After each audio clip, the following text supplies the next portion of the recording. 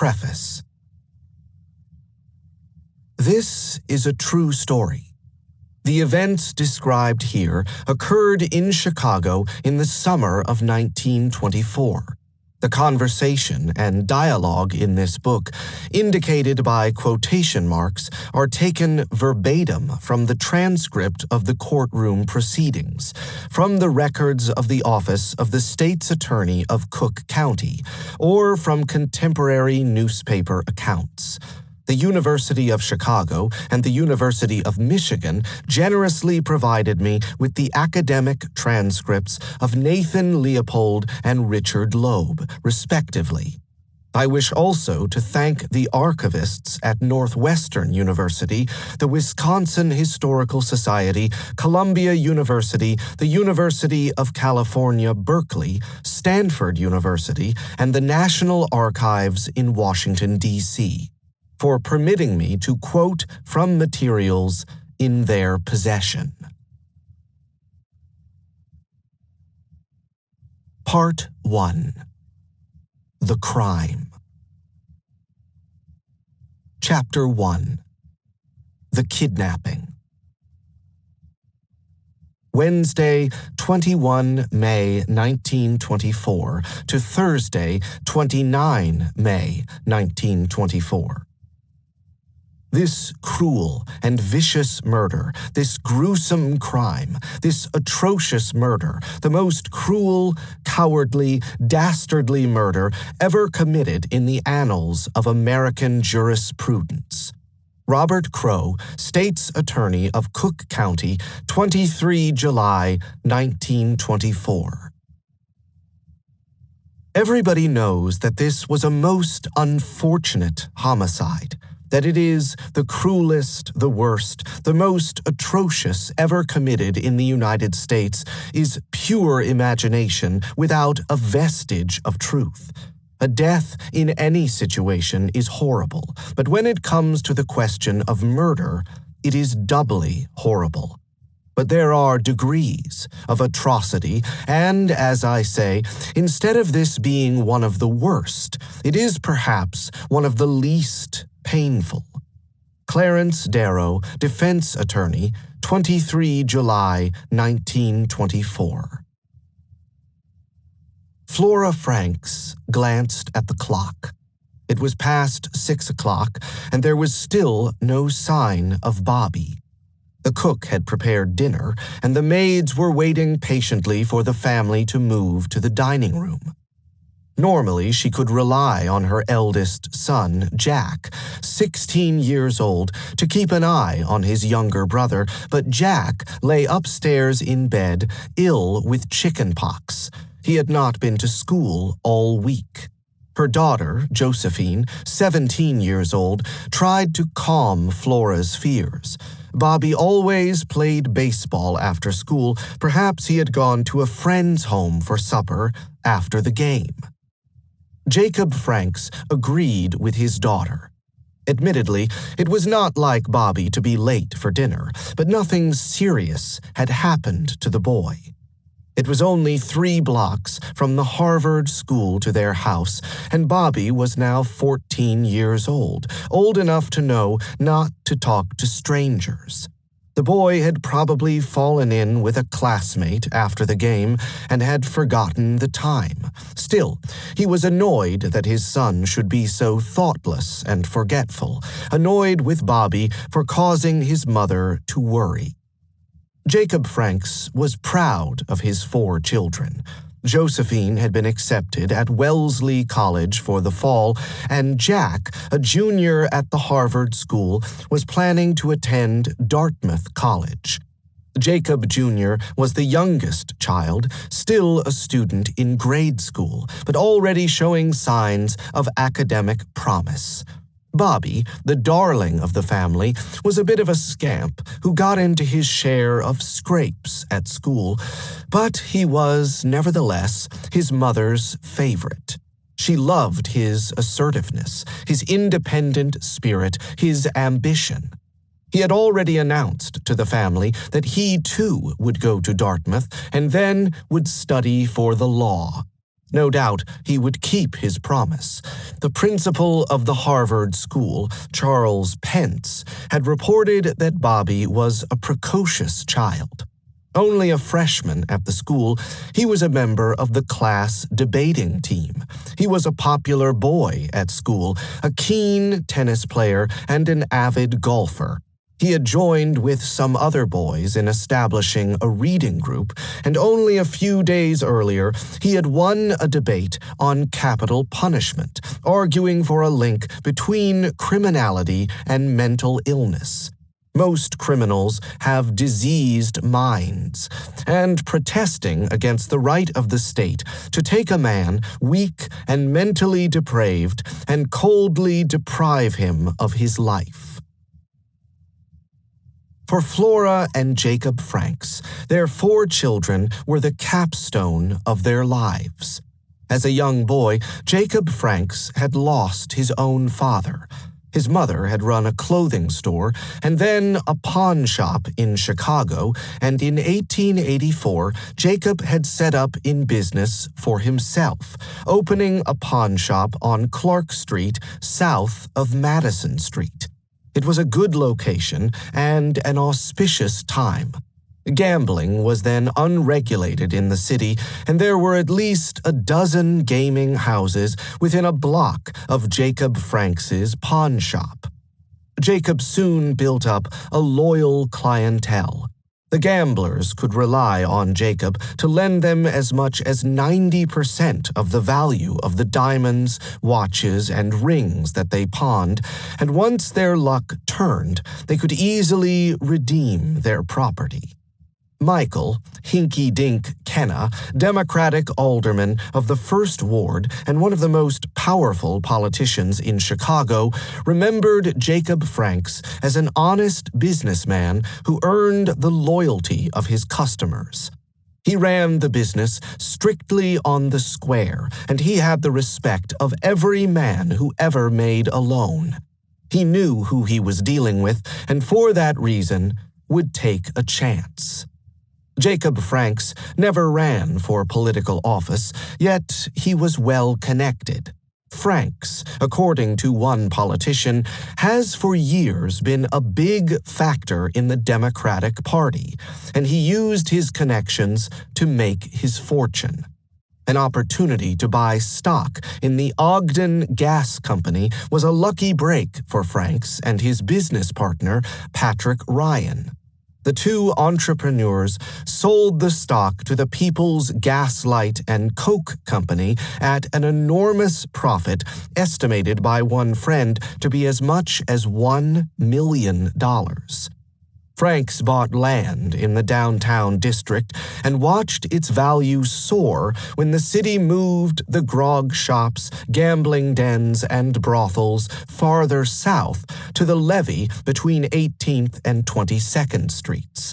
By 1924, Jacob Franks was wealthy beyond his wildest dreams. He was worth, at a conservative estimate, more than $4 million. It was now after 7 o'clock. The youngest son, Jacob Jr., had finished eating and was fidgeting, anxious to leave the table. His father let him go. Flora, Josephine, and Jacob remained at the table talking. They could no longer pretend that Bobby was delayed at a friend's house. Jacob went to the phone to call his lawyer, Samuel Edelson. Jacob Franks had known Edelson for many years. The two men were close friends.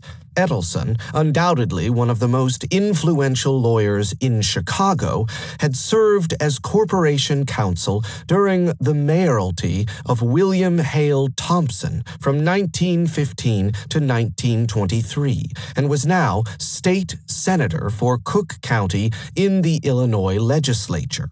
A prominent Republican, Edelson still had considerable influence with the police department and with the state's attorney, Robert Crow. If anything had happened to Bobby, Jacob Franks could rely on Edelson to help launch a massive police investigation. Edelson arrived at the house on Ellis Avenue around 9 o'clock that evening.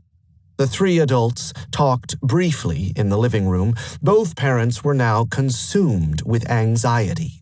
Edelson started calling the teachers at the Harvard school. Had they seen Bobby Franks that afternoon? Could they remember when he had left to go home?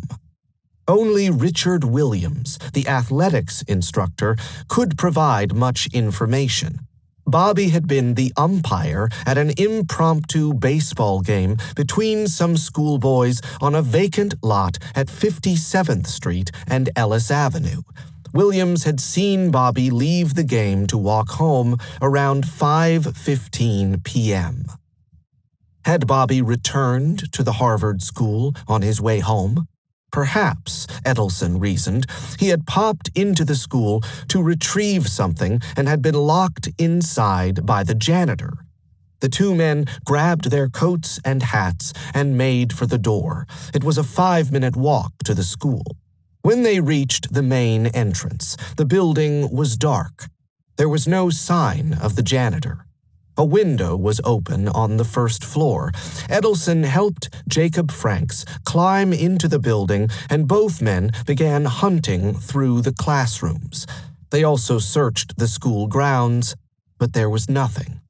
No clue, no trace of the boys' whereabouts. At home, Flora Franks waited anxiously for her husband. It was now almost 10:30. Jacob had been gone for more than an hour. The children were asleep, and the servants, except for one maid, had all retired to their quarters. The house suddenly seemed very quiet. In the hallway, the phone rang.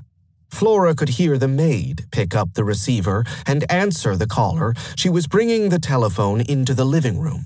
Had Bobby been found? It was a man's voice. Flora Franks remembered later that it was more of a cultured voice than a gruff voice. The caller spoke rapidly yet clearly. Flora did not miss a word. "This is Mr. Johnson. Your boy has been kidnapped. We have him, and you need not worry. He is safe, but don't try to trace this call. We must have money. We will let you know tomorrow what we want. We are kidnappers, and we mean business. If you refuse us what we want, or try to report us to the police, we will kill the boy." The receiver clicked. The caller had hung up. Flora stood motionless for a moment, still holding the phone in her hands. Then she fainted and fell to the floor. 6 minutes later, Samuel Edelson and Jacob Franks returned. The maid was still holding Flora in her arms. She had revived her mistress with spirits of ammonia, and at that moment, Flora had regained consciousness. At least they now knew what had happened to the boy, and thank God he was still alive. Perhaps Mr. Johnson would telephone again that night. Samuel Edelson called the phone company to put a trace on incoming calls. Admittedly, this was a risky maneuver. The kidnapper had explicitly warned against it.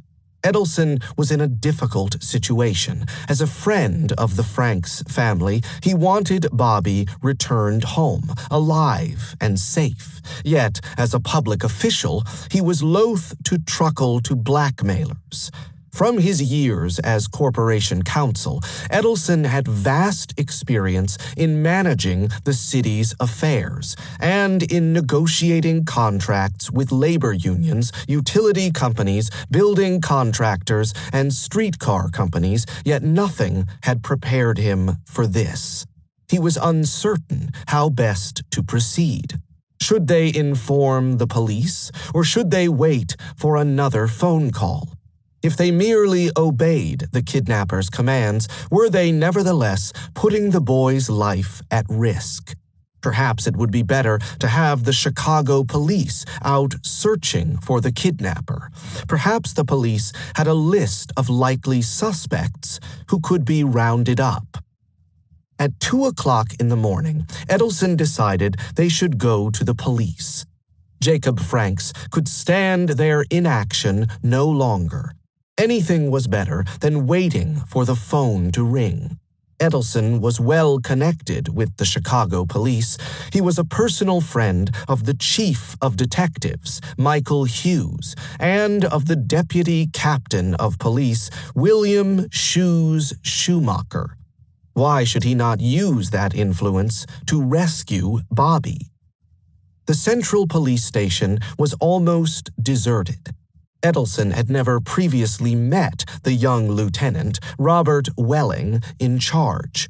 Could he trust Welling not to leak news of Bobby's disappearance? And suppose Bobby was not in danger. Suppose that this was a juvenile hoax by some of his classmates. Unlikely, of course, but Edelson was reluctant to mobilize the Chicago Police Department and find the next morning that Bobby was safe and sound, having spent the night with a friend. His reputation would be tarnished, and Edelson, who always hoped for a revival of his political fortunes, could not afford to be made a laughingstock.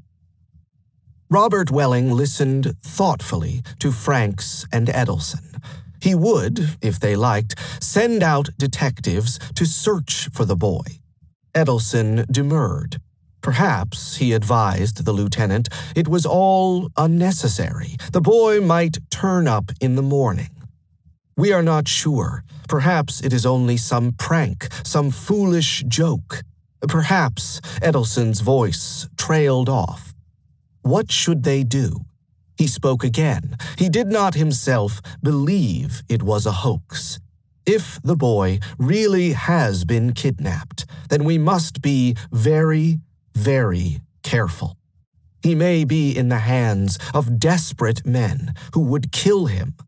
Edelson could not bear the risk that the kidnappers might kill Bobby.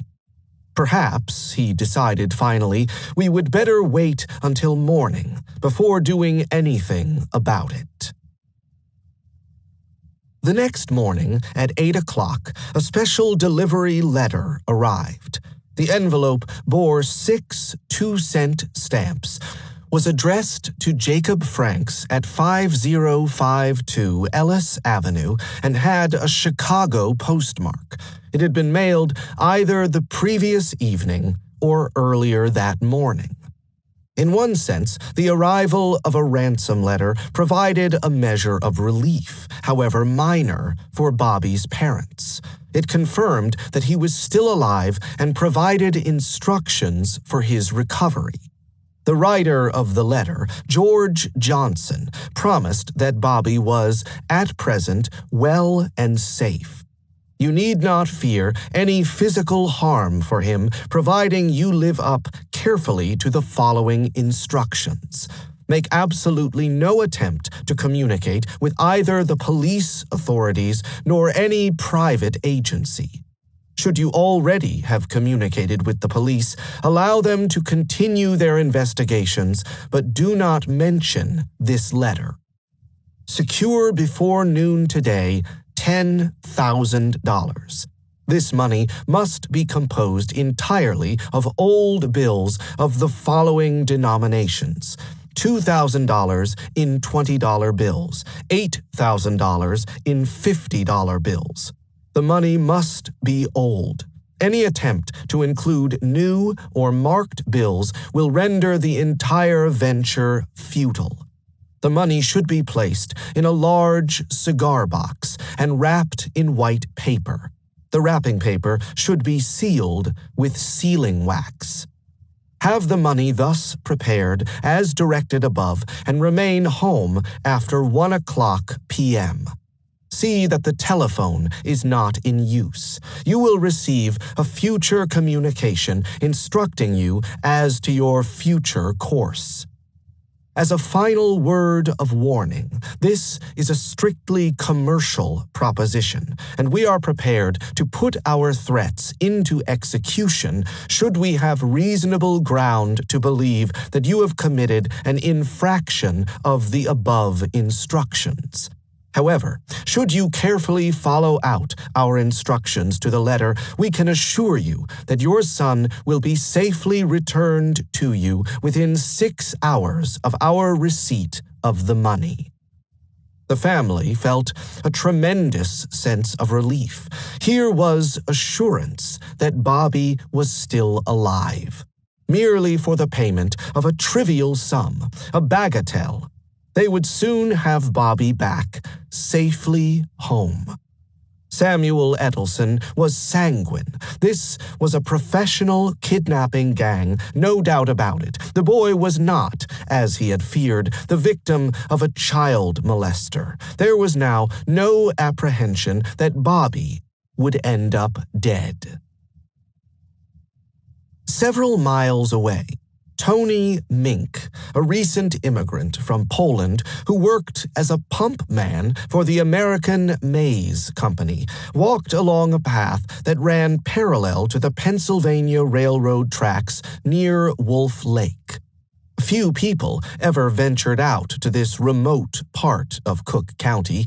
Far-sighted action by the state legislature a decade earlier had led to the creation of the Forest Preserve District southeast of Chicago as an area of natural beauty.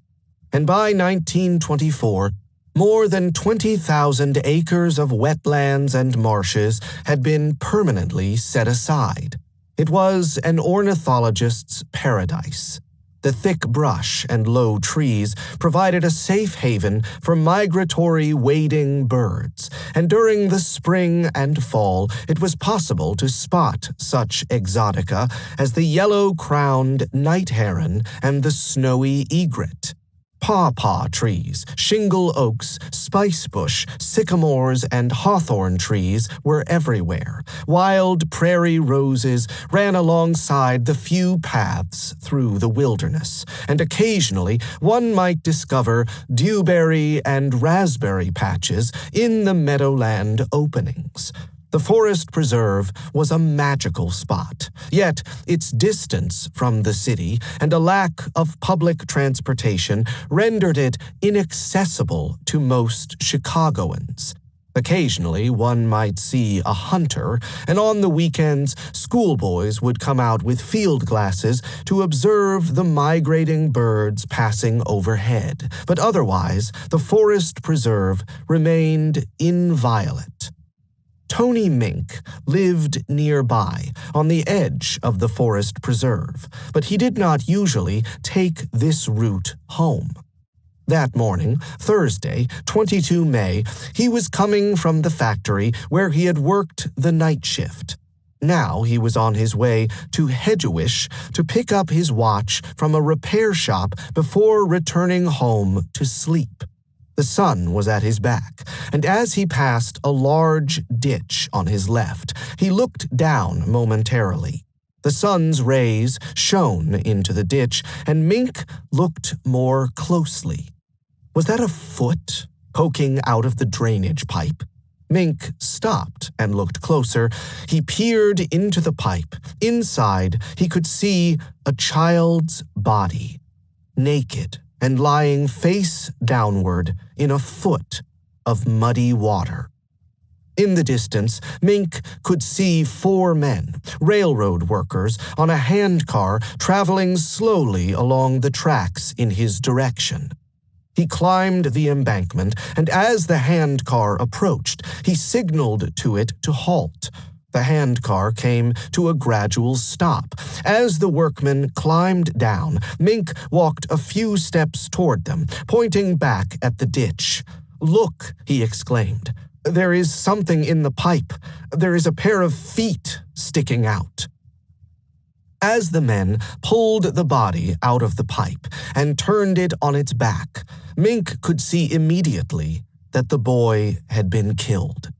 There were 2 large wounds on the forehead, deep gashes, each about an inch long, and toward the back of the head he could see large bruises and swelling. And those marks on the boy's back, what had caused those scratches running down the back all the way from the shoulders to the buttocks? But the most peculiar aspect was the appearance of the face. There were distinctive, copper-colored stains around the mouth and chin, and the genitals also. They were stained with the same color. As his fellow workers were carrying the body to a second handcar on the tracks, Paul Korff, a signal repairman for the railroad, glanced over the scene. He wondered if any of the boys' clothes were lying around. If so, they should gather them up and take them along. Korff could see nothing, no shirt or trousers, or even shoes and socks, but he did find a pair of eyeglasses with tortoise-shell frames lying on the embankment, just a few feet from the culvert. Perhaps they belonged to the boy.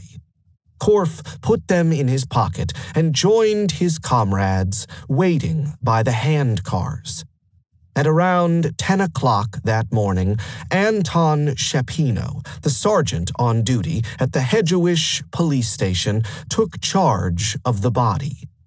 Paul Korff had handed him the tortoiseshell eyeglasses, and Shapino, assuming that they belonged to the boy, placed them on the child's forehead. Later that morning, at the morgue at 13300 South Houston Avenue, the undertaker, Stanley Olejniczak, laid the body out. As he did so, he noticed the unusual discoloration of the boy's face and genitals and the bruises and cuts on the head. Someone had obviously beaten the child violently. Jacob Franks was looking forward to seeing his son again. He had spent that morning in the Loop, the city's business district, obtaining $10,000 ransom from his bank. The teller was surprised at the request for all old, worn bills, but said nothing. It was not his place to question such a customer as Franks. Back at Ellis Avenue, the family waited. They expected the kidnappers to call sometime after 1 o'clock, but time dragged on. 2 o'clock passed, and still there was no call. Jacob Franks continued sitting in his armchair, staring out of the window onto Ellis Avenue. His wife sat by his side, quietly crying. Samuel Edelson stayed in the library answering calls and talking with visitors. Edelson was annoyed that the press had learned of the kidnapping, but it was perhaps his own fault. After Edelson had asked the phone company to put a trace on incoming calls the previous evening, the family had discovered that the company's telephone operators had been gossiping about the tracing of calls. No doubt someone had alerted the press to Bobby's disappearance. Even now, there was a reporter from the Chicago Daily News, James Mulroy, badgering him about the body of a boy found earlier that morning out near the Indiana state line near the Forest Preserve. Of course, this was not Bobby. Mulroy had said that the boy was found wearing eyeglasses, and Bobby had never worn eyeglasses in his life. But perhaps someone from the family should go down to the morgue and ensure that it was not Bobby lying on the undertaker's slab. Edelson turned to Edwin Gresham, the brother of Flora Franks and Bobby's uncle.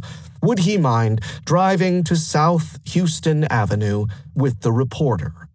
And if, by some chance, Edelson continued it was Bobby at the undertaker's, he should say only one word, yes, over the phone, and nothing more. There was a telephone extension in the living room. Edelson did not want Flora Franks to overhear the news of her son's death. 30 minutes later, the phone rang. Edelson picked up the receiver. He recognized Gresham's voice. Only one word now mattered. Yes. The phone clicked off at the other end, and Edelson walked deliberately to the living room. Flora had left the room, but Jacob was still sitting in his armchair, gazing out of the window. He looked exhausted, pale and tired and crumpled. His right hand twitched and fidgeted aimlessly with a loose thread in the arm of the chair. Edelson leaned over to speak softly into Jacob's ear. "It looks pretty bad, Jake. It looks to me as if the worst has happened." Jacob Franks glanced up into his friend's eyes. "What do you mean?" "That your boy is dead." At that moment, the phone rang. Edelson picked up the extension. "Hello? Hello, is Mr. Franks in? Who wants him?" "Mr. Johnson wants him." "Who is that?" "George Johnson." "Just a minute."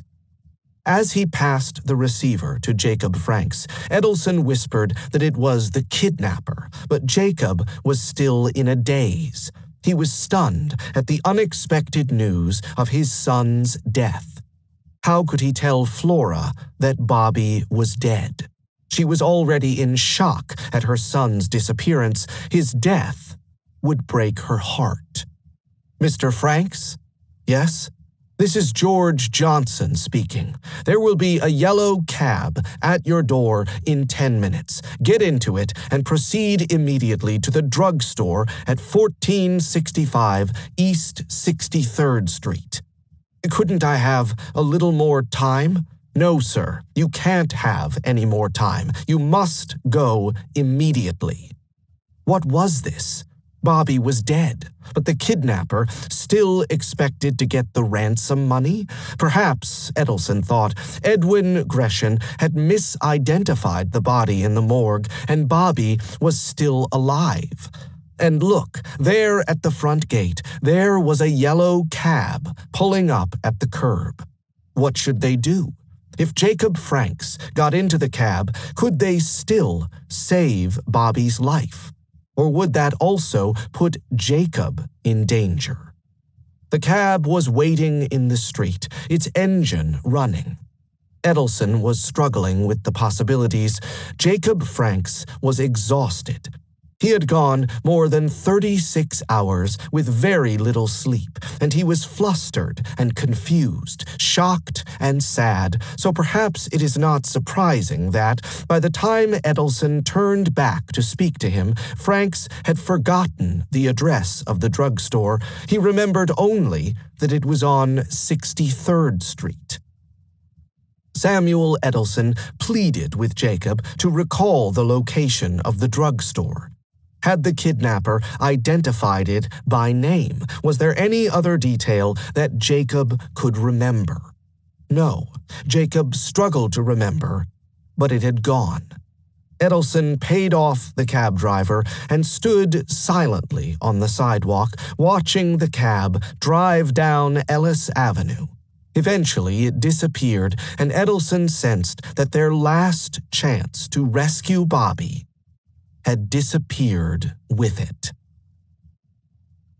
The hunt was now on for the killers. Morgan Collins, chief of the Chicago Police Department, promised that he would commit all his resources to tracking down the murderers.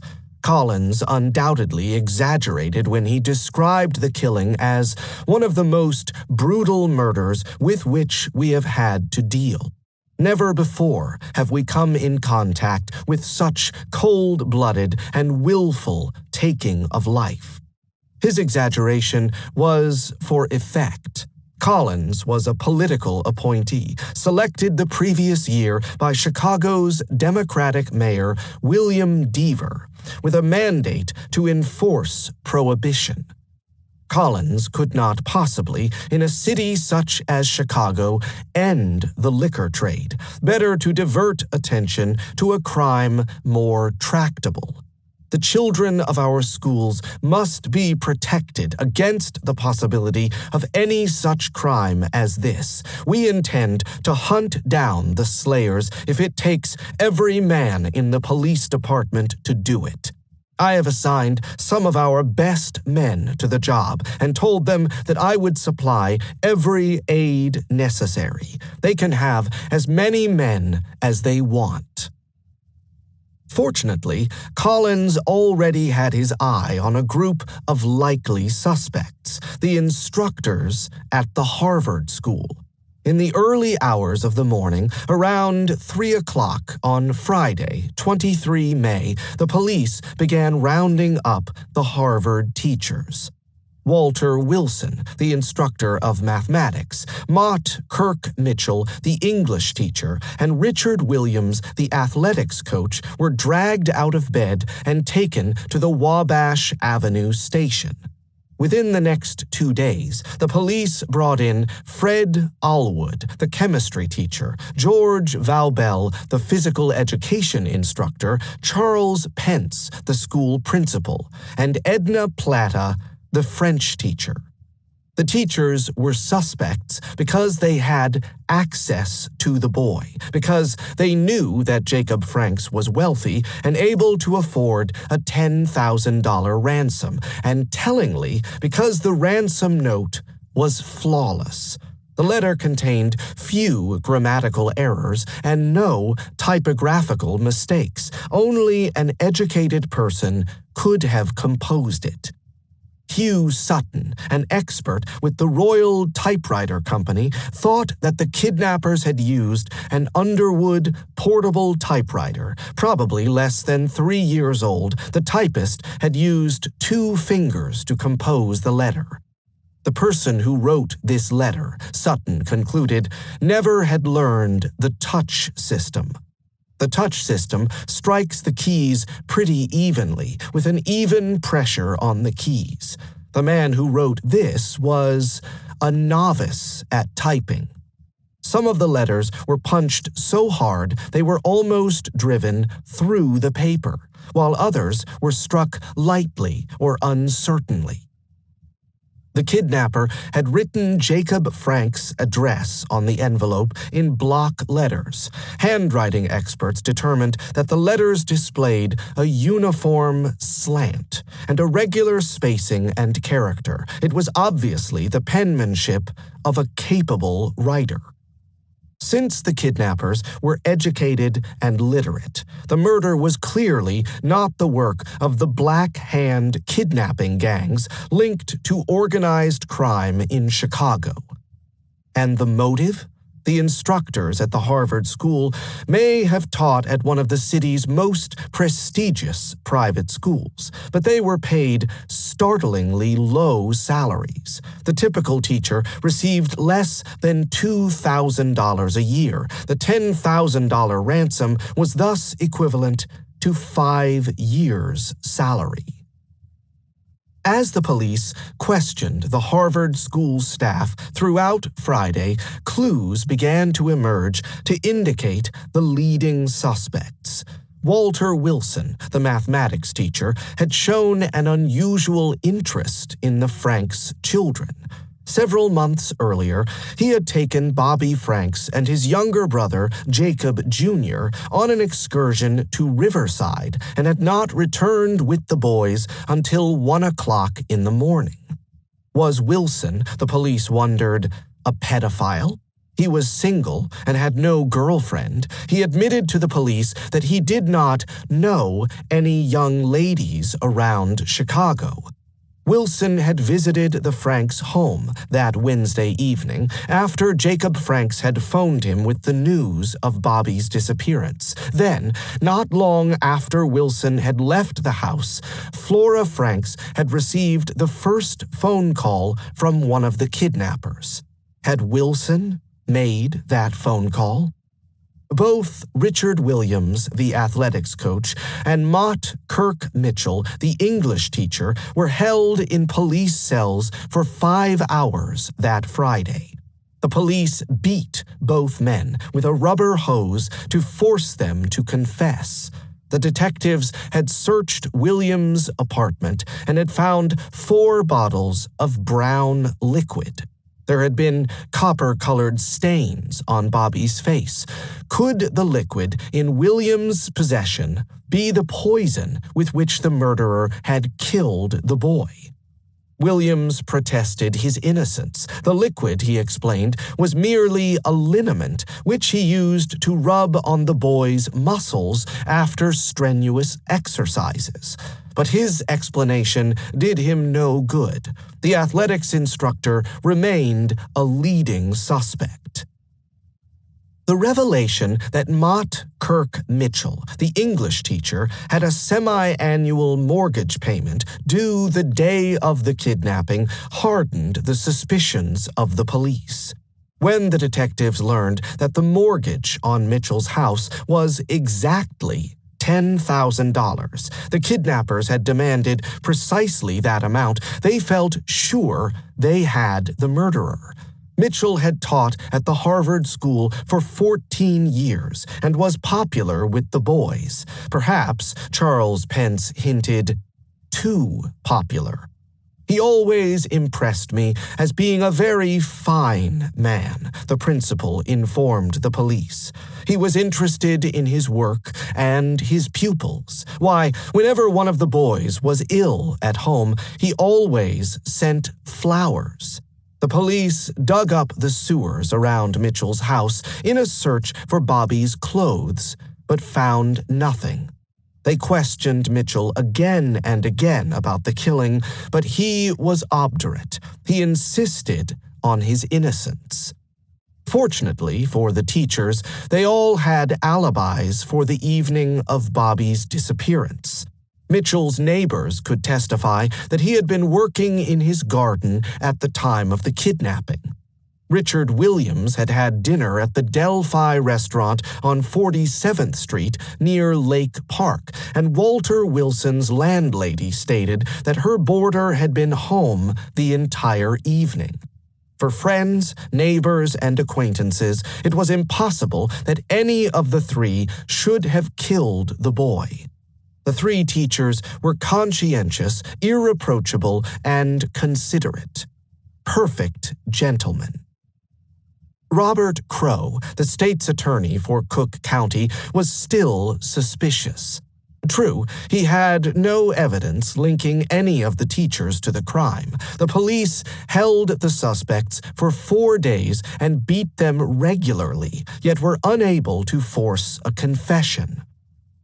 The men's lawyers, Charles Wharton and Otis Glenn, filed a petition for a writ of habeas corpus on Monday, 26 May, alleging police brutality. Glenn pointed out that there was little justification for their client's continued detention. The police have nothing on them, and I don't see why they should be held. But Crow insisted to the judge, Frederick Robert DeYoung, that he needed to keep them in the police cells. We feel they can help us materially in solving the mystery surrounding this murder. It is true we have no warrants for these men, but we are very desirous of questioning them further and getting what aid we can from them. Perhaps, Crow slyly suggested to DeYoung the judge would continue the case to enable the police to hold them for a few days more, but that, the judge replied, would run counter to the law. If Crow did not have the evidence to charge the teachers with murder and kidnapping, then there was no basis for their continued detention. Under the law, DeYoung stated, these men are entitled to their liberty. There is no escape from it. Samuel Edelson was furious that the killers might escape justice. The teachers were guilty, no doubt about it. In a rare display of anger, Edelson was quoted by the Chicago newspapers as condemning their release. He asserted that at least 2 of the instructors had plotted to kidnap Bobby. One instructor at the Harvard school, Edelson declared, killed Robert Franks. Another wrote the polished letter demanding $10,000 from the family. The instructor who wrote the letter was a cultured man, a man with perverted tendencies. The man who committed the actual crime is a man who needed money and who had mercenary motives. Edelson's outburst reflected the authorities' frustration. 1 week after the murder, they had several clues, plenty of theories, dozens of leads, but no arrests. To their amazement, the police discovered that they even had a witness to the kidnapping. Just after 5 o'clock on Wednesday afternoon, Irving Hartman, a 10-year-old pupil at the Harvard school, had been trailing 30 yards behind Bobby as the two boys walked south on Ellis Avenue. Irving's attention had been momentarily distracted by some flowers in a yard. He stopped to look at them, and when he glanced up, Bobby had disappeared. At that moment, Irving reported a gray Winton automobile moved away from the curb at the exact spot where he had last seen Bobby. Philip Van de Voorde, a chauffeur for the Fay family, had noticed a gray Winton, spattered with mud, outside the Harvard school on Tuesday, 20 May, the day before the kidnapping. Van de Voorde provided a detailed description of the car to the police. It was a 1919 model with a gray-black top. The driver had been between 25 and 30 years old, and in the front passenger seat there had been a second man, red-faced, with a pointed nose and wearing a tan cap. Equally significant, the same car was standing near the front entrance of the school on Wednesday at around 5 o'clock, almost exactly at the time of the kidnapping. Soon, sightings of gray Wintons were pouring into police headquarters. One witness had seen a gray Winton at 113th Street and Michigan Avenue, not far from Wolf Lake, around 8 o'clock on Wednesday evening. A man had been behind the steering wheel, and a woman had sat in the front passenger seat, and in the back there had been a large bundle that might have been a huddled human form. William Lucht, a tax assessor, had seen a Winton with 2 bundles in the rear seat near Cottage Grove Avenue and 67th Street on Wednesday evening. Stanley Miner had reported a gray Winton on Lake Park Avenue and 48th Street. Frederick Eckstein, a watchman, had noticed a gray touring car, old and decrepit-looking, on Railroad Avenue in the vicinity of Wolf Lake. Robert Crow, the state's attorney, attached a special significance to such accounts. Irving Hartman had no reason to deceive the police with his initial account of Bobby's disappearance. Crow could trust his veracity, and the Winton automobile was not a popular model. It would not be difficult to track down owners of Wintons in Chicago. Moreover, it was a distinctive car. Its boxy appearance, elongated hood, and capacious tonneau made the Winton instantly recognizable. Anyone with such a car was liable to be arrested on sight. 2 days after the murder, the police took Adolf Papritz, a draftsman at Armour & Company who owned a gray Winton, to headquarters for questioning. Papritz was eventually cleared, but not before the newspapers had concluded that he was most probably the murderer. Nevertheless, he harbored no malice. "I expected it. Everybody with a gray car is being taken in." Joe Klon had the misfortune to drive a gray Winton and to wear tortoiseshell glasses. Klon eventually decided to leave his car in his garage and walk to work. Too many busybodies were turning him in to the police in hopes of winning the $5,000 reward offered by the family. "This has got to stop somewhere," Klon protested. "I'm going to have that car painted black. I've got to wear glasses to see, but I'm going to do away with those tortoiseshell rims. This is the third time I've been arrested for murder in as many days." The state's attorney, Robert Crow, and the chief of police, Morgan Collins, had enlisted the aid of the press in advertising the clues as widely as possible. As a strategy, it was a double-edged sword. On the one hand, it encouraged the public to report possible suspects to the police, but on the other hand, it often involved the detectives in a fruitless pursuit of leads based on an entirely false premise. So it was with the gray Winton automobile. Collins's men searched out gray Wintons in every corner of the city, hauled in their owners for questioning, and interviewed countless mechanics at car repair shops. But all for naught. Not a single gray Winton could be conclusively linked to the murder. Irving Hartman's eyewitness account, Crow wearily concluded, had been mistaken.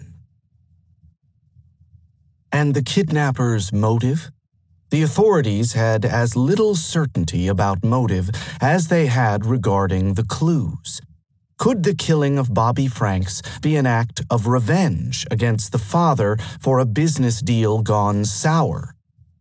Jacob Franks had a good reputation as an honest businessman, but it was difficult to believe that in his long life as a pawnbroker and realtor, often dealing with gamblers and pimps, he had never crossed someone.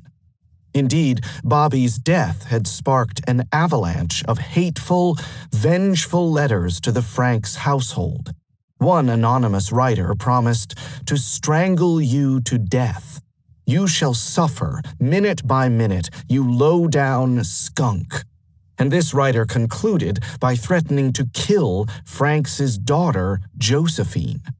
The threats against the Franks family might be the work of cranks, but they could not be taken lightly.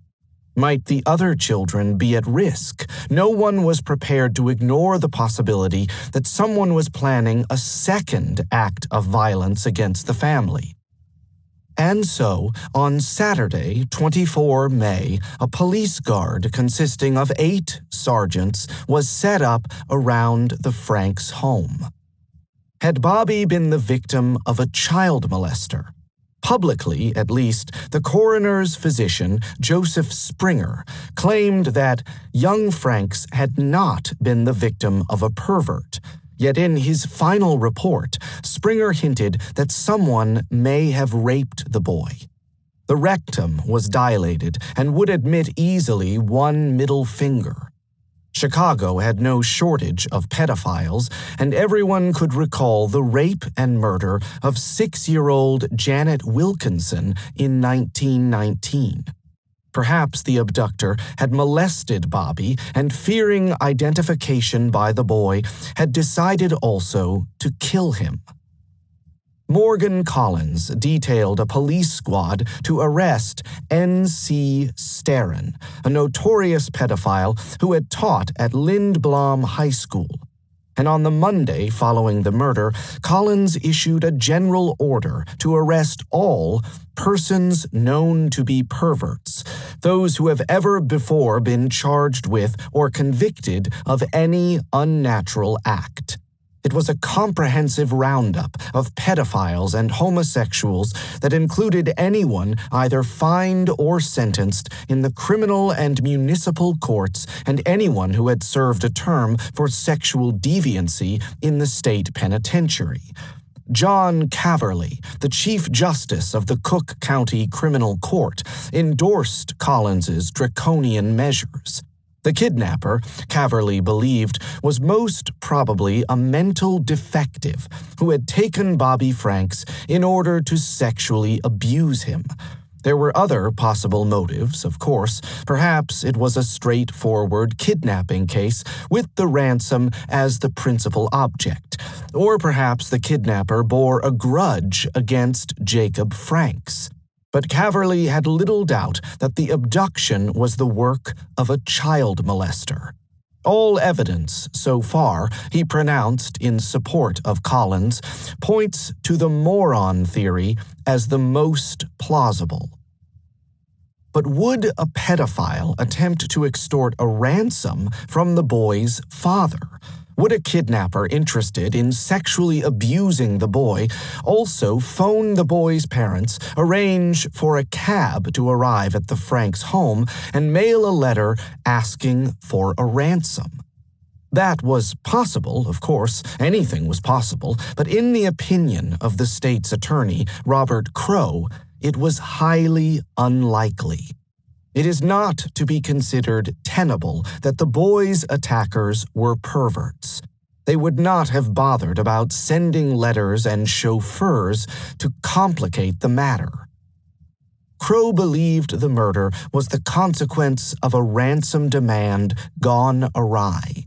The kidnappers had lured Bobby into an automobile, but how? Did the boy know his abductors? Perhaps one kidnapper had sequestered the boy in a remote location near Wolf Lake, while the second kidnapper had stayed in Chicago to phone the parents and mail the letter. Bobby had probably recognized the captor who had killed him not long after the kidnapping. The second man, unaware that their victim was dead, had proceeded with the plan. Crowe hinted that cocaine addicts, in the pay of a criminal mastermind, had abducted Bobby Franks. Never mind that there was no evidence to support this assertion, Crowe knew that by linking the use of illegal drugs to the murder, he could legitimately call on outside assistance without losing face. If the resources of the Chicago Police Department were inadequate, perhaps federal agents from the Bureau of Investigation could find the culprits.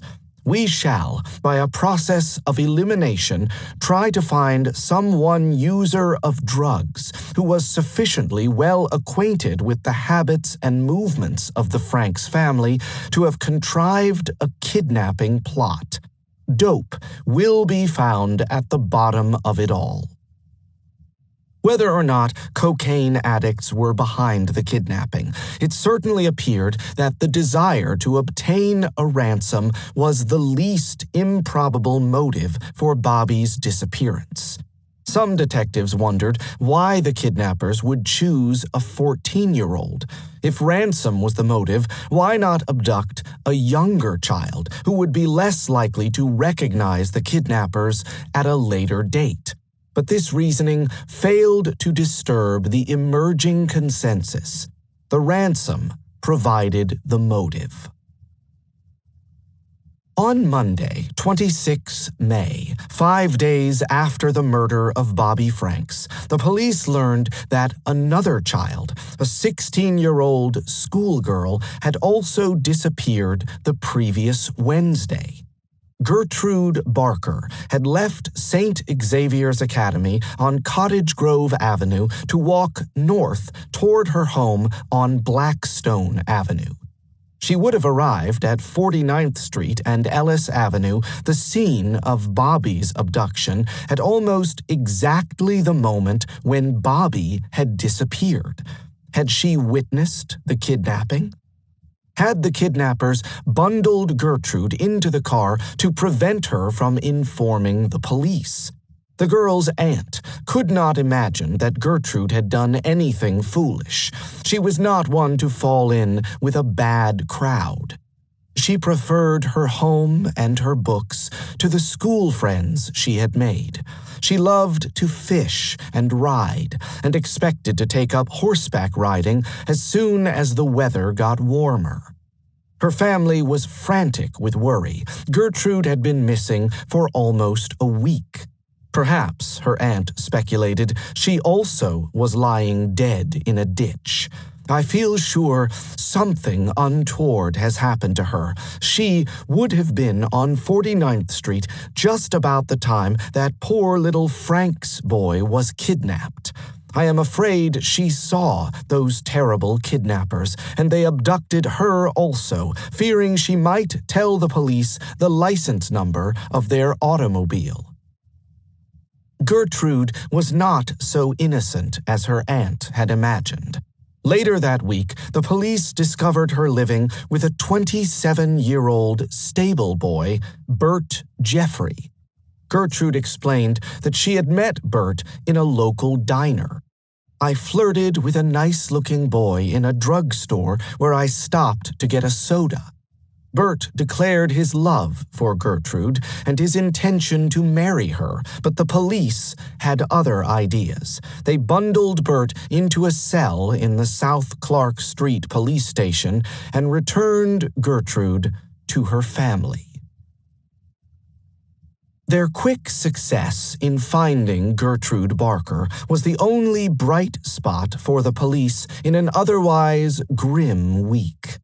On Monday, 26 May, the Franks family held a funeral service for their son at their home on Ellis Avenue.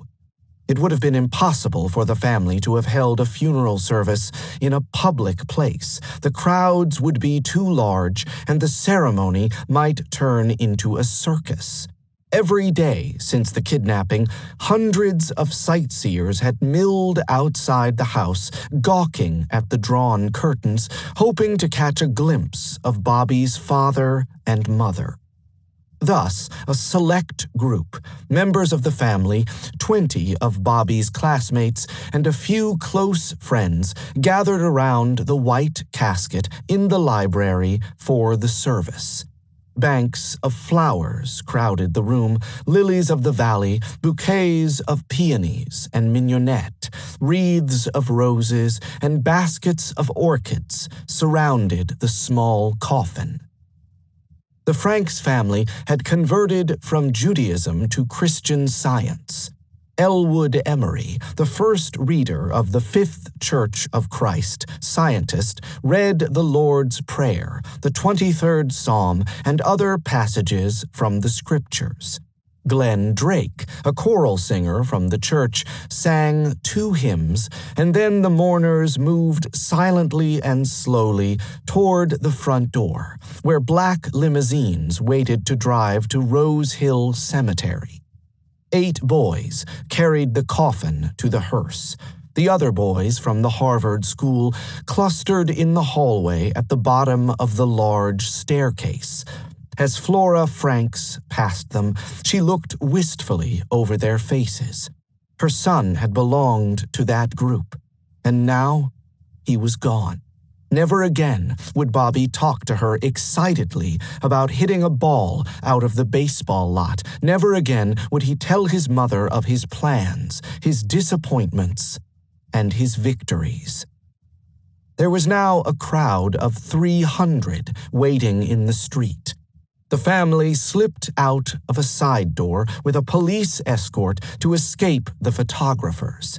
There were no disturbances. Morgan Collins had sent out a large detail of police to keep order. At Rose Hill Cemetery, Elwood Emery offered prayers, and Bobby Franks was laid to rest in the family mausoleum. The police investigation seemed to be at a standstill.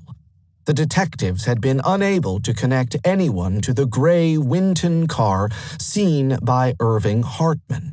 They had no evidence linking the teachers at the Harvard school to the killing. They could not identify the author of the ransom note. Only one promising clue remained: the tortoiseshell eyeglasses found by Paul Korff near the corpse. Gradually, during the first week after the murder, the police had come to realize that the eyeglasses constituted an extraordinarily valuable clue, perhaps their only way to track down the killer. Crucially, the lenses could have been obtained only with a prescription. They had not been purchased over the counter. Somewhere there must be an optician who had ground the glasses. That optician had doubtless kept a copy of the prescription in his files. But the prescription was a common one, given to persons suffering from simple astigmatism or astigmatic farsightedness, explained one Chicago optician. The lenses are of a convex cylindrical type, also a common pattern. Thus, the prescription alone would not materially advance the search. There could be thousands of Chicagoans with such glasses. But what about the frames? Were they distinctive? Yes, they were unusual. Composed of Newport xylonite, an artificial composite, the frames had distinctive rivet hinges and square corners. No firm in Chicago, or even in the Midwest, manufactured Newport xylonite frames. They originated in Brooklyn, and only one optician in Chicago sold such frames, Almer Coe and Company. The owner of the firm recognized the glasses immediately. We identified them as of a type sold by us and not by any other Chicago dealer. The lenses had markings used by us, and as far as we know, not used by any other optician in Chicago. The lenses are not unusual. Such prescriptions are filled often by us, possibly once a week. They are lenses for eye strain or headache, and would not materially improve vision. They might be used only for reading, or for what is known as mild astigmatism. Their measurements are average in every way. Average in every way. Perhaps the killer would slip away again, but for the first time in 8 days, State's Attorney Robert Crowe sensed that the net was gradually closing. That Thursday, 29 May, the clerks at Almer Coe began the laborious task of checking the thousands of prescriptions in the company files. They were looking for a distinctive frame and a common lens prescription. How many would they find, and to whom would these belong? That afternoon, the police knocked at the door of Nathan Leopold, Jr., a 19-year-old law student at the University of Chicago. The journalists following the Franks murder were mildly curious that the police had taken Leopold into custody, but this was certainly only a routine matter. Everyone knew Leopold's father as one of the wealthiest Jewish businessmen in Chicago. The family was socially prominent, with influential connections. And Nathan Leopold? He was a brilliant student, Phi Beta Kappa at Chicago, who had recently applied to transfer to the law school at Harvard University that fall. The journalists shrugged their shoulders at the news. There was no copy to be filed with their editors about this. Obviously, Nathan Leopold had nothing to do with the murder of Bobby Franks. Chapter 2. The Relationship. Their criminal activities were the outgrowth of an unique coming together of two peculiarly maladjusted adolescents, each of whom brought into relationship a long-standing background of abnormal life. Psychiatrists report for the defense. Joint summary, July 1924. Nathan was very egocentric. Practically all the time I was with him, in ordinary social conversation, he attempted by any sort of ruse possible to monopolize the conversation. It didn't make any difference what was being said or what was being talked about. He always attempted to get the conversation revolving around him, so he could do most of the talking. He thought his mentality was a great deal superior to the ordinary person. Arnold Mermont, student at the University of Chicago, 7 August 1924. Richard smoked very much, constantly. We were in the habit of seeing him drunk a good deal. We would be sitting in the house, playing a game of bridge, and Dick would walk in, and one or two of us would say he is drunk again, and one or two of us would say, no, he is not. Half of the time, it would work out he was drunk. Theodore Schimberg, student at the University of Chicago, 8 August 1924.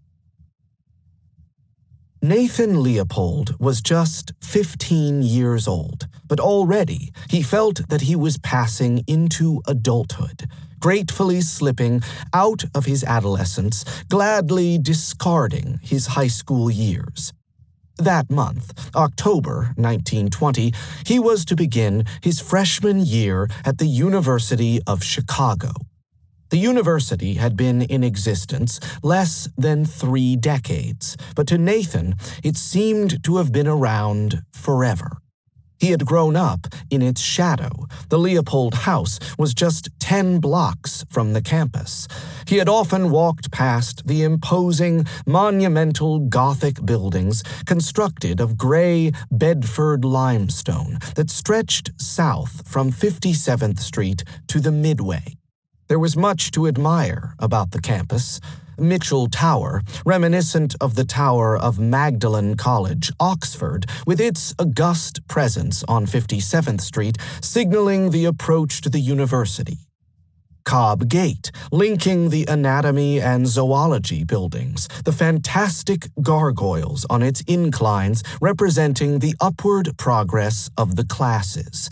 The student dormitories, with their red-tiled roofs, ornamented doorways, and heavy-set bay windows.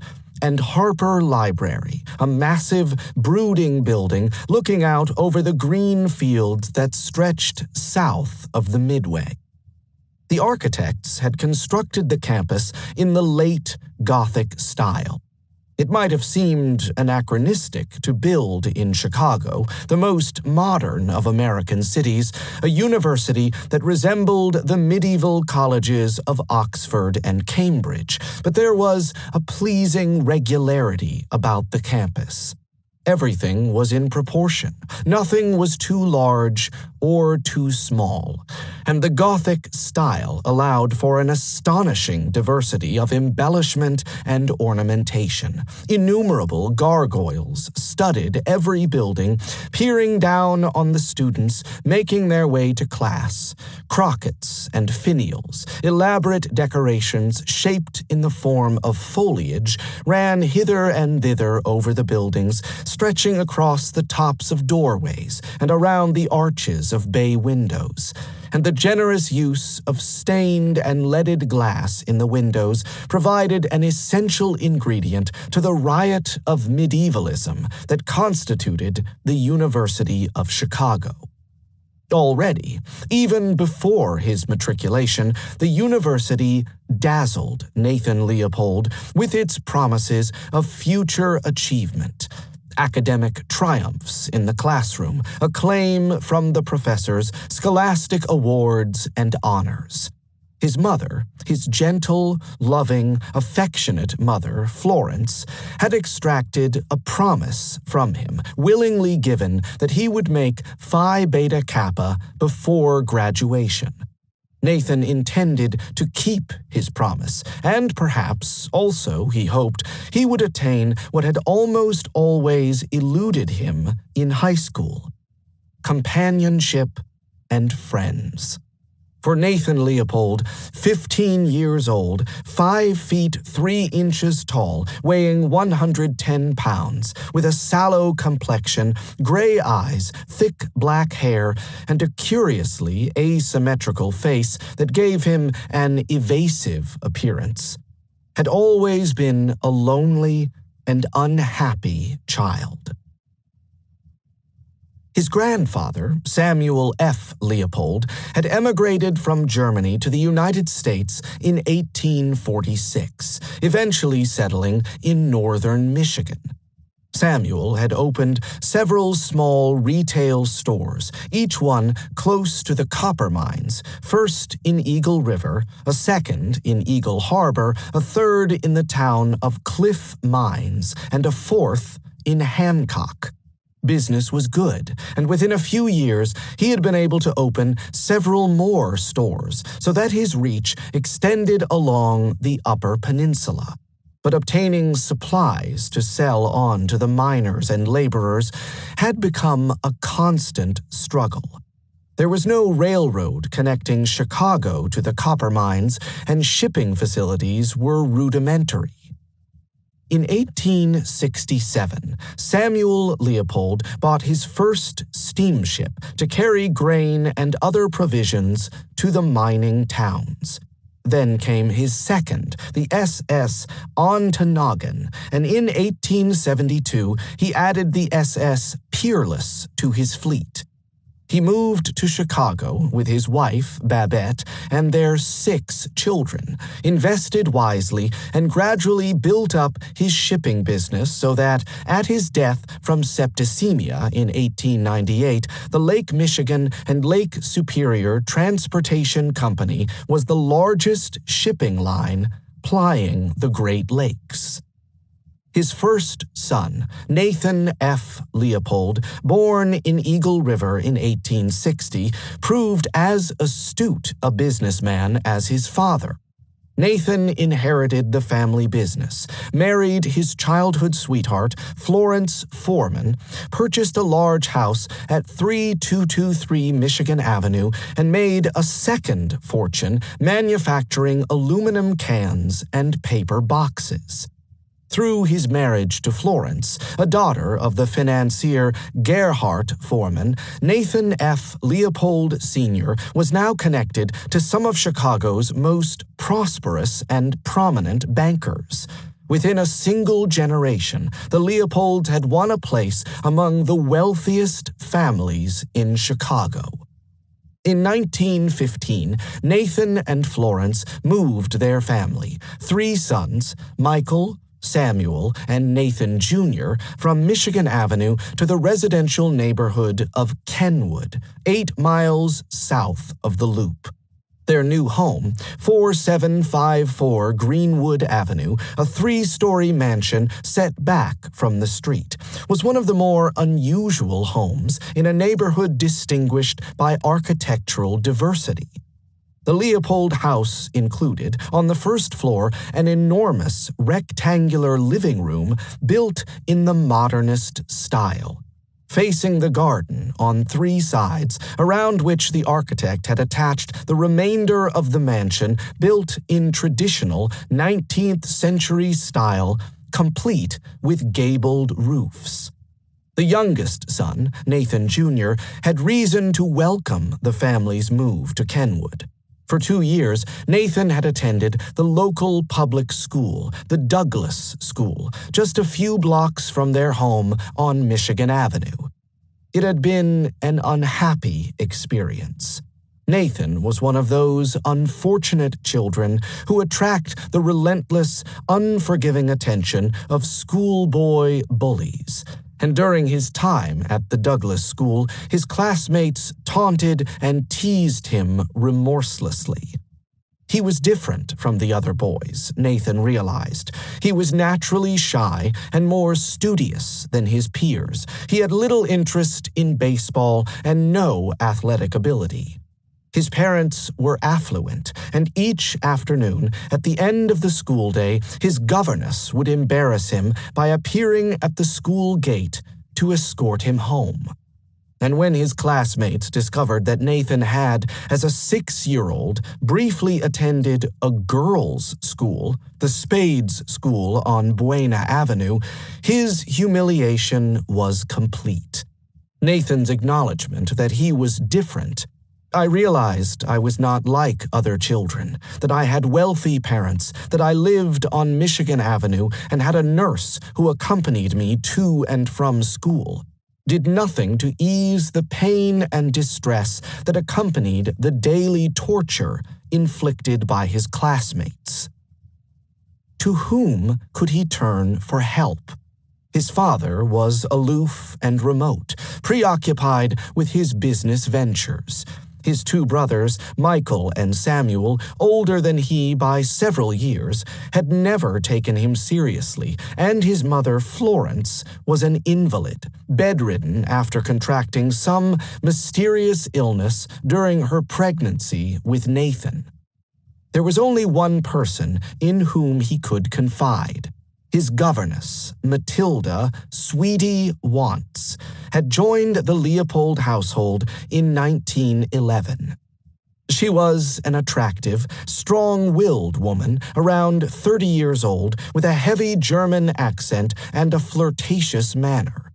Matilda quickly established herself as a presence in the Leopold household, less as a governess to the two younger boys, Samuel and Nathan, than as a substitute for their invalid mother. Florence Leopold loved her three sons and had a special regard for Nathan, a weak, frail boy. But because of her illness, she had gradually given up control of the household to the governess. It was not long before the maids were exchanging gossip about Matilda's increasingly eccentric, even outrageous behavior. Everyone remarked on her obvious familiarity with the two younger boys, and soon it had become common knowledge among the household staff that Matilda was having sex with 17-year-old Samuel. Even more scandalously, she had become sexually intimate with 12-year-old Nathan. The youngest boy, especially, was smitten with his governess. Nathan recognized that Matilda had taken the place of his mother. She had a very great influence over my brother and myself. She displaced my mother. But any regret that his mother's illness had reduced her importance was overwhelmed by the affection and love that he now felt for his governess. I was thoroughly devoted to her. His home life was in turmoil. Nathan, nevertheless, excelled at his studies at his new school. After the family had moved to Greenwood Avenue, his father had enrolled him at the Harvard School for Boys. The school building, located at 47th Street and Ellis Avenue, was unremarkable. A single, 3-story red brick building facing onto Ellis Avenue with chemistry laboratories at the rear and an asphalt playground at the side.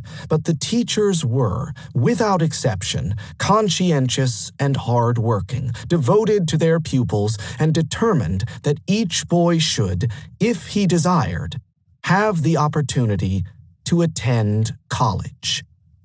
Fewer than 200 boys attended the Harvard School. The primary school included 8 grades, with approximately 15 boys in each grade. The high school consisted of 4 classes, ranging from the freshman class to the seniors. The Harvard School emphasized academic excellence. The size of each class, along with an extensive counseling program, enabled the teachers to give each boy individual attention. Very occasionally, a boy might forego university to enter directly into his father's business, but more typically, every member of each graduating class went on to college. In the majority of cases, either to the University of Chicago or to an elite private institution in the East, such as Yale, Cornell, or Dartmouth. The classes at the Harvard School were too small to support sports teams, and success in sports was always elusive. In 1919, the school abandoned football because of a lack of interest among the seniors, and although the school fielded baseball and basketball teams, other larger schools, most notably the Francis Parker School, Chicago Latin, and Wendell Phillips, invariably trounced the Harvard boys. Nathan Leopold had no interest in sports. He was indifferent to the lack of success of the Harvard teams, but he excelled in the classroom. At the Harvard School, he took, in addition to the assigned courses, electives in German and classical Greek, and he succeeded year after year in standing at the top of his class. He was still an outsider. His classmates regarded him as an eccentric loner. But by his junior year, he had won a few friends through a shared interest in ornithology. Nathan had a passion for collecting birds, a passion that had begun 6 years earlier through the encouragement of a teacher at the Douglas School. His bird collection, kept in a study adjoining his bedroom, encompassed over 2,000 specimens. On weekends, he would drive to the lakes southeast of the city, near the Indiana state line, to hunt up new species for his collection. By spring 1920, Nathan, 15 years old, now a junior at the Harvard School, felt that he had nothing more to learn from his teachers. He had accumulated sufficient credits to forego his senior year and was eligible to matriculate at the University of Chicago. He was eager for the challenge, and so, in 1920, Nathan prepared to enter the university's freshman class. But that summer, in June 1920, Nathan met a new acquaintance. A boy 6 months younger than himself, an impossibly good-looking boy, slender but well-built, tall, with brown blonde hair, humorous blue eyes, and a sudden, attractive smile. Richard Loeb came from a wealthy, well-connected family. His father, Albert Loeb, was vice president of Sears Roebuck and a close friend of the millionaire philanthropist Julius Rosenwald. Richard's mother, Anna, was a prominent member of the Chicago Woman's Club and an associate of Jane Addams, the founder of the Settlement House movement in Chicago. His uncle Jacob, then, in 1920, a lawyer in private practice, had been president of the Chicago Board of Education until 1919, responsible, most notoriously, for the Loeb Rule enjoining teachers in the city's public schools from going on strike. Albert Loeb had begun his career as a lawyer. He had been admitted to the Illinois bar in 1889 and had worked for the firm of Loeb and Adler for 12 years. In 1901, he accepted Julius Rosenwald's invitation to work for Sears Roebuck, and within the decade, he had become vice president of the company. As the business expanded during the early years of the century, Albert accumulated a personal fortune that by 1920 exceeded $10 million. Albert and Anna Loeb had 4 sons. Alan lived in Seattle, where he was the manager of Sears Roebuck on the West Coast. Ernest was a student at Vanderbilt University. Richard, 15 years old, had recently completed his freshman year at the University of Chicago, and the youngest, Thomas, was in the 8th grade at the Harvard School for Boys. Richard had always been the intellectual of the family. At an early age, with the benediction of his governess, Emily Struthers, he read widely in history and literature. Emily introduced Richard to the novels of Charles Dickens and William Makepeace Thackeray and encouraged him to read the adventure stories of Ernest Thompson Seton. Historical novels, loosely based on actual events, were all the rage in the United States in the early years of the century, and Richard, too, was caught up in the craze. As a young boy, he read Henryk Sienkiewicz's Quo Vadis and Lew Wallace's Ben-Hur. Emily Struthers was ambitious for Richard. She imagined he might choose a career as an ambassador or a diplomat, and she encouraged him to read not only the literary classics, but also such serious historical works as John Lothrop Motley's The Rise of the Dutch Republic and Hermann Grimm's Life of Michelangelo.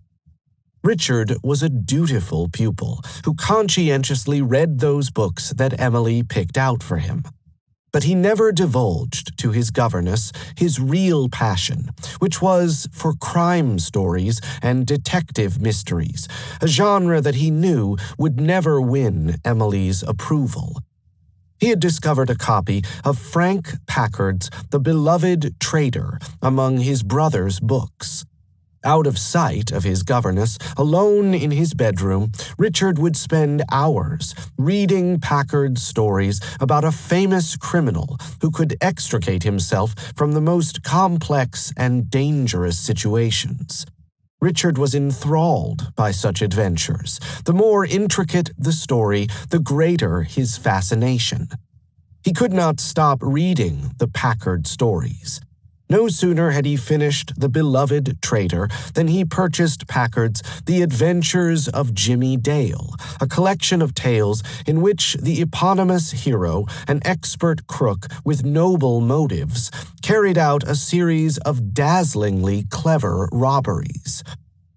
Richard had a passion for detective stories.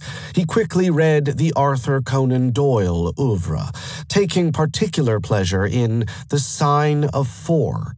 He followed Sherlock Holmes with Jules Verne's Michael Strogoff, the Courier of the Tsar, Maurice Leblanc's 813, and Wyndham Martin's Anthony Trent, Master Criminal.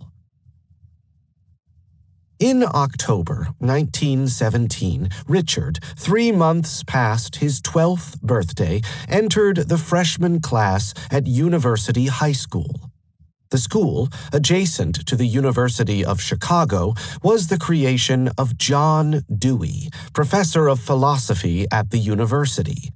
In 1896, Dewey had established an elementary school for pupils younger than 11 as part of his initiative to overturn traditional pedagogical methods. In 1902, Dewey added a high school on the same site in new buildings on the north side of the Midway, immediately east of the university campus. The teachers at University High School would forego the traditional pedagogy then current in American high schools, rote learning and memorization, and replace it with a pedagogy that encouraged innovation, initiative, and experimentation. Students, Dewey believed, should be educated in a way that best prepared them for the demands of daily life. The pupils at University High were expected, therefore, to solve practical problems creatively and in cooperation with their classmates. As a consequence, University High, in the first 2 decades of its existence, was a riot of creative activity both inside and outside the classroom. The University of Chicago took especial pride in the high school and its innovative pedagogy and provided the resources, including financial support, to enable the faculty to introduce a many-sided curriculum. By 1917, 500 boys and girls were enrolled at University High. Many of them were sons and daughters of the university professors. Extracurricular activities flourished at the school. The students organized a jazz band, a symphony orchestra, a glee club for theatrical performances, sketch club, discussion club, and engineering club. Each class organized a literary society, exclusively for members of the class, to meet for readings, debates, and musical recitals. There were 3 academic honor societies: Kanyaratna for girls, Tripli for boys, and Phi Beta Sigma for pupils with an outstanding academic record. Boys from all 4 classes could join together as the Boys' Club for informal discussions and meetings. The girls quickly established the Girls' Club as a counterpart. Students at University High organized 3 publications: The Midway, a literary magazine that appeared each fortnight; the correlator, the high school yearbook, and that most extraordinary of accomplishments, the University High School Daily, a 4-page newspaper that appeared on Tuesdays, Wednesdays, Thursdays, and Fridays during the school term. Finally, there were the sports teams: football, soccer, and baseball for the boys, basketball for boys and girls.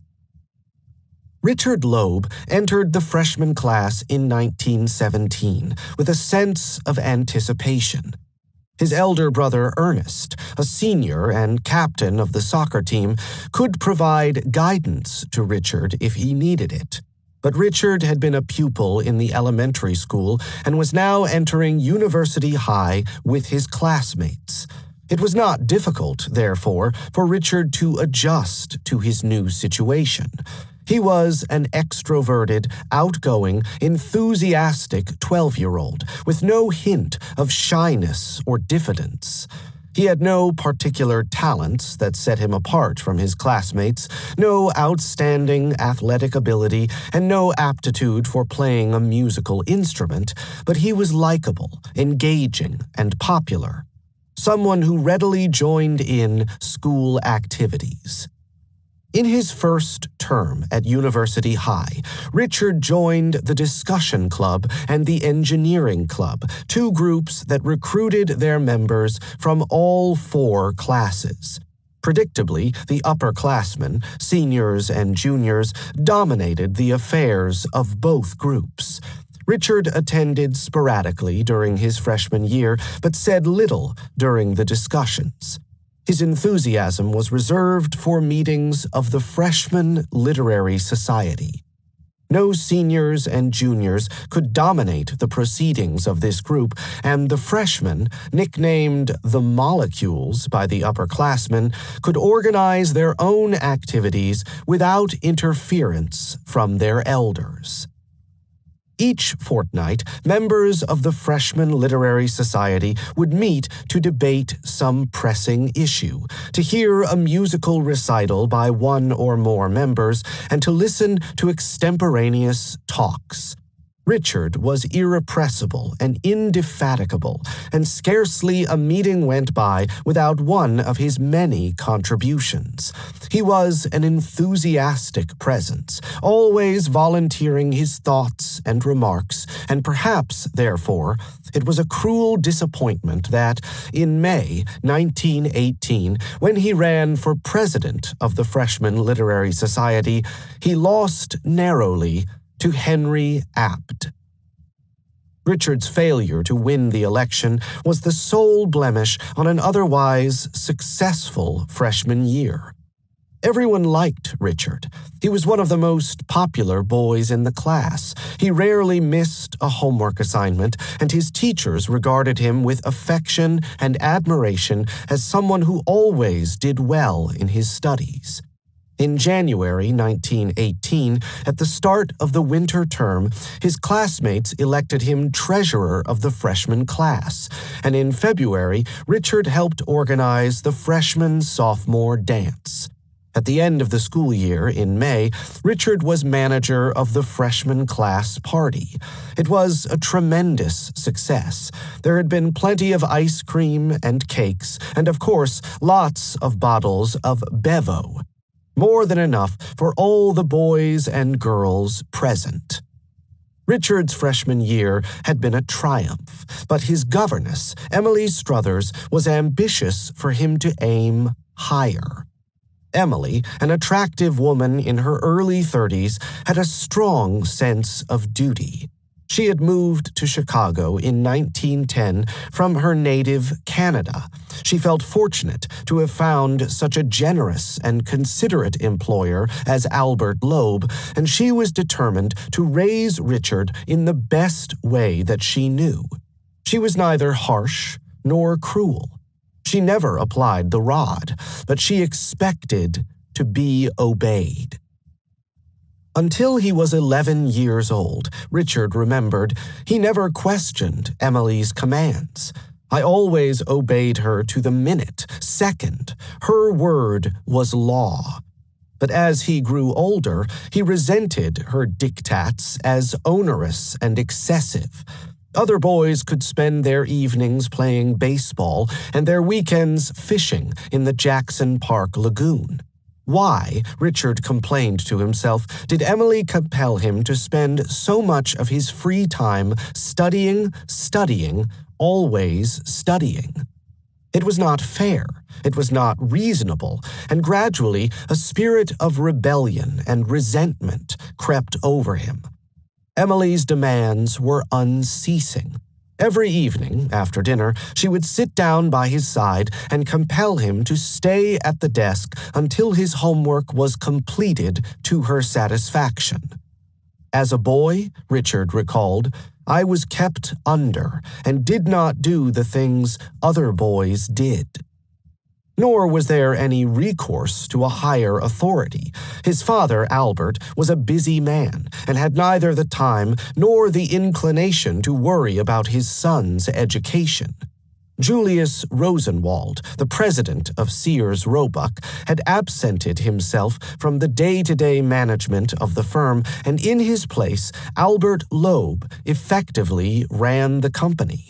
It was an all-consuming task, and in any case, and as far as Albert could tell, the governess, Emily, seemed to be doing a good job with Richard's upbringing.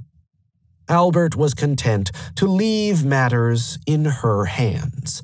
Anna Loeb also was not unduly concerned about Emily's management of her son's education.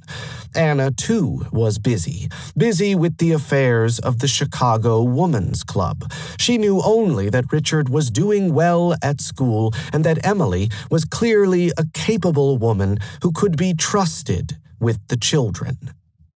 It was, for Richard, an unbearable situation, and increasingly he chafed at his governess's supervision. His resentment grew, and more he slipped into the habit of lying to Emily in order to avoid her watchfulness.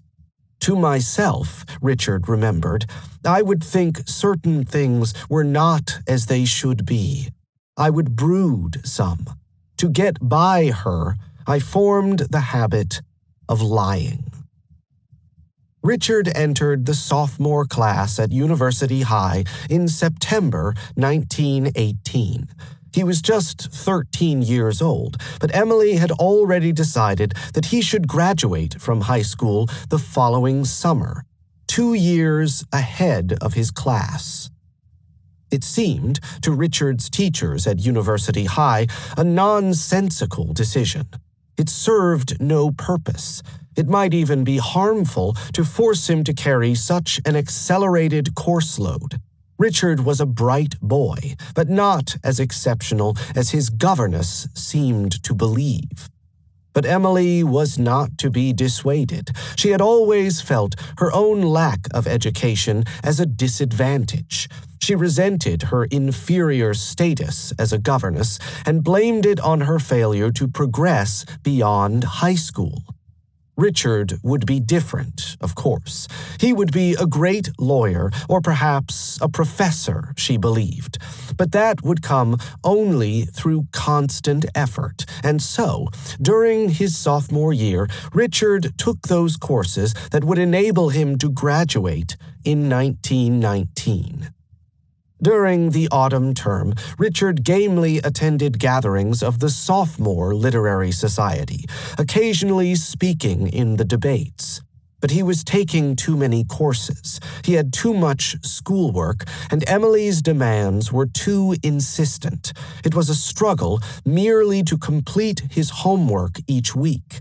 He could no longer afford the time to participate in extracurricular activities. Throughout his sophomore year, Emily coached Richard in his studies, sitting with him each evening over his schoolwork, discussing his progress with his teachers each week, and ensuring that he completed his assignments. Her persistence paid off. Richard graduated from University High in June 1919, just a few days past his 14th birthday. Emily was exuberant. It had been a singular accomplishment. Richard had earned all the necessary credits and would be able to enter the freshman class at the University of Chicago that fall. But Richard's success had come at a heavy price. He resented Emily's insistence that he take so many courses. He was embittered that his parents paid no heed to his complaints that he was overworked, and he envied his classmates their freedom. And it quickly became apparent that Richard, despite his high school diploma, was ill-prepared for college.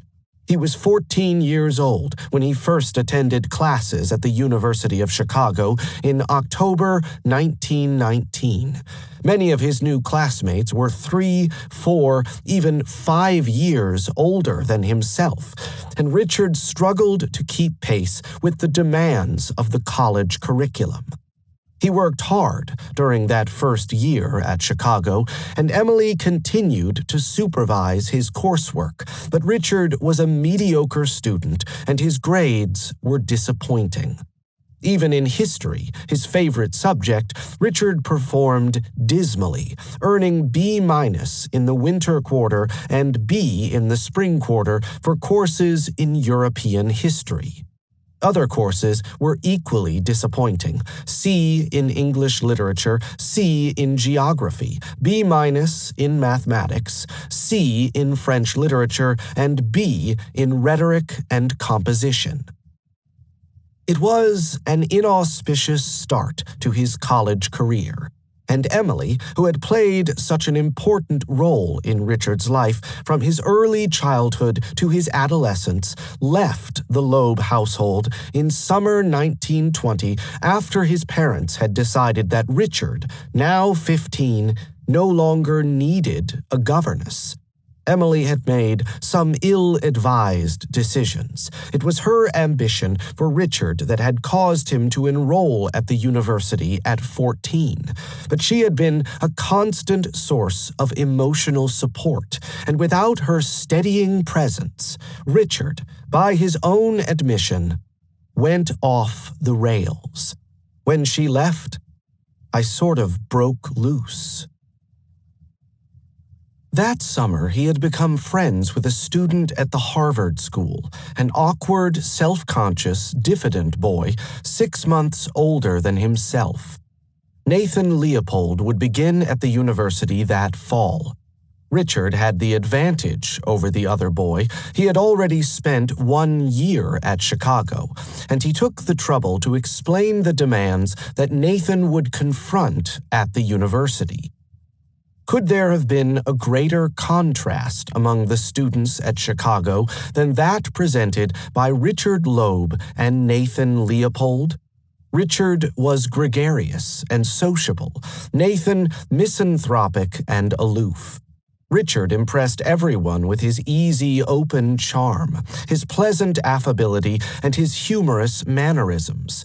Nathan, who projected a disdainful, supercilious, arrogant attitude, appeared exactly opposite in character and temperament.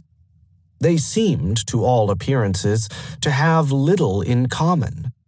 Richard, absent Emily's steadying influence in his life, now had no reason to devote much time to his studies.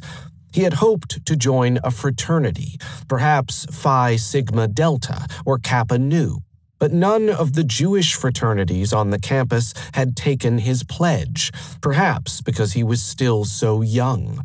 Early in his sophomore year, Richard had joined the Campus Club, a social organization for those students who had yet to pledge a fraternity. Members of the Campus Club gamely copied the rituals and rites of a fraternity organization, sponsoring frequent dances and smokers in Hutchinson Commons, but the club was a poor imitation of the real thing. And in any case, the Campus Club was far too sedate, too stolid. Richard preferred to spend his evenings drinking and gossiping with friends at one of the many speakeasies south of the Midway. The Granada Cafe on 65th Street was a popular spot among the college students, or looking to pick up a girl at the Trianon Ballroom, a dance hall on the corner of 62nd Street and Cottage Grove Avenue. Richard's friendship with Nathan was a puzzle. What did each see in the other that made them such close companions? They had no shared interests, nothing that could provide a basis for their friendship. Nathan had no desire to accompany Richard on his drinking sprees or to join him in his quest to pick up girls. He, too, had joined the campus club and occasionally appeared at one of the smokers in Hutchinson Commons. But Nathan had set himself the task of graduating from the university as quickly as possible, and to that end he spent much of his free time studying. He earned good grades. He did so well in his freshman year, earning A or A- in Latin, introductory psychology, political economy, European history, and experimental psychology, that the university awarded him advanced standing. Nathan was neither the best nor the most brilliant student in his class. He earned B or B- in several other courses, but he was tenacious, hard-working, and determined to make his mark. It had never been easy for Nathan to make friends, and he was delighted to have won Richard's companionship. Richard was 6 months younger than himself, but nevertheless there was so much to admire about him. His good looks, his gregarious attitude, his apparent sophistication, his worldly knowledge. Richard seemed to lead a charmed life. And as Nathan grew to know Richard better during the winter quarter, he began slowly to realize that Richard led a secret life. Perhaps, had Nathan not been so enamored with his companion and so anxious to retain his friendship, he might have dismissed Richard's purposeless, destructive behavior for what it was. But by spring 1921, Nathan had fallen in love with Richard. There was nothing he would not now do for Richard, and so, when Richard devised a plan to cheat at cards, he fell in with the scheme readily.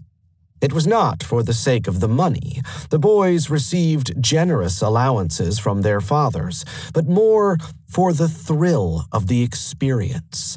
There was pleasure in the anticipation of their success, in fooling their friends, in pulling it off successfully, in evading detection. And when Richard suggested other adventures, Nathan acquiesced, even if he could not fully share Richard's pleasure in them.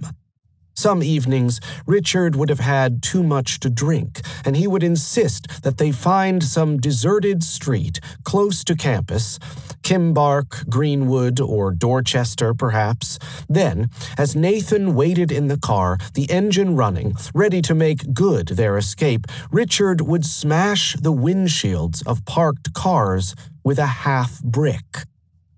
Each such adventure seemed only to whet Richard's appetite for something more daring. Richard had discovered that the ignition key to his mother's car, a Milburn electric automobile, would fit any Milburn electric. It was inevitable that Richard would get his hands on a spare key, and equally inevitable that he would use this key to steal Milburn electrics parked on the street. They had some narrow escapes. On one occasion, an owner spotted Nathan and Richard sitting in his car and gave chase. On another occasion, the police questioned them about a stolen car, but they were never caught in the act. Richard loved to play a dangerous game. The more dangerous, the better, and he always sought to raise the stakes. It was difficult to explain, even to himself, the pleasure that his vandalism provided. He knew only that he experienced a thrill, a more rapid heartbeat, a pulse of exhilaration and well-being whenever he planned such adventures. Perhaps the knowledge that he was breaching a prohibition gave him the thrill, or perhaps it was his seeming ability to evade detection, the assuredness that came from the careful planning of his misdeeds, which provided him with a sense of his own potency. Richard's fascination with crime stories and pulp mysteries fueled his imagination. He was, at least in his own mind, a master criminal who, no matter how complex the crime, could always escape detection. There was no deed so difficult that he could not accomplish it, and in his fantasy, his ingenuity and cleverness commanded respect and admiration from other members of the criminal underworld. There was no detective, not even Sherlock Holmes, capable of catching him, nor was there any police force that could solve the crimes he had committed. Richard's narcissism could be completely fulfilled only in front of an audience that expressed its admiration for his ingenuity and guile. His fantasy that he was a master criminal was complete only if he could commit his crimes in front of one, two, or several associates. And such was his notoriety that if he were to be caught and placed in prison, he would attract a crowd of spectators who would simultaneously admire and pity him.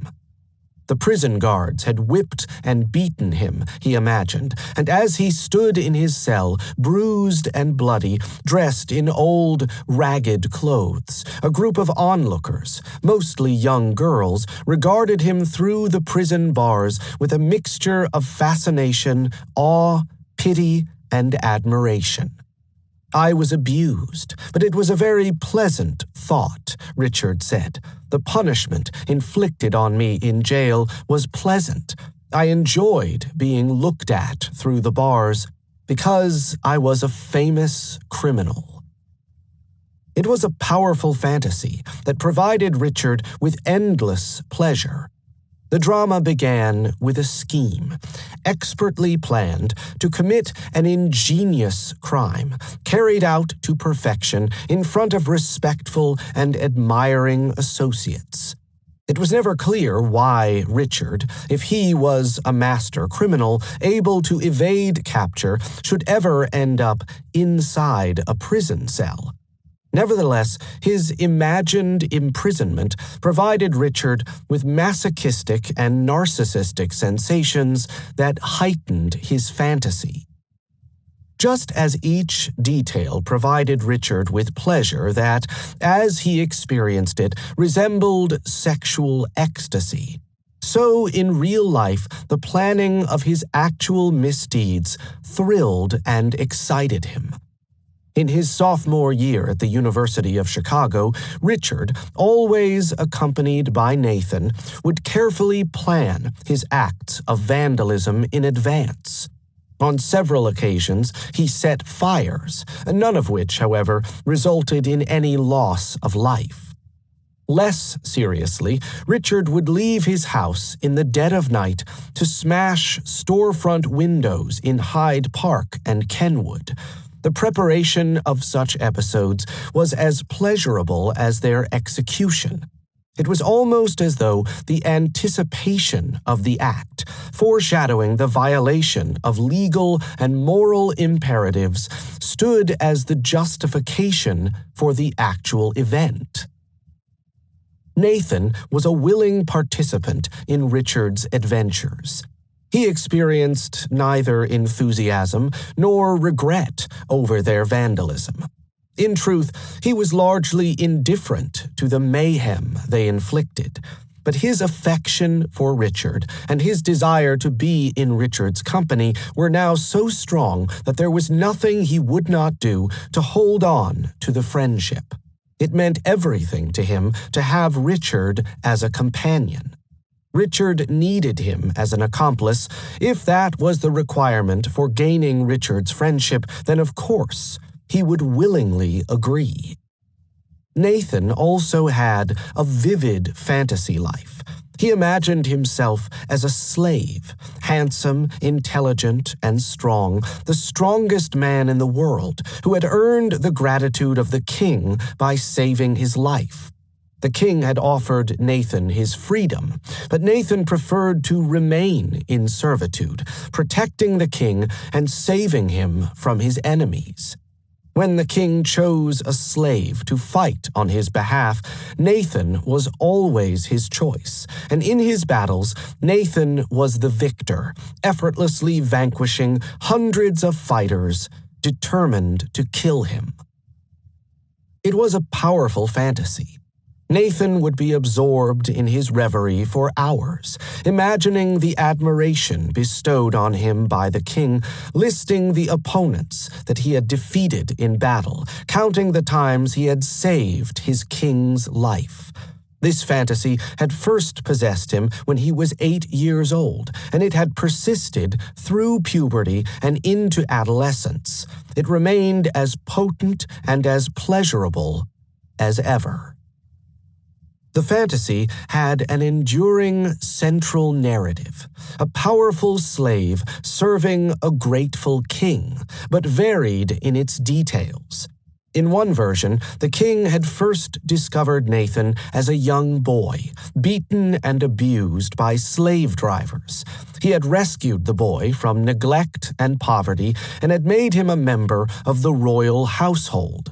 In time, Nathan himself had come to possess slaves. Despite his own condition of servitude, he marked his slaves by branding a crown on the inner calf of each slave's leg.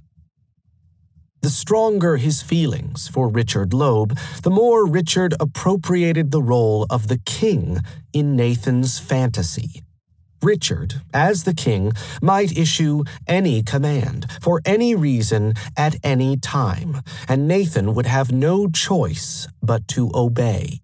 But Nathan had reserved for himself the role of a strong, good-looking, powerful slave whose servitude was more apparent than real, dependent on his own acquiescence, and liable to be dissolved at any moment. It was a curiously contradictory fantasy, one that allowed Nathan to be both submissive and dominant. It gave over authority and power to the king while providing Nathan himself with potency and virility.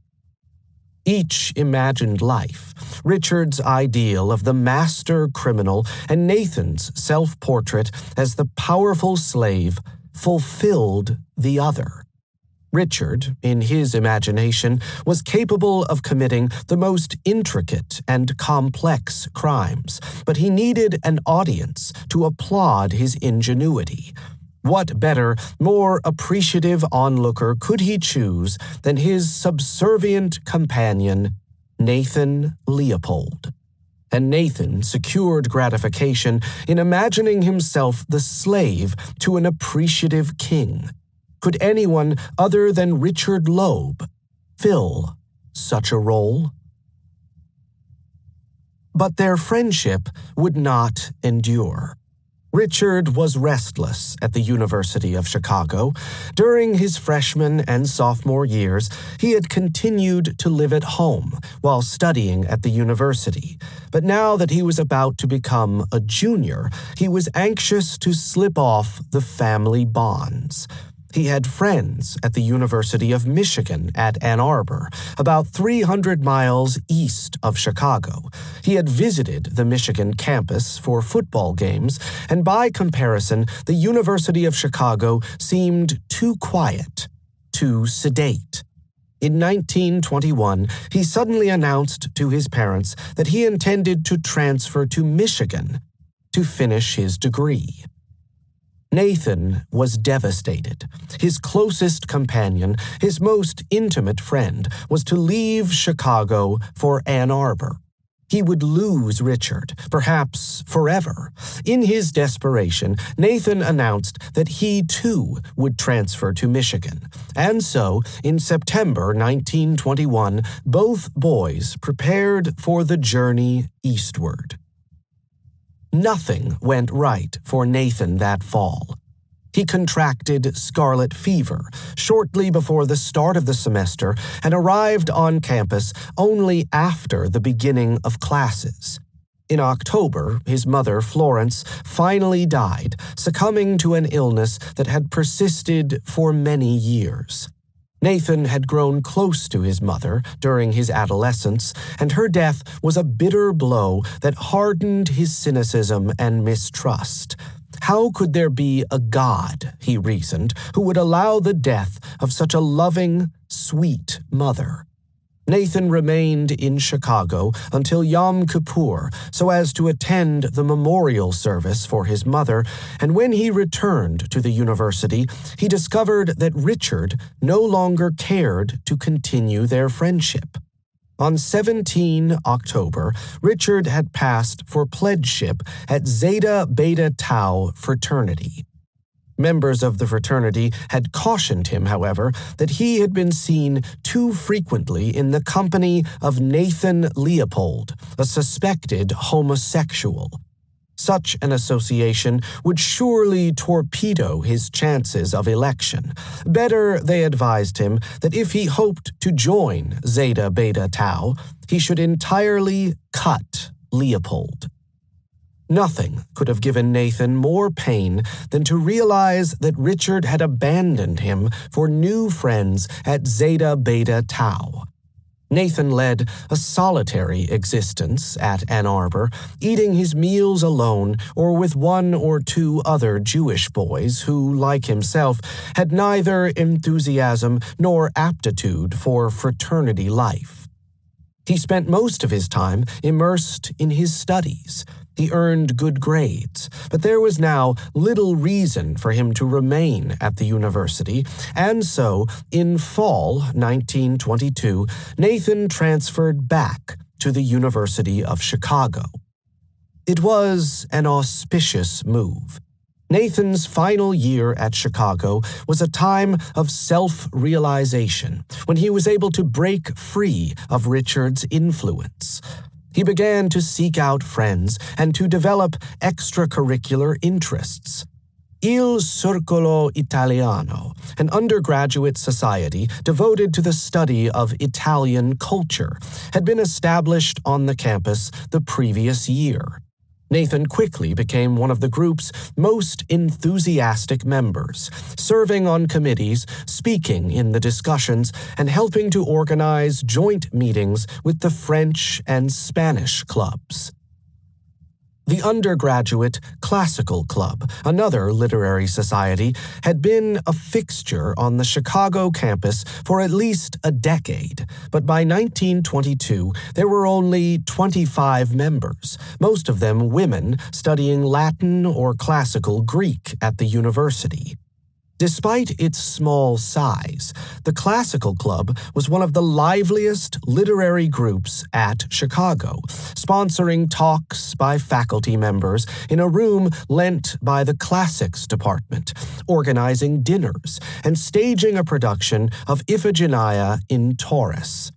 It seemed appropriate that Nathan, who could both speak and write Latin and Greek, should join the Classical Club on his return to the university in September 1922. Such literary societies were intellectual oases at a campus where few undergraduates cared a great deal for academic achievement, and Nathan enjoyed the sense of exclusiveness that the fortnightly meetings conferred on the members. No other student at the University of Chicago performed so brilliantly in his studies during that academic year as Nathan Leopold. In autumn 1922, he earned an A- in Latin, A in Classical Greek, A in Romance languages, A- in Russian, and A- in Sanskrit. The following quarter, in winter 1923, he took 4 courses for credit, earning an A in philosophy, A- in sociology, A in modern Greek, and A in classical Sanskrit, and he audited a reading course on Cervantes's Don Quixote of La Mancha in the Romance Languages department. It might have seemed foolhardy to take so many courses. The normal course load at Chicago was 3 courses each quarter. But Nathan had surpassed all expectations. Nathan had distinguished himself as a philologist and linguist, proving worthy of election to Phi Beta Kappa, one of only 15 students from the university to receive that honor in 1923. But his aptitude for languages was not his only talent. Ornithology was still an avocation for Nathan, something he pursued in his spare time. On weekends, if he had nothing better to do, he would drive to the Forest Preserve south of Chicago, to the marshland around Wolf Lake near the Indiana state line in pursuit of new bird species to add to his collection. Ornithology was a hobby, nothing more, yet so proficient had he become in his studies that during his final year at the University of Chicago, Nathan was able to prepare 2 scientific papers for publication in the Auk, the leading journal for professional ornithologists in the United States. During his year at the University of Michigan, Nathan had made field trips to the northern part of the state to observe the Kirtland's warbler, a rare finch-like bird that laid its eggs in ground nests among the jack pines common to northern Michigan. The Kirtland's warbler had been seen only infrequently within the United States, and in the 1920s it seemed destined for extinction. Nathan's account of its nesting habits, which appeared in the Auk early in 1924, was a model of detailed observation, and together with an earlier article by Nathan on bird migration and instinct, it earned its author instant recognition among professional ornithologists. Nathan had redeemed himself. His stellar academic record during his final year at Chicago, his election to Phi Beta Kappa, and his successful graduation 1 year ahead of his class amounted to a fulfillment of the promise made to his mother before her death 18 months earlier that he would distinguish himself at the university. That spring, shortly before his graduation, Nathan decided on the law as his profession. He planned to enroll at the University of Chicago Law School in the fall. Richard Loeb also graduated from the University of Michigan in 1923. By his own admission, he had coasted along, always taking the easy option and doing the minimal amount of work.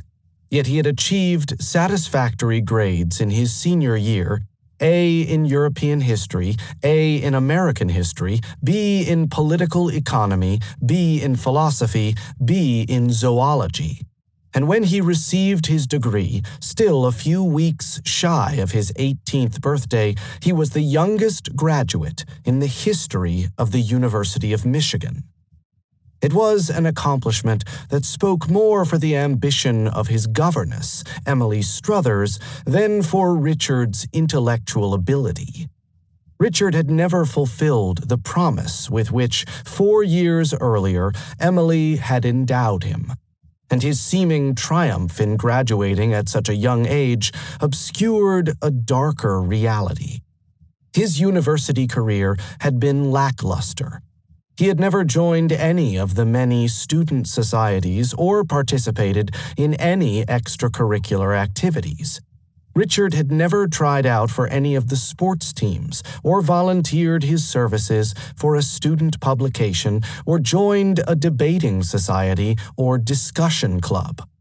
He had attended lectures desultorily, preferring to spend his time hanging around the fraternity house on Washtenaw Road, playing cards, reading dime novels, gossiping idly with friends. He seemed, even to his fraternity brothers, to have lost any will to do very much with his life. And Richard had taken to drink. He was so often drunk, even in the early afternoon, that it was sometimes difficult to tell when he was ever sober. There was something childlike in Richard's mannerisms and behavior. In conversation, he could often seem quite normal, even serious, but without any warning, he might suddenly break off a topic and talk in an irritatingly frivolous, infantile manner. Upperclassmen were supposed to set an example for the freshmen and sophomores, but Richard's eccentricities had become too embarrassing even for his fraternity brothers, and in his senior year, the executive committee of the fraternity formally censured him for his drunkenness and suspended his privileges as an upperclassman. It was a pitiable conclusion to an inglorious year. He had received his degree, but he had neither chosen a career nor made plans for the future. But Richard had always enjoyed studying history. It was the one subject that had caught his interest at Michigan. And so, in September 1923, he returned to the University of Chicago for graduate work, taking a course in American constitutional history during the autumn quarter. Nathan Leopold was also at Chicago that fall. He also had received his degree earlier that year, and with his customary energy, he was taking 4 law courses that quarter. Nathan and Richard renewed their acquaintance in September 1923, and very quickly Nathan succumbed once again to Richard's charm. How, indeed, could he have resisted? Richard was too handsome for Nathan not to fall in love a second time, and Richard was sexually complacent, willing to indulge Nathan's desires. To his friends, Richard would boast of his sexual conquests. He claimed to have many girlfriends among the co-eds on the Chicago campus, but in truth, sex was only moderately pleasurable. I could, he confessed, get along easily without it. The actual sex act is rather unimportant to me. His indifference toward sex, usually, but not always, translated into acquiescence whenever Nathan importuned him so passionately. Why refuse when it mattered so little one way or the other? Nathan's devotion flattered and pleased him. True, Nathan was annoyingly egotistical. He had an irritating habit of bragging about his supposed accomplishments, and it quickly became tiresome to listen to Nathan's empty, untrue boast that he could speak 15 languages. Nathan also, in Richard's opinion, had a tedious obsession with the philosophy of Friedrich Nietzsche. He would talk endlessly about the mythical Superman who, because he was a Superman, stood outside the law, beyond any moral code that might constrain the actions of ordinary men. Even murder, Nathan claimed, was an acceptable act for a Superman to commit if the deed gave him pleasure. Morality did not apply in such a case, Nathan asserted. The only consideration that mattered was whether it afforded the Superman pleasure. Everything else faded into insignificance. It was not that Richard had any moral objection to murder. He, too, had only contempt for conventional morality. But Nathan was full of pretense, forever prating on about his intellectual superiority, forever sneering at the rest of humanity as dolts who obeyed the laws that he, Nathan, affected to disregard. Nathan's braggadocio, with its exaggerated self-regard and its casual dismissal of others, seemed spoken as though for effect, as though designed to shock whoever heard it into granting Nathan the respect that had always been denied him. There was an angry edge to Nathan's words. It betrayed the bitterness hidden beneath his calm, equable manner of speaking, with which he remembered the taunts he had endured as a child and the loneliness he had experienced as an adolescent. But Richard, nevertheless, was glad to have Nathan as a companion. There was no pleasure in committing crimes alone. He had to have a confederate who would appreciate his careful planning and preparation. Nathan's admiration made it all worthwhile. And Richard had been thinking, ever since he had returned to Chicago in fall 1923, how to commit the perfect crime. He had vaguely thought of it as a kidnapping of a young child, perhaps, and there should, of course, be a ransom demand as an essential part of the plot. Richard knew that to obtain the ransom and yet still avoid capture would present a challenge that would surely tax even his ingenuity and guile. But even now, as he thought of it with anticipation, it excited and aroused him. Chapter 3. Planning the Murder. Saturday, 10 November 1923 to Tuesday, 20 May 1924. A Superman is, on account of certain superior qualities inherent in him, exempted from the ordinary laws which govern men. He is not liable for anything he may do. Nathan Leopold, Jr., 10 October 1923. The football players representing the United States Marine Corps had arrived the previous day, Friday, 9 November, to an official reception from the city of Ann Arbor. And that Saturday morning, 5 special trains had arrived from Quantico with 2,000 Marines and a military band in support of their team against the University of Michigan. The streets of Ann Arbor were packed with jostling crowds, eager to see the game. Blue and maize, the colors of the university, were everywhere. Michigan's supporters waved their pennants and flags enthusiastically in anticipation of an easy victory over the Devil Dogs. 45,000 spectators crammed into Ferry Field. The University of Michigan Stadium had opened in 1906, only 17 years earlier, yet already it was too small to accommodate the crowds that flocked to the football games on Saturday afternoons. At the East End, on either side of the new field house, the university had recently installed temporary wooden bleachers. But still, spectators overflowed the benches and spilled into the aisles. Marion Burton, the president of the university, and Fielding Yost, the director of athletics, were both present to welcome their guests. Henry Ford had driven from Detroit to watch the game. Both Alex Groesbeck, the governor of the state, and James Couzens, the Republican senator for Michigan, were in attendance.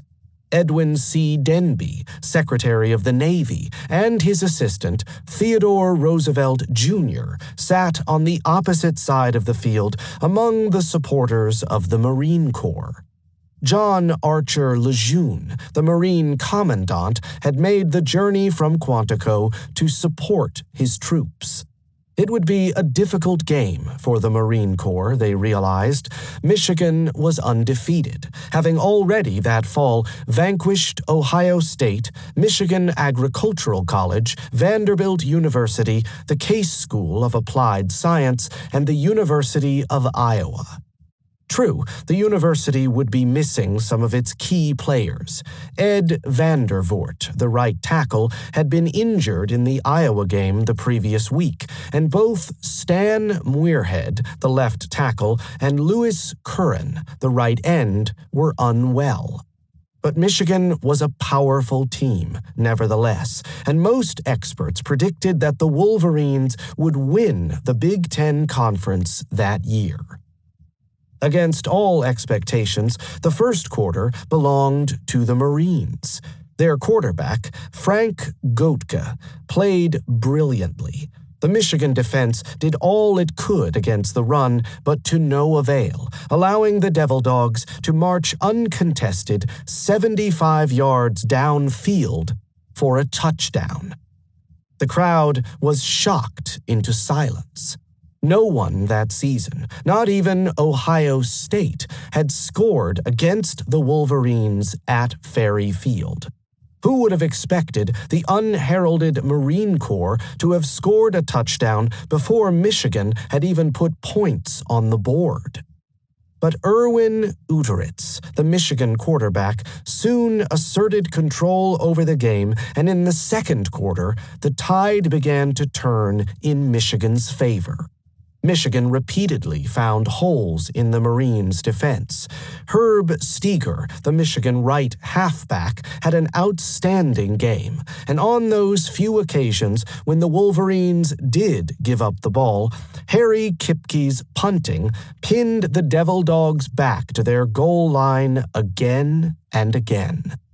Michigan scored 4 touchdowns and made 2 conversions, while the Marine Corps failed to score a second time. The final tally was 26-6. Michigan remained undefeated.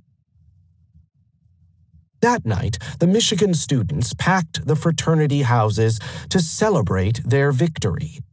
Only 2 more games remained, an easy game the following Saturday against the University of Wisconsin and the final contest of the season against the University of Illinois. And already there was talk on the campus that this would be a championship year. The celebrations continued through the evening, past midnight, but by 2 o'clock, the campus was deserted. The football crowds had long ago left Ann Arbor. The students were now sleeping off their intoxication in the dormitories. Nothing broke the silence of the night. At 3 o'clock that Sunday morning, a red Willys Knight sports car with distinctive nickel bumpers and disc wheels drew up by the side of Zeta Beta Tau fraternity. Nathan Leopold and Richard Loeb stepped wearily from the car and stretched their legs. It had been a long drive, almost 6 hours, from Chicago to Ann Arbor. Richard and Nathan each held a flashlight in one hand, and each boy carried a loaded revolver in the pocket of his jacket. They cautiously approached the Zeta Beta Tau building, a large 3-story mansion set back from the street, and walked up the path to the front door. It had been Richard's fraternity during his junior and senior years at the university. It would be a challenge. He had suggested to Nathan to burglarize his old fraternity house. Admittedly, someone might recognize him. He had graduated from the university that year, but he could explain their presence at Zeta Beta Tau by claiming that they had come up to Ann Arbor for the football game. The front door of the fraternity swung open at their touch. Inside, beer bottles and beer mugs stood empty on the tables. Ashtrays overflowed with cigarette butts. On a side table, empty bottles of gin and whiskey stood stacked like soldiers. Nathan could see that someone had left a football program on the table. It was now soaked with beer. Nathan and Richard paused in the center of the room and listened for sounds from the floor above. It was quiet. Nothing moved. Carefully, they went up the stairs. There was a coat room, Richard remembered, on the second floor. Sure enough, several students had left their jackets and overcoats hanging in the large closet. They searched through the coats. One forgetful student had left his wallet in his jacket. Richard took out the money, almost $50. Nathan also discovered some loose bills, about $20. There were penknives, some watches, and several fountain pens, but not much else.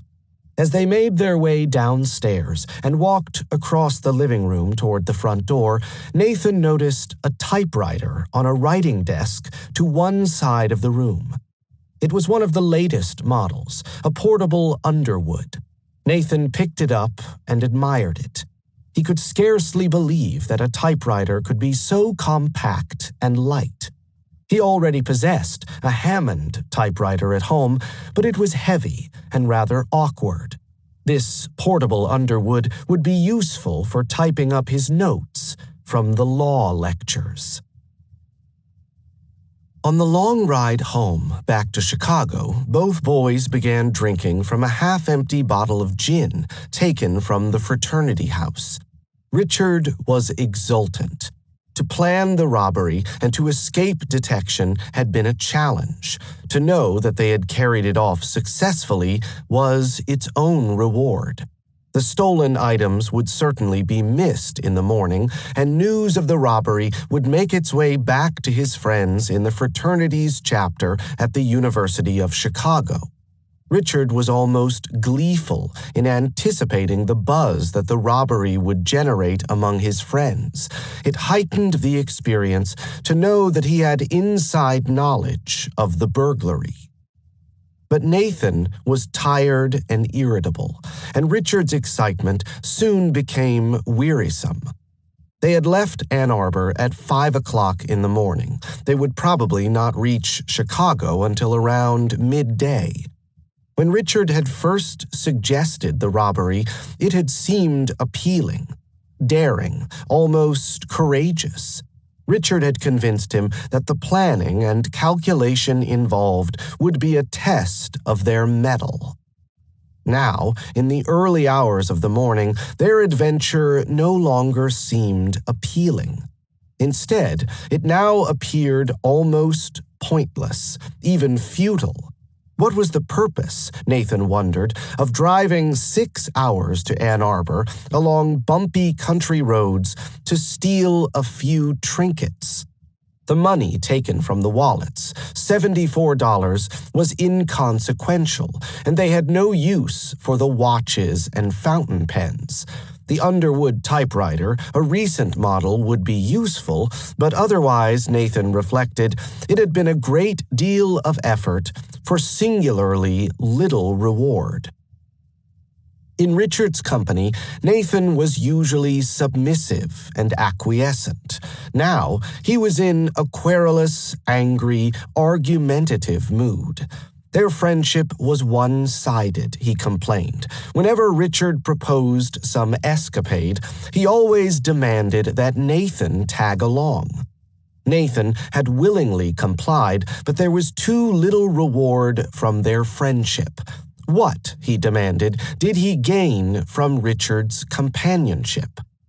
Nathan was especially aggrieved that they too rarely had sex together. In the early days of their friendship, Richard had willingly slept with him, but in the 6 months since Richard had graduated from Michigan to move back to Chicago, they had only infrequently had sex. Why, Nathan demanded, should he continue to participate in Richard's schemes if Richard continued to hold him at arm's length? Richard knew he could not afford to lose Nathan's friendship. The other boy now had too much on him.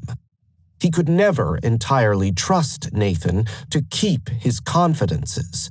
If their friendship dissolved, Nathan might tell the world of Richard's crimes and misdemeanors, and if word ever got back to his father about, say, that time when he had burned down that hut, or even worse, that other occasion when he had burglarized that house in Hubbard Woods, then who knew what might happen?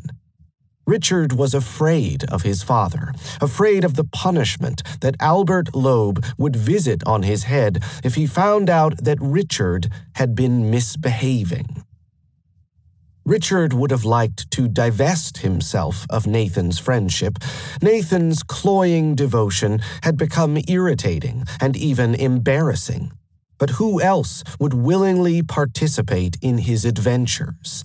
There were no substitutes. Nathan's companionship could be irksome, but it served its purpose. Richard felt validated when Nathan took a part in his escapades. Richard broke the silence. Would Nathan be happier if they reached some sort of formal agreement? How would Nathan feel, for example, if they agreed to have sex a certain number of times, proportional perhaps to the frequency of their criminal adventures? Or why not just continue as before, Richard suggested, with the promise that they have sex together 3 times every 2 months? It was not a particularly generous offer, but, to Richard's surprise, Nathan accepted readily. It gave a guarantee that their friendship would continue. Nathan had always dreaded the thought that one day, without warning, Richard would again suddenly end the friendship. That was an event too terrible to contemplate. This compact between them gave Nathan what he desired most of all, an assurance that Richard would continue as his friend. As Nathan drove away from Ann Arbor in the darkness, Richard continued to talk. They had carried off the robbery without a hitch, but already he felt slightly dissatisfied. The burglary had been too easy. It had involved only minimal planning, and in any case, it had not been a particularly complex crime. They should be more ambitious, he declared. They should commit a perfect crime, a crime so intricate and complicated that planning and calculating its flawless execution would be a challenge. They would leave behind no clues for the police. They would leave no trace of their involvement. It would stand forever as an audacious act that admitted no solution. Dawn had broken now. There was no longer any need to use the car's headlights. They had finished off the gin, but neither Nathan nor Richard felt especially intoxicated. The roads were deserted. Occasionally, they spied a Model T taking a farmer and his family to church, but otherwise they had the highway to themselves. Soon they had passed Gary, and in less than an hour they approached the outskirts of Chicago. On their right, they could see Lake Michigan, shimmering in the morning sunlight, and on the horizon, far out on the surface of the lake, a large freighter was chugging its way slowly west in the direction of Chicago. As he outlined his idea for the perfect crime, Richard steadily grew more excited. They should kidnap a child, he proposed, and to increase the intricacy of the crime, they should demand a ransom from the child's parents. The money was important, not for its own sake, but to magnify the complexity of the crime. They would have to leave directions in order to obtain the ransom, but they must make sure that they left no clues for the police. They would have to kill the child, of course. It would be foolish to leave open the possibility that their victim might recognize them at a later date. Had Richard a particular child in mind? Nathan asked. There were many wealthy families living in Kenwood and Hyde Park whose sons attended the Harvard School, and some of the children at University High School also had wealthy parents who would pay any ransom they asked. Their victim should be a girl, Nathan suggested. One of his most vivid fantasies, he explained, had always been the image of a gang of German soldiers stripping the clothes off an attractive French girl and raping her while she was tied with ropes to a kitchen table. Sometimes, in his fantasy, Nathan was the commanding officer who stood to one side and watched as his men raped the girl. On other occasions, he would participate in the rape. If they were to kidnap and kill a child, therefore, they should abduct a young girl. It would give him enormous pleasure, he told Richard, if he could rape her before they killed her. But Richard had intended the kidnapping to be the perfect crime that he had always imagined himself planning. The rape of a girl had never been a part of his intention. He was not about to allow Nathan to hijack the fantasy for his own ends. They bickered about it as they drove into Chicago, a boy or a girl. Would raping the child be part of their plan? In any argument with Nathan, Richard usually got his way, and this occasion was no exception. They would kidnap a boy, Richard declared with finality, most probably one of the pupils at the Harvard School, someone whose parents could afford to pay a ransom.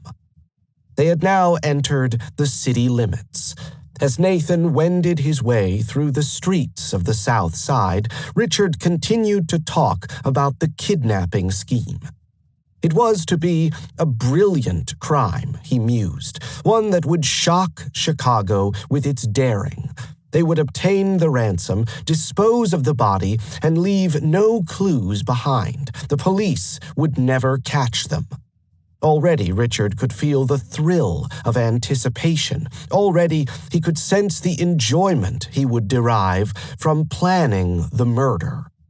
No one, he believed, would ever know who had committed his perfect crime. Christmas and New Year came and went. After the holidays, both boys picked up their studies again. Nathan resumed his law courses, while Richard attended the graduate seminars in the history department. During the winter quarter, details of the kidnapping plan gradually developed.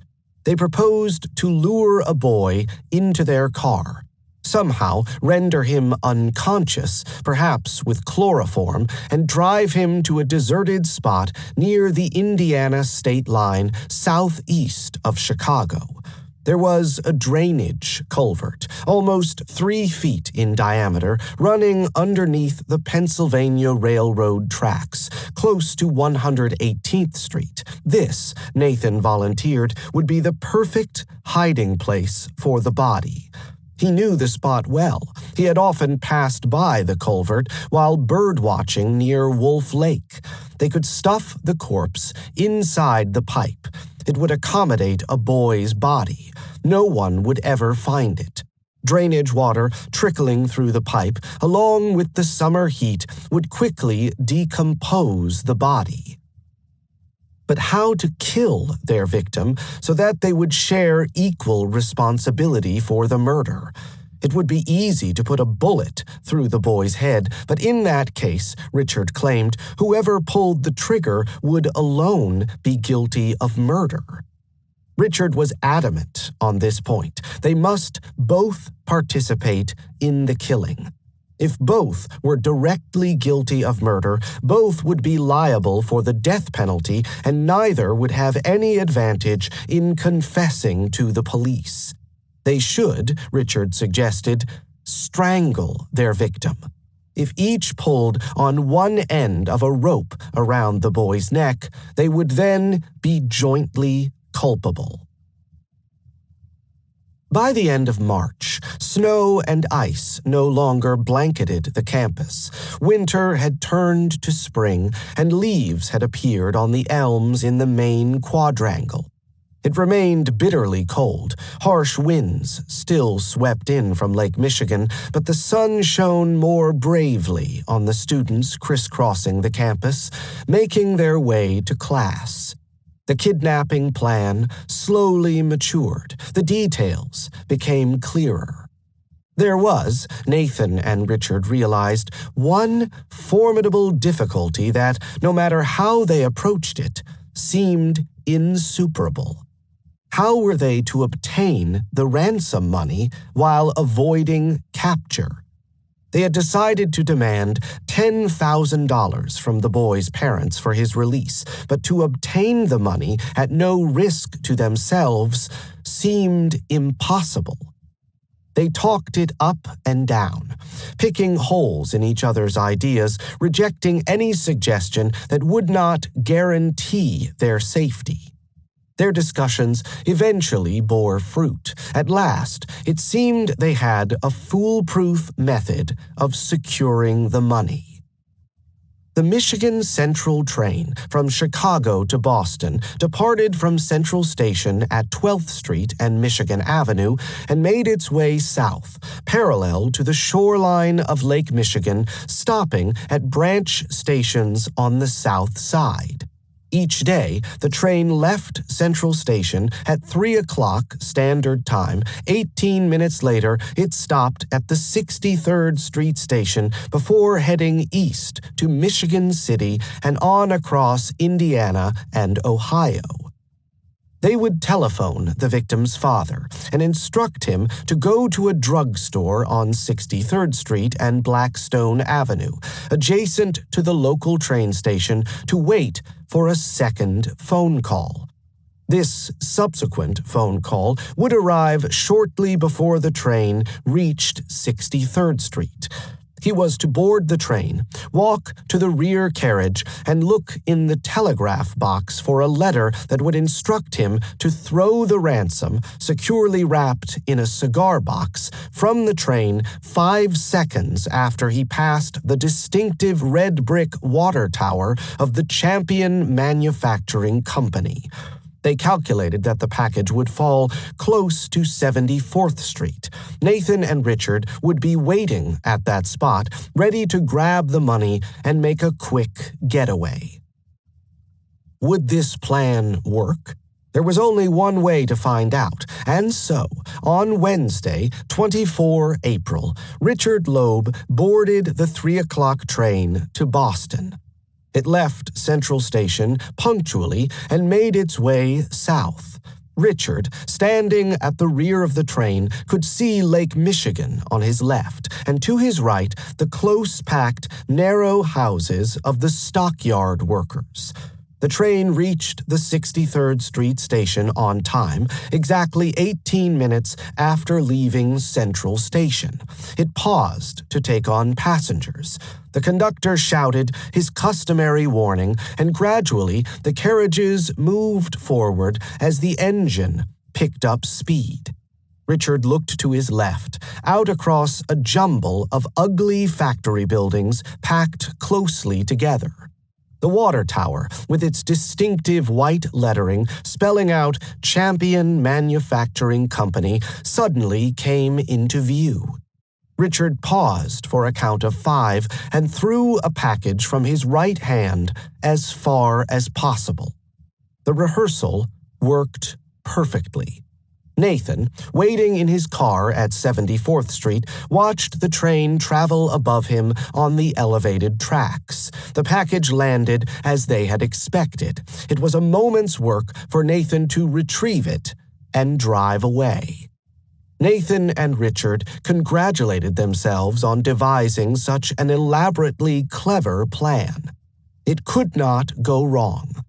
Even if the police accompanied the victim's father to the drugstore, and even if they boarded the train at 63rd Street along with him, they would not be able to capture the kidnappers waiting in the car on 74th Street. And if the train suddenly began to slow down after leaving 63rd Street, Nathan and Richard would know that their plan had been discovered. They would abandon the ransom and make good their escape. It was foolproof.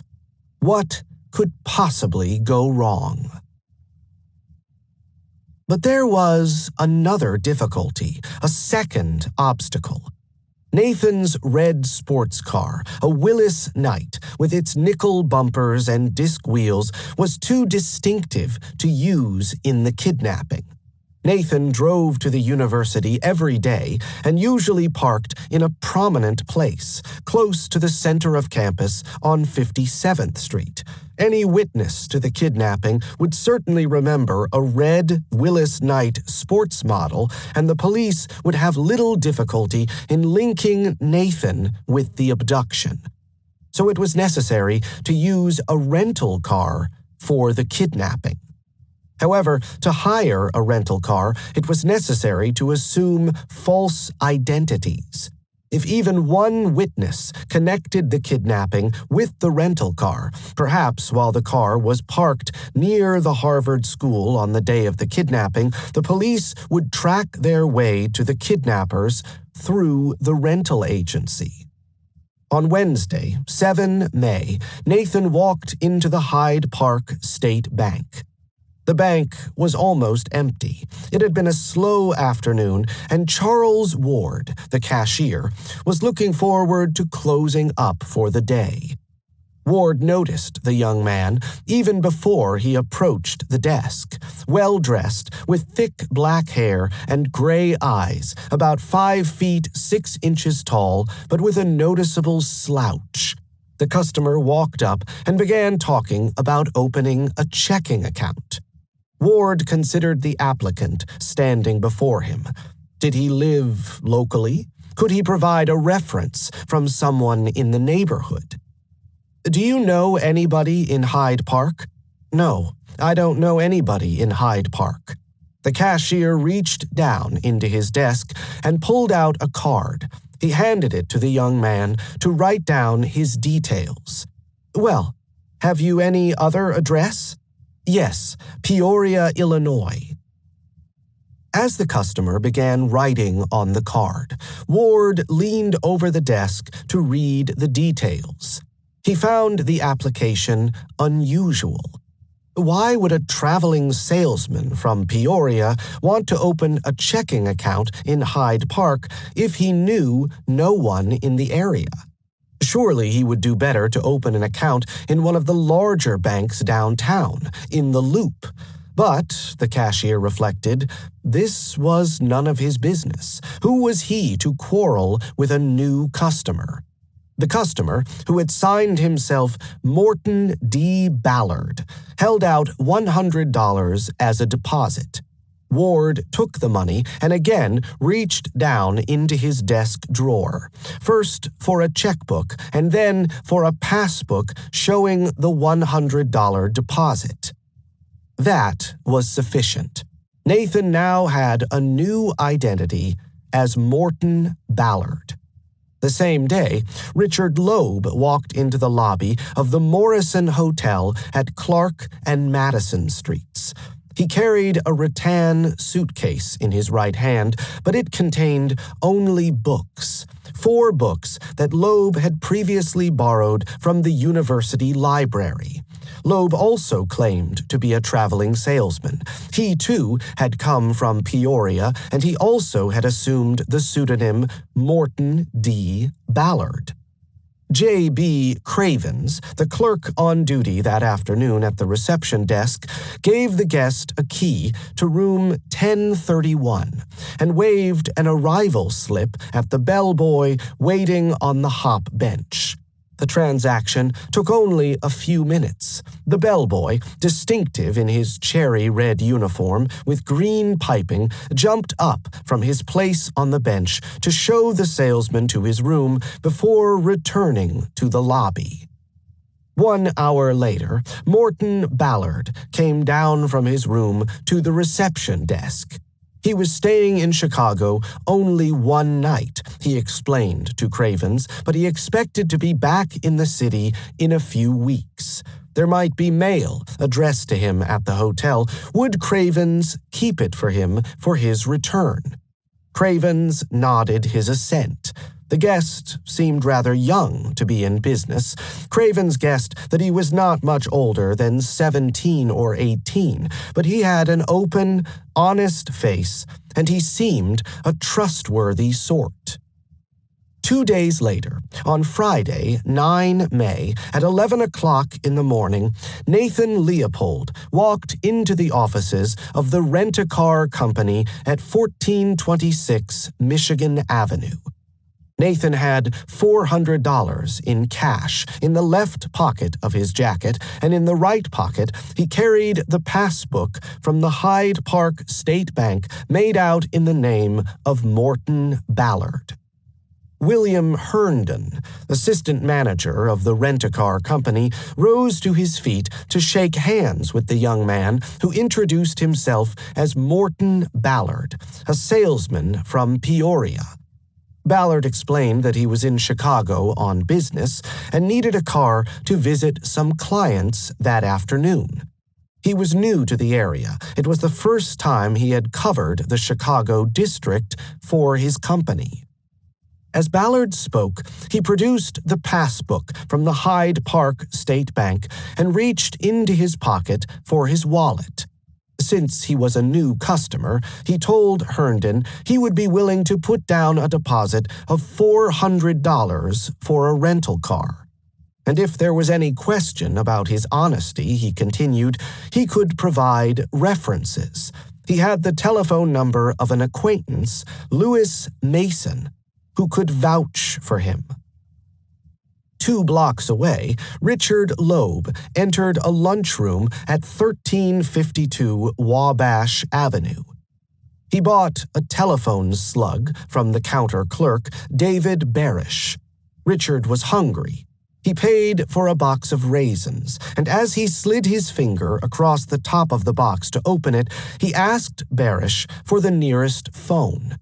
Barish indicated the booth against the wall at the rear of the store. "Can I wait here for a phone call?" Richard asked. "I expect to be called." "Yes, sir." Richard sat and waited. He listened absent-mindedly to a conversation between the clerk and some customers at the front of the store. A large man with a mustache was telling the others in a loud, boisterous voice about a stag party the previous evening with some fellow Masons at the Auditorium Hotel. Richard wondered how long he would have to wait. Nathan was at the Rent-A-Car Company now. Perhaps, he speculated, the rental agency would let Nathan have a car without asking for references. The phone rang. Richard jumped up from his stool, almost in his haste, knocking it over. "Is this," a man's voice demanded, "Mr. Lewis Mason talking?" "Yes," Richard replied. The anonymous voice explained that a salesman, Morton Ballard, was in his office wanting to take out a car. Would he provide a reference? "Do you know Morton D. Ballard of Peoria?" "Yes." "Is he dependable?" "Absolutely dependable." Their conversation was brief, almost perfunctory. The rental agency provided Morton Ballard with a car for the day. Ballard mentioned that he would return to Chicago in a few weeks and would need a car then. In that case, the clerk replied, the company would mail an identification card to his address. The Morrison Hotel? Yes, of course. That would be no trouble at all. They had now worked out a plan to obtain the ransom without risking capture and had created false identities in order to obtain a rental car. Richard had thrown a package from the Boston train. It had landed near the anticipated spot at 74th Street, and Nathan had taken out a car from the Rent-A-Car Company on Michigan Avenue, establishing himself as a reliable customer. They did not yet know the identity of their victim. He might be any one of a dozen boys, but the date of the kidnapping was set, Wednesday, 21 May in the afternoon, when the pupils at the Harvard School were walking home after the end of classes. Nathan spent the weekend before the kidnapping at Wolf Lake, close to the marshlands in the Forest Preserve. On Saturday, 17 May, he spent the afternoon at the lake with a school friend, George Lewis. They noticed some birds resembling sandpipers. Nathan, determined to obtain one for his collection, fired 3 shots at the birds as they flew across the Pennsylvania Railroad tracks that separated Hyde Lake from its neighbor, Wolf Lake, to the west.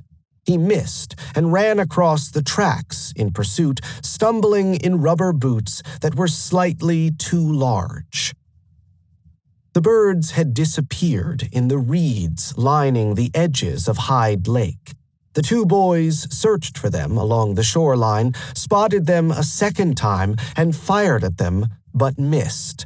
Nathan's gun jammed, and the birds made good their escape. He returned the following day, accompanied again by Lewis and a second friend, Sidney Stein. They parked Nathan's car by the railroad tracks, not far from a drain pipe culvert, and climbed up the incline to look out over Wolf Lake. There was no sign of the birds they had seen the previous day. The sun had already begun to dip low over the lake, casting an intense crimson glow across the horizon. Soon it would be dark, and time for them to start on the journey back to Chicago. On Tuesday, 20 May, the day before the kidnapping, Nathan and Richard purchased the equipment for the murder. Nathan bought writing paper and envelopes for the ransom note at a stationery store at 1054 East 47th Street. Nathan had a sweet tooth as he waited for the clerk, H.C. Strandberg, to fetch the writing pad. He bought a box of chocolate creams from Strandberg's assistant. Later that day, Nathan entered a drugstore at 4558 Cottage Grove Avenue. The owner, Aaron Adler, was curious that the customer, a young man with a dark, sallow complexion, wearing an expensive gray topcoat and a slouch hat, was making such an unusual purchase. "Give me a pint of hydrochloric acid," Nathan requested, "and let me have a half-pint of ether also." "Why did he need the acid?" Adler asked. "For experimental work," Nathan replied, "in a science laboratory at the university." "Yes," Adler seemed satisfied with the answer. "All right. I have been to several other stores, and I couldn't get it." Nathan paused. Adler was checking his inventory list. "Do you sell much of it?" Nathan asked. "Not a great deal," Adler replied. 3 minutes later, the pharmacist returned from the rear of the store with 2 glass bottles, each not much larger than a Listerine bottle. Nathan was surprised that the acid was so inexpensive, only 75 cents for a pint bottle. Adler indicated the glass stopper sealed with a dark brown wax lining to prevent spillage. "Be sure," he cautioned Nathan, "and keep it upright, because it might leak out and burn your clothes." That afternoon, Richard Loeb completed their purchases, stopping at a hardware store on Cottage Grove Avenue, north of 43rd Street, to buy a length of rope and a sharp-edged chisel with a beveled blade and a wooden handle. There was one last detail remaining: the ransom letter. They had not yet, of course, chosen their victim, and the letter could not, therefore, be addressed to any specific person. Better, nevertheless, to compose the letter beforehand. They could then send it as soon as they had kidnapped their victim. That evening, after dinner, in Nathan's study, they composed the letter asking for $10,000. Earlier that day, Richard had shown Nathan a recent copy of Detective Story magazine. It contained a tale about the kidnapping of a banker's wife by 2 ex-convicts. Perhaps, Richard suggested, they could use the ransom letters in the story as the model for their letter. Nathan agreed, and glancing occasionally at the magazine, open at page 26, he began to draft the ransom letter, writing it out in longhand, pausing occasionally to read it back to Richard. Finally, Nathan was done. He turned to the typewriter, standing on the spinet desk by his side. It was the portable Underwood typewriter that he had stolen 6 months before from the Zeta Beta Tau fraternity at the University of Michigan. He fed the sheets of paper into the machine and, with Richard looking over his shoulder, typed out the demand for the ransom money. Nathan had never learned how to type, and he ponderously tapped out the letters one by one, searching out each key and striking it with his forefinger. But eventually, he was done. He looked at the letter with a sense of pride. It was flawless. He could not see a single grammatical error. Everything was now in place for tomorrow. Nothing could go wrong. They were about to commit the perfect crime, a murder that would never be solved. Chapter 4. The Murder. Wednesday, 21 May, 1924. There was quite a bit of blood. The blanket was quite saturated with blood. Richard Loeb, 31 May, 1924. Preston Dargan had taught romance literature at the University of Chicago since 1911. He was a neat and tidy man, somewhat short and small-framed. His ash-blonde hair, brushed carefully toward the left, was graying slightly at the temples, but his mustache, cut in a military style, still retained its original auburn tinge. Dargan was 44 years old.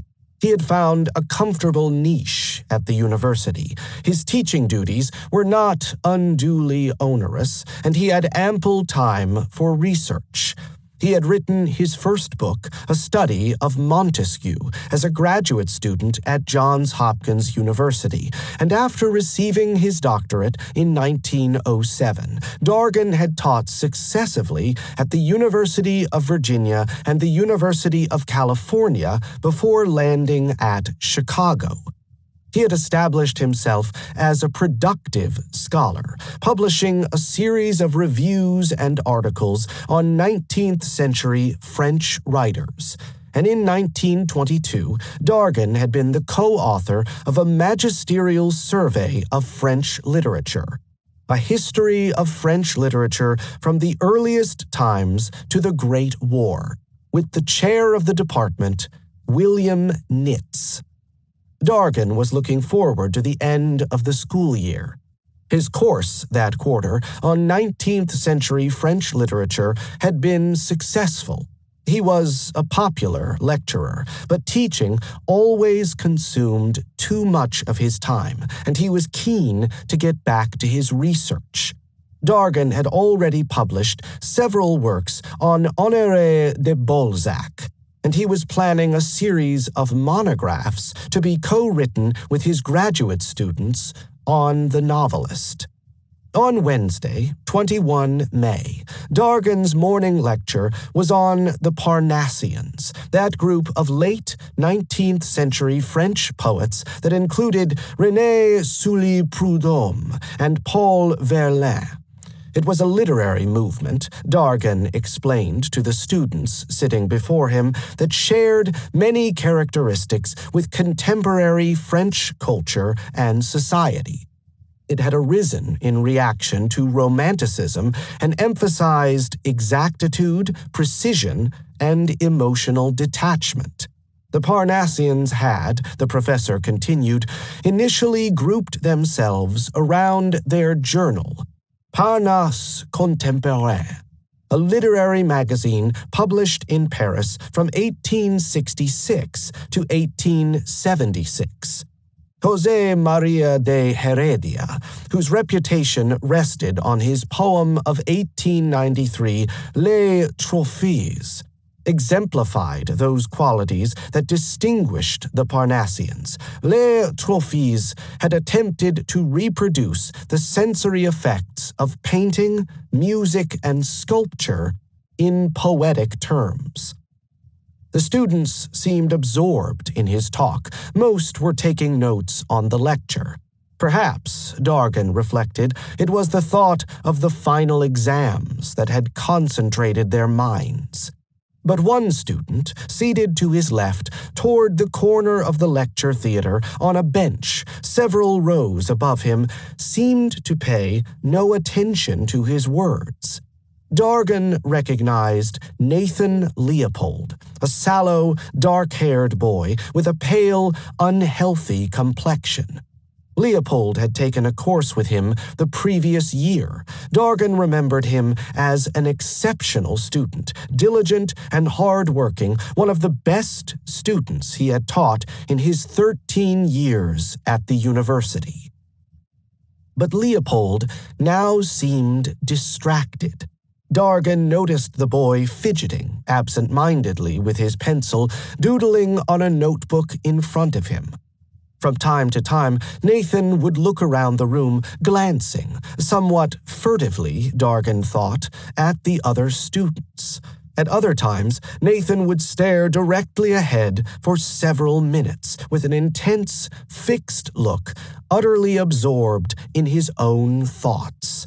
What was the matter with the boy? Why was he so preoccupied?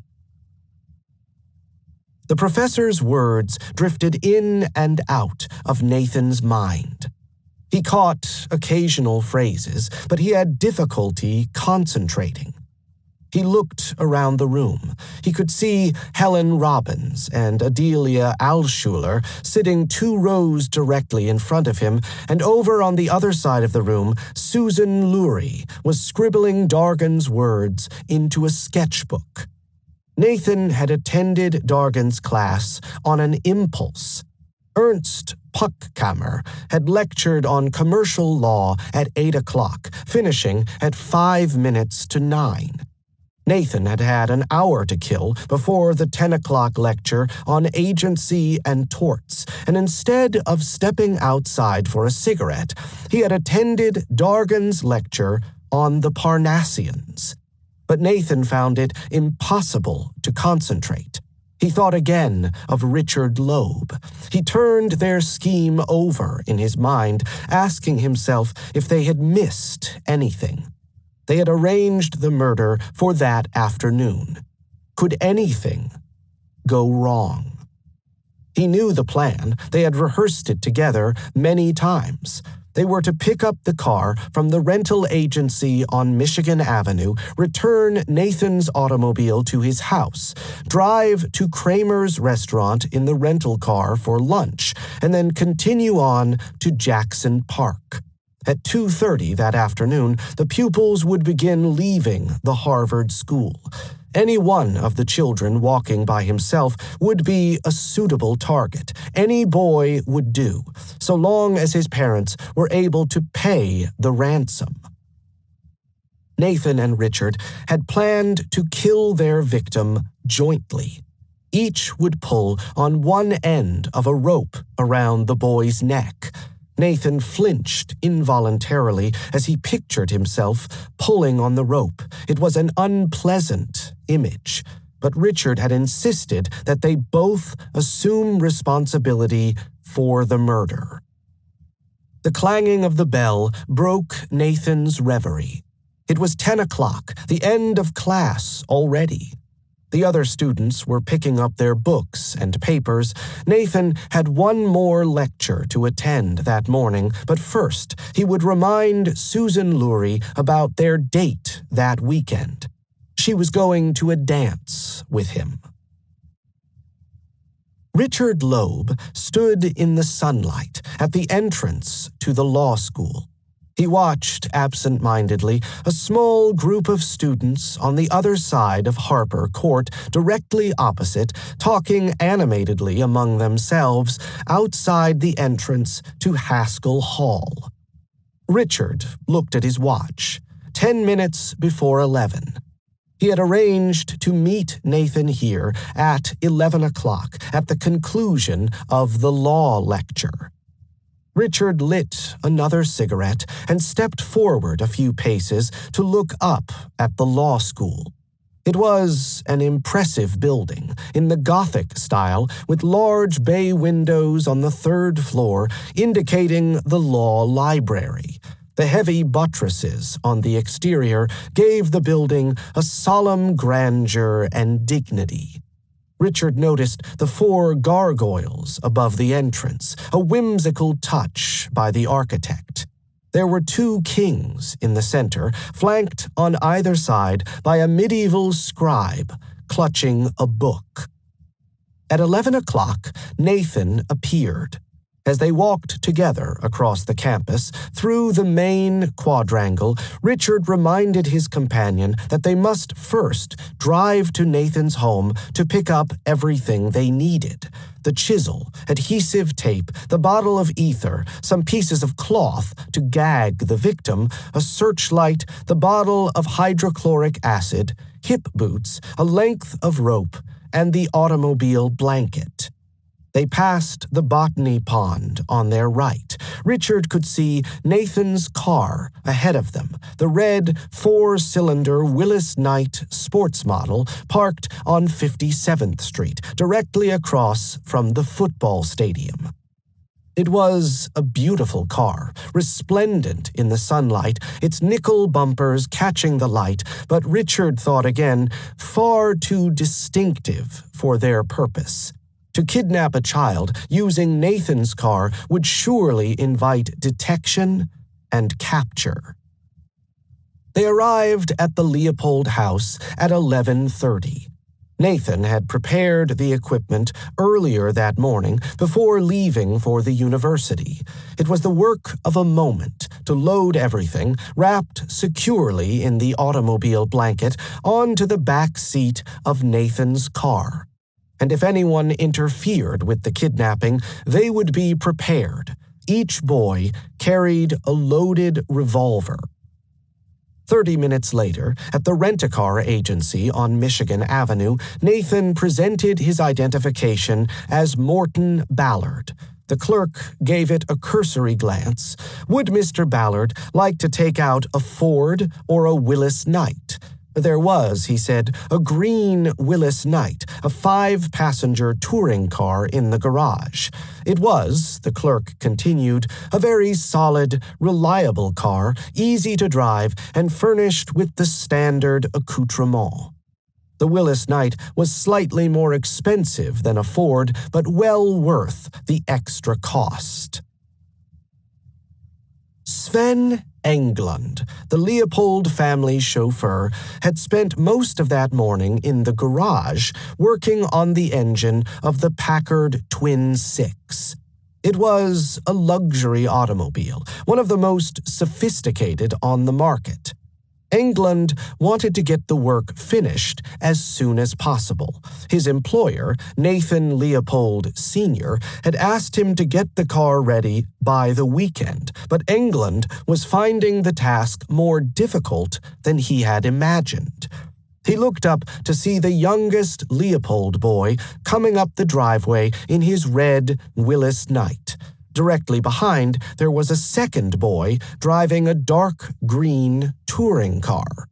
Nathan stopped his car and stepped out to greet Englund. He had been having problems with his brakes, and he would like to leave his car in the garage that afternoon to allow Englund to fix the problem. The brakes squeak so much here, Nathan spoke with an air of exasperation. He was annoyed that so trivial a problem had disrupted his routine. I want you to fix them. Englund looked thoughtfully at the sports car. He had hoped to have the afternoon free to continue working on the Packard. "I can put some oil on them, and you can use the emergency," he replied hopefully. "If you are careful, you will not run into anybody." Nathan shook his head impatiently. The noise of the brakes had irritated him for several days already. He wanted England to dismantle the brakes and check that it was not a serious problem. England watched silently as Nathan carried a large bundle, wrapped in an automobile blanket, from his Willis Knight to the second car. Both boys drove off in the touring car, leaving England standing in the driveway. It was still not yet 1 o'clock. Since afternoon classes did not finish at the Harvard School on Wednesdays until 2:30, there was little point in driving across to Ellis Avenue to wait by the school. Richard turned the car south, toward the Midway and out east to Jackson Park. It was a perfect day. There was not a cloud in the sky. In the far distance, by the edge of the lagoon, they could see a small group of schoolchildren sitting on the grass, listening to their teacher read from a book. On the other side, moorhens were darting in and out of the rushes, ruffling the water with their sudden movements, and in the center of the lagoon, a mute swan glided majestically over the surface, breaking the reflected patterns of the sun's rays on the water. It was a peaceful, almost idyllic scene. Nathan broke the silence first, turning to speak to Richard as they sat side by side in the front of the car. There were several boys on their list, he began, any one of whom would be a suitable victim. Armand Deutsch was their best prospect. Deutsch, an 11-year-old pupil at the Harvard School, was the grandson of Julius Rosenwald, the president of Sears Roebuck. The Rosenwald family was one of the wealthiest in the city, and because of the patriarch's philanthropy, also one of the best known. Richard shifted uncomfortably in his seat. His father was vice president of Sears Roebuck. Albert Loeb had known the Rosenwalds for 2 decades. Richard was uneasy that Armand Deutsch was a possible victim. Suppose they were found out. Imagine the embarrassment for his father if it emerged that Richard had killed Julius Rosenwald's grandson. Well, Nathan continued, there was also Johnny Levinson, a 9-year-old boy in the same class at the school as Richard's younger brother, Tommy. Johnny's father, Saul Levinson, was one of the wealthiest attorneys in Chicago. He would certainly pay the ransom. Samuel Harris, a 14-year-old pupil at the Harvard School, was also on the list. His father was a building contractor who had made his fortune during the city's real estate boom at the turn of the century. Richard looked at his watch. They had been talking for almost an hour. It was 2:15. He turned the key in the ignition and slowly moved the car out of Jackson Park toward the Midway. As they traveled north, toward Kenwood, Nathan reminded Richard that directly across the street from the Harvard School, facing its red brick facade, there was an alley connecting Ellis Avenue to a parallel road, Ingleside Avenue. They could park the car on Ingleside Avenue, walk along the alley to Ellis Avenue, and from the alley observe the main entrance of the school. Nathan waited by the car on Ingleside Avenue while Richard walked through the alley to the Harvard School. Richard could see a few boys already by the main entrance. Some classes must have ended already. He continued walking past the entrance and along the north side of the school toward the playground in the rear. James Seiss, an instructor, was in the playground, standing guard over the boys playing baseball.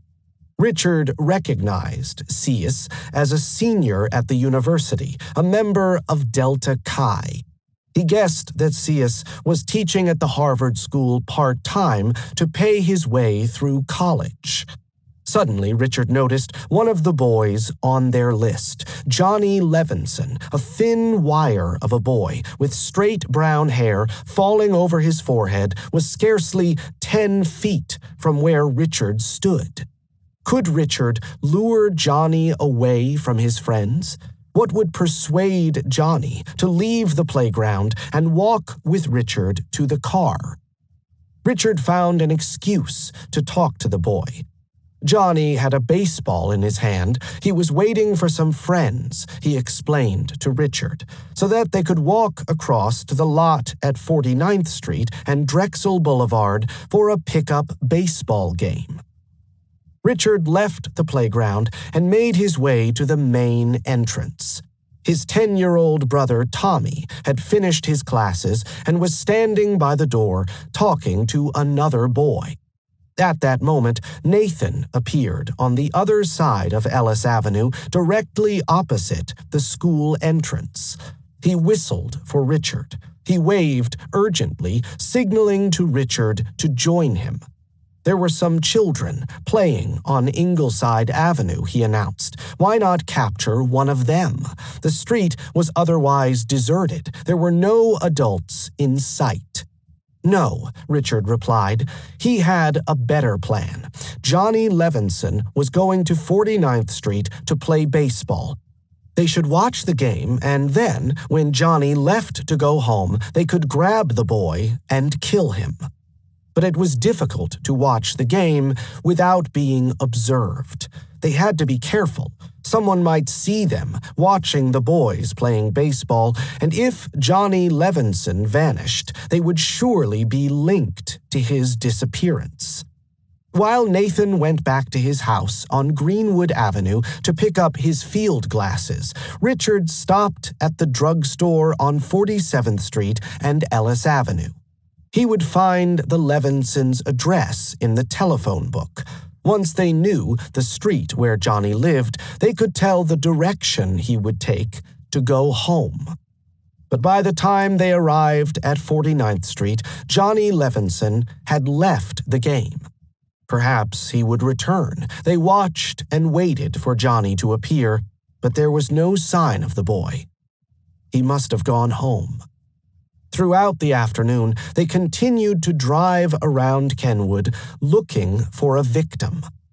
Some children were playing near the corner of 48th Street and Greenwood Avenue, so close to the Leopold house that they could watch them from an upstairs bedroom window, but that opportunity also disappointed them. The children never departed alone, but always left in small groups or with at least one other child. It was almost 4:30. They had now spent almost 2 hours in Kenwood waiting and watching, hoping for the opportunity to kidnap a victim. Nathan was ready to abandon the attempt, at least for today. Perhaps they should try again tomorrow. Richard hesitated. It was worth one last try. They would drive around Kenwood a final time, and if they did not see anyone, they would postpone the kidnapping until another day. Nathan drove the car west along 49th Street, turning left onto Drexel Boulevard. Richard sat in the back, behind the front passenger seat. At Hyde Park Boulevard, they turned left again, continuing east for 1 block. On Ellis Avenue, they drove north, passing the Loeb family home on the right-hand side. Richard Loeb had slumped back in his seat. It was already a few minutes past 5 o'clock, and Ellis Avenue was deserted. It seemed futile to continue looking. No doubt all the children had made it safely home.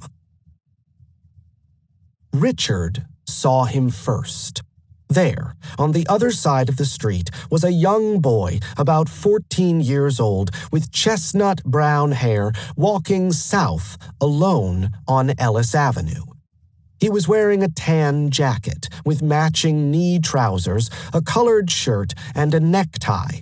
He had on brown shoes and black and white checkered socks. Richard leaned forward and tapped Nathan urgently on the shoulder. Here is an ideal victim. Richard looked more closely. The boy seemed familiar. Richard suddenly recognized him. It was his cousin, Bobby Franks. Richard murmured into Nathan's ear, "I know him." The Franks family lived on Ellis Avenue, almost directly opposite the Loeb home. Richard knew the Franks children well. Just yesterday, he had played tennis with Bobby on the court at the rear of the Franks mansion. The car slowed down, but Bobby had already walked past. He had now crossed 48th Street. Nathan turned the car in a circle so as to drive up behind the boy. He drove slowly down Ellis Avenue, gradually catching up with Bobby, pulling alongside the boy. "Hey, Bob," Richard shouted from the rear window. Bobby turned slightly to see the Willis Knight stop by the curb. Richard leaned forward into the front passenger seat to open the front door. "Hello, Bob. I'll give you a ride." The boy shook his head. He was almost home. "No, I can walk." "Come on in the car. I want to talk to you about the tennis racket you had yesterday. I want to get one for my brother." Bobby had moved closer now. He was standing by the side of the car. Richard looked at him through the open window. Bobby was so close that Richard could have grabbed him and pulled him inside, but he continued talking, hoping to persuade the boy to step into the front seat. Bobby had stepped onto the running board. The front passenger door was open, inviting the boy inside, and then suddenly Bobby slid himself into the front seat, next to Nathan. Richard gestured toward Nathan. "You know Leopold, don't you?" Bobby glanced sideways at Nathan and shook his head, not recognizing him. "No. You don't mind us taking you around the block?" "Certainly not." Bobby turned around in the seat to face Richard. He smiled at his cousin with an open, innocent grin, pleased to see Richard, ready to banter about his success in yesterday's tennis game. The car slowly accelerated down Ellis Avenue. As it passed 49th Street, Richard felt on the car seat beside him for the chisel.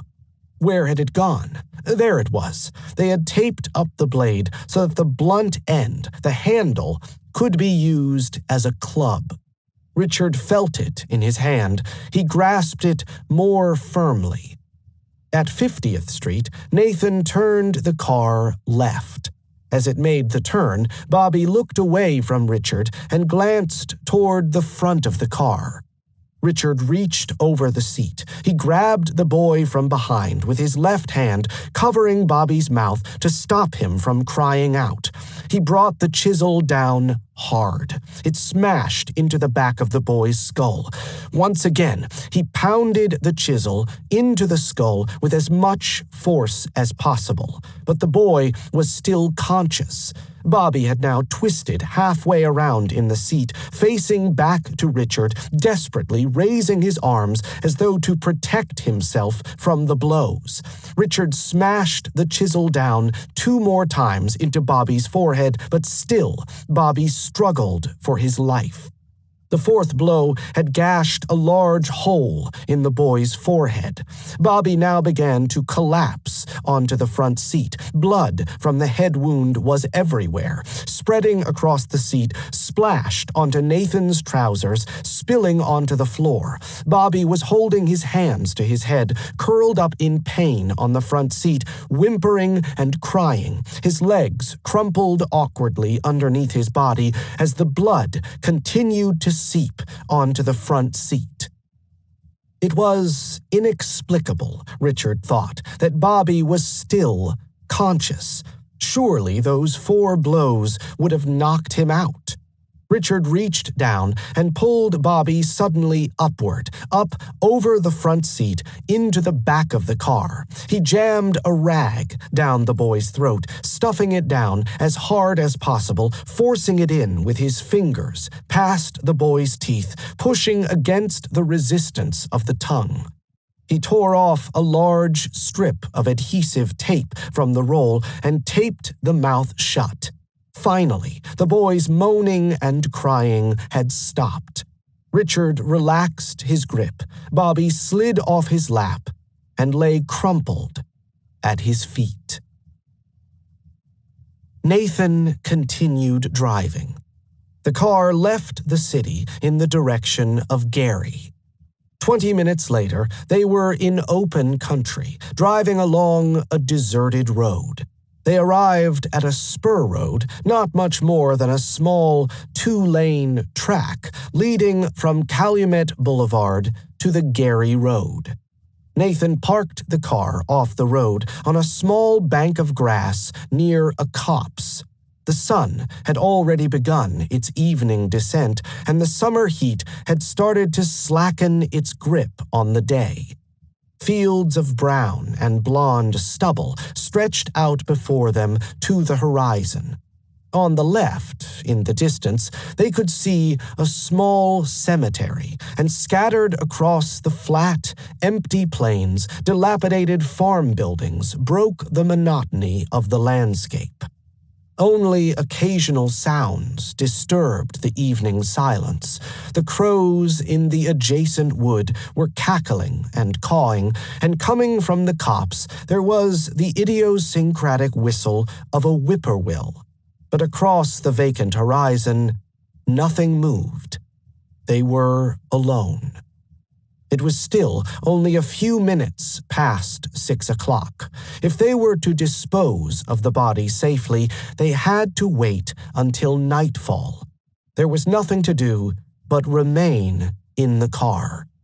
Both boys were hungry. They had not eaten for 6 hours. Eventually, Nathan started the engine and began driving along the Indiana country roads, looking for a place to eat. He stopped at the Dewdrop Inn, a roadside convenience store with large billboards on its outside walls, tempting passers-by with promises of Cracker Jack and Coca-Cola. The owner, Jim Tammis, was about to close for the night. Nathan returned to the car with a couple of hot dogs and 2 bottles of root beer. They could see, across the fields, the evening sun begin to dip below the horizon. Eventually, Nathan started the car and headed back on the road. Wolf Lake lay several miles southeast of the city. By the time they arrived at the lake, it would be dark enough to get rid of the corpse. They parked the Willis Knight 20 yards from the culvert. As he pulled the body from the car and placed it on the blanket, Richard wondered if Bobby might still be alive. But the corpse lay stiff and rigid on the ground. Bobby's glassy eyes stared up at them, unblinking. Nathan held the blanket at the bottom, close to the boy's feet, while Richard took up the other end. The ground was damp and muddy from the recent rains. They could hear a faint squishing sound as they walked through the mud toward the culvert, holding the blanket between them as though it were a stretcher. The drainage ditch appeared before them in the darkness, the planks of wood framing its sides jutting out a few inches above the ground.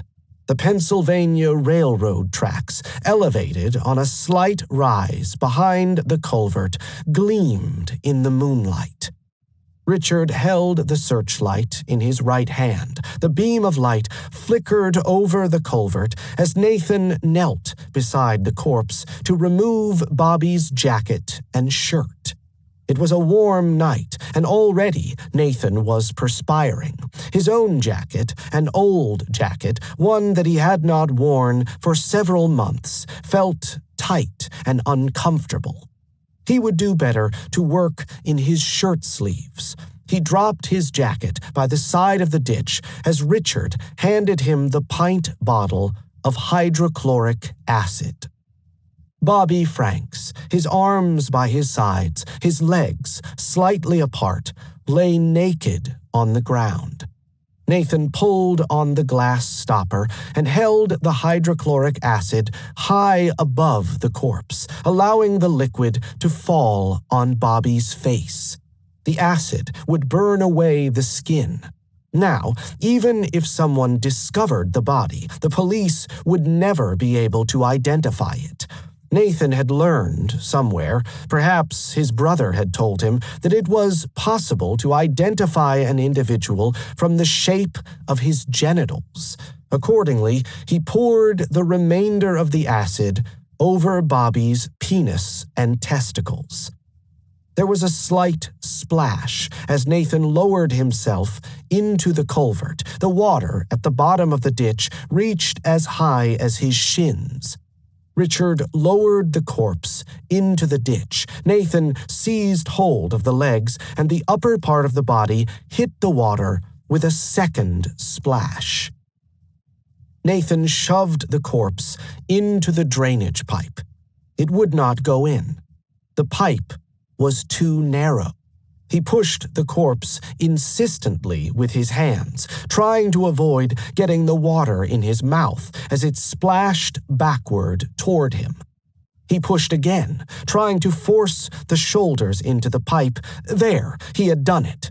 Nathan kicked impatiently at the boy's legs, trying to force the rest of the body into the pipe. It was not easy. The water kept defeating him, but eventually he was satisfied. He scrambled back out of the ditch and up onto the railroad tracks to remove his hip boots. But his shoes and jacket were still by the ditch. Could Richard bring them up the embankment? As Richard walked up the slope, he thought he heard a slight noise, a clink on the gravel, as though something metallic had fallen from the jacket. Richard paused. He held the flashlight in one hand and the hem of the jacket in the other, and looking to see if anything had fallen, he slowly passed the beam of light over the ground. He could see tufts of grass and patches of dandelion poking above the gravel, but otherwise, nothing. He must have been mistaken.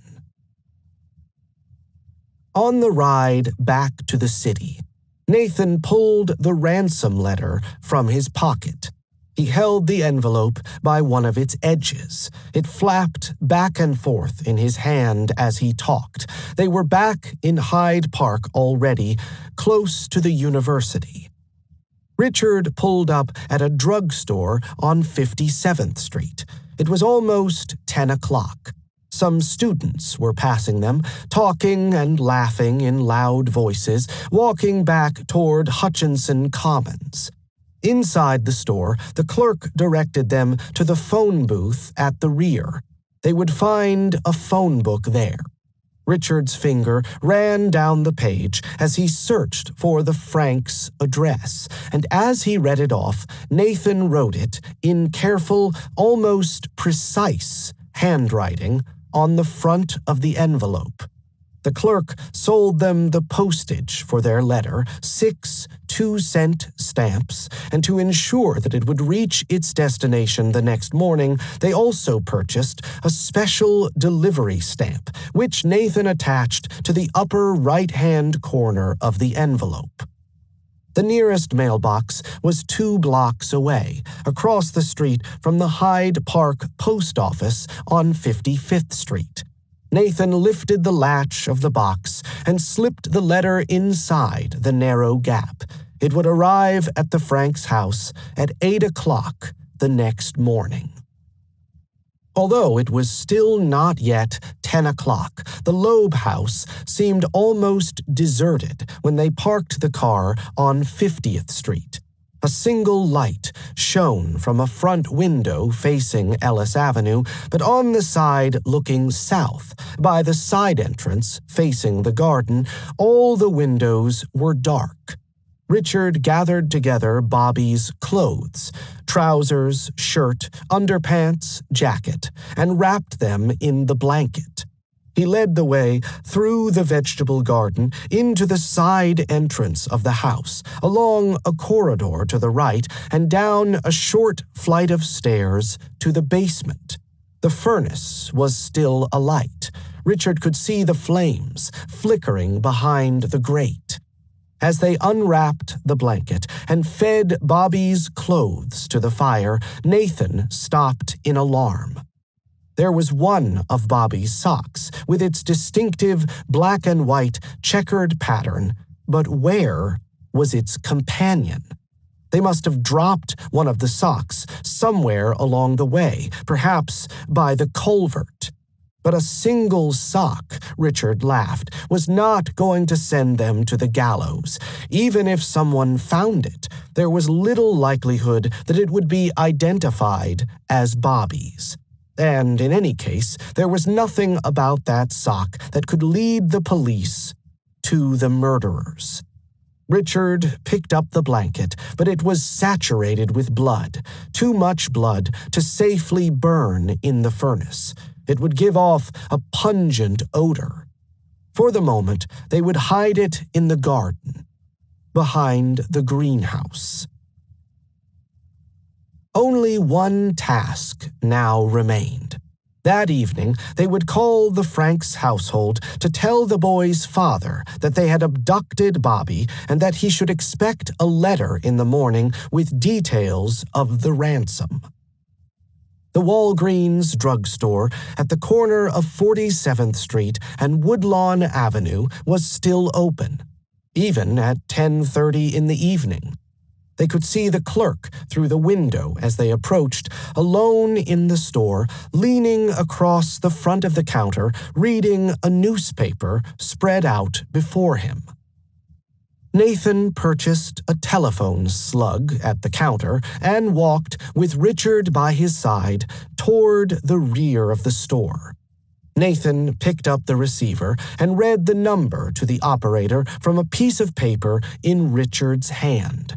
It was a tight squeeze for the two of them inside the booth. Nathan, waiting for the operator to establish the connection, could feel himself suddenly nervous. A woman's voice came on the line, and in response to his query, explained that Jacob Franks had left the house about an hour previously. There was no telling when he would return. He waited for the maid to put Flora Franks on the line. Nathan's apprehension increased at the delay. Suppose the police had tapped the phone already. He should make the call as brief as possible. At last, a second woman had come to the phone. "This is Mr. Johnson. Your boy has been kidnapped." Nathan spoke rapidly yet clearly, intent on wasting as little time as possible. "We have him, and you need not worry. He is safe. But don't try to trace this call. We must have money. We will let you know tomorrow what we want. We are kidnappers, and we mean business. If you refuse us what we want, or try to report us to the police, we will kill the boy." He returned the receiver to its cradle with a sigh of relief and turned to Richard. They should go home, he suggested, and have a drink, play some cards, and relax. Nathan's father was still awake when they arrived at Greenwood Avenue. He greeted them and shook Richard's hand warmly. Richard Loeb was an excellent influence on his son, he believed. Nathan could have done a lot worse in his choice of friends. They sat and talked in the living room, and after the old man had gone to bed, Nathan and Richard remained downstairs playing casino. Soon it was time for Richard to return home. Nathan offered him a ride in his Willis Knight. As the car drove south on Greenwood Avenue, Richard felt the chisel in his jacket pocket. In the excitement, he had forgotten it. He threw it from the car. It landed on the sidewalk with a clatter, and as the car continued south, a night watchman, Bernard Hunt, stepped from the shadows. Hunt picked up the chisel and examined it curiously. Someone had taped up the blade, and on the handle, Hunt could make out traces of dried blood. As he put the chisel in his pocket, Hunt looked up, just in time to see the car, a red car with distinctive disc wheels and nickel bumpers, turn right toward Ellis Avenue. Chapter 5. The Ransom. Thursday, 22 May 1924 to Thursday, 29 May 1924. The thing that prompted Dick to want to do this thing and prompted me to want to do this thing was a sort of pure love of excitement, or the imaginary love of thrills, doing something different. The money consideration only came in afterwards and never was important. The money was a part of our objective, as was also the commission of the crime. But that was not the exact motive. But that came afterwards. Nathan Leopold, 1 June, 1924. The chauffeur, Sven Englund, stood at the window of his apartment above the garage, wondering what was amiss. Nathan and his friend Richard Loeb were in the driveway below him, cleaning a dark green car. The same car, Englund remembered, that Richard had been driving the previous day. It was unusual to see Nathan performing physical labor. In fact, Englund could not recall that he had ever before seen Nathan work. Englund approached the car. Richard stood on the left with a pail of water by his side. In one hand, he held a brush, and in the other, a cake of Bon Ami soap. He was lathering the brush with the soap and rubbing vigorously at stains on the rear door panel. Richard momentarily stopped rubbing at the car and straightened his back to greet the chauffeur. He explained that they had spilled some wine over the car, and now he and Nathan were trying to remove the wine stains before he drove the car home. Could he assist them? Englund asked. No, Richard replied politely. They were almost finished. There had been a lot of stains, both inside and outside the car, but it had been easy enough to remove them. Perhaps, Richard asked, they might need some more soap. Did Englund have any in the garage? He had only some gold dust cleaning powder, Englund replied, but he wouldn't recommend using it on the outside of the car. It would probably take the varnish off the paint. As they talked, Nathan cleaned the rugs in the rear seat. Now he came around to their side of the car. He had obviously been working hard. Englund could see beads of sweat on the boy's forehead, and as Nathan stood before him in the bright afternoon sunshine, holding a can of gasoline in his right hand, a rivulet of perspiration trickled down the boy's left cheek. Nathan wiped his face with the sleeve of his shirt. He held out the gasoline to the chauffeur. "Here is your can," he said. They were trying to remove the wine stains before their parents caught them, Nathan explained. "We've been out doing a little bootlegging," he added, with a wink to Englund. We don't want the folks to find out. Don't say anything about it." Nathan turned to Richard and remarked that he had cleaned as much as he could. There was still some slight discoloration of one of the rugs, but no one would ever notice. "How unlucky," Richard exclaimed, as they drove away from the house, that England had seen them cleaning the car. But England could never have known that the stains were blood. And why should there not be wine stains on the car? It was a plausible explanation, surely. Nathan was irritated.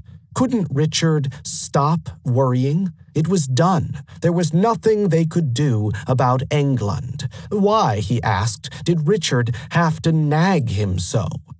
And there was still a lot to do that afternoon. They would have to hurry if they were to make the schedule. That afternoon, Thursday, 22 May, they were to set up the ransom payment. They still had to contact Jacob Franks with instructions. They had to lay a series of clues for Franks to follow, clues that would get him on to the 3 o'clock Michigan Central train. And then, once Franks was on the train, they had to drive to the drop-off position not far from the Champion Manufacturing Company to pick up the packet of money that Jacob Franks was to throw as the train made its way southward, out toward Indiana. Nathan went over the plan one more time as they drove north along Greenwood Avenue. They would telephone Jacob Franks at his home, directing him to a litter bin at the intersection of Pershing Road and Vincennes Avenue, where he would find a letter instructing him to drive to the Ross drugstore at 63rd Street and Blackstone Avenue.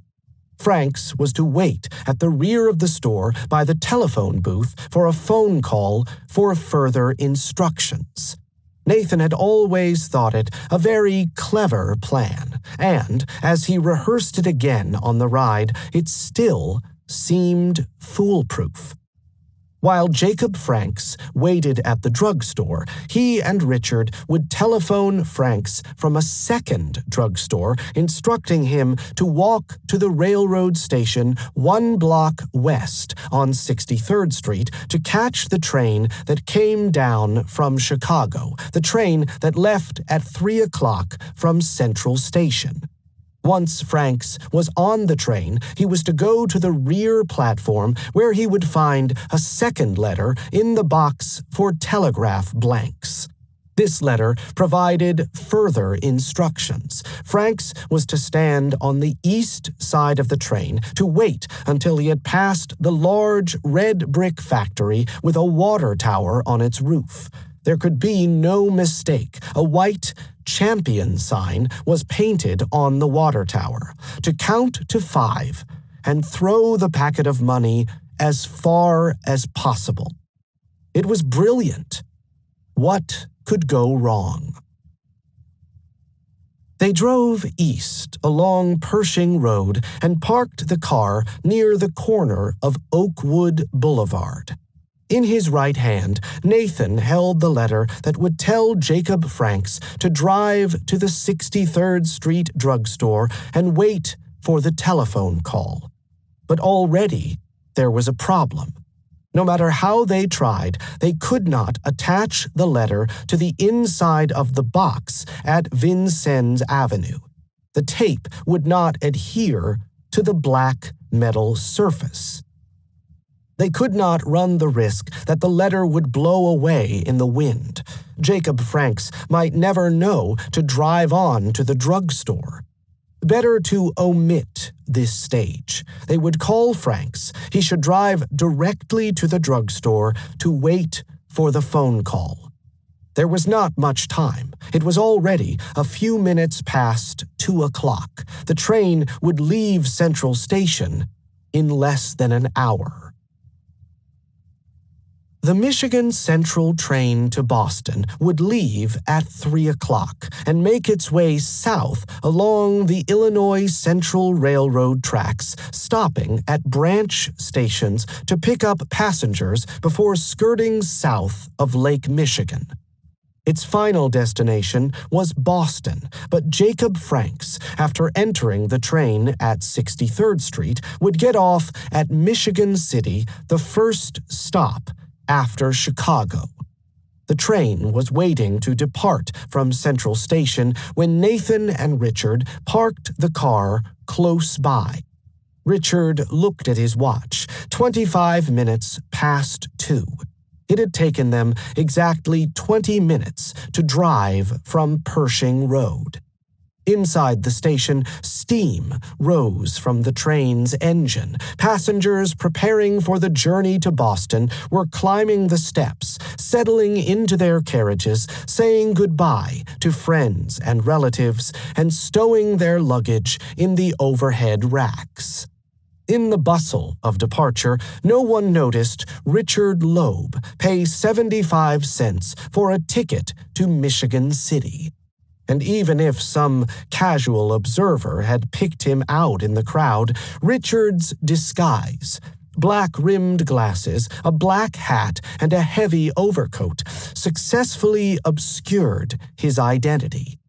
He entered the train at the rear door, a letter in his hand, looking for the telegraph box in the last carriage of the Pullman car.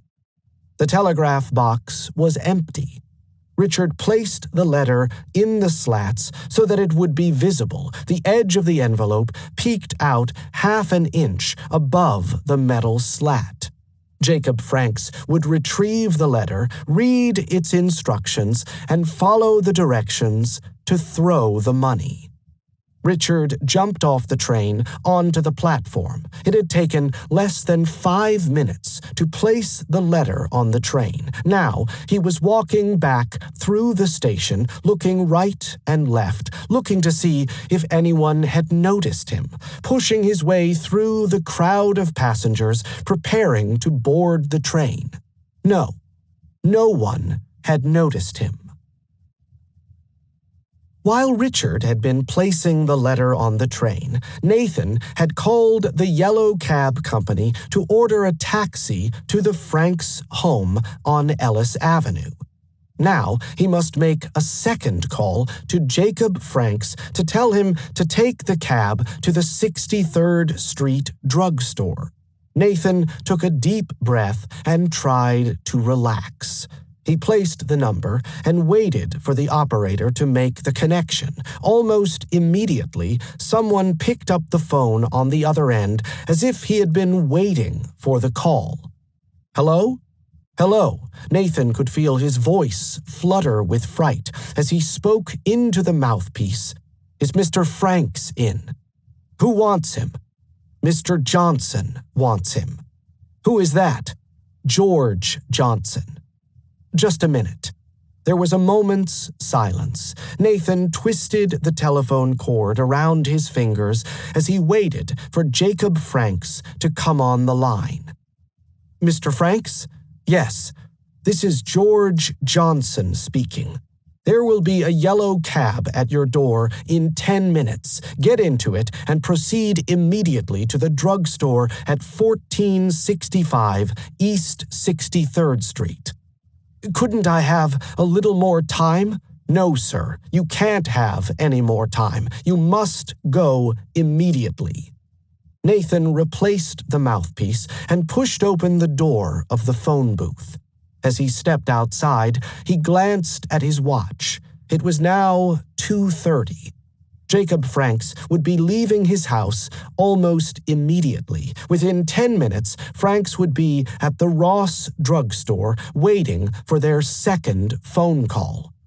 There was no time to lose. They planned to call Franks from the Walgreens drugstore on the southeast corner of 67th Street and Stony Island Avenue.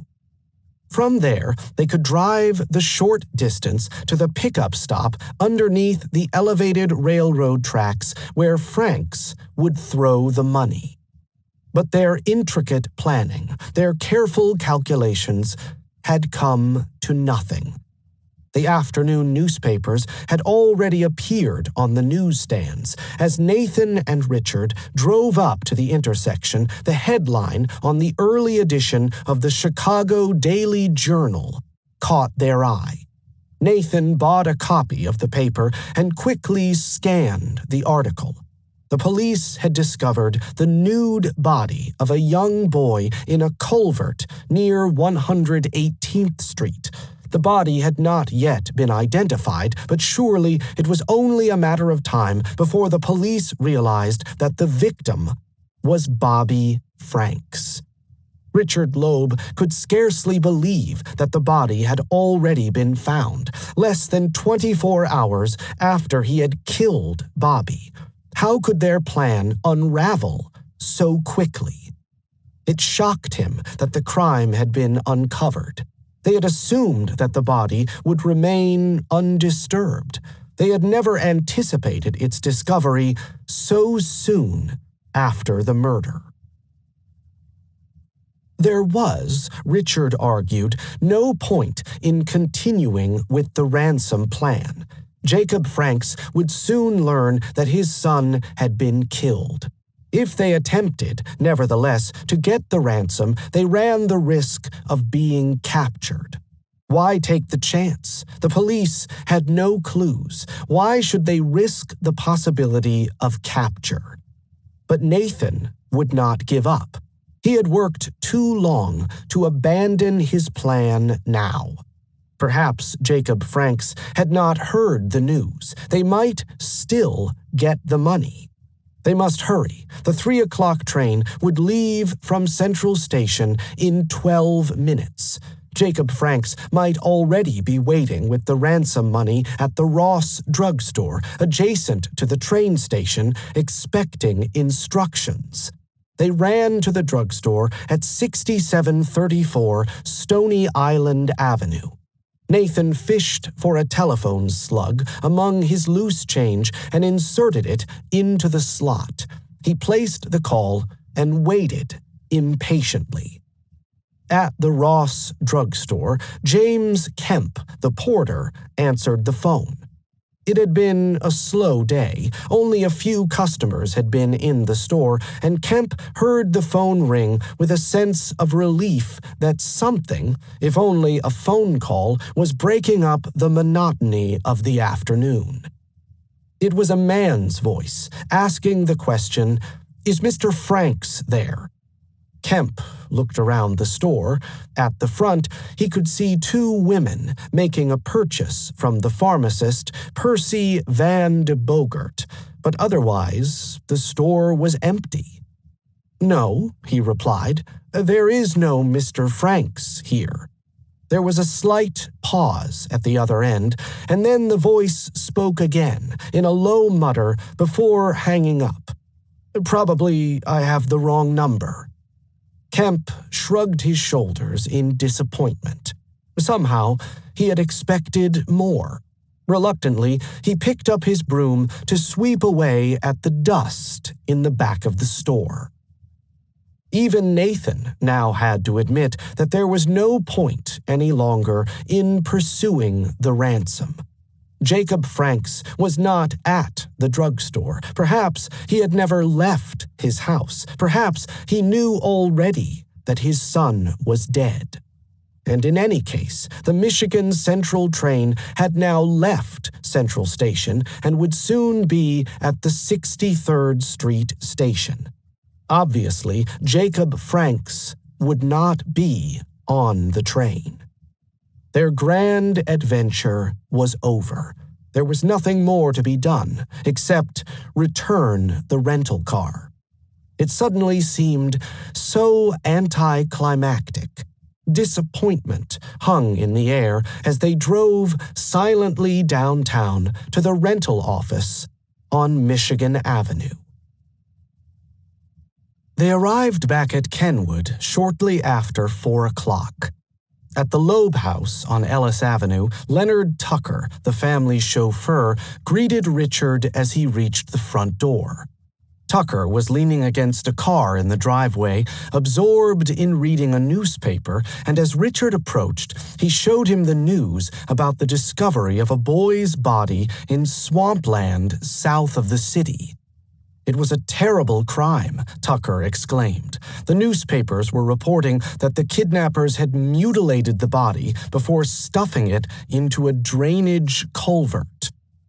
At the Leopold house, everyone was talking about the murder when Nathan arrived home.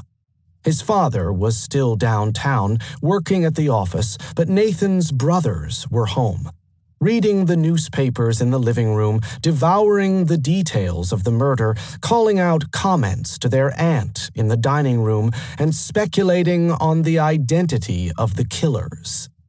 Nathan felt tense and uncomfortable, listening to his brothers gossiping about the murder.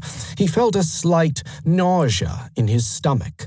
Perhaps it was the tension that had accumulated throughout the day, or perhaps it was the failure of their plan. And he excused himself. He was going out to the corner store for a soda. He would be back in a few minutes. As he walked along Ellis Avenue, Nathan spotted a familiar figure walking toward him. A young-looking, rather plump man with a worried expression on his face, so absorbed in his thoughts that he seemed about to walk past without acknowledging one of his former pupils at the Harvard School. Nathan had recognized his English teacher immediately. He remembered Mott Kirk Mitchell as a rather fussy teacher, too conscientious and well-meaning to deal adequately with a classroom of rowdy 15-year-olds. "How do you do, Mr. Mitchell?" Nathan inquired sincerely. "I haven't seen you for a long time. How are you?" Mitchell peered at the young man in front of him. Who was he? Yes, he recognized him now. Nathan Leopold had been a student at the Harvard School a few years back. Mitchell remembered him as an obnoxious pupil, clever, certainly one of the best students in the class, but too arrogant and cynical to be likable. "Have you heard," Mitchell asked, "about the Franks boy?" "No," Nathan replied. Everyone at the Harvard School, Mitchell explained, was worried at the disappearance of Bobby Franks. There was a rumor going around that someone had kidnapped Bobby, and now there was news that a boy's body had been found out by the Pennsylvania Railroad tracks near the Indiana state line. "Do you know him?" Mitchell asked. Nathan shook his head. "No." "Robert Franks?" "No." Mitchell stayed a few minutes more on the sidewalk, talking about the murder as Nathan listened. It was inexplicable. Mitchell proclaimed that someone would murder Bobby Franks, and what effect would it have on the Harvard School? Bobby had disappeared the previous day on his way home after school, not far from where they stood. Was any child safe while the murderer was still at large? Mitchell soon stopped talking. He was in a hurry, he explained. There was to be a meeting of the school staff that evening with the principal. In all likelihood, the Harvard School would be closed tomorrow. They shook hands. As he made his way across the road, Nathan realized that his nausea had disappeared. In its place, he felt a sudden sense of exhilaration. They had succeeded in a crime that would be the talk of the town. Shortly after noon on the following day, Friday, 23 May, just 2 days after Bobby's death, Richard stood in the entrance hall at the Zeta Beta Tau fraternity on Ellis Avenue, smoking a cigarette and chatting with friends. He had already had lunch in the dining hall, and now he was killing time wondering how to spend the afternoon. He saw Howard Mayer enter and nodded a greeting. Howard was a senior at the university, and although he had never rushed for the fraternity, he knew many of its members. Richard had heard that the Chicago American had hired Howard as a stringer. He detached himself from his group of friends and stepped across the hallway to ask what Howard knew of the murder. Everyone knew about the killing. Everyone knew all the details, but Mayer realized Richard seemed almost to have an insider's knowledge of the case. Mayer listened attentively as Richard talked about the ransom demand. The newspapers had reported that the kidnappers had telephoned Jacob Franks at his home, directing him to go with the ransom to a drugstore on 63rd Street. Was there some reason for Franks to go to a particular drugstore? And what was Franks expected to do once he arrived at 63rd Street? Could it be, Richard speculated, that the kidnappers had intended to give Franks a second message, perhaps instructing him to hide the ransom somewhere? After all, Richard said, the kidnappers would hardly wish to meet Jacob Franks face to face. You know these kidnappers would not meet a man on a busy street, Richard exclaimed, exhaling cigarette smoke as he spoke. That is common sense. Howard Mayer nodded in agreement. Clearly, there had been some reason for the kidnappers to direct Franks to the drugstore. Why don't you, Richard continued, without waiting for an answer, make the rounds of some of these drugstores on East 63rd Street and see if you can't find the one at which some word was left for Mr. Franks?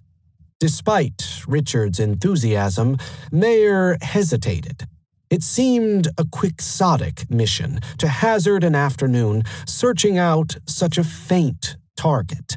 And anyway, he was already behind on his schoolwork, and he had hoped to spend that afternoon studying. While Mayer hesitated, two others approached them. James Mulroy and Alvin Goldstein were alumni, contemporaries of Richard Loeb during his time at the university. Now, both were reporters for the Chicago Daily News. As they approached, Richard addressed Mayer a final time, nodding in the direction of Mulroy and Goldstein. If you won't take my proposition, why, I will put it up to them. What proposition? Mulroy asked. What scheme was Richard cooking up now?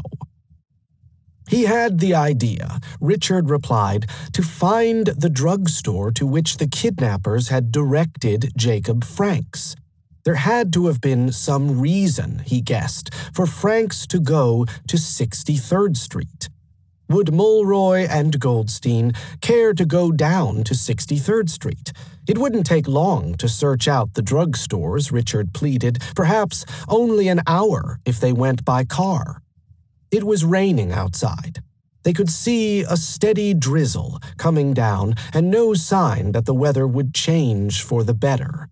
But Mulroy and Goldstein were eager, and Mayer, anxious that he might be scooped, abandoned his schoolwork for another day. By the time they had reached Blackstone Avenue, the rain was pouring down. They had already scouted out several drugstores along 63rd Street, having worked their way west from Stony Island Avenue. But there was nothing, no clue, to indicate that they had found the kidnappers' drugstore.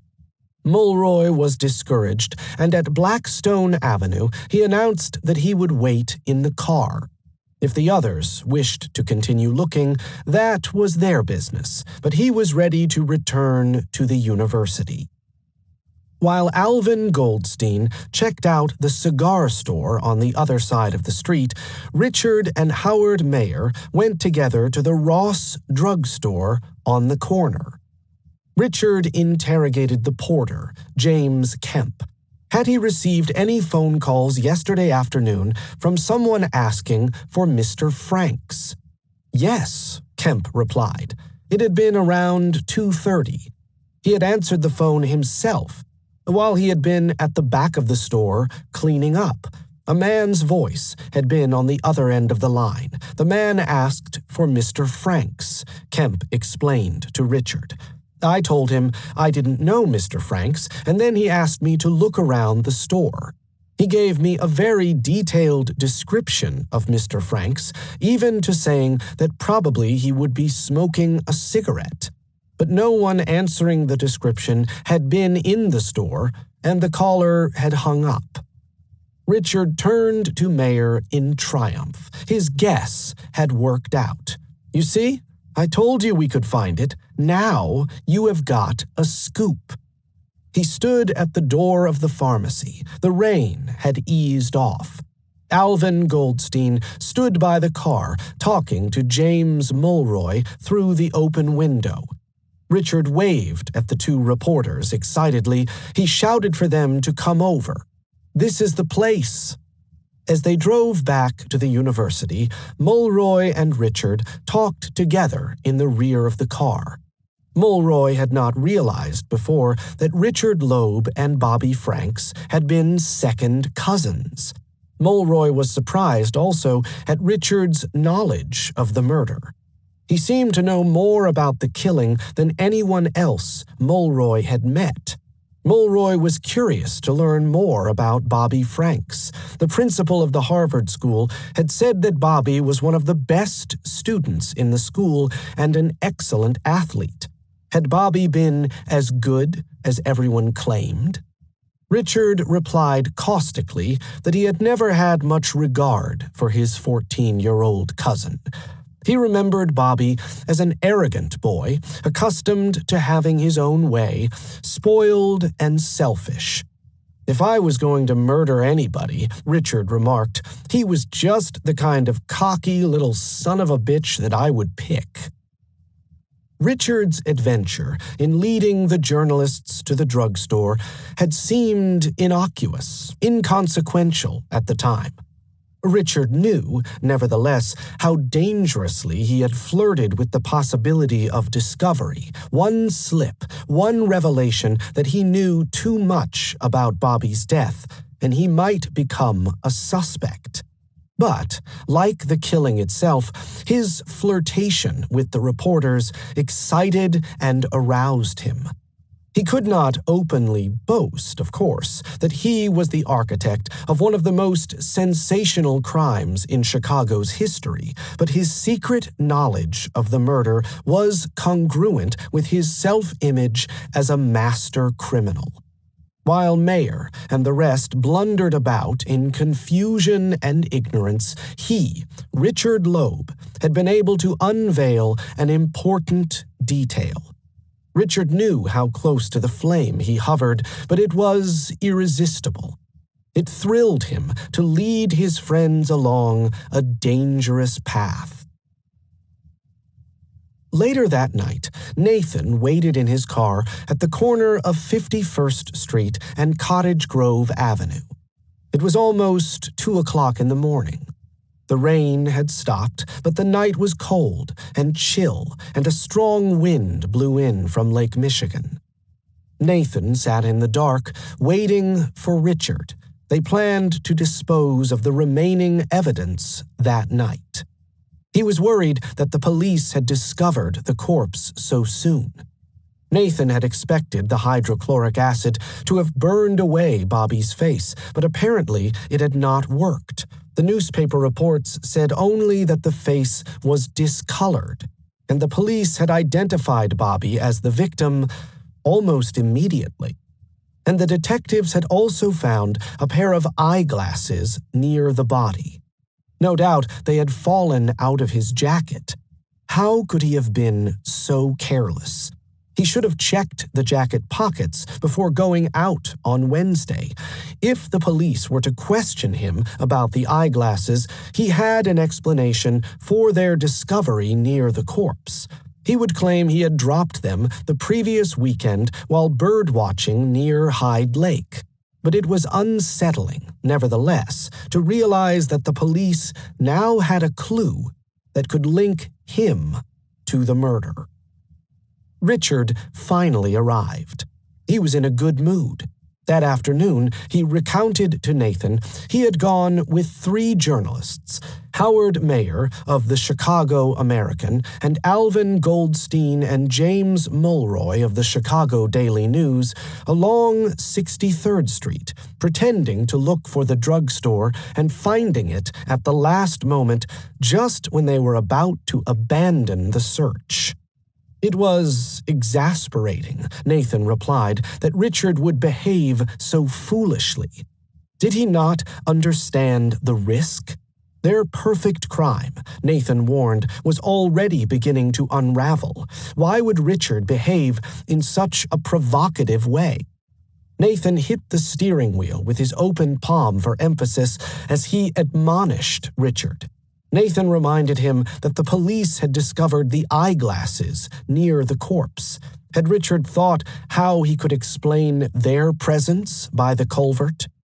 Perhaps, Nathan wondered, they should prepare for the worst. Perhaps they should create an alibi in case the police did question them in connection with the murder. Richard agreed. Better to be on the safe side.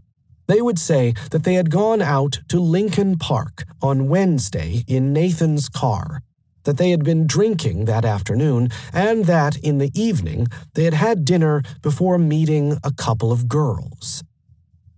This alibi would stick if each vouched for the other. So long as they both held fast to this alibi, they would be safe. But if either one buckled under police pressure, then the other also was doomed. In any case, they would need to use the alibi only if the police apprehended them within a week of the crime. No one could reasonably be expected to remember what he had done on a given day if 1 week had since gone by. They had talked for almost an hour. It was already 3 o'clock in the morning. Nathan lifted the Underwood typewriter, the typewriter used to print the ransom letter, from the back seat of the car and with a pair of pliers began twisting and pulling apart the keys.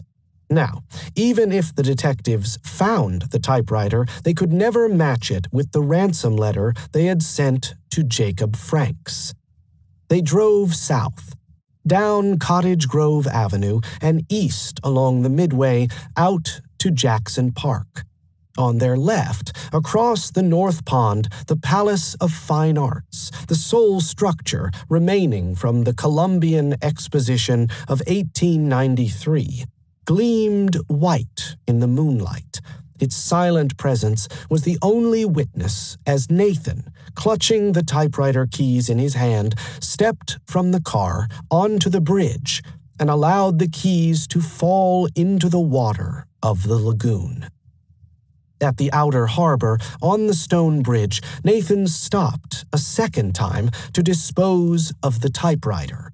It fell into the harbor with a splash that echoed into the silence of the night. The automobile blanket, stained brownish red with Bobby's congealed blood, lay crumpled on the floor of the car. It had been too risky to burn the blanket along with Bobby's clothes in the basement furnace in Richard's house. They had to burn it in open air so that the acrid odor of the blood would not attract attention. Nathan knew a spot on South Shore Drive, close by a small copse, far from any buildings, where they could safely burn it. It took only a few minutes to burn, and once it had been consumed by the flames, the last piece of evidence had disappeared. The police first knocked at the door of the Leopold house on Sunday, 25 May. Thomas Wolfe, a captain from the 8th Police District, explained that he wished to talk to Nathan about the ornithology classes he conducted by the lakes near the Pennsylvania Railroad tracks. It was routine, the captain explained, in the hope of turning up clues to the murder. The police were questioning anyone who frequented the area. Nathan spent 2 hours that Sunday at the Ewing Avenue station answering questions. Yes, he had often been out at Wolf Lake. Only the previous weekend, he had spent the day with a friend, Sidney Stein, hunting birds. And he also took groups of school children out to the area to look for birds. He had frequently taken boys from the Harvard School to the lake, and occasionally he had classes of boys and girls from the University High School. It was reassuring, he realized, that the detectives had no inkling that he had any connection with the murder. It quickly became apparent that their questions were indeed routine.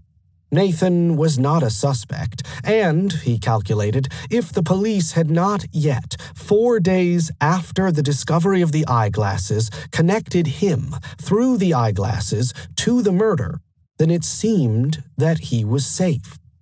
Nathan reported back to Richard. Neither of them was under suspicion. Nathan had no need for any more distractions. He had decided to apply to Harvard University Law School, and that week he was taking the entrance examinations. He needed to concentrate. It would be inconvenient if there were any more questions from the police. 1 week after the murder, on Wednesday, 28 May, Nathan took his law exams. On his way from the examination hall, he passed the office of Ernst Puttkamer, the popular 34-year-old law professor. Puttkamer, despite his thinning blonde hair and his steel-rimmed glasses, had a youthful appearance. Students found him approachable and helpful, always willing to discuss the complexities of the law and to lend a sympathetic ear to any student struggling with his classwork. The door was ajar, and inside, Puttkamer was sitting at his desk, poring over a law journal. He glanced up as Nathan knocked and entered the room. Nathan was one of the brightest students in his class. A little eccentric, certainly, with his Nietzschean philosophy and his avowals that a superman need not regard the law, but Puttkamer reflected as Nathan sat down, it was better to have an engaged student who talked too much than a student who talked not at all. Nathan explained that he had wanted to discuss the legal ramifications of the murder of Bobby Franks. Would the sentencing guidelines in Illinois necessarily mandate the death penalty for the kidnappers?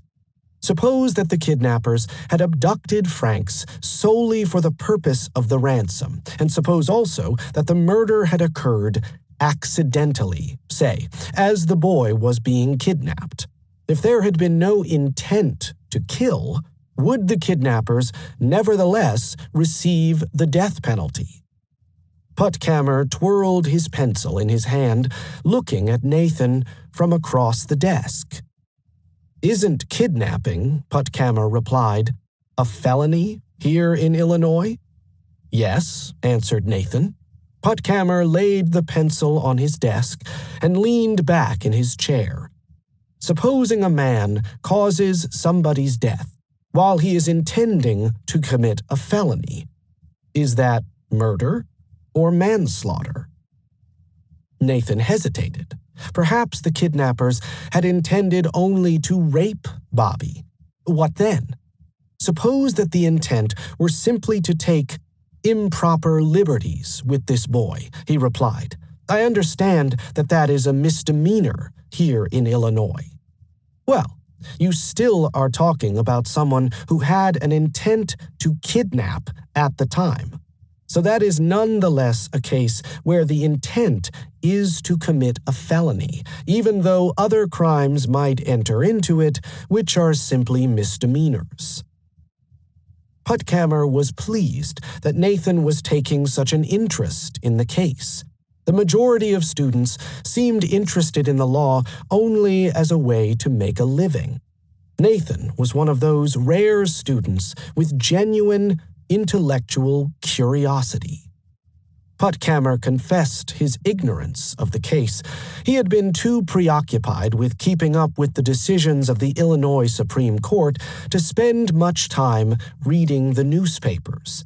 But he had attended the Harvard School himself as a young boy, so, to that degree at least, the case was very interesting.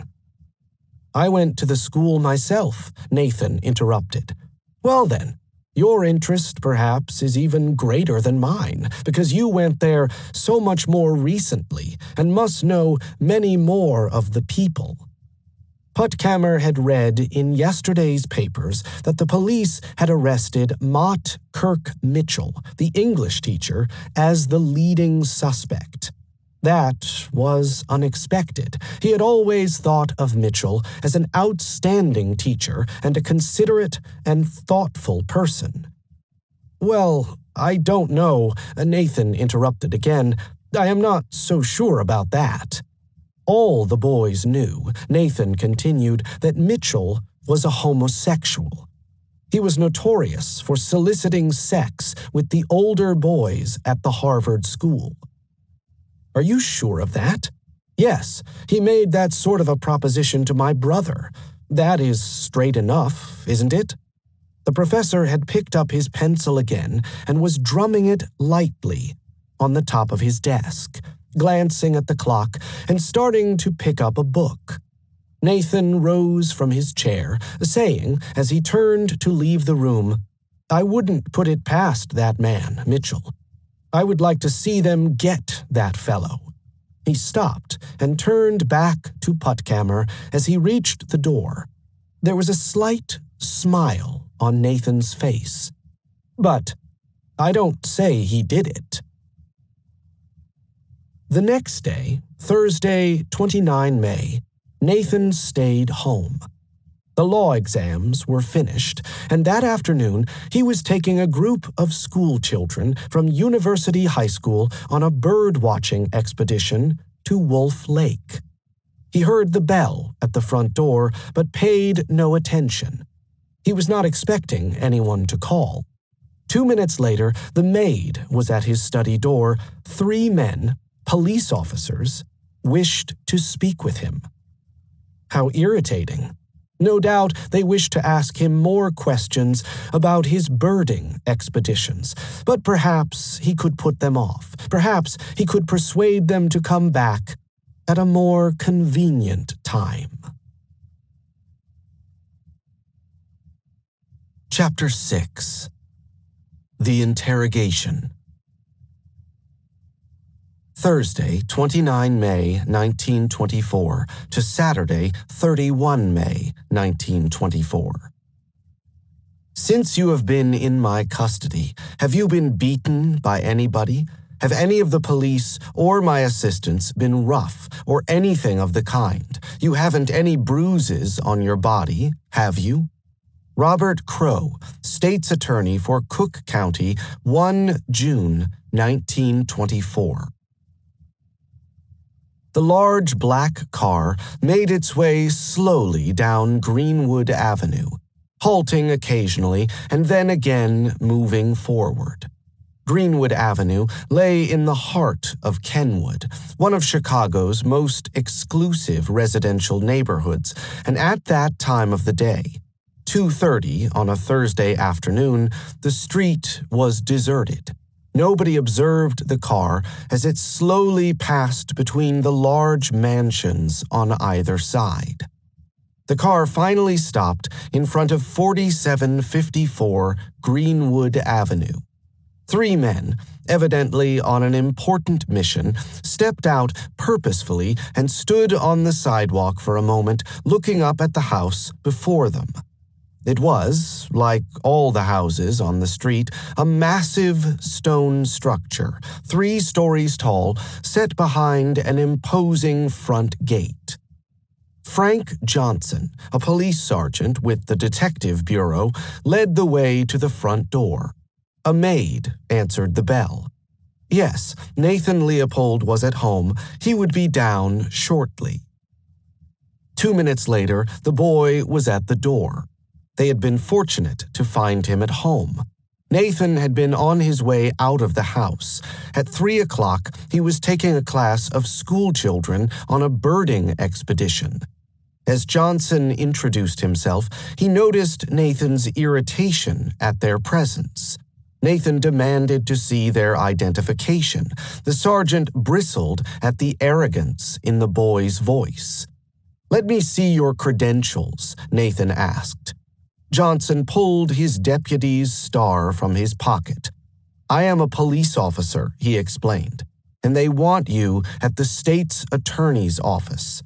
As the boy turned to get his jacket, Johnson dropped a hint about the purpose of his visit. "By the way, do you wear glasses?" "Yes." "Did you lose your glasses?" "No." "Have you got them?" "They are around here someplace." Johnson realized too late that it may have been a mistake to mention the eyeglasses to Nathan. He had thought to save time and have the boy bring along his glasses, but he could not allow Nathan to hunt through the house looking for them. The state's attorney would be annoyed if they were delayed. "Well, we have to go down to the state's attorney's office. I have got an appointment to teach a class about 3 o'clock. Well, you will have to postpone that appointment." "Can't you postpone this until some other time?" "No, you have got to go down now." Nathan disappeared into the house, leaving Johnson waiting on the doorstep. He reappeared with his eldest brother, Michael, and they joined the 3 detectives, Frank Johnson, William Crott, and James Gortland, for the ride to the Loop. In fact, Robert Crow had requested that Nathan Leopold come to the Hotel La Salle, a luxury hotel in the downtown business district. Crow was being cautious.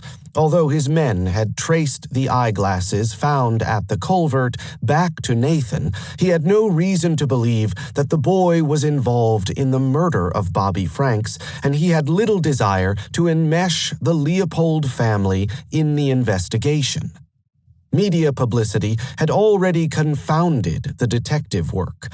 If Nathan Leopold suddenly appeared at the criminal court building, the newspapers might trumpet the boy as a suspect. Crow merely wished to hear from Nathan Leopold an explanation for the presence of his eyeglasses near the corpse. Nathan arrived at the Hotel La Salle within the hour. Crow was brisk. He was sure that this matter could be quickly cleared up. To a question about the eyeglasses, Nathan replied that he had possessed a pair of reading glasses for several months. They were, Nathan continued, at his home in the pocket of one of his suits. If it would give the state's attorney peace of mind, he would gladly drive back to Kenwood and retrieve them. Back at the Leopold home, Nathan made a show of searching his bedroom for his eyeglasses, but he now knew that the state's attorney had one piece of evidence linking him to the murder of Bobby Franks. He soon abandoned the search. His eyeglass case stood on top of the bureau next to his bed, but the eyeglasses were missing. Nathan slipped the case into his coat pocket and went downstairs. Robert Crow now had reason to hold Nathan Leopold. His questioning of the boy was no longer casual. Later that evening, the police searched Nathan's bedroom and study. They turned up 2 items. Neither connected Nathan to the murder, but both the gun, a Remington .32 caliber automatic repeater, and a letter from Nathan to a second boy, Richard Loeb, were unusual and unexpected. Nathan had already told the detectives that he carried a shotgun on his birding expeditions, but the Remington was a handgun. It could not easily be used to shoot small birds at long distances. It was, moreover, an illegal firearm. Nathan had never applied for a permit for it. The letter to Richard Loeb was also a puzzle. As Crow read it over in his office, he could discern that the two boys had quarreled. Nathan accused Richard of treachery and threatened to kill him, but then wrote of his desire to continue their friendship. The letter was alternately haughty and pleading, aggressive and submissive. Nathan was angry with Richard, yet desperate that they remain friends. If Richard were to break off their friendship, Nathan concluded extreme care must be used. The motif of a falling out of cocksuckers would be sure to be popular, which is patently undesirable and forms an unknown but unavoidable bond between us. There was no clue in the letter as to why Nathan and Richard had squabbled. Nevertheless, it was evident that the boys were lovers who had had a tiff. Perhaps they were part of a homosexual set at the University of Chicago, and Nathan was anxious that Richard not publicly abandon and humiliate him in front of their friends. Robert Crow decided to move Nathan from the Hotel LaSalle to the criminal court building, and he now also wanted to talk to Richard Loeb.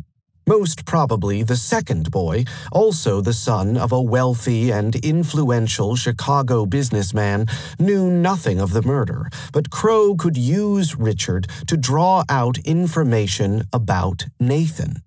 Crow had experience with this form of blackmail, one hint that he would reveal Richard's homosexual secrets, and the boy would sing like the proverbial canary. It was now 1 o'clock in the morning on Friday, 30 May. Crow had held Nathan Leopold through Thursday evening, but he still had no firm evidence that Leopold was connected to the killing of Bobby Franks. Yet he couldn't simply release the boy. The gun, the eyeglasses, and the homosexual relationship with Loeb all pointed an accusing finger. Nathan Leopold sat in a chair before him in his office. The assistant state's attorneys, Joseph Savage and Milton Smith, sat slightly to one side, also facing the boy. The stenographer, Elbert Allen, had already begun taking down their conversation in shorthand. The English teacher at the Harvard School, Mott Kirk Mitchell, was still the most likely suspect. What could Nathan tell them about Mitchell? Nathan had been a pupil at the Harvard School. Was there anything to suggest that his former teacher was a homosexual? Have you ever heard any stories about Mitchell being queer? Not definitely, no, Nathan replied. Well, rumors. I have heard some wild rumors, yes. By queer, you mean what? I mean sexually perverted. And for how long a time have these rumors been floating around, to your knowledge? Ever since I can remember, almost. You have no knowledge as to whether or not the rumors are true? No, sir. Clearly, there was not much mileage to be gained from this line of inquiry. Nathan could not tell Crow anything he did not already know, and in any case, whatever the boy told him would be hearsay, inadmissible in a court of law. Crow tried a different tack. Nathan had failed to find his eyeglasses in his bedroom. He now accepted that the glasses Crow held out before him were his own. How, Crow asked, had they come to be found near the body of Bobby Franks? That was not difficult to explain. Nathan had been birding the weekend before the murder. That would be Saturday, 17 May, and his eyeglasses had probably fallen out of his pocket during the day. Nathan had driven out to Wolf Lake with his friend George Lewis around midday, and almost immediately they had spotted some unusual shorebirds resembling sandpipers. The birds flew west over the Pennsylvania Railroad tracks and alighted in the swamps. So we both ran over the railroad track into Hyde Lake, crossed on a little log which crosses the little channel there, and after searching around for some time in the swamp, caught up to the birds again, and I fired 3 shots at them. The 4th shell jammed on me, and the birds flew away. No wonder his eyeglasses were found near the culvert. Only 4 days before the murder, he had been near that very spot in the chase after the birds. Crow was impressed. It seemed an obvious explanation, and Nathan even had a witness who could corroborate his story. George Lewis would back up his account, but, Crow asked, how close had he been to the culvert? How near did you come to the particular spot in this drain where the body was found? How near did you come to that particular spot Saturday? I should say that I passed right over it, probably, about on a level with it. It was as near as... I could not exactly say. I should say probably within 10 or 20 feet of it anyhow. There was no reason not to believe the boy. He told his story in a breezily confident manner, calmly smoking a cigarette as he spoke, occasionally glancing at Crow's assistants at his side, but otherwise looking steadily at the state's attorney. But Crow was persistent. For his own peace of mind, he wanted to be sure that Nathan was telling the truth. And Crow had noticed that Nathan had never, in his account of the day out at Wolf Lake, explicitly said he had stumbled, nor, indeed, had he ever given any indication how the eyeglasses had fallen from his pocket. Crow held the glasses out before him, just 18 inches from Nathan's face. If you would put your glasses in your pocket, you would put them in what pocket? My left breast pocket. Left breast coat pocket? Left breast coat pocket, or possibly left vest pocket. Which, generally, would you do? Generally, I would put them in my coat. Did you stumble or fall at this particular spot at any time? I do not remember. You do not remember that? No, sir. Crow wondered if Nathan's account was accurate. The boy had been carrying a shotgun that Saturday afternoon out at Wolf Lake. Surely he would recall if he had stumbled while holding a gun. And if Nathan had dropped his eyeglasses by the culvert the previous Saturday, 4 days before Paul Korff had discovered them, they would have been spattered with mud after lying so long on the ground. But the eyeglasses had been conspicuously free of dirt, as though they had fallen to the ground just a few hours before their discovery. Was Nathan telling the truth when he said that he had lost his eyeglasses on the weekend? The state's attorney motioned to Nathan to take hold of the eyeglasses. Will you put those in your left breast coat pocket and run and bend and see whether they will drop out? Nathan took a quick drag on his cigarette. He put it carefully in an ashtray on Crow's desk and reached out for the eyeglasses. He was now a little self-conscious. Crow and the assistants were watching him intently. The stenographer had stopped scribbling in his notebook. He, too, looked at Nathan, watching the boy as Nathan stepped into the center of the room. Nathan stepped out, took 2 paces, and fell forward to the ground, putting out his hands before him. The glasses remained in place, tucked securely in his breast pocket. He repeated the motion. Still, they remained there. They had barely moved. Now, you have fallen to the floor twice? Yes. The glasses are still in your pocket? Yes, sir. May I add that Saturday you must remember that I had a pair of large rubber boots that did not fit me, and therefore the probability of my stumbling was greater than if I had been just normal. You had a gun in your hand. Yes, sir. You don't remember falling? No, sir. It was disconcerting for Nathan that the glasses had failed to behave as he had hoped. But no matter, he had an alibi for the day of the murder. He had gone, as usual, to his classes at the university that Wednesday morning, and around 11 o'clock he had picked up Richard Loeb to drive to the Loop to have lunch at the grill at Marshall Field's department store. Nathan was eager to spend part of the afternoon in Lincoln Park. He had heard from a friend that a heron had been seen there. He had brought his field glasses. Would Richard like to come along?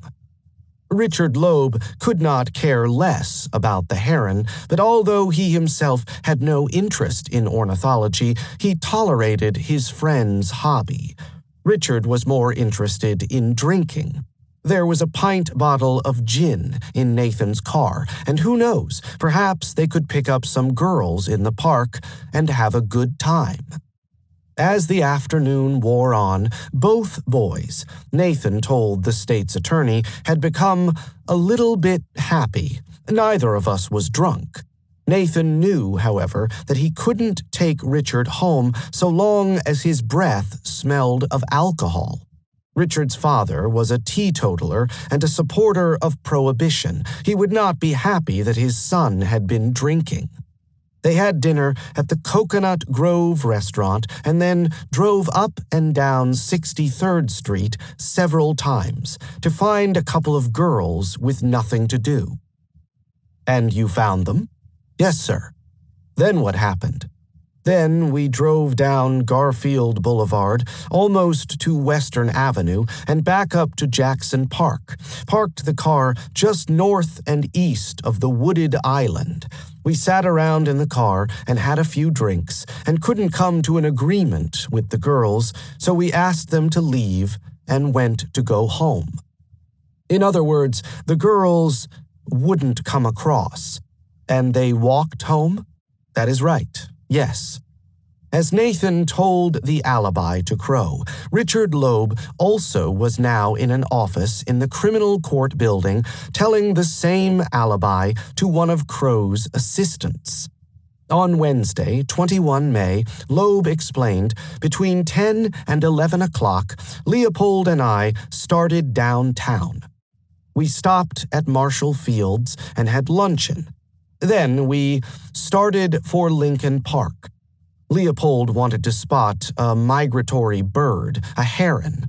We hung around the park for 5 or 6 hours, then ducked for Coconut Grove.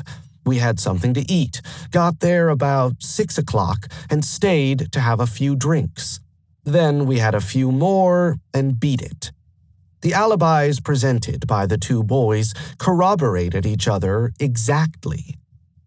Richard Loeb also told the tale of the two girls. He remembered their names as May and Edna, and like Nathan, recounted how he and his companion had made them walk home after the girls had refused to have sex. Yet the alibi served only to heighten Crow's suspicions. Crow had not yet told Nathan that one of his detectives had found the letter from Nathan to Richard indicating that both boys were homosexuals. Why would they want to spend an evening trying to have sex with two girls if they were homosexuals? Richard Loeb might vouch for Leopold's alibi, but Loeb's corroboration now had little value for the state's attorney. Of course, if they could find the two girls, then the alibi was genuine and they would go free. But would they find the girls?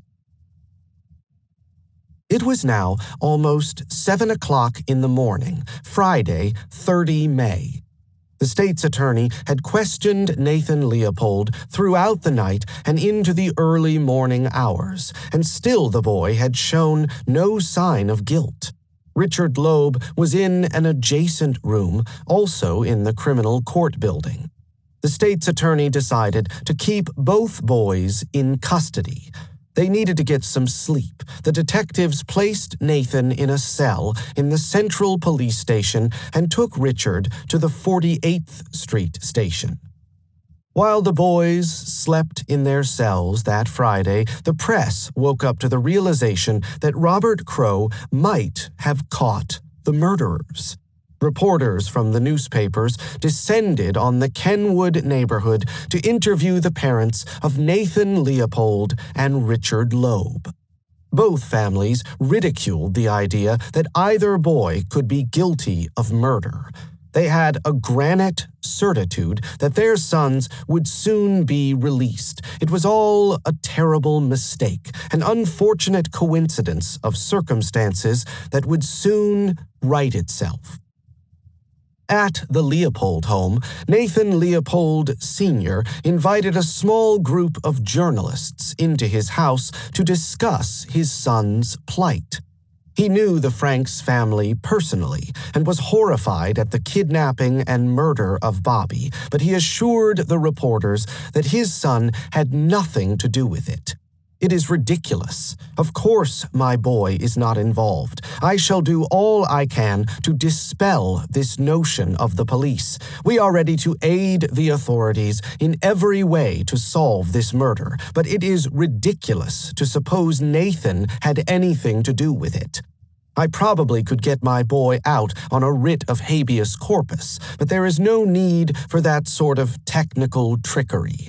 The suggestion that he had anything to do with this case is too absurd to merit comment."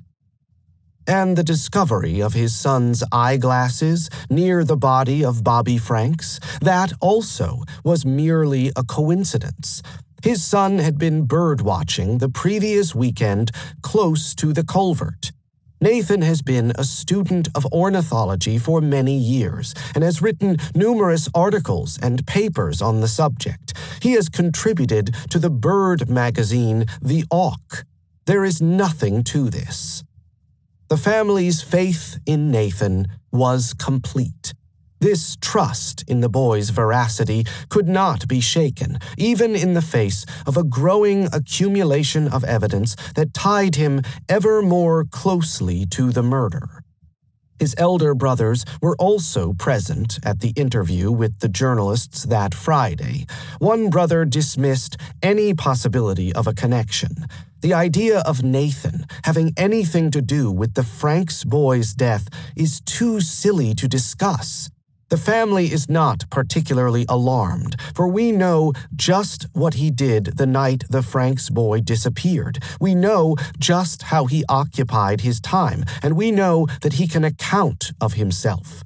If he can help any in solving the crime, so much the better. We know so well where he was that night. We know our brother so well that we are in no way alarmed at his examination by police.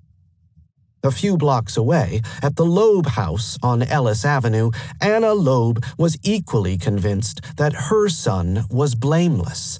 She faced the reporters that Friday to tell them that neither her son nor Nathan Leopold had anything to do with the murder.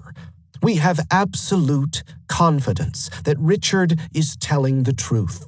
The implication that either he or the young Leopold are involved in the Franks case is impossible on its face. No matter the circumstances of the spectacles, the idea of connecting them with the crime is absurd." Ernest Loeb echoed his mother's assurance. There would be no difficulty in providing Richard with an alibi, he told the reporter from the New York World, since he was sure that his brother had been in the presence of family members that day. "We know exactly where Dick was every hour of this particular Wednesday, and he could not have done the thing the police are charging him with." The failure of either family to comprehend the gravity of the boy's situation translated into a complacency that over the next 48 hours was exposed as astonishing naivete.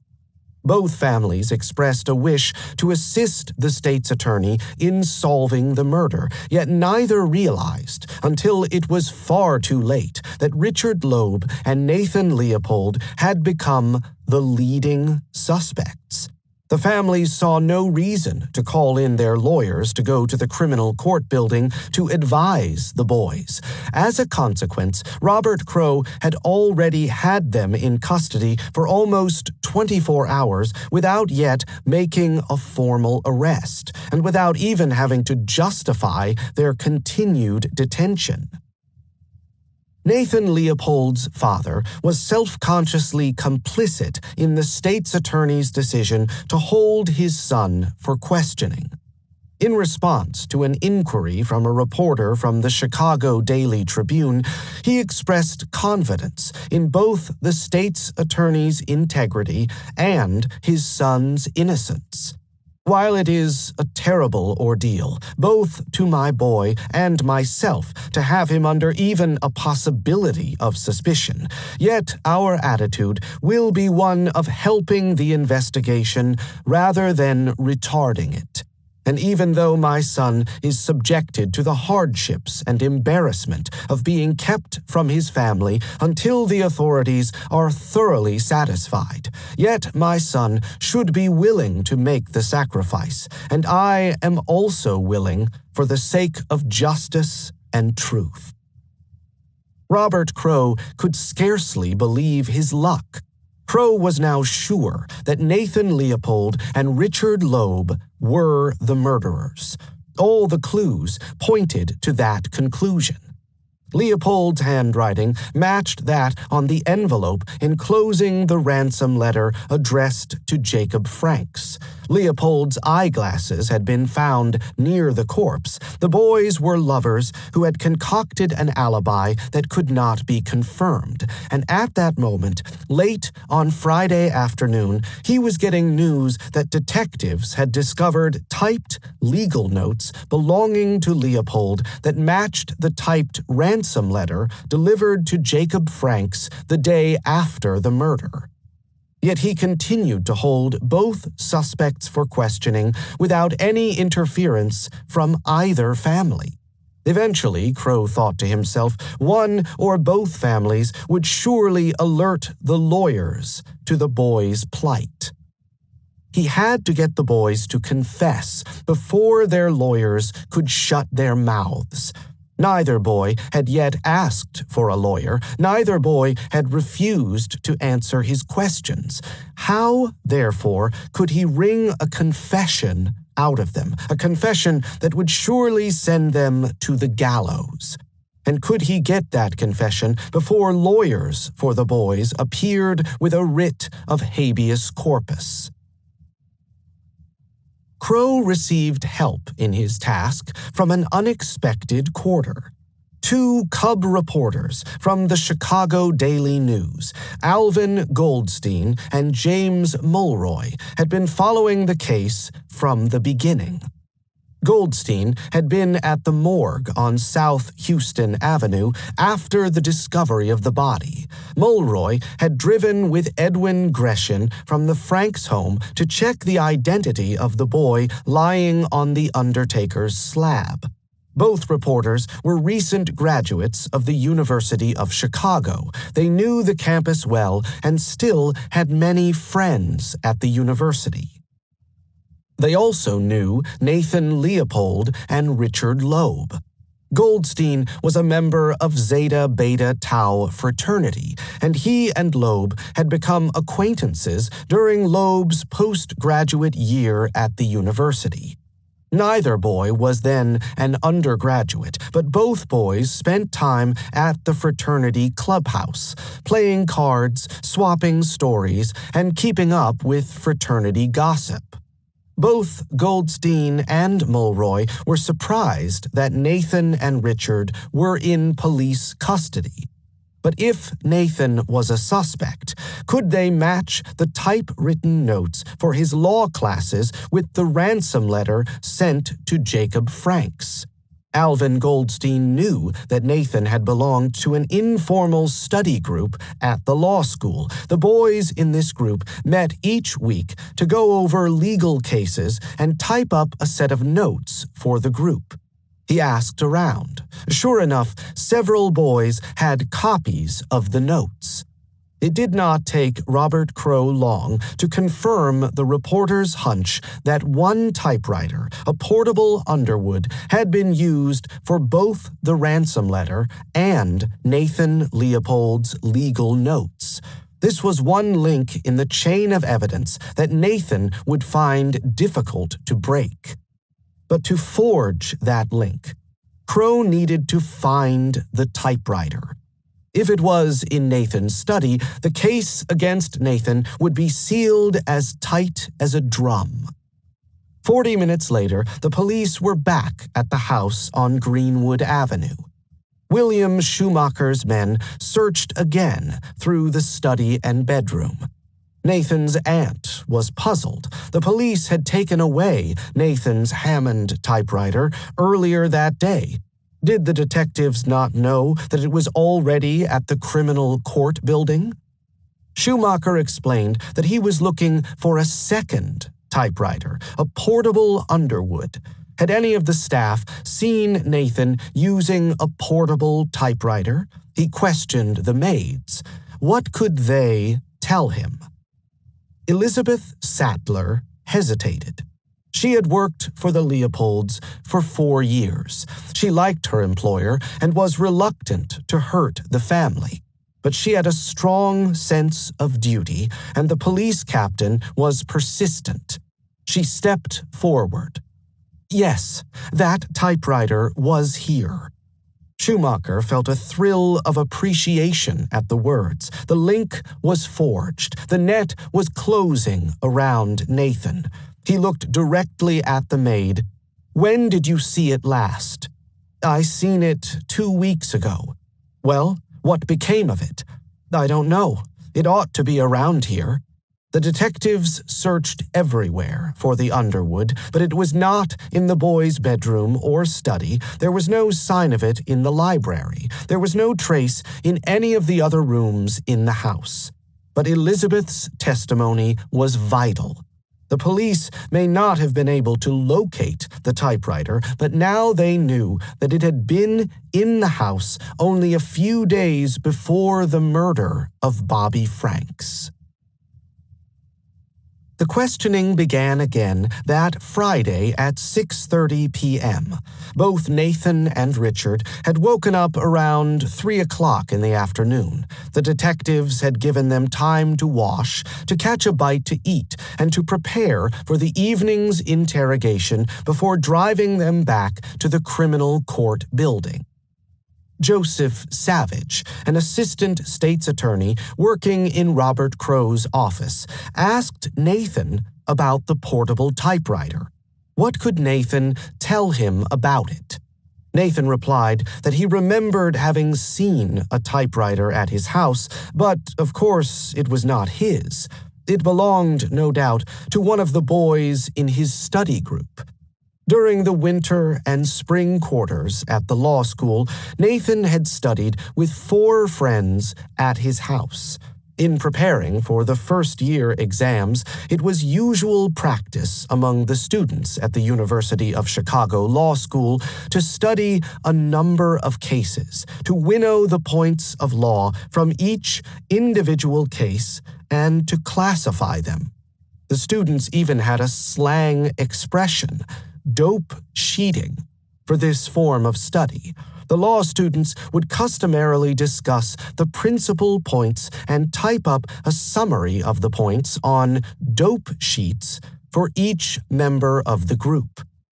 The only typewriter other than my own, Nathan explained, that I ever used in my home was a portable typewriter. What make, I don't know, which I had there for a few weeks for the purpose of dope sheeting for law courses. Whose typewriter was that? Savage asked. It belonged to one of the boys in the dope section. I am not sure which one. The 5 boys usually worked upstairs, in Nathan's study on the 3rd floor, but occasionally they would gather in the downstairs library on the 1st floor. It was warmer and more comfortable in the library, and the lighting was better. If Nathan's father needed to use the library, then the little group of scholars would make for the 3rd floor study. One of his friends, Nathan explained, had brought the portable typewriter into his house. It was necessary because he kept the Hammond typewriter upstairs in his study, and that typewriter was fixed on a special table. It was too cumbersome and heavy to lug up and down 2 flights of stairs every time they wanted to work in the library. So the study group had used the portable typewriter in the library. Who had brought it into the house? Again, Nathan was vague. He was not sure, but he thought it might have been Morris Schanberg. While Nathan continued to answer Savage's questions that evening, Crow's detectives fanned out through Chicago to bring in the 4 boys. Schanberg and another student, Lester Abelson, both lived on the north side of the city. Arnold Marmont and the 4th member of the group, Howard Oberndorf, lived in Hyde Park near the university. By 10 o'clock on Friday evening, all 4 were at the criminal court building, waiting in offices adjacent to the state's attorney's rooms.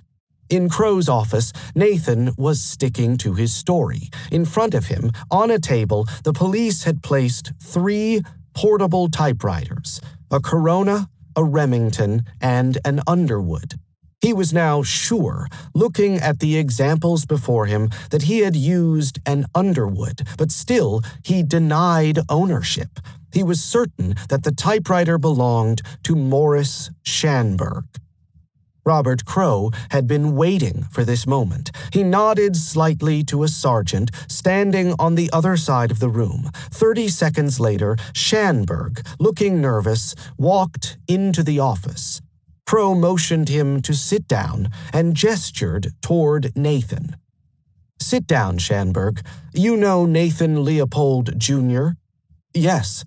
You and Nathan have always been good friends." "Well, always since at school. I met him at school."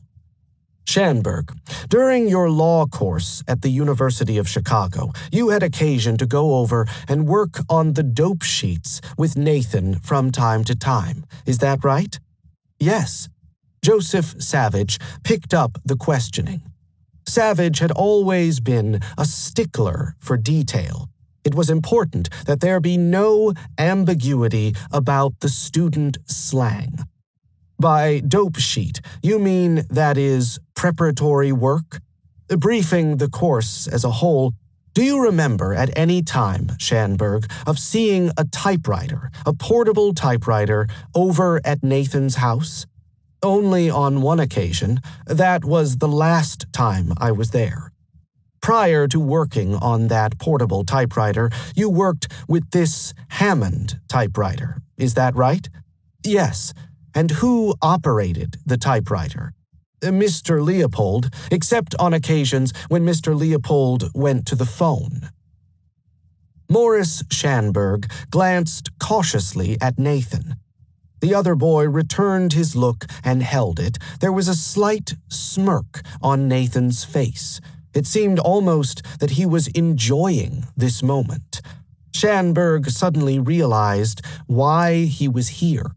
It must be that the police had found the typewriter used for the ransom note, and Nathan was denying ownership. Nathan was trying to link him to the typewriter and frame him for the murder of Bobby Franks. Joseph Savage's voice broke his train of thought. "Now, did you ever own a typewriter, Mr. Schanberg?" "No."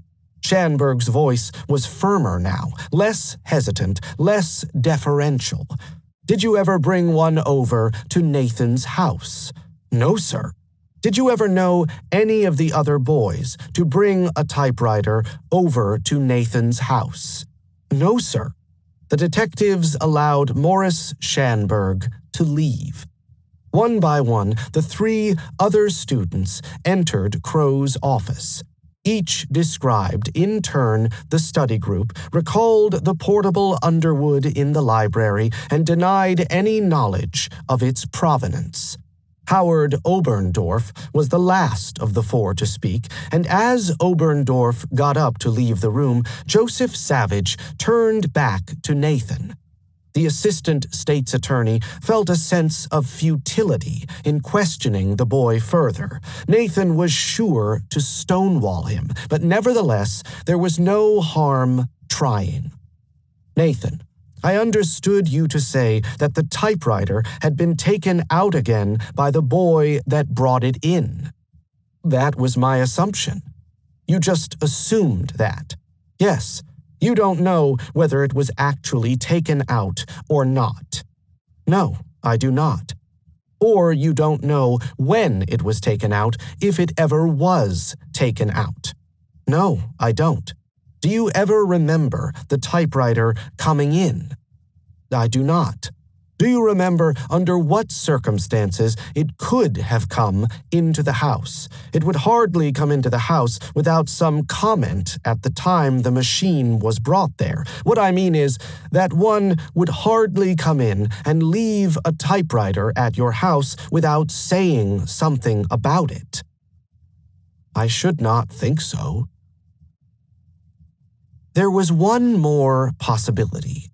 The previous November, he had begun a project with a friend, Leon Mandel, to translate Pietro Aretino's 15th century pornographic novel, I Ragionamenti, into English. This had been a provocative decision on Nathan's part. Aretino's dialogues between 2 women contained graphic descriptions of sodomy and bestiality. The sensationalism of the narrative overshadowed the work's literary value. Ernest Wilkins, professor of Italian and dean of the undergraduate college at the university, had warned Nathan not to go through with the translation, but Nathan persisted nevertheless. Both Nathan and Leon Mandel hoped to persuade some friends of ours to publish a very small little edition, 200 or 300 copies or subscriptions to be circulated only among people who had a legitimate interest in the literature of the times.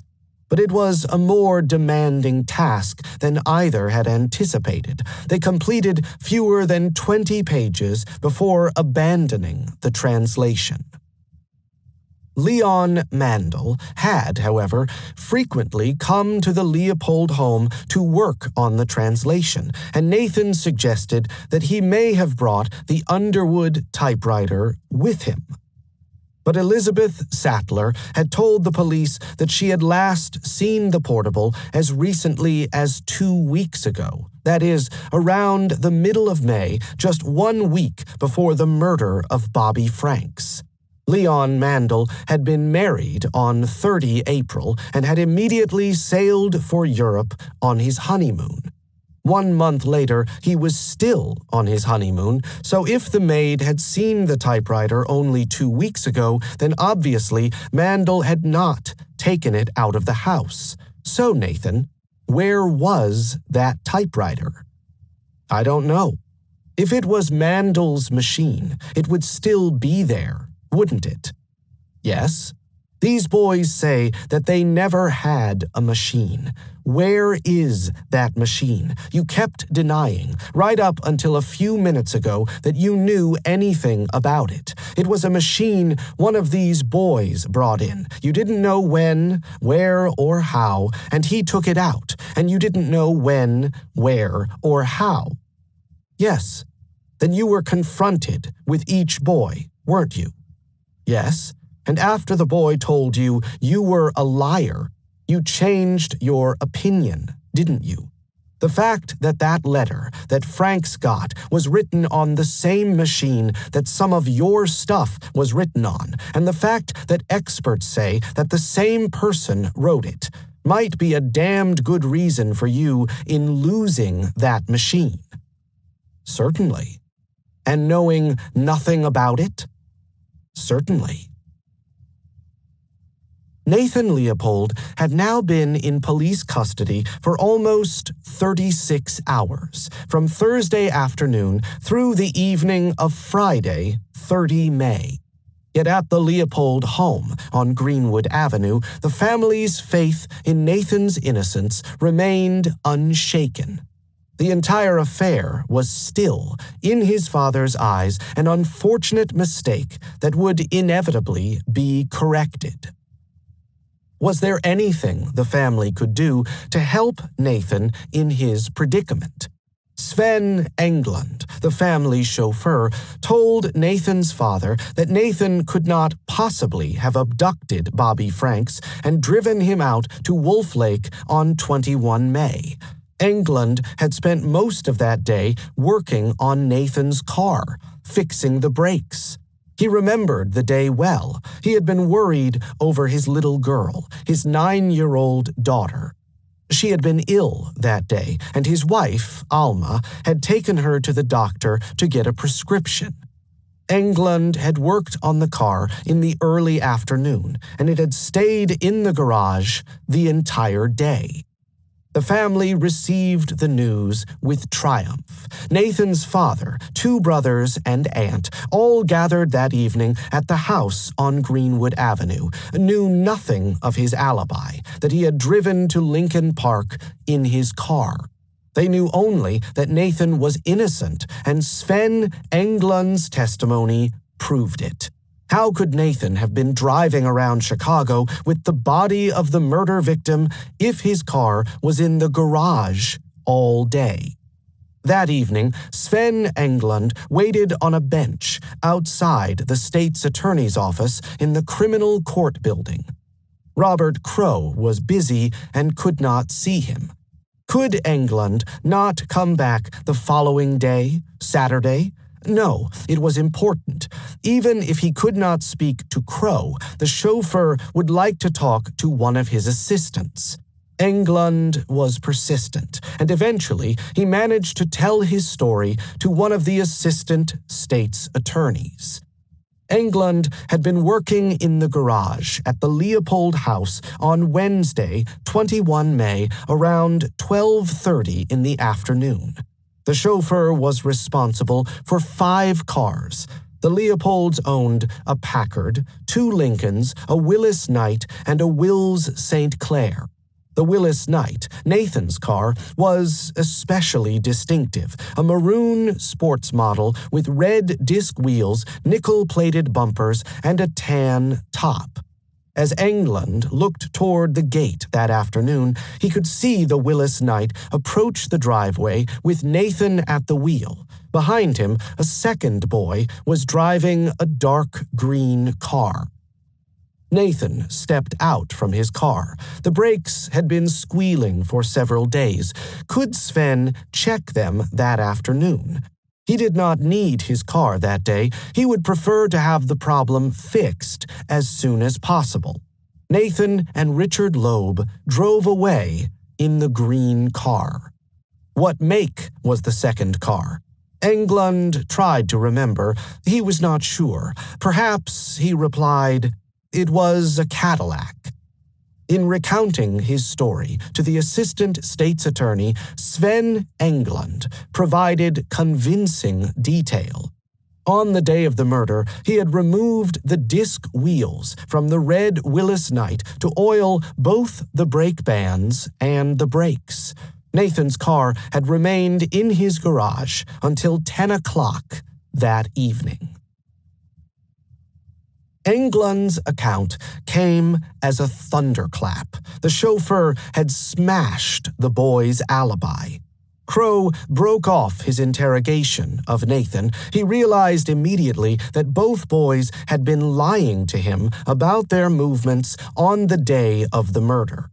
Nathan Leopold and Richard Loeb had told him that they spent Wednesday, 21 May, driving around the city in Nathan's car. Yet Sven Englund was now saying that Nathan's car had been in the garage all day. Crow had no time to lose. The family had sent Englund on his mission to the criminal court building. Perhaps even now, Nathan's father was contacting a lawyer to file a writ of habeas corpus. If Crow could squeeze a confession out of the boys before the lawyers arrived, he would have a hanging case. But if there was no confession, the killers might yet avoid the gallows. Which boy was most likely to break first? Should Crow switch to Richard Loeb or stay with Nathan Leopold? Nathan had denied everything. He had refused to budge an inch. Richard Loeb might be more vulnerable. Loeb did not even know why he was in the criminal court building. Throughout his detention, the detectives had held the boy in isolation. Crow opened the door. Richard Loeb was leaning forward in a chair with his head resting on his arms on the desk. As the state's attorney entered the room, the boy lifted his head up and slid backward in the chair. It was almost 1 o'clock in the morning, and Loeb was very tired. He had slept during the day, but only for about 4 hours. He demanded to know why Crow was holding him. He knew nothing, and he wanted to talk to a lawyer. Crow heard the words, but ignored the request. He had been expecting one of the boys to ask for a lawyer. He was surprised it had taken so long. He pretended not to hear. Behind him, Joseph Savage, the assistant state's attorney, was entering the room. He was followed by Michael Hughes, the chief of detectives. The stenographer was the last to enter, and as the door closed behind him, Crow turned to face Loeb. "Now, Loeb, you told me that Wednesday you drove downtown with this young fellow Leopold in his car. That is a sports model. It is a red car with a tan top, a Willis Knight?" "Yes." "You had lunch at the grill room at Marshall Fields? Then you went out to Lincoln Park?" "Yes, sir." "And that all the driving you did this day was in this car?" "Yes, sir." Crow had been sitting casually on the edge of the gray metal desk. Now he got to his feet and stood in front of Loeb, looking down at the boy in the chair before him. He spoke louder now, in a voice calculated to intimidate the boy, and he moved closer, so close that his physical presence in itself seemed to threaten and menace.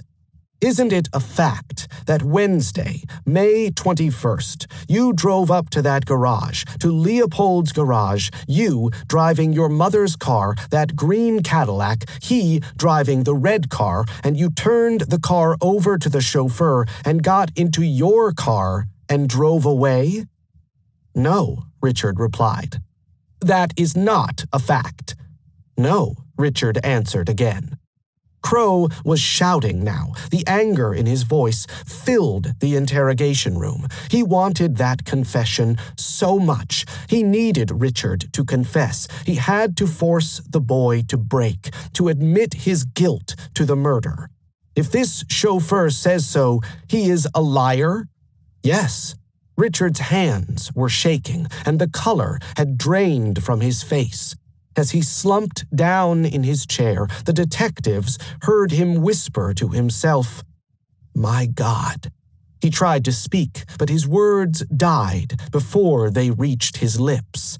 Crow waited impatiently for the boy to drink a glass of water.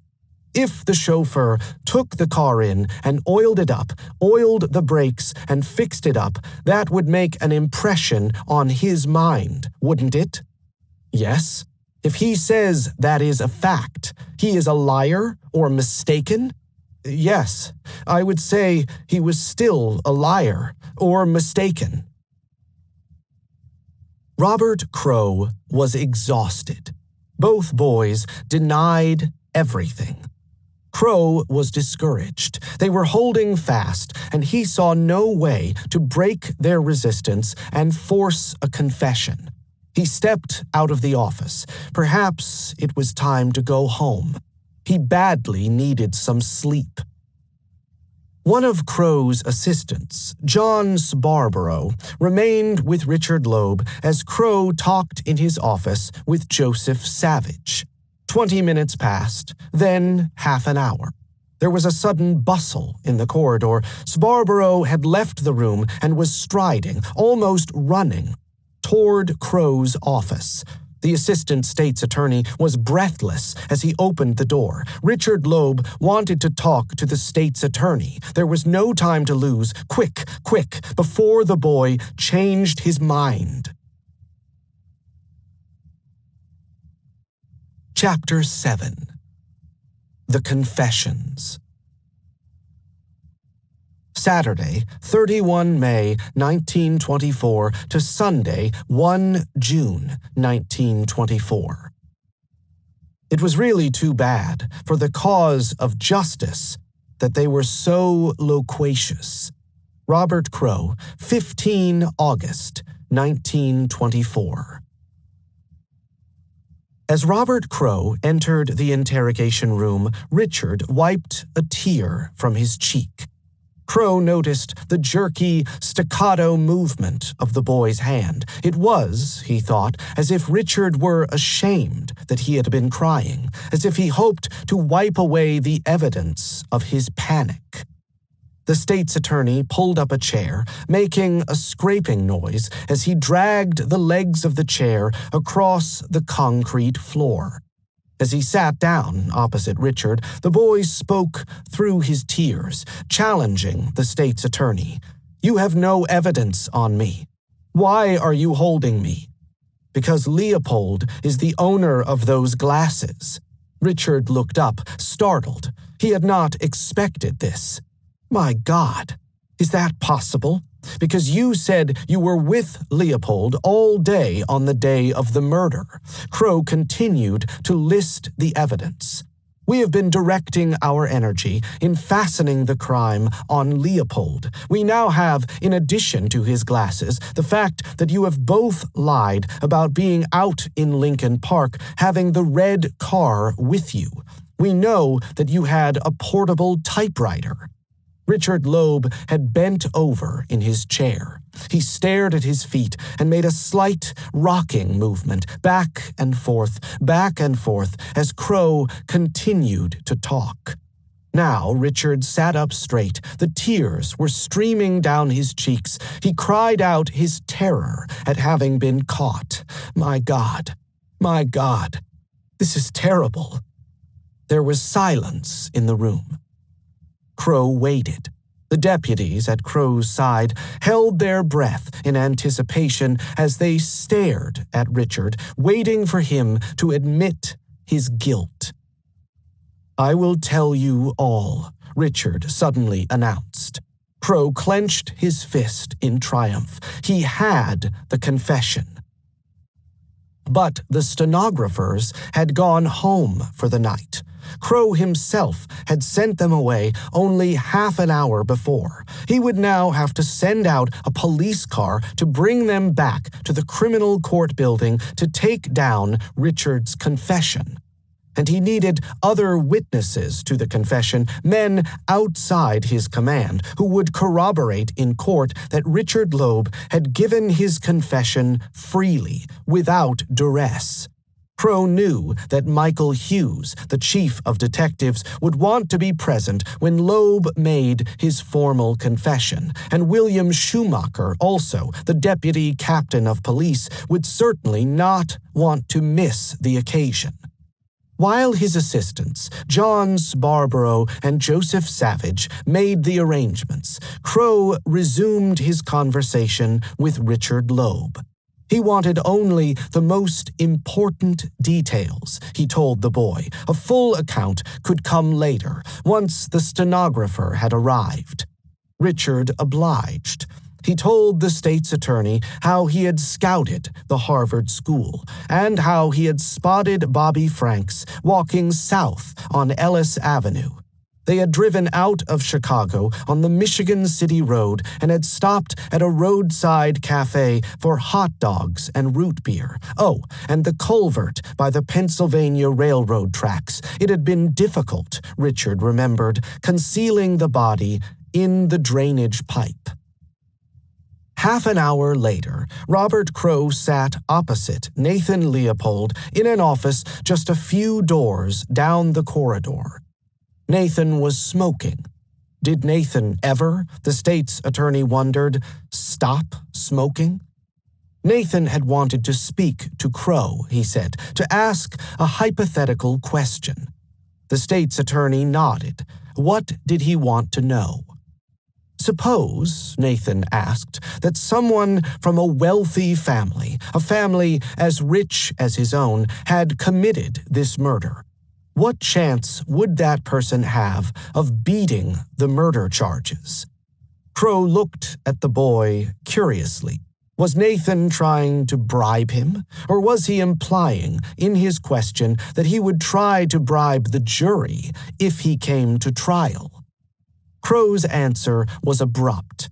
He was going to give Nathan a chance to find out. He intended to draw up a charge of murder against Nathan for the killing of Bobby Franks. Nathan smiled. He drew on his cigarette. He knew Crow was bluffing. This was just a trick to intimidate him. While you have some few circumstances that point to me, he told the state's attorney, you haven't sufficient evidence to bring me into court, and you won't. Crow leaned forward in his chair. Did Nathan remember, he asked, the afternoon of the murder, waiting by the car while Richard went around to the back of the Harvard school to find a boy in the school playground? And those hot dogs and that root beer that Nathan had purchased at the Dewdrop Inn after they had killed Bobby, did he recall those? And what about the trouble he had in concealing the body inside the drainage pipe? Richard had told him all this detail and had confessed to the kidnapping of Bobby Franks. Did Nathan still think that he could beat the murder charge? Nathan had stopped smirking. His cockiness had disappeared. Eventually, he spoke.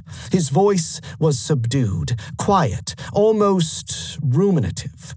Well, I am surprised that Dick is talking. Nathan spoke reflectively, as though he were musing to himself. I thought he would stand till hell froze over. He thought for a moment. For once, Nathan seemed uncertain, almost lost in his sudden change of circumstances. He looked up. He had realized that Richard might be blaming him for the murder, perhaps even accusing him of wielding the murder weapon. Dick is talking. Nathan paused, as though he wanted to make an important announcement. I will tell you the truth about the matter. The words came fast now, spilling out one after the other, piling on top of each other in Nathan's effort to put the blame on the other boy.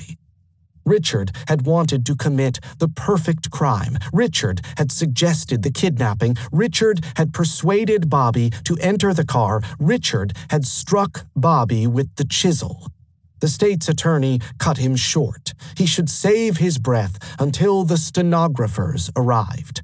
There would be plenty of time later for Nathan to tell everything he knew. At 4 o'clock that morning, the stenographer, Frank Sheeder, sat waiting alone in an interrogation room. He could hear footsteps echoing along the corridor, making their way toward him, and as they got closer, he could distinguish the voice of John Sabarborough, the assistant state's attorney.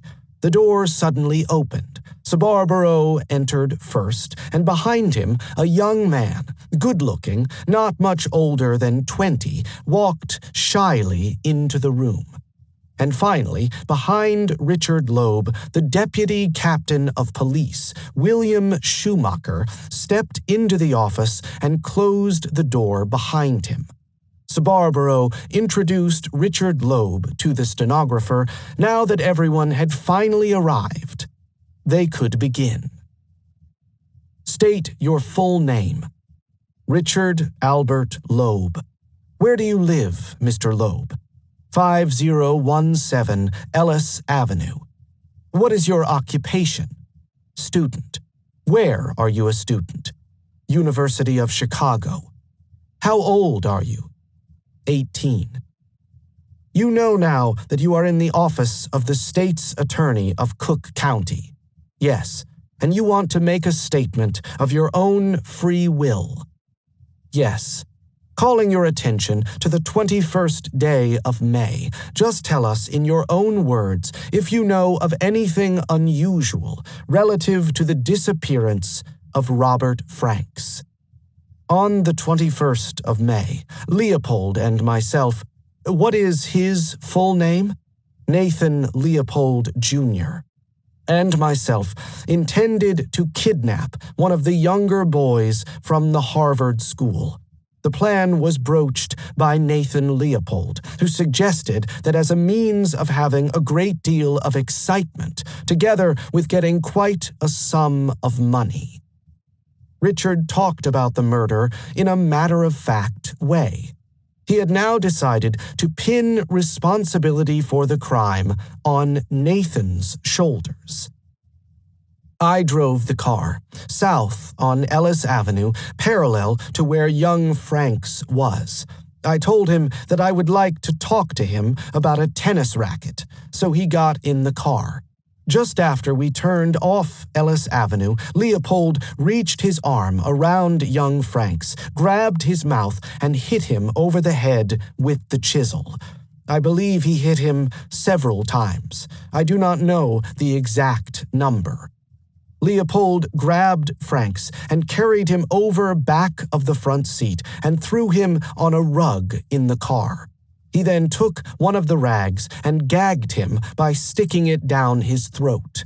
The scheme for etherizing him originated through Leopold, who evidently has some knowledge of such things, and he said that would be the easiest way of putting him to death, and the least messy. This, however, we found unnecessary because the boy was quite dead when we took him there. We knew he was dead by the fact that rigor mortis had set in, and also by his eyes. And then, when at that same time we poured this hydrochloric acid over him, we noticed no tremor, not a single tremor in his body. Therefore, we were sure he was dead. Richard eventually came to the end. He looked around the room, first at Scarborough, then at Schumacher, and finally at the stenographer. He had recovered his composure. He betrayed no sign of the tears that he had cried only a few hours earlier. Scarborough had only one more question, and then they would be done. This statement that you have just made has been made of your own free will? Yes, Richard accepted responsibility, but of course Nathan had been to blame. They understood that, didn't they? I just want to say that I offer no excuse, but that I am fully convinced that neither the idea nor the act would have occurred to me had it not been for the suggestion and stimulus of Leopold. Furthermore, I do not believe that I would have been capable of having killed Franks. Less than 10 yards away, in an office 2 doors down the corridor, Nathan also was confessing. Another of Crow's assistants, Joseph Savage, together with Michael Hughes, the chief of detectives, listened as Nathan told his version of events while the second stenographer, Elbert Allen, scribbled down his words in shorthand. Savage had already learned that Richard blamed Nathan for the murder, yet now he was hearing the opposite, that it was Richard who had killed Bobby Franks. Richard placed his one hand over Robert's mouth to stifle his outcries. With his right, beat him on the head several times with a chisel, especially prepared for the purpose. The boy did not succumb as readily as we had believed, so for fear of being observed, Richard seized him, pulled him into the back seat. Here he forced a cloth into his mouth. Apparently, the boy died instantly by suffocation. When Richard hit Robert first, was it down in the tonneau of the car, the bottom of the car, or was it on the seat he choked him? It was on the seat. Robert was sitting on the front seat. Dick was in the back seat. Robert was sitting in the front with you. Yes, and Dick sort of leaned over and put his hand over his mouth, like this. Did he pull him back in the rear? Not until later.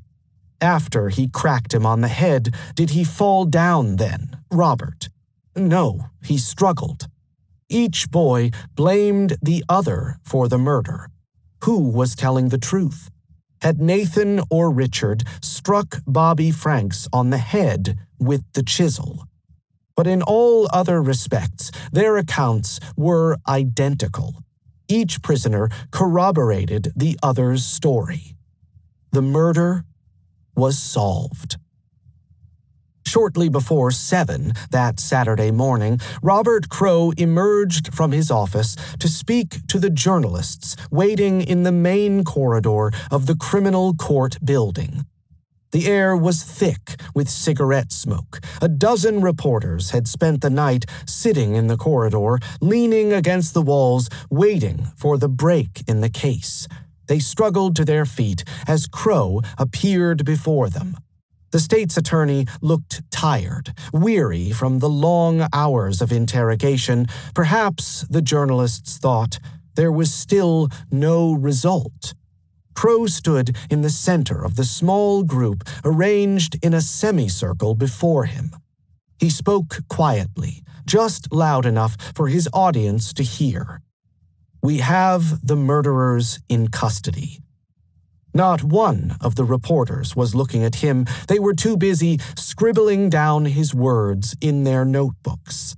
It was a strange scene.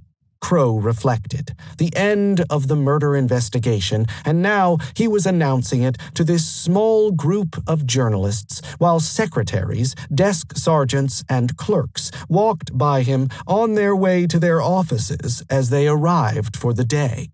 Surely it should have ended on a more triumphal note. The Franks murder mystery has been solved.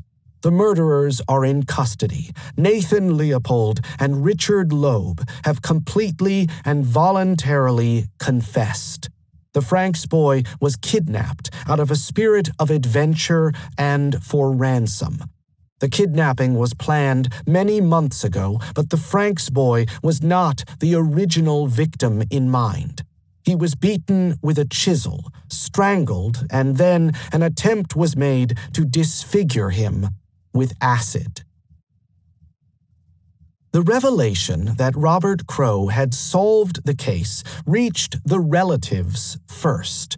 Reporters swarmed into Kenwood to obtain reactions to the news. Jacob Franks came to his front door. The old man was solemn and unsmiling as he spoke to the journalists gathered before him. It was only fitting, he remarked, that 2 unbelievers had been exposed by a providential mistake.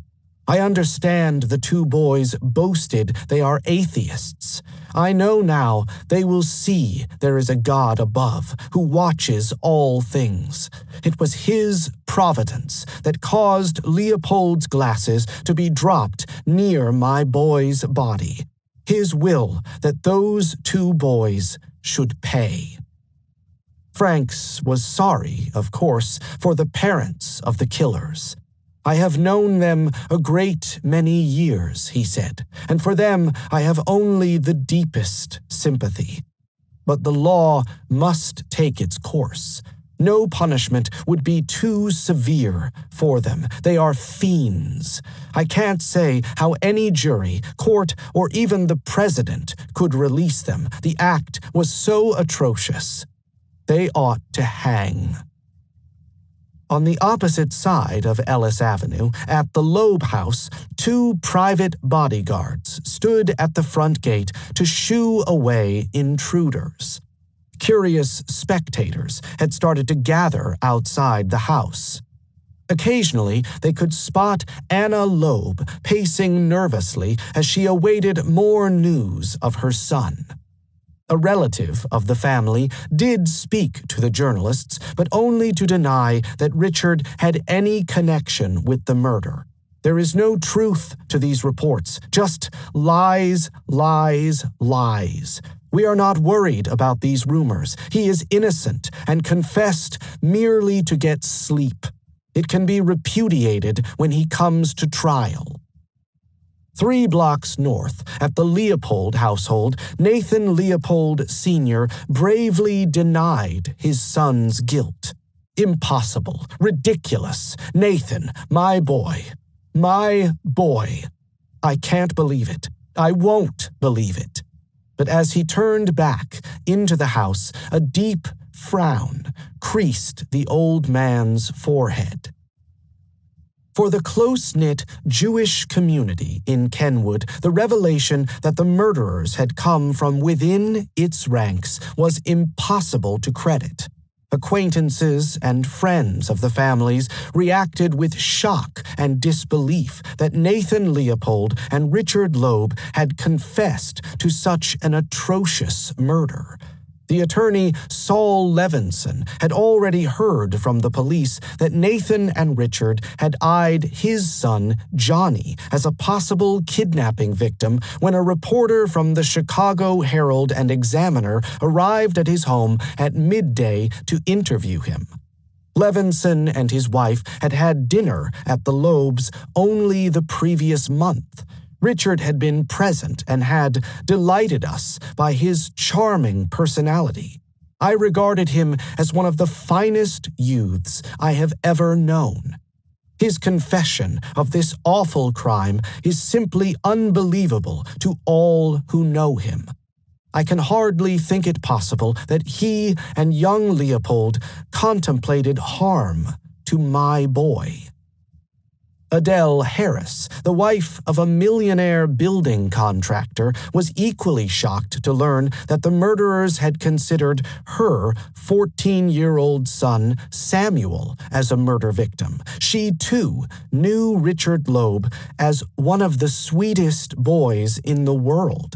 It was impossible to know him without being fond of him. Lessing Rosenwald, the manager of the Philadelphia branch of Sears Roebuck, was baffled that Richard had confessed to the murder.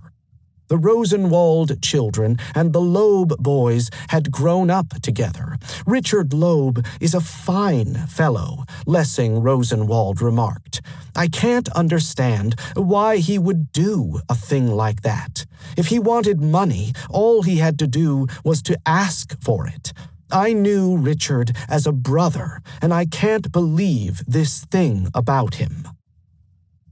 An acquaintance of the Loeb and Leopold families, speaking anonymously, speculated that the casual attitude of the parents toward religious instruction had allowed Richard and Nathan to fall into bad habits. Both families worshipped at Sinai Congregation, a Reform temple at 47th Street and Grand Boulevard. The rabbi, Emil Hirsch, had been, until his death the previous year, a leading exponent of Reform Judaism, and the synagogue had become an important institution for the affluent German Jewish communities of Hyde Park and Kenwood. But some families had not been as observant as one might expect, and neither Richard Loeb nor Nathan Leopold had been consistently educated in Jewish principles.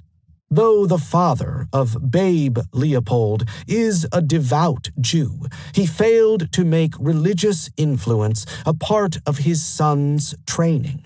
An insistence on an understanding and respect for the father's religion would have made all the difference in the world in that young man's development. And Richard Loeb? His mother Anna was a Catholic who had only reluctantly agreed that her sons be brought up in the Jewish faith. The mayor of Chicago, William Deaver, counted Albert Loeb as a personal friend. Deaver was careful in his first public comments on the case to congratulate the detectives on their swift success. I am very much pleased with the efficient and vigorous work done by the police in solving this mystery. The case was so mysterious and baffling, I was afraid it never would be solved. It was an exhibition of fine work which will be appreciated by all the people of Chicago. Deaver knew how quickly anti-Semitism might appear in a scandal that involved the scions of wealthy Jews, and he was careful also to call for restraint. I have the deepest sympathy for the parents of all three boys. I know Mr. Loeb, whom I regard as a man of splendid character and attainment. It is sad that such a tragedy should be visited upon these people, and it invites the sympathy of all. John Caverly, Chief Justice of the Criminal Court, promised that he would bring kidnapping and murder charges before the grand jury as soon as possible, most probably on the following Tuesday, 3 June, and predicted that the trial would begin within the next 30 days. There was to be no delay of justice, simply because the prisoners came from wealthy families. Robert Crowe welcomed Caverly's announcement. He was ready to go to trial. He was confident, he announced, that he had a hanging case. I shall present the facts, including the confessions, to the grand jury early in the week. Crowe had the confessions, but Nathan and Richard could, and probably would, repudiate them. Their lawyers would, no doubt, claim that they had spoken under duress, that the police had beaten them, that Crowe had denied them access to a lawyer. The state's attorney anticipated such claims. Therefore, he would ask the boys to retrace their steps on the day of the murder, to show him where they had kidnapped Bobby Franks, how they had driven out to Wolf Lake, and where they had disposed of Bobby's clothes. It was an unusual strategy, but this was an unusual case, unlike anything in Crowe's experience as a state's attorney. Both Nathan and Richard were cooperating. In that respect, Crowe had no complaints. Neither boy had yet pressed his right to contact a lawyer, and neither the Loeb family nor the Leopold family had yet appeared at the criminal court building to demand access to the boys. It was now 9 o'clock on Saturday morning. The Chicago newspapers had already appeared with accounts of the confessions, yet neither Albert Loeb nor Nathan Leopold Sr. had thought to hire lawyers to get the boys out of his custody. At 10 minutes past 9, a cavalcade of 7 police cars set out from the criminal court building. 40 detectives, including the deputy captain of police, William Schumacher, and the chief of detectives, Michael Hughes, accompanied Nathan Leopold and Richard Loeb. In the rear, tagging along behind the 7 black sedans, dozens of journalists and photographers followed in their cars. The procession stopped first at the rent-a-car company at 1427 South Michigan Avenue. The general manager, Walter Jacobs, identified Nathan Leopold as the man who had taken out a dark green Willis Knight on Wednesday, 21 May. Where was that car now? Was it in the garage? Could the police, Schumacher asked, take a look at it? Jacobs checked his records. A customer named Salvatore Sarasio had rented the car the previous day, and it was still out. But Jacobs assured Schumacher that he would make sure to notify the police when it came back into the garage. They stopped next at the lunchroom at 1352 Wabash Avenue, where Richard had waited by the phone to provide a reference for Nathan. Gertrude Barish, the wife of the owner, remembered seeing Richard about 3 weeks previously. She recalled that he had waited by the telephone booth at the back of the restaurant for almost an hour. Richard Loeb, surrounded by detectives, stood in the center of the room, listening. He had not had a wink of sleep. Richard felt tired and miserable, and then, dizzy and lightheaded, he heard the woman's voice, droning away, and suddenly his legs buckled underneath him, and he fell, fainting, to the floor.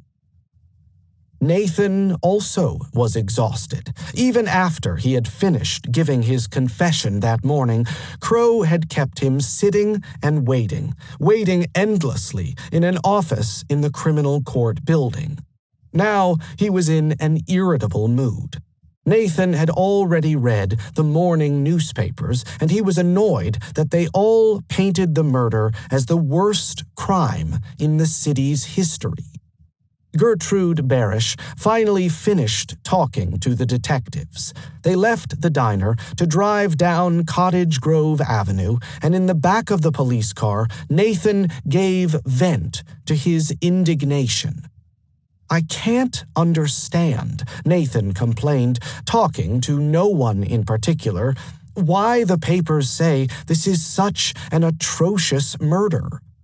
Frank Johnson, the police sergeant who had first brought Nathan in for questioning, turned around in his seat to look at the boy. Johnson had gotten to know Nathan well in the past 2 days, yet he was as puzzled by the crime as anyone else. How, he wondered, could this slightly shy and rather amiable young man have committed such a callous act? "Is it necessary," he asked, "that you had to kill the boy?" "It was," Nathan replied. "Why?" Nathan explained that Richard Loeb and Bobby Franks had been second cousins. Bobby knew Richard, and if they had released him, he would surely have identified Richard to the police. "We couldn't afford to take a chance to have him come back and say it was Dick." "But," Johnson replied, "he didn't know you." "Well, I lived in the neighborhood, and it was just a question of time before he would see me." The police car had been traveling south along Cottage Grove Avenue, and now it came to a stop outside a hardware store close to 43rd Street. Albert Hubinger had been the clerk on duty at the store when Richard had purchased the cold chisel and the rope. Yes, Hubinger told the detectives he remembered Richard well. He could identify him as the man who had bought the chisel and rope. 2 blocks farther on, at a second drugstore at 4458 Cottage Grove Avenue, Aaron Adler remembered selling a pint bottle of hydrochloric acid to Nathan. He had not been likely to forget it, he told the police. He rarely sold such a large quantity of chemically pure acid. It was a very unusual purchase. The police cavalcade drove north along Cottage Grove Avenue to the Leopold family home on Greenwood Avenue. Nathan had promised to provide the hip boots that he had worn in the culvert. Then it was on to Jackson Park to show the detectives the spot where Nathan had thrown the typewriter into the outer harbor. And then out onto South Shore Drive, stopping briefly at 73rd Street to retrieve the partially burned automobile blanket before traveling out of the city on the Michigan City Road, turning at Forsyth Avenue and on to Hop Road, where, Richard told the police, they would find the shoes, belt buckle, and class pin belonging to Bobby Franks. In Chicago, a small crowd of onlookers had already gathered at the front entrance of the criminal court building. The spectators never spotted either Nathan or Richard, but they did see, at around 2 o'clock in the afternoon, 4 distinguished-looking gentlemen, all dressed in dark suits and with somber expressions, enter the building. Milton Smith, an assistant state's attorney, met with the 4 men: the father, Nathan Leopold Sr., a brother, Michael Leopold, an uncle, Jacob Loeb, and the Leopold family lawyer, Benjamin Bachrach, but was unable to let them see Robert Crow. The state's attorney was still driving around Chicago with Richard Loeb and Nathan Leopold. When would they be back? Smith was not sure. Sometime that afternoon, perhaps. But in any case, he warned, it was unlikely that they would be able to see either Crow or the 2 boys. The state's attorney would release them only on a writ of habeas corpus, and the courts would not open again until Monday morning. Whatever else happened, Smith cautioned, both Richard Loeb and Nathan Leopold would remain in police custody until then. The next day, Sunday, 1 June, promised to be bright and sunny. The humidity had dropped, and the storms that had broken over the city during the week had now rolled on farther west, across the plains and out toward the Pacific. Ruby Darrow lay in bed, staring up at the ceiling. It was not yet 7 o'clock, and her husband, Clarence, was fast asleep, snoring contentedly. Ruby turned on her side and lifted herself on her elbow to look across at Clarence. His face was lined, his hair had thinned and had long ago turned gray, and his cheeks now sagged with age, but Ruby thought he was still an adorable man, an immensely comforting and reassuring presence in her life. Suddenly, she heard the ringing of the front doorbell. Who could it be so early on a Sunday morning? They did not expect visitors, and in any case, no one would presume to visit at such a time. There it was again. The bell had an urgent, persistent tone, as though the visitor would not be denied. Ruby climbed out of bed to put on her dressing gown and slippers. The bedroom was at one end of their 7-room apartment, and the front door was at the other end of a long corridor along which Ruby now walked, fastening the cord of the gown around her waist as she made her way toward the sound of the bell. She opened the door. 4 men stood before her. Ruby recognized Jacob Loeb, the former president of the Board of Education, but who were the others? Ruby Darrow had not seen them before. Jacob Loeb bustled into the apartment. He seemed in a desperate hurry. "We've got to see Clarence Darrow. Is he here?" "Mr. Darrow is asleep." In an effort to save her Sunday for herself and her husband, Ruby lied to the interlopers. "He isn't well. He should not be disturbed." But Loeb had already pushed his way past her. He now stood in the hallway. His companions had advanced forward behind him. Clarence Darrow had made his way along the corridor and now suddenly appeared in the vestibule. His presence electrified the men standing before him. Jacob Loeb rushed across to shake his hand in greeting, and the three others clustered around Darrow in eager anticipation. "Thank heavens you are here. You must save our two boys." Darrow had known that Nathan Leopold and Richard Loeb were in police custody, but he had been away from Chicago the previous day, getting into the city late on Saturday night. He had not yet heard that both Nathan and Richard had confessed. Darrow, like everyone else in Chicago who knew the families, found it difficult to believe that they were the murderers. But they are not guilty. Their innocence should not be difficult to prove. No, Loeb cried out in frustration. Dickie and Babe confessed. Then what can I do? Save their lives. Get them a life sentence instead of a death sentence. That's all we ask of you. Jacob Loeb clutched at the attorney's arm. "Money's no object. We'll pay you anything you ask. Only for God's sake, don't let them be hung." While Jacob Loeb was imploring Clarence Darrow to save them from the gallows, Richard and Nathan were having breakfast in Daly's restaurant on 63rd Street. Richard had had another restless night in the prison cell. His eyes were puffy and his face was pale and drawn. He sipped a cup of black coffee moodily. His food lay on his plate, untouched. Richard stared glumly across the table at Nathan. It irritated him that the other boy was always so chipper.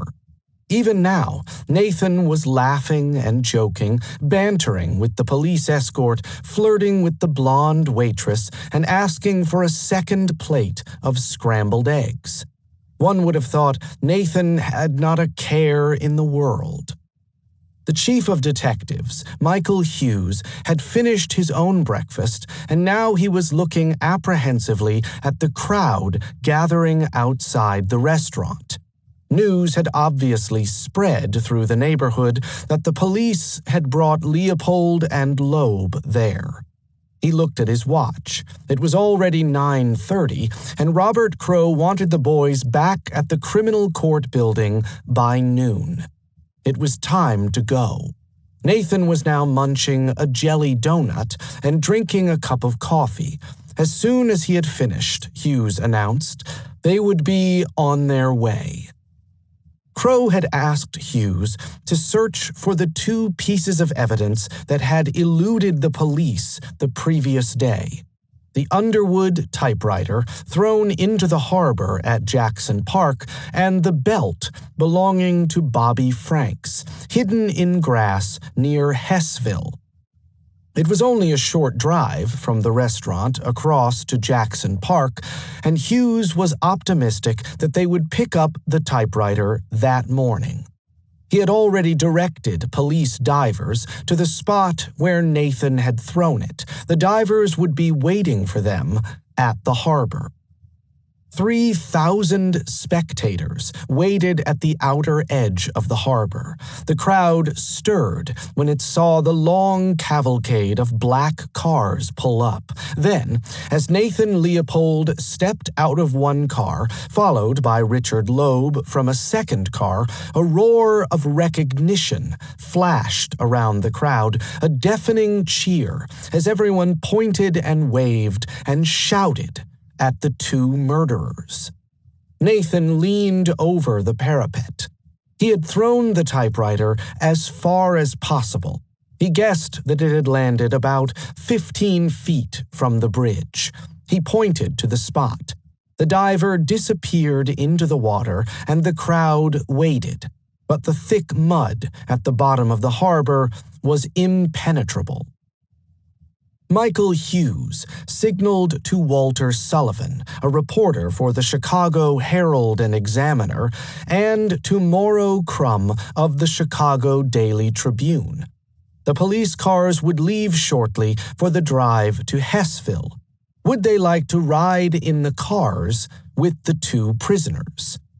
The relationship between the police and journalists in Chicago during the 1920s was one of mutual dependence. The reporters would write favorably of the police department in its war against crime, and in return, the police would grant access to criminals, supply the newspapers with valuable information, and leak important tidbits about sensational trials. Hughes had known Sullivan and Crum, both veteran journalists, for many years. They were reliable allies who could be trusted to write well of his men.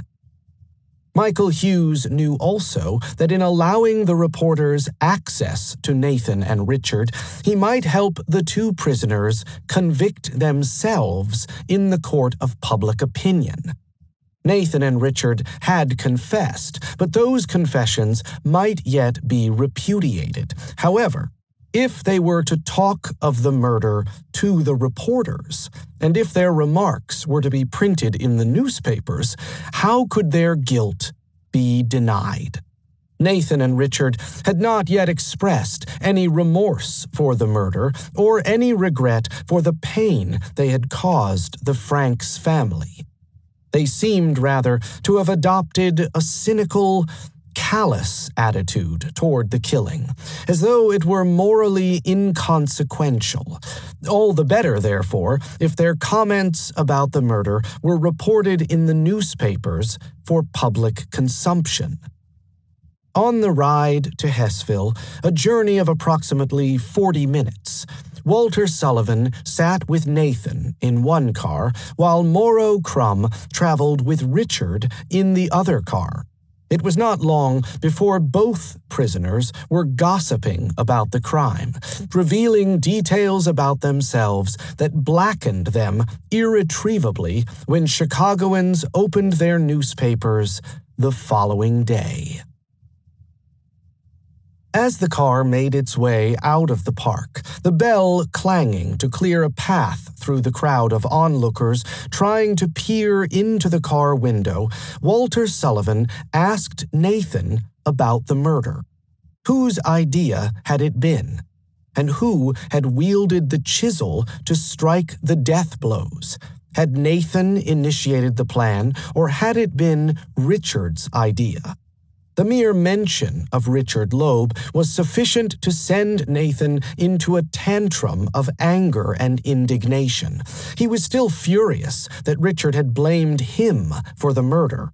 Richard's treason had been a cruel blow to Nathan's love. It was all Loeb's idea, Nathan replied bitterly. He planned the kidnapping. The car had now left Jackson Park and was threading its way through the streets of the South Side out toward the Michigan City Road. It was Loeb who enticed the boy into the car, and it was Loeb who struck him on the head the next instant. Nathan played nervously with the unlit cigarette in his hand, turning it through his fingers. I could not.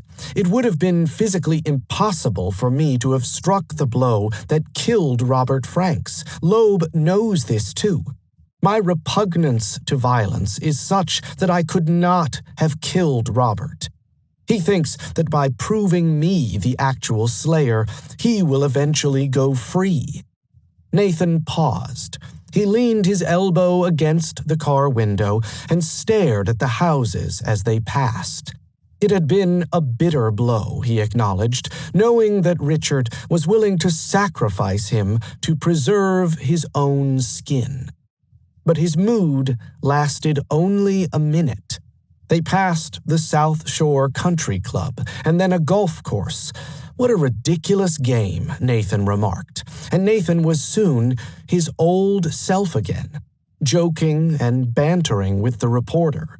He leaned over and touched Sullivan lightly on the knee and sat back in his seat with a grin on his face.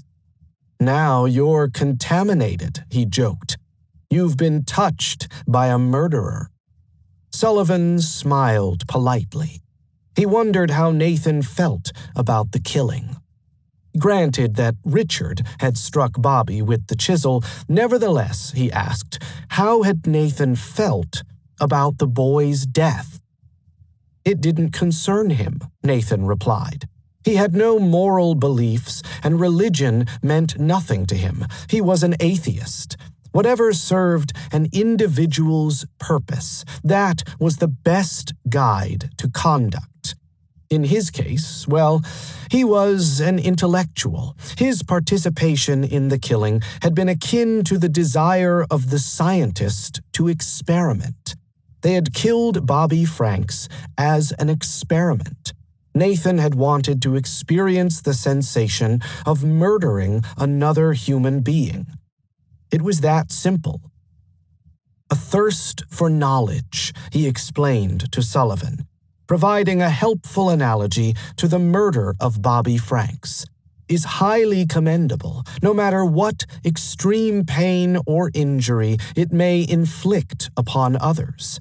A 6-year-old boy is justified in pulling the wings from a fly, if by so doing he learns that without wings, the fly is helpless. In the other car, Richard Loeb, sitting in the rear seat beside Morrow Crumb, talked of his plans after prison. He would serve some time, of course, but eventually he would get out, and then he would make a fresh start. "I'll spend a few years in jail, and I'll be released. I'll come out to a new life. I'll go to work, and I'll work hard, and I'll amount to something. Have a career." "But you have taken a life," one of the detectives interrupted in surprise. "You've killed a boy. The best you could possibly expect would be a life sentence to an insane asylum."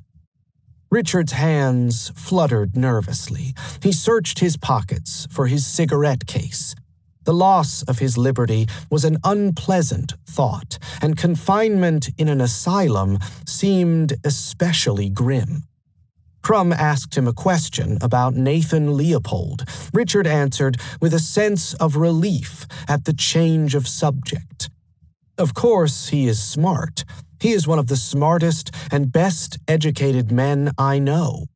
Had Nathan influenced Richard? Had Nathan controlled Richard and led him into the crime? "Well, I wouldn't say that exactly." Richard paused to reflect on the question. "Perhaps he did dominate me.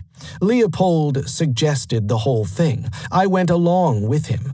Well, it was sort of that way, after all.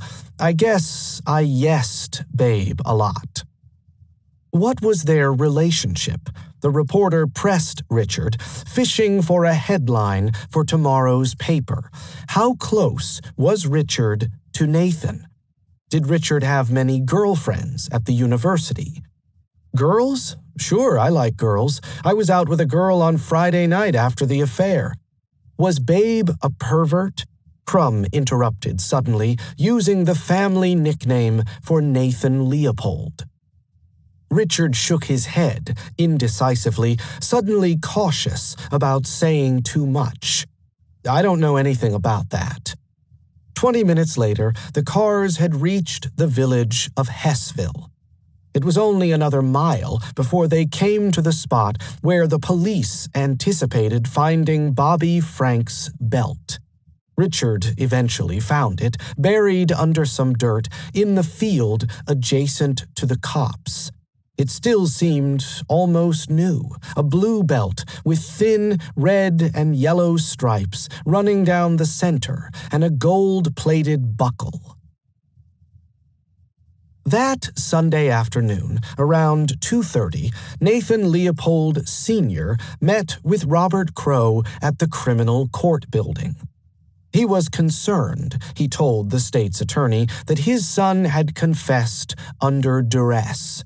He accepted Crow's assurances that there had been no beatings, but perhaps the detectives had intimidated Nathan in some other way. Nathan had been in custody since Thursday afternoon, 3 full days without access to a lawyer. How could the family be certain that he had received fair treatment? Crow could see the agitation on the old man's face. His visitor seemed nervous and confused, and considerably more deferential than Crow had anticipated. He observed the old man closely. Nathan Leopold Sr., with his thick, salt-and-pepper mustache, his jowly neck and large ears, his watery eyes behind large, rimless eyeglasses, bore little resemblance to his son. There was, Crow decided, scarcely the faintest similarity between father and son. "Just sit down, Mr. Leopold.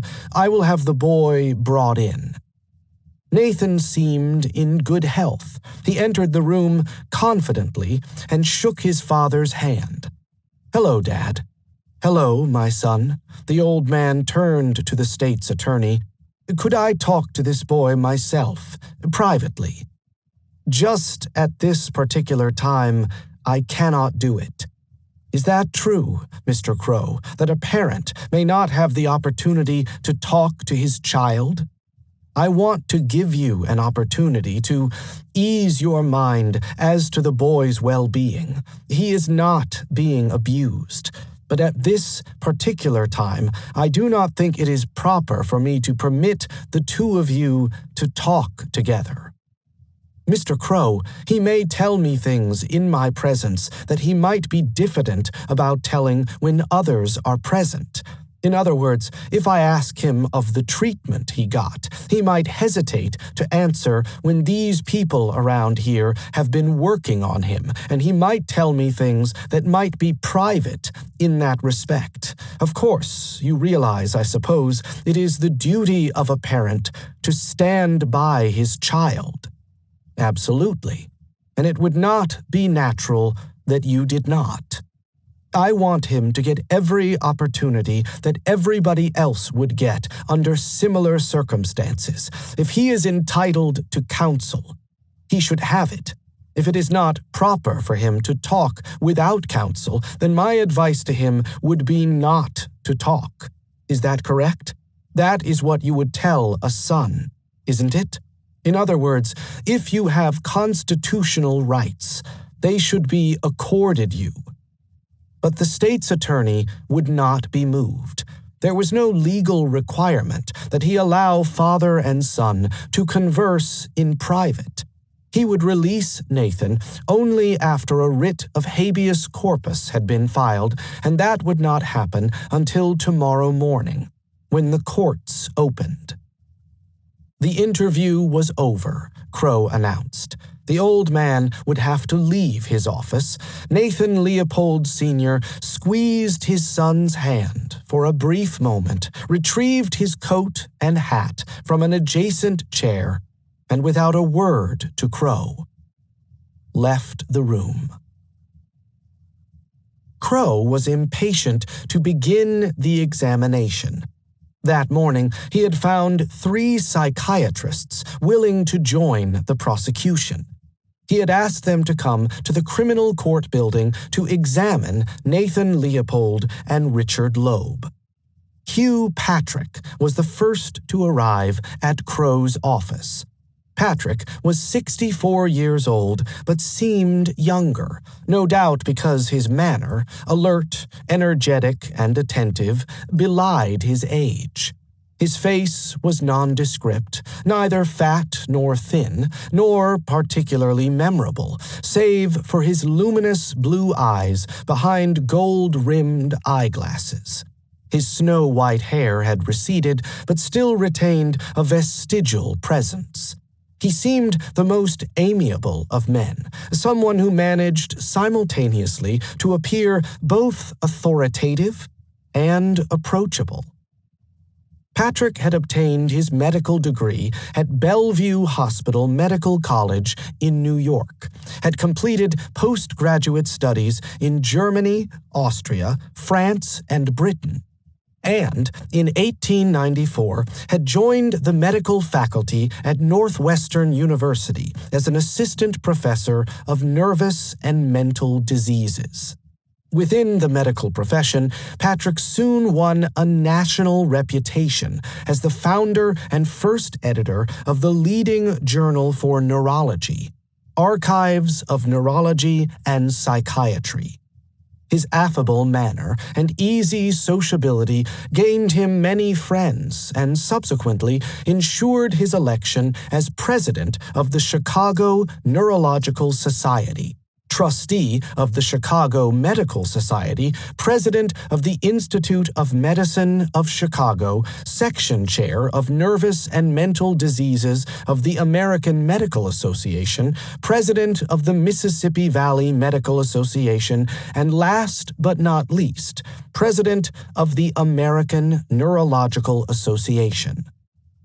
In his spare time, Patrick served as a consultant neurologist to the Illinois Charitable Eye and Ear Infirmary, Wesley Memorial Hospital, St. Anthony Hospital, and the Illinois Eastern Hospital for the Insane at Kankakee.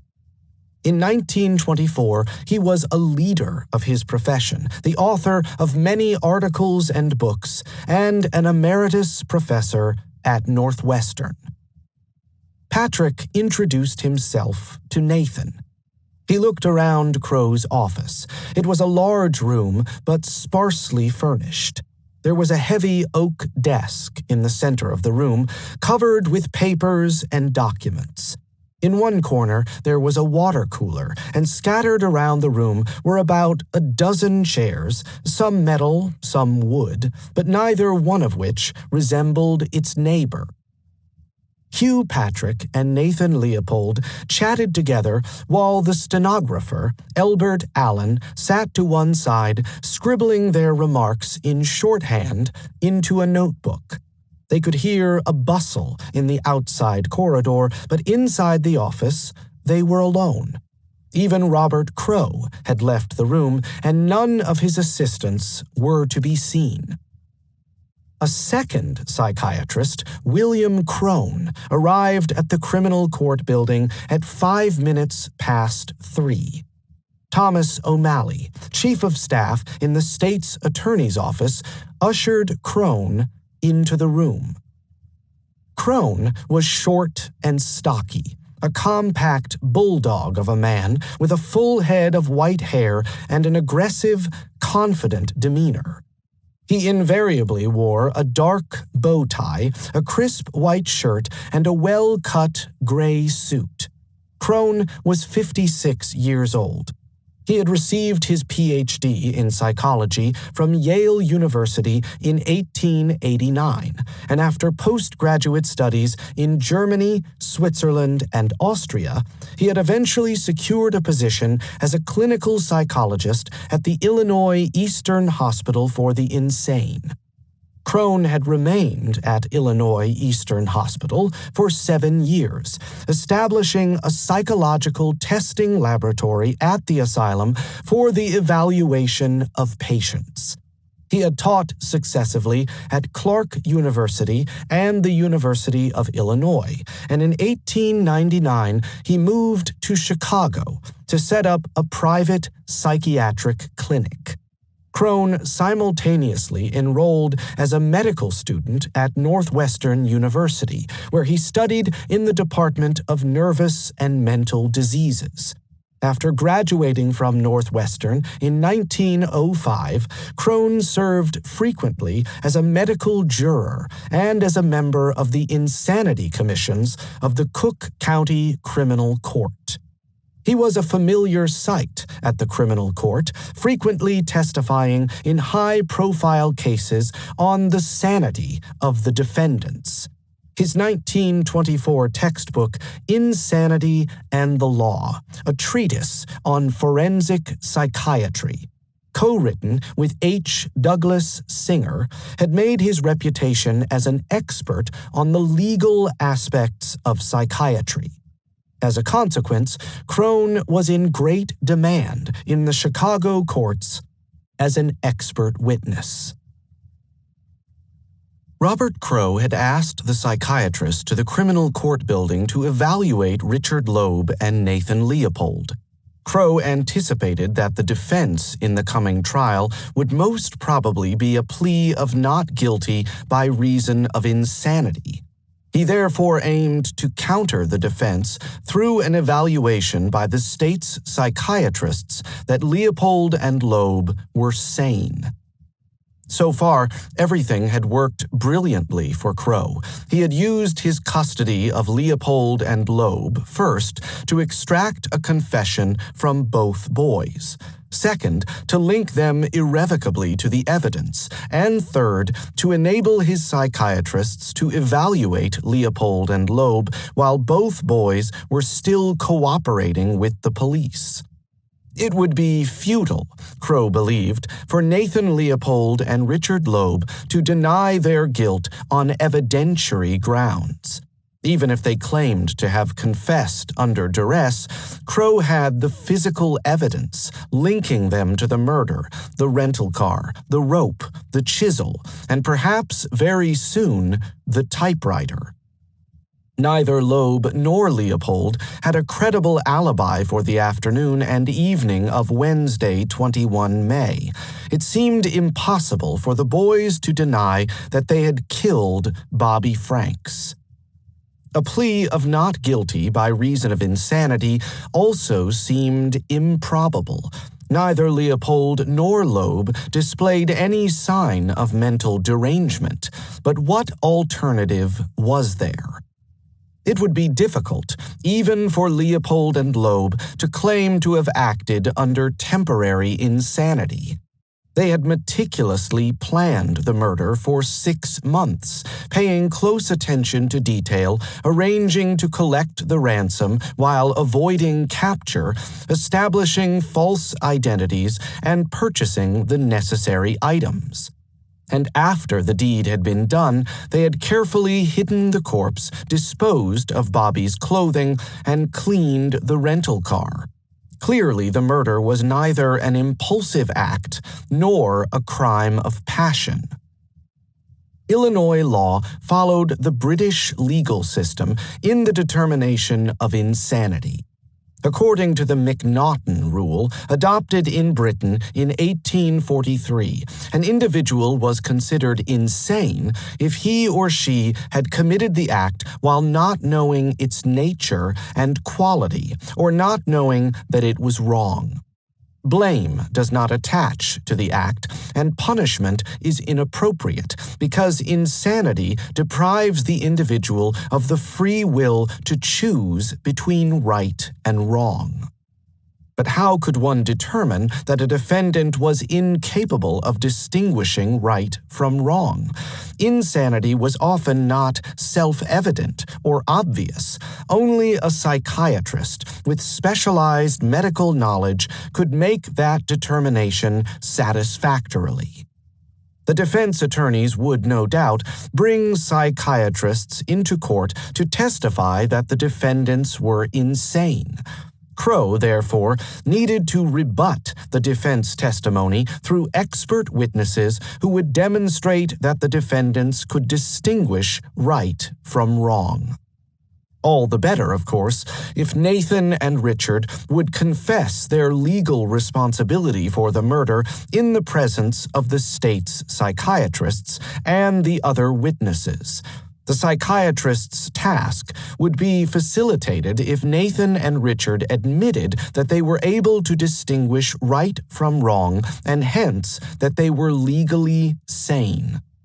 How could the defense lawyers enter a plea of not guilty by reason of insanity if Leopold and Loeb admitted their legal responsibility? At 3:30, Archibald Church, the third psychiatrist, finally arrived. Church, 53 years old, cut an impressive figure. He took great pride in his appearance and was always meticulously dressed. He habitually had a rather melancholy expression.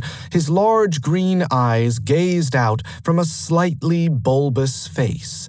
He was courteous to a fault. Indeed, his colleagues at Northwestern University Medical School found Church slightly pompous and aloof.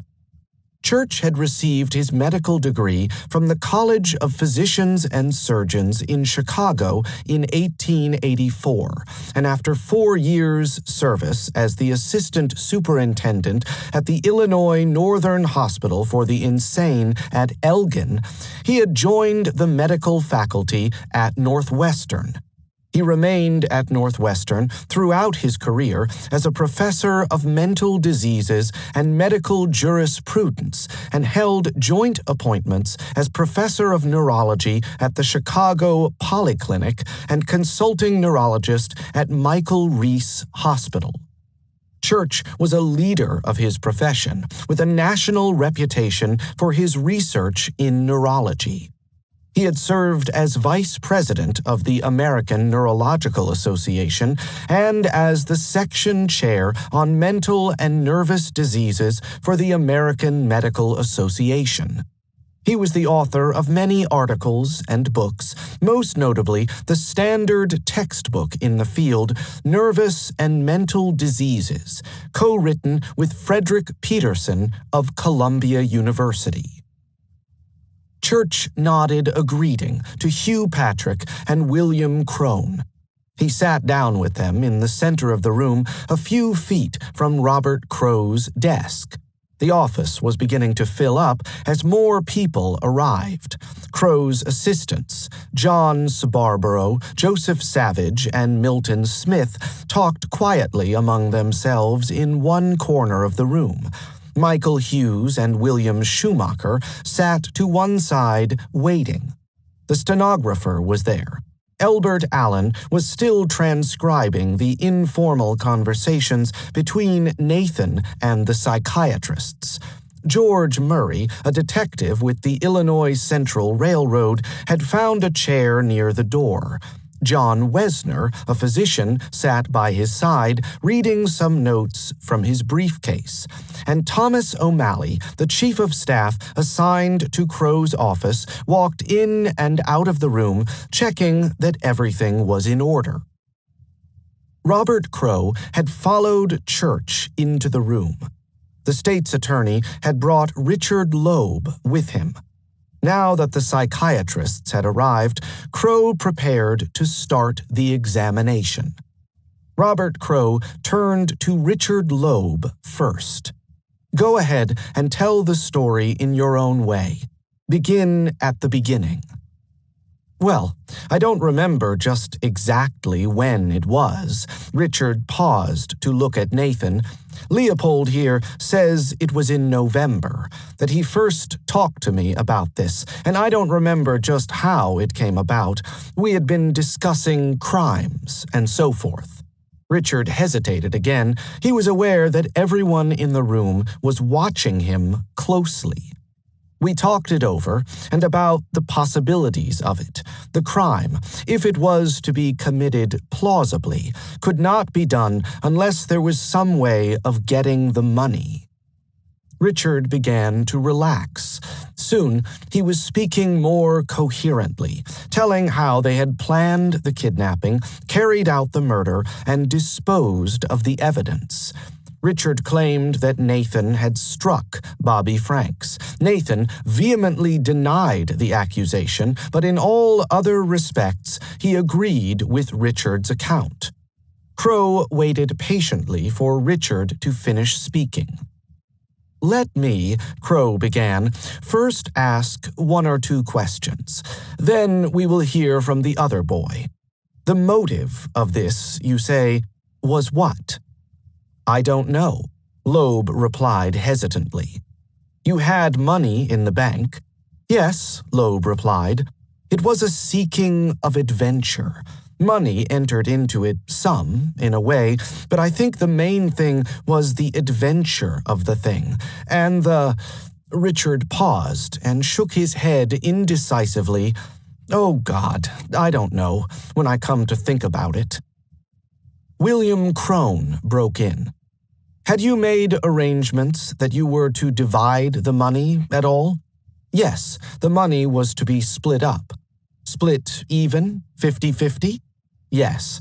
Had you planned how you were to use the money in any way? We arranged that the money was not to be used in the city of Chicago or in this country for a year. Leopold had intended to go to Europe, and it was arranged he could spend the money in Europe if he wanted to. Richard Loeb admitted that the ransom money was not a sufficient motive for the murder. The ransom had added an element of complexity to the affair, but otherwise it was not important. The murder seemed inexplicable to him now. He had no satisfactory answer as to the motive. I feel so sorry. I have asked myself that question 1,000,000 times. How did I possibly go into that thing? Hugh Patrick looked across at Nathan. You cannot trace the original nucleus of it, can you, Mr. Leopold? Yes, sir, I think I can, Nathan replied decisively.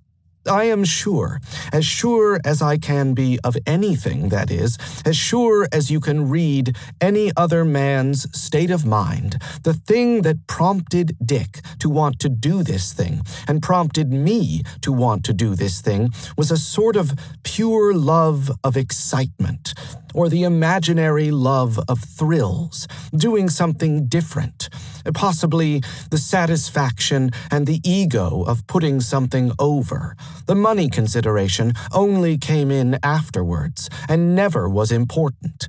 The getting of the money was a part of our objective, as was also the commission of the crime. But that was not the exact motive. If Robert Crowe was to win a hanging verdict, he would have to convince the jury that the murder was a rational act. But what possible motive could there be for such a senseless murder? Neither Leopold nor Loeb had any especial reason to kill Bobby Franks. Richard Loeb had disliked his cousin, certainly, but not to any serious extent. Nathan Leopold had not even previously known Bobby. In any case, both boys had claimed that they had selected Bobby by chance. He happened to be walking south on Ellis Avenue as they had driven by in the Willis night. The victim might have been any one of a dozen boys in the vicinity of the Harvard school. Could money be the motive for the killing? This, too, seemed implausible.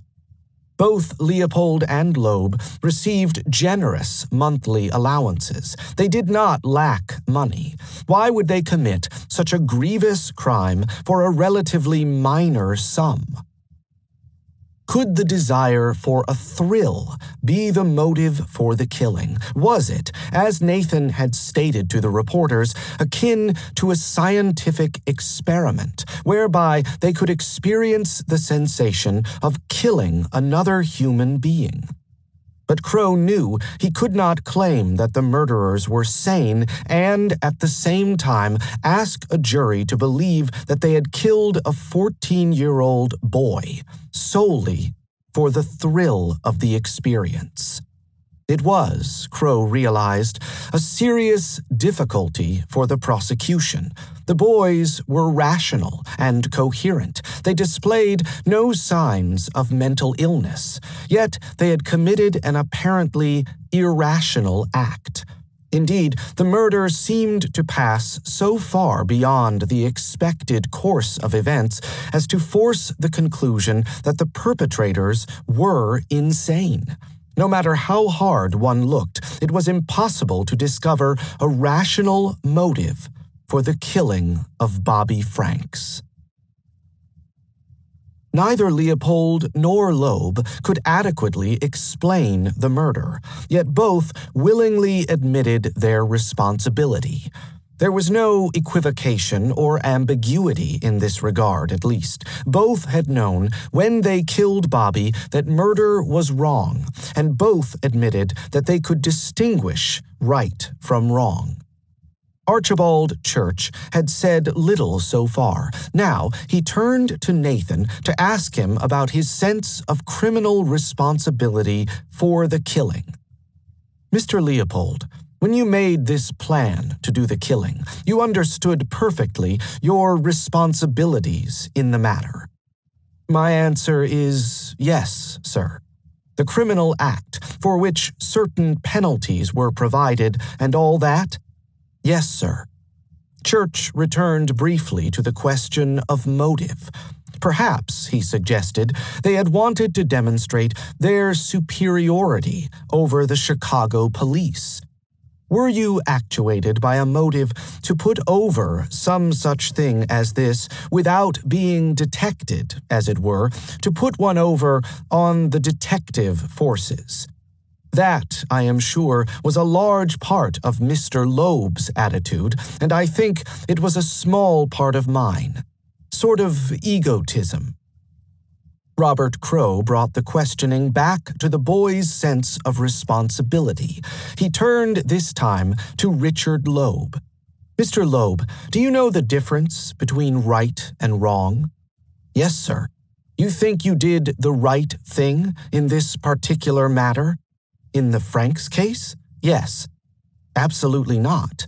And you know it is wrong to kidnap a boy?" "Yes, sir." "What is your idea about right or wrong of getting a boy and kidnapping him?" "It is wrong, sir. You know the consequence of this act, don't you?" "Yes."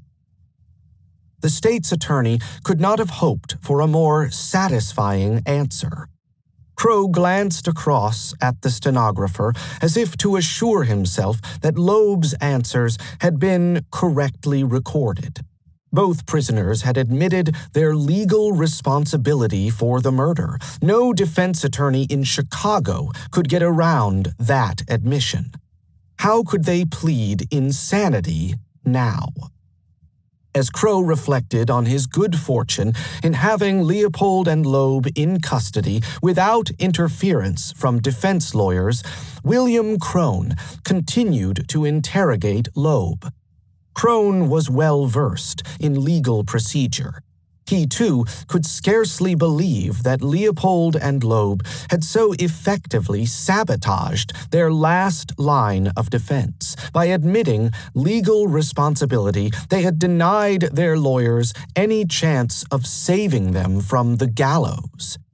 "Had you," Crone asked Loeb, "any feeling of detracting or giving up the scheme?" "No, sir. I don't think so." "You always felt as if you were going to go right through with it?" "Yes, sir. Yes, I really think I did." "Didn't want to be called a quitter?" "Yes, that's just it. I have always hated anybody that was a coward." "You realize now, though, that you had the power to refrain from doing it?" "Yes, sir." "You could have refrained from doing a wrong thing?" "Yes, sir." "You had the power of will and choice to decide whether you would do it or not?" "Yes, sir." "You had that all the time?" "Yes, sir." "You had full control of doing it?" "Yes, sir." It was almost 6 o'clock. Time, Crow decided, to conclude the examination. He had obtained everything that he might reasonably have expected. Both Leopold and Loeb had confessed their guilt a second time before reputable witnesses, and both had admitted their legal responsibility for the murder. Neither had attempted to deny culpability. The state's psychiatrists had had ample opportunity to evaluate the two prisoners. All three psychiatrists agreed that neither Nathan nor Richard had shown even the slightest sign of mental illness. Quite the opposite. Throughout the interview, the boys had been self-possessed, coherent, rational, and lucid. There was no evidence of insanity. Crow had learned that the families of the boys had hired Clarence Darrow that morning as the defense attorney. Crow had not forgotten how Darrow had humiliated him the previous year in the trial of Fred London, a prominent Republican politician, on charges of corruption. Now he would exact his revenge. He had a hanging case here. Both Leopold and Loeb were going to the gallows, and even that old scoundrel, Clarence Darrow, one of Crow's most bitter enemies, would not be able to save them from the noose. It would be an epic battle. Darrow and Crow were polar opposites. Darrow was a determinist. One's actions, Darrow believed, were a consequence of forces that compelled each individual to behave in a certain manner. The criminal did not freely choose wrongdoing. Rather, factors outside his or her conscious control acted to determine criminal behavior.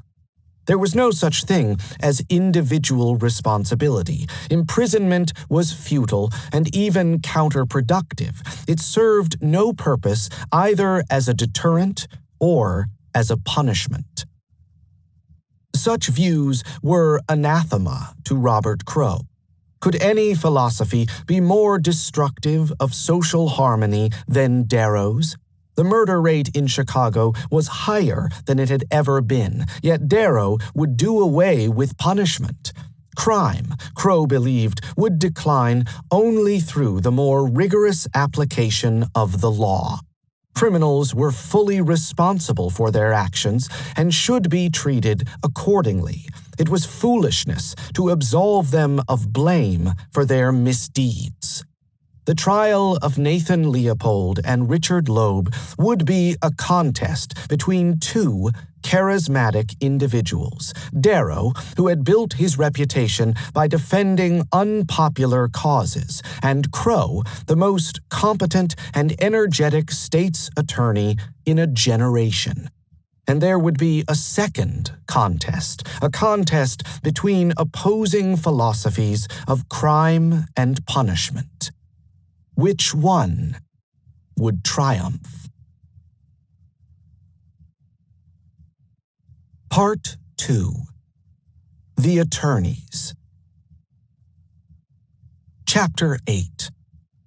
Clarence Darrow. The distinguished gentleman whose profession it is to protect murder in Cook County, and concerning whose health thieves inquire before they go to commit crime, has seen fit to abuse the state's attorney's office.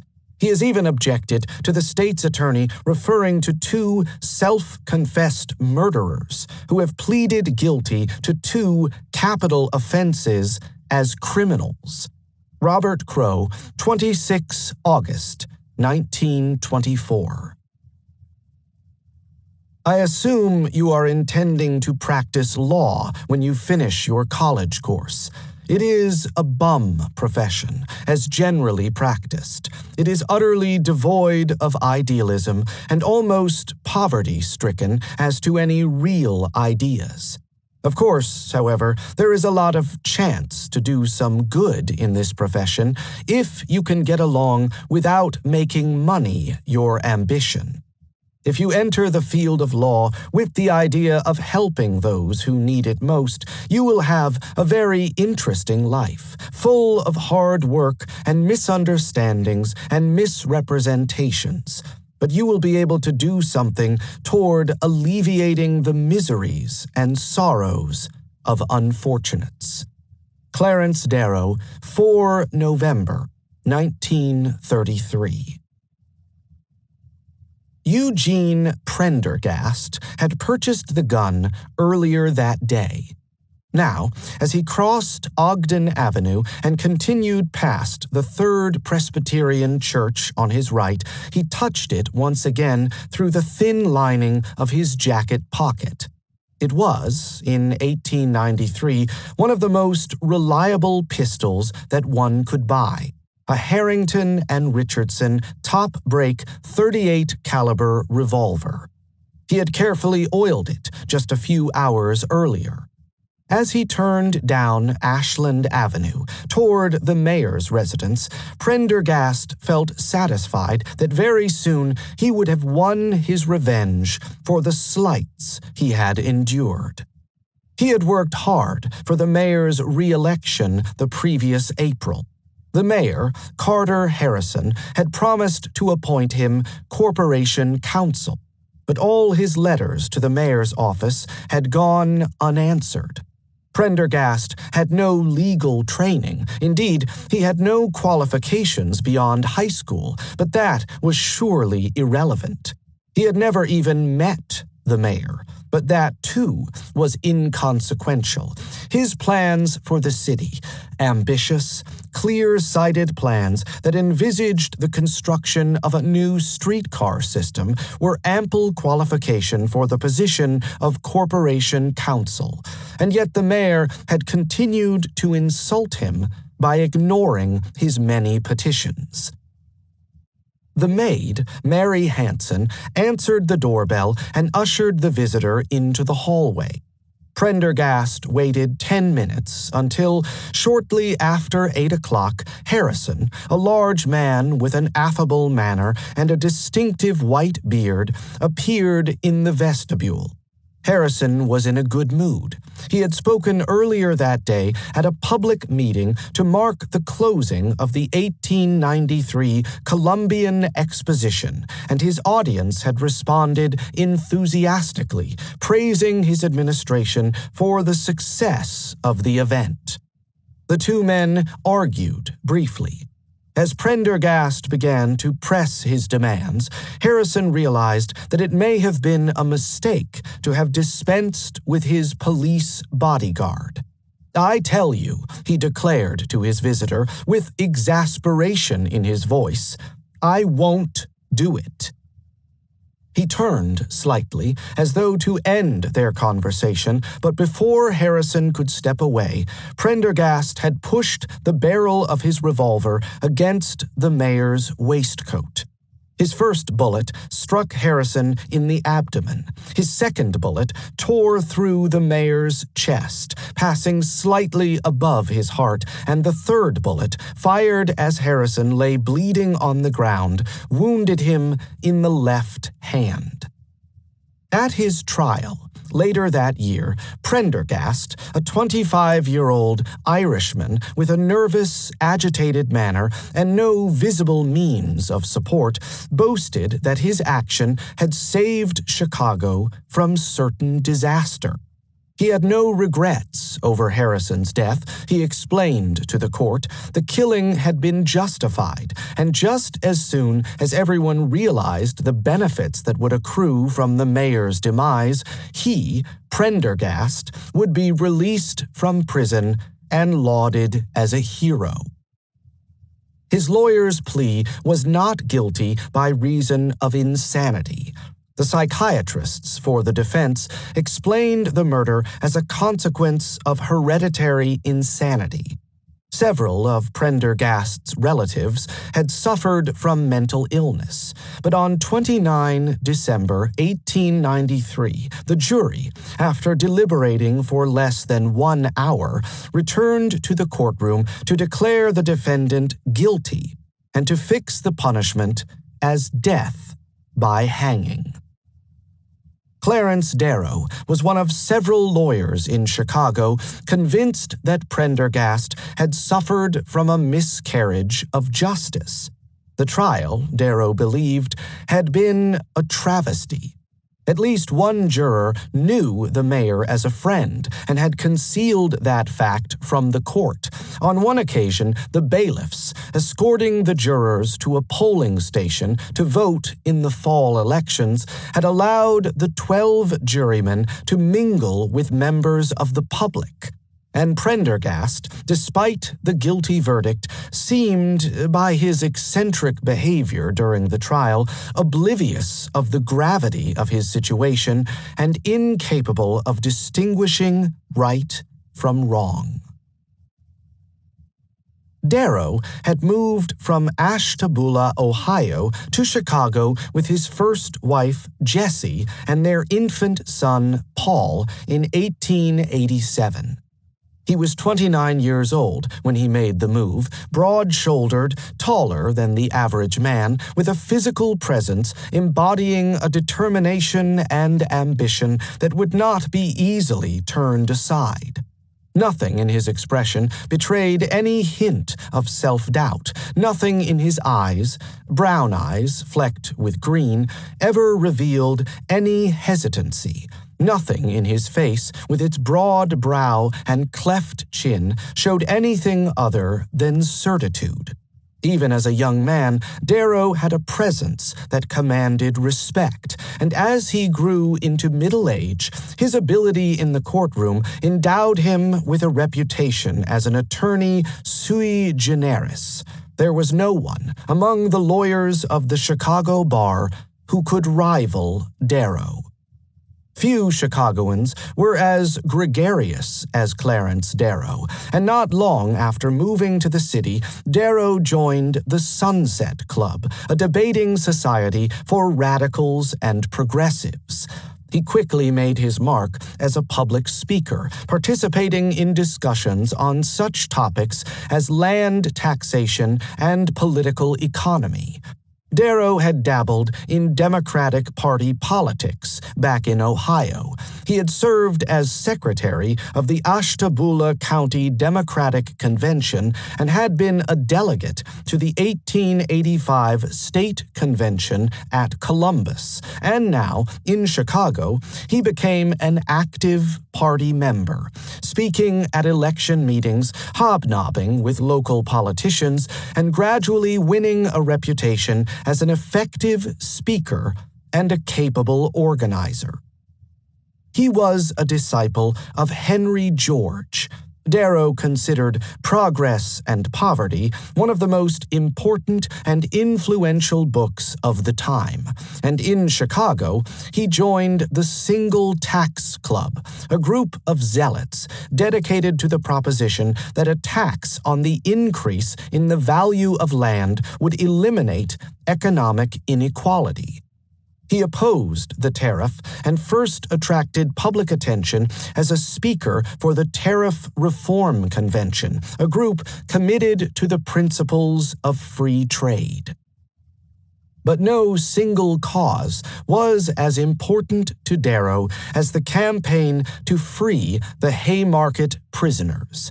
On 4 May 1886, during a meeting of anarchists in the Haymarket on West Randolph Street, a bomb had exploded, killing one policeman and injuring several others. The police had fired into the crowd gathered around the speaker's platform. Gunfire had been exchanged between the anarchists and the police, and by the end of the evening, 8 more policemen lay dead.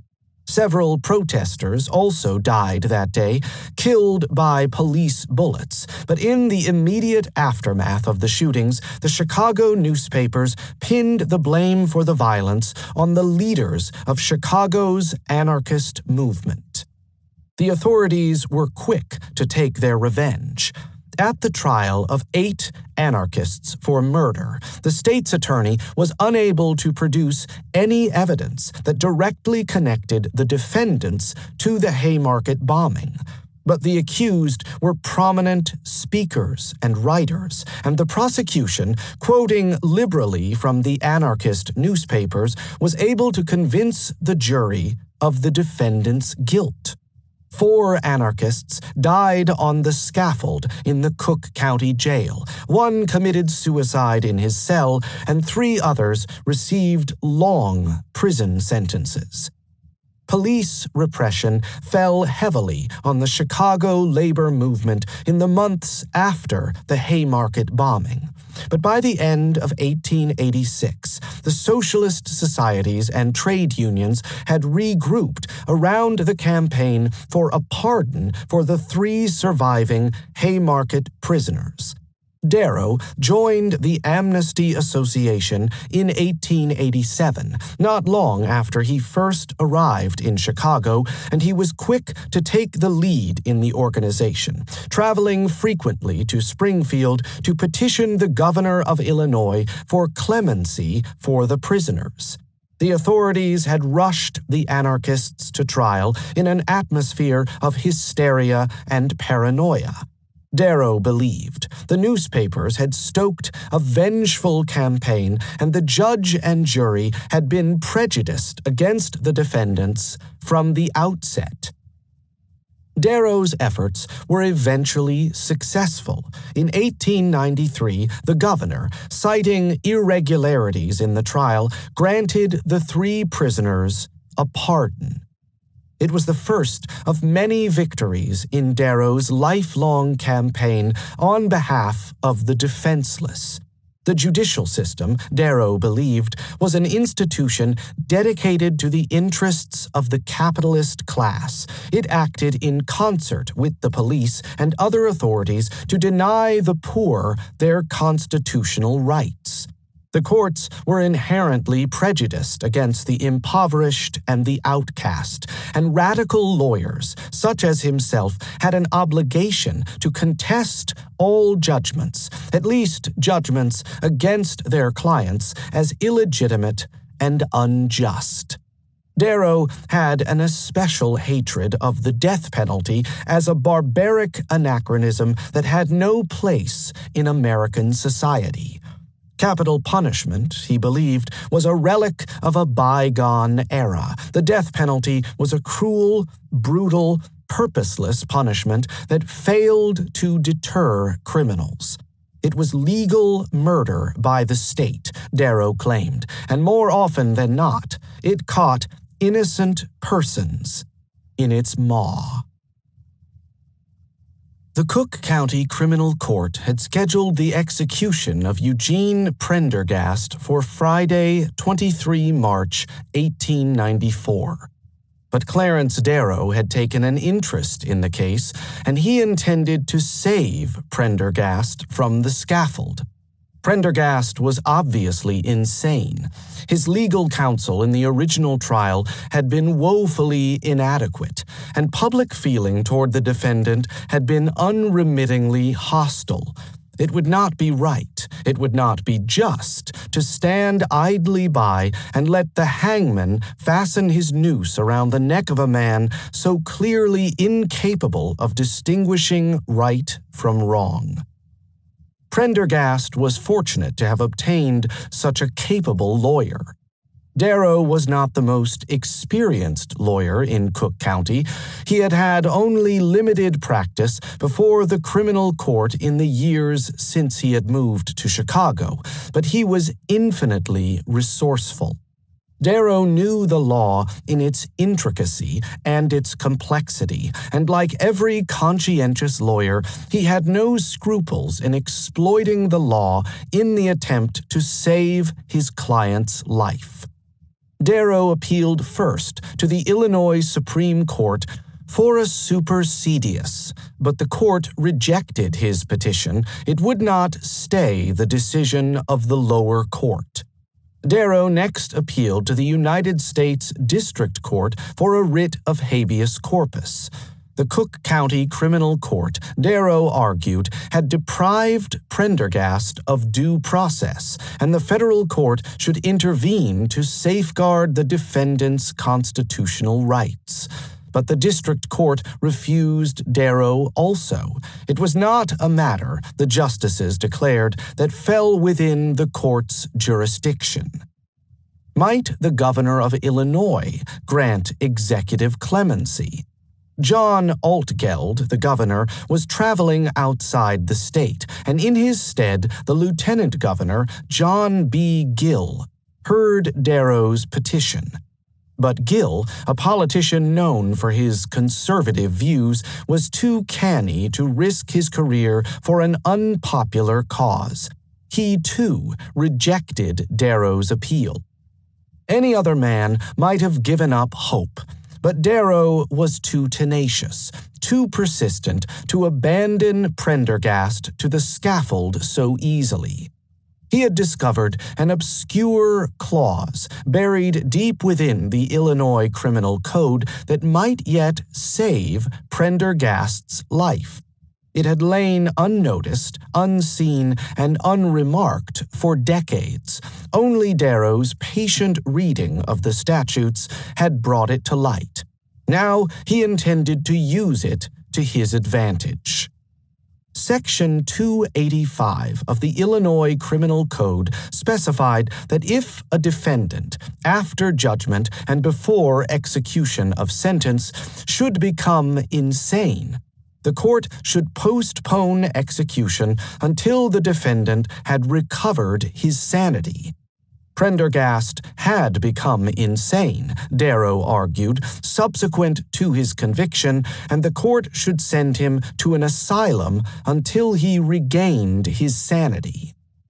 So, although in the original trial the jury had disregarded the claim of the defense that Prendergast was insane, it seemed that the assassin would have a second opportunity to escape the noose. It was, according to Levi Mayer, a leader of the Chicago bar, an ominous development that threatened to subvert the foundations of criminal justice in Cook County. If Darrow succeeded in winning a second trial in a lower court after the state Supreme Court had refused to issue a supersedeas to stay the original judgment, would it not mean that a lower court might annul the decision of the higher court?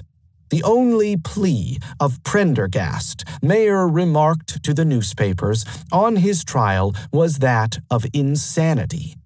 Upon that defense, the jury found against him. The court rendered judgment, and the Supreme Court concurred.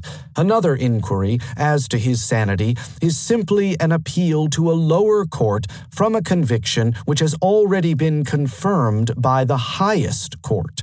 Thoughtful men will consider the precedent thus established with considerable alarm. It adds another to the already too numerous technicalities and obstacles in the way of a prompt and speedy enforcement of the criminal law.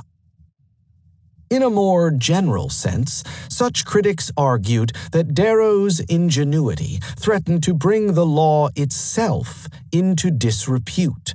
The novelty of the tactic, its application in such a prominent case, and the unfortunate precedent that it would create all contributed to the public vilification of Darrow as a trickster who would use a loophole in the legal code to postpone judgment indefinitely and thus deny justice. Clever lawyers had already burdened the legal system with technicalities founded on recondite passages in the criminal code. If Darrow now succeeded in saving Prendergast's life by claiming that his client had become insane after sentence had been passed, would not the same tactic be used generally in the Chicago courts to prevent the execution of murderers? Darrow succeeded in winning a second trial, but he failed to save Prendergast's life. Medical experts testified again that Prendergast was a paranoiac. But the jury, after deliberating for 10 days, decided that the defendant had the ability to distinguish right from wrong. Thus, in a legal sense at least, he was sane. The case had run its course. Neither the state Supreme Court nor the governor of Illinois responded to petitions from the defense, and on Friday, 13 July, 1894, the hangman pulled the trap of the gallows to end Prendergast's life. The case had ended badly for the prisoner. But for Darrow, it had brought a first taste of fame. Some critics viewed Darrow's role as ill-judged. He had applied an obscure statute to prolong the life of an assassin who had willfully murdered the mayor of Chicago. Darrow seemed, in this telling, the epitome of the shyster lawyer, concerned less with truth and justice than with abetting an infamous criminal. Other commentators, more sensitive to the constitutional safeguards that ensured due process of the law, commended Darrow for an astute and resourceful defense of his client. The state legislature had provided for the insanity defense when it had revised the Illinois Criminal Code in 1845. Surely no reproof should attach to a lawyer who used the statutes to defend his client. It never troubled Darrow that he might be accused of manipulating the law in the attempt to save Prendergast from the scaffold. Perhaps he had exploited a loophole in the criminal code, but so what? Was a lawyer not supposed to seek out every possible advantage and use it to the maximum effect to rescue his client? Any attorney who failed to use such tactics, Darrow believed, was remiss in fulfilling his obligation to pursue every possible defense. And although he had failed, in this case, to save his client, his effort had contributed, nevertheless, to the campaign against the death penalty. Prendergast's defense was one of many such cases against capital punishment that Darrow undertook, with little prospect of financial reward in the course of his long career. Typically, the defendant would be the author of a heinous crime committed in bizarre circumstances. He customarily suffered from mental illness and failed to comprehend the gravity of the crime. Such clients had limited resources and few friends. They were vulnerable and alone, and from the moment of their arrest, they were marked for the scaffold. Such cases, Darrow believed, illustrated the injustice of capital punishment. The death penalty was born out of hatred toward the criminal. It had no purpose except revenge. There was no evidence that capital punishment was a deterrent to murder. Indeed, Darrow argued, since the taking of a life was an act of violence that corroded sentiments of charity and respect toward one's fellows, it followed that the death penalty cheapened and devalued human life, and that it was more an inducement to murder than a deterrent. If hanging the murderer was meant to serve as a deterrent, why not carry out executions in public before the largest possible audience? How could hanging serve to deter if it was hidden away, unseen, in a private chamber? And of course, the death penalty was irrevocable. There could be no reversal. It was a punishment that in its certitude allowed for no mistakes or errors of judgment on the part of the court. In his old age, when writing his autobiography, Darrow could recall those occasions when his father, Amyras, had spoken, his voice suffused with regret, of his attendance at a public hanging. Amyras had been one of many hundreds of spectators at the event, and he had played no other role in the proceedings, yet many years later, he confessed to his son his shame that he had witnessed the cold-blooded killing of another human being. Amyras's abhorrence of capital punishment had had little impact on his son. As a young man, Clarence, living and working as a lawyer in Ashtabula, had accepted the conventional attitude toward criminality. Crime was the consequence of a deliberate choice on the part of the criminal to commit wrongdoing. It deserved, therefore, the appropriate punishment. Clarence Darrow's belief that each individual exercised free will in choosing good or evil was unexceptional, at least in the small-town atmosphere of Ashtabula, where his clients and acquaintances, farmers, businessmen, bankers, and tradesmen, also subscribed to the expectations of conventional morality. Everything changed for Darrow after he read John Peter Altgeld's Our Penal Machinery and Its Victims. A neighbor, one of the local judges on the county court, had lent him the book, and Darrow had devoured it at a single sitting. Altgeld's thesis that crime is a consequence of social and economic pressures bearing down relentlessly on susceptible individuals relied on a persuasive combination of statistics and rhetoric. Criminal behavior, according to Our Penal Machinery, was less a consequence of free will and deliberation and more a matter of education, upbringing, and environment. The majority of criminals, the overwhelming majority, Altgeld stressed, had grown up in circumstances of dire poverty, in families where one or both parents were absent and without the benefits of education, schooling, or discipline. Many had never known their parents or had run away from home at an early age. They had drifted to the slum areas of the big cities and had taken up crime as a way to earn a living.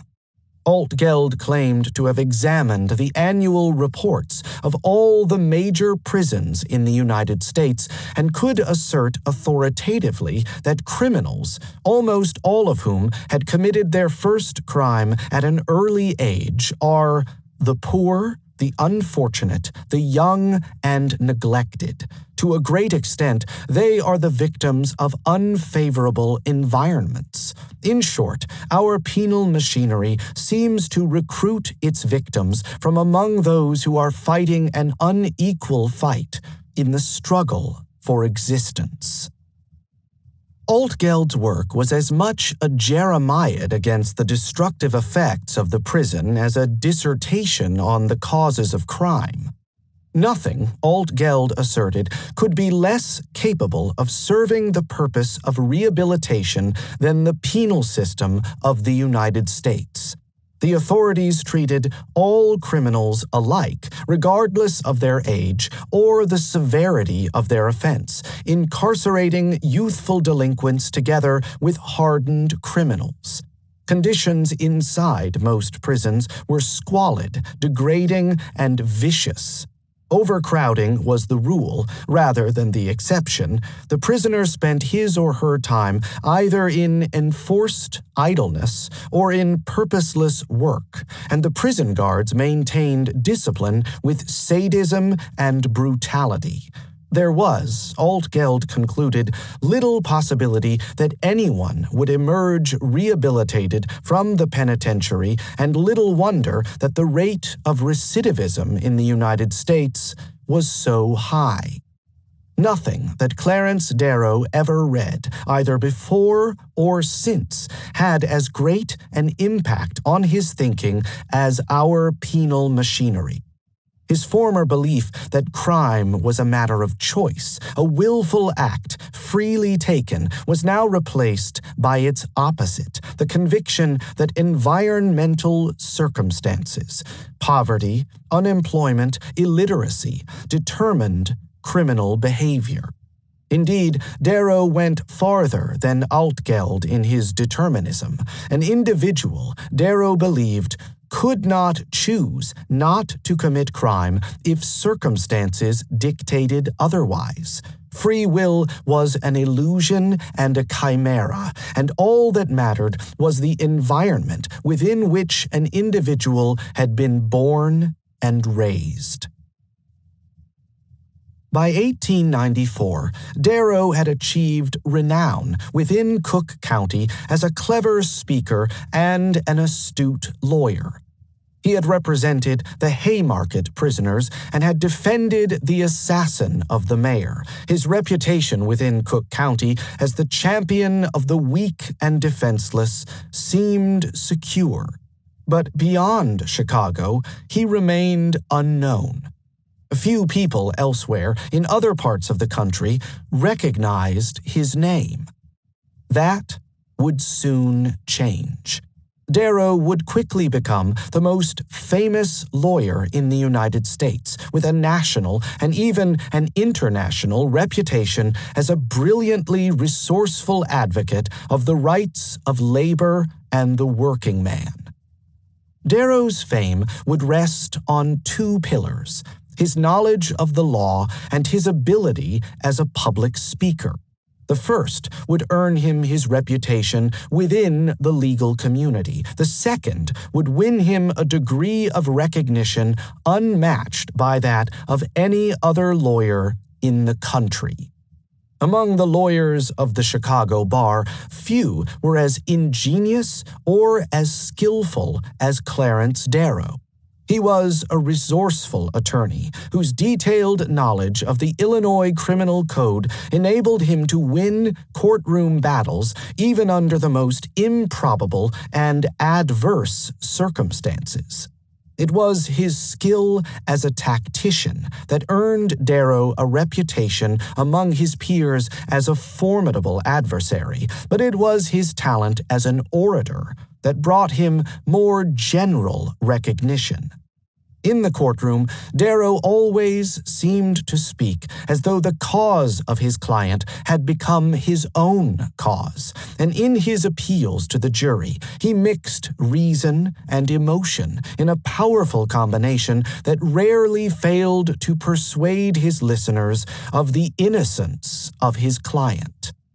Darrow might face overwhelming odds. His case might seem hopeless. His client might seem sure to be convicted. But when Darrow turned to face the jury to begin his concluding speech, always in that low, gravelly voice that rumbled on and on, suddenly something magical would happen in the courtroom.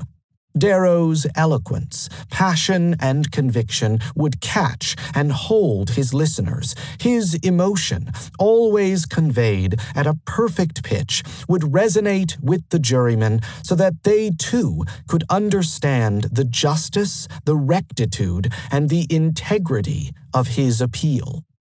It happened again and again. It was as predictable as the summer sunshine and the winter snowstorms. No matter what the odds, Darrow always won his case. His client might be entirely despicable, a murderer and a rapist, perhaps, or a crooked politician, or, more prosaically, a brothel owner and a pimp. Yet Darrow was sure to win the defendant the best possible outcome that the circumstances would allow. It was therefore no surprise that Eugene Debs, the leader of the American Railway Union, would hire Darrow to defend him against conspiracy charges in connection with a boycott of the Pullman Car Works. Debs had established the American Railway Union in Chicago in 1893 to defend the wages and working conditions of railroad workers, and during its first year, the union had won strikes against the Union Pacific Railroad and then against the Great Northern Railroad. Flushed with success after vanquishing two of the most powerful railroad corporations in the country, Debs called his members to take action against the Pullman Car Works. The owner of the company, George Pullman, had refused to negotiate with his workers over a pay cut. They had come out on strike, and in June 1894, the American Railway Union, acting in sympathy with the Pullman workers, declared a boycott of all Pullman cars. No member of the union would handle a Pullman car or any train connected to a Pullman car. It was a step too far, at least according to the General Managers Association, a powerful federation of 24 railroad corporations. The association, now intent on crushing the railroad union, protested to the federal authorities that the boycott was clearly illegal. since it would both obstruct interstate commerce and prevent delivery of the mails. Should the authorities not therefore take action against Debs and his followers. On 3 July 1894, the United States District Court issued an injunction against the American Railway Union. Debs responded by calling for a general strike against the railroad corporations, and 1 week later, the authorities arrested Debs on charges of conspiring to obstruct interstate commerce and to prevent delivery of the mails. When the case came to court in January 1895, Clarence Darrow was ready with his defense. The prosecution accused Debs of conspiracy, yet Darrow explained no one had been indicted for carrying out the acts that Debs had allegedly conspired to bring about. The real conspiracy, Darrow alleged, was between George Pullman, owner of the Pullman Car Works, and the General Managers Association, a conspiracy to pressure federal authorities to press charges against Debs in order to break the back of the union. He would, Darrow announced to the court, ask for a subpoena for George Pullman to appear in court to testify about his relationship with the railroad corporations and the federal authorities. It was a brilliant maneuver that caught the prosecution by surprise. Pullman refused to appear in court. He ignored the subpoena, and by a lucky coincidence, one of the jurors became ill, forcing the judge to discharge the jury. The judge announced that he would postpone the trial until May, but Pullman's refusal to appear in court had torpedoed the state's case against Debs, and the conspiracy charges were quietly dropped. It was a famous victory, for Debs, of course, and for Clarence Darrow. This had been a bitter contest, an epic battle between capital and labor, and it had captured the attention of the nation. Darrow had rescued Debs from a lengthy prison term, and now Darrow had the fame and renown that he had so much desired. He was no longer merely a Cook County attorney. Darrow was now the most famous lawyer in the United States. In subsequent years, each case that Darrow undertook enlarged his reputation. He had become a mythical figure who, through a combination of charisma and guile, always defeated his enemies. His private life was often tempestuous. His first wife, Jessie, had divorced him in 1897, and 6 years later, Darrow married Ruby Hammerstrom. But in public, Darrow seemed beyond reproach. In 1897, he struck at the conspiracy laws a second time in his defense of Thomas Kidd, the General Secretary of the Amalgamated Woodworkers Union.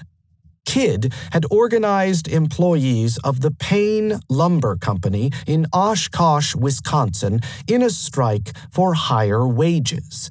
The local authorities had charged Kidd with conspiracy. Darrow used the same strategy that he had employed on behalf of Eugene Debs. The real conspiracy, Darrow claimed in court, was between the Payne Lumber Company and the state authorities to crush the Woodworkers Union. Darrow succeeded a second time. The jury acquitted Kidd of all charges. Darrow relished such opportunities to defend workers against their bosses. The cause of the working class was always just, Darrow believed, and his defense of constitutional rights served to extend the democratic liberties of all people. and it was a happy coincidence that such labor trials brought Darrow enormous publicity as the foremost advocate of the oppressed and downtrodden. Darrow had little patience for the humdrum business of the law, the accumulation of evidence, the winnowing of precedents, and the logical construction of a client's case. Such tasks constituted a necessary evil which had to be borne if he was to make a living. Darrow always carried such burdensome tasks ungraciously, hoping always to make enough money so that he could choose his clients. Darrow's enthusiasm caught fire only when great principles were at stake, most typically when he could fight on behalf of the underdog. In 1907, Darrow assumed responsibility for the defense of the leaders of the Western Federation of Miners on charges of murder. Labor struggles between mine workers and the owners had convulsed the Western states for decades and had grown in ferocity year by year.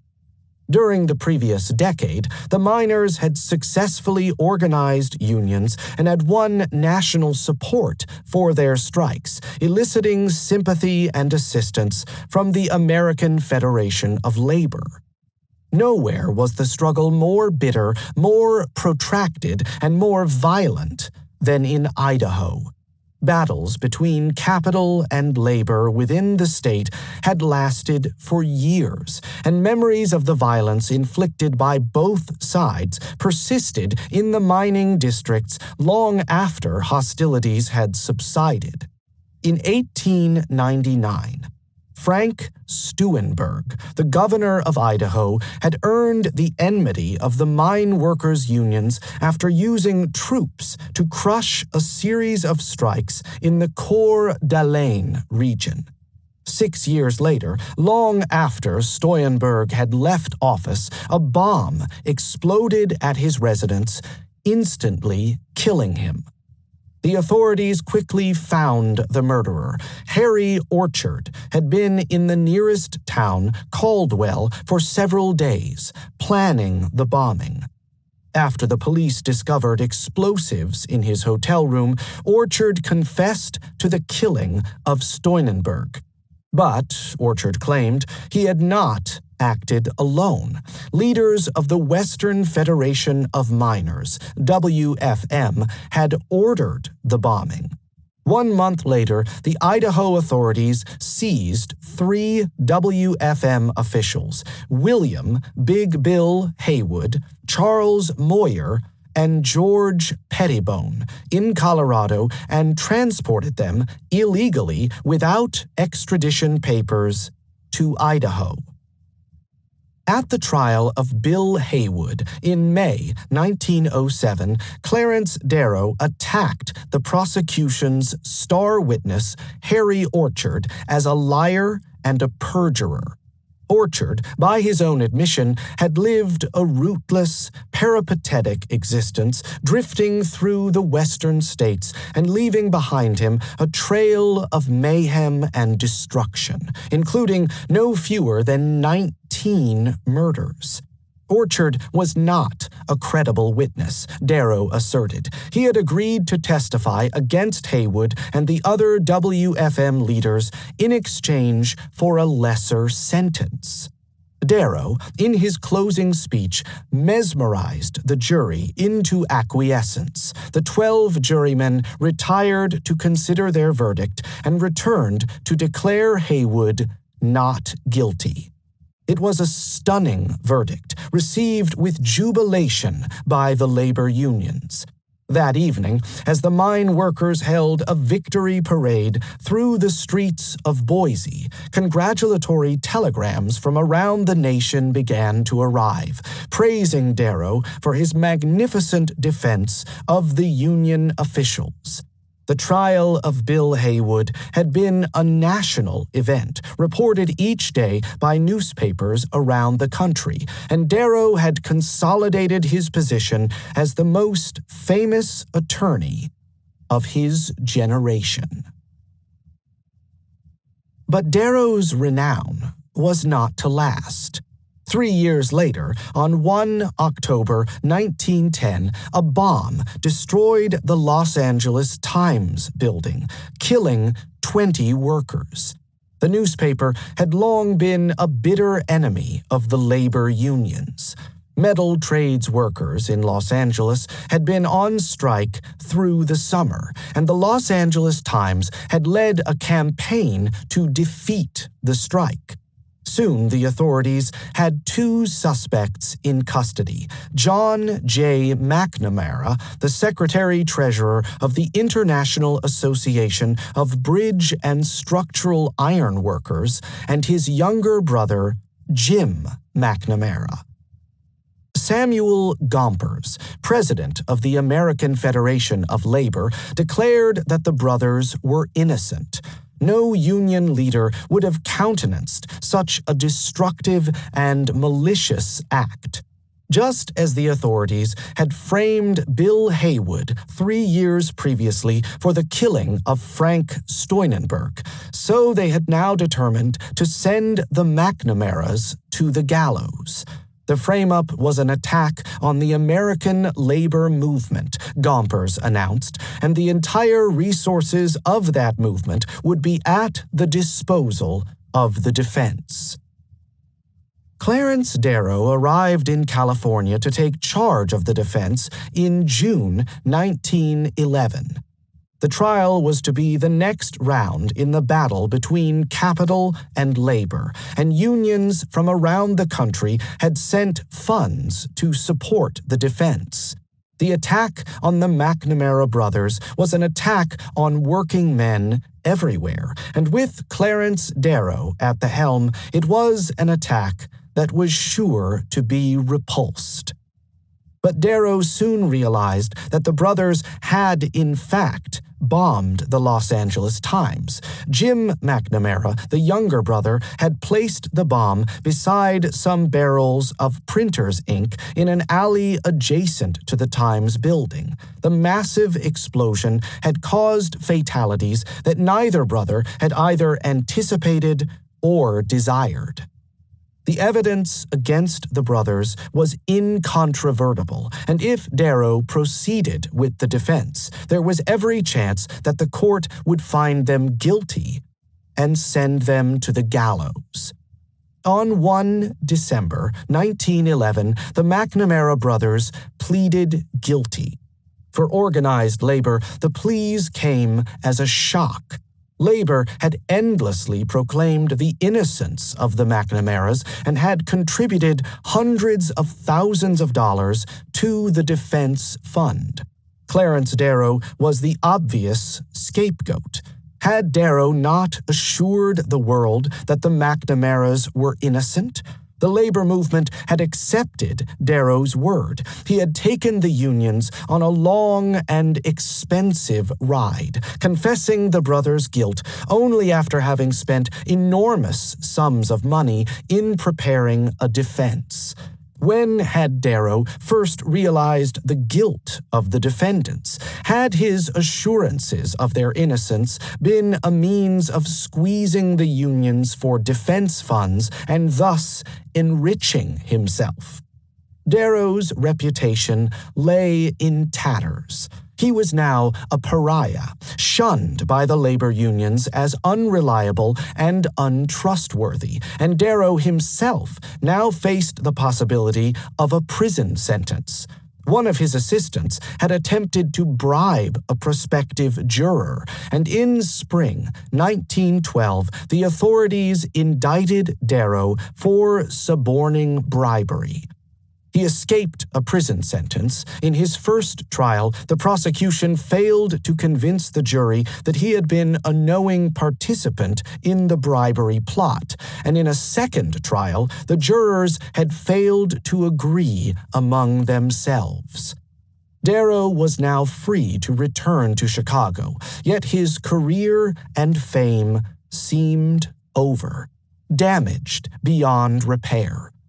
He could still practice as an attorney, of course, and he could still earn a living, but he would never again command the national spotlight in defense of the oppressed. Darrow seemed condemned to the fate he had always hoped to avoid: a humdrum law practice. In 1914, he became a partner with the socialist lawyer Peter Sisman and established the law firm of Darrow, Sisman, Holly, and Carlin, with offices at 140 North Dearborn Street. Despite his association with Sisman, the labor unions and socialist groups in Chicago shunned Darrow. There would be no work for him from that quarter in the aftermath of the crushing humiliation in Los Angeles, and Darrow, cut off from the labor movement, began an association with some of Chicago's less savory characters, including prominent members of the mob. In 1916, after the state's attorney, Maclay Hoyne, began an investigation into illegal gambling, Darrow represented Mont Tennis, a gangster who controlled betting at the Hawthorne racetrack. The following year, Hoyne oversaw an investigation into political corruption and caught Oscar DePriest, the sole black alderman, in his net. Hoyne indicted DePriest for bribing the police and for his connections to gambling rings and prostitution rackets within the African American community. But after a lengthy trial, Darrow won the acquittal of DePriest on all charges.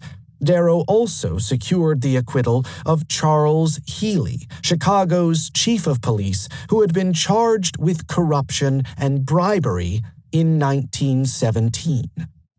The entry of the United States into World War I confirmed his friend's suspicion that Darrow had drifted away from radical politics and toward the center. Darrow had become an ardent supporter of American involvement and of Woodrow Wilson on moral grounds. Germany, an aggressively militaristic power, had violated the neutrality of Belgium. Darrow joined the National Security League, the principal group advocating American participation in the war, and spent several months in 1917 and 1918 traveling around the country speaking in support of the government's foreign policy. Yet Darrow strongly opposed Wilson's anti-democratic restrictions on free speech at home, and Darrow's efforts on behalf of anarchists, communists, and anti-war protesters helped restore some of his reputation within progressive circles. In 1917, anarchists in Milwaukee fought a gun battle with the police and subsequently received long prison sentences for conspiracy to assault with intent to murder. 18 months later, in March 1919, Darrow presented the appeal to the Wisconsin Supreme Court and succeeded in overturning the convictions. Darrow also defended members of the Communist Labor Party on charges of violating the Espionage Act. 20 members of the party stood trial in 1919 in the Cook County Criminal Court. Despite Darrow's best efforts, including a closing speech that attacked the prosecution for trampling on the constitutional rights of the defendants, the jury found the communists guilty of advocating the overthrow of the government. Darrow thus managed to remain in the public eye throughout the 1910s. His pronouncements and opinions continued to appear in the Chicago newspapers, of course, and occasionally his court cases would attract attention outside Cook County, in cities such as New York, Boston, Philadelphia, and San Francisco. He had reached and passed middle age, yet he still retained an uncanny ability as an attorney. He had become a fixture at the Cook County Criminal Court, representing as varied an assortment of clients as one might expect to find in a metropolis such as Chicago. Corrupt politicians, bootleggers and saloon keepers, pimps, prostitutes, and owners of massage parlors, embezzlers, gamblers, and gangsters, and of course, a steady stream of murderers. No aspect of Darrow's career before the criminal court was as significant in transforming his philosophy of crime and criminal justice as his efforts on behalf of Chicagoans indicted for murder. Until around 1915, Darrow clung stubbornly to the belief that all crime was, in one sense or another, economic crime. Criminals broke the law, Darrow believed, because they were impoverished, uneducated, and destitute. They had been reared in poverty and deprived of any semblance of education or training. They had no way to make a living by normal means. They had no choice but to engage in criminal activity. In June 1914, the warden at Joliet Prison invited Clarence Darrow to speak to the prisoners on crime and punishment. Darrow was well known for his opposition to the prison system, and his visit to Joliet was, according to the warden's critics, ill-judged and inappropriate. But Darrow had come in support of the warden's inauguration of a more liberal regime at Joliet, and in his talk he endorsed the relaxation of the disciplinary system and urged the inmates to cooperate with the honor system introduced earlier that year. The prisoners, at least, received Darrow's speech with good grace. Darrow absolved them of blame and attributed their incarceration to the effects of impoverishment. "Most all the people in here are poor," Darrow drawled to his captive audience, "and have always been poor, have never had a chance in the world. The first great cause of crime is poverty, and we will never cure crime until we get rid of poverty. Most of the crimes committed, like burglary and robbery and murder, are committed by boys, young people, and they are boys of a certain class, boys who live in a tenement district, boys who are poor, who have no playground but the street, boys who gradually learn crime the same as we learn to be a lawyer. And of course, after they get started, then it is easy." Yet Darrow's work as a defense attorney in the Cook County Criminal Court often seemed to confound his most fundamental assumptions about the causes of crime. Some defendants seemed to have acted irrationally, or, at the very least, in ways that defied easy explanation. Darrow, in his defense of such prisoners, could not make his appeal to the jury in ways that argued an economic motive, and as he took up alternative explanations for such crimes, his philosophy of criminal justice gradually began to adopt a more subtle mien. Darrow's philosophy of economic determinism could not, for example, account for those murderers who killed in passion and anger. Darrow himself knew that in order to make an effective appeal to the jury in such cases, he had to abandon his concept of crime as a consequence of economic need. Russell Pethick, a 22-year-old delivery man, was a case in point. On Thursday, 6 May 1915, at 10 o'clock in the morning, Pethick stopped at 7100 Low Avenue, the house of John and Ella Coppersmith, to deliver groceries. Ella Coppersmith was in the kitchen when Pethick knocked at the door, and her 2-year-old son, Jack, was playing in an adjacent room. Pethick unloaded the groceries from his wagon in the alley adjacent to the Coppersmith house and stepped into the kitchen. Ella Coppersmith, alone in the house with her child, offered a $10 bill in payment. There was a dispute over the change. The dispute escalated into an argument, and as they faced each other, Pethick suddenly reached for the woman's blouse as though to touch her. She responded by striking him in the face with her fist. There was a butcher knife with a wooden handle and a sharp, serrated edge lying on the kitchen table. Pethick suddenly grabbed it and lunged at the woman. She fought back, raising her arms to defend herself from the blows, but Pethick struck at her, slashing violently at her abdomen and throat.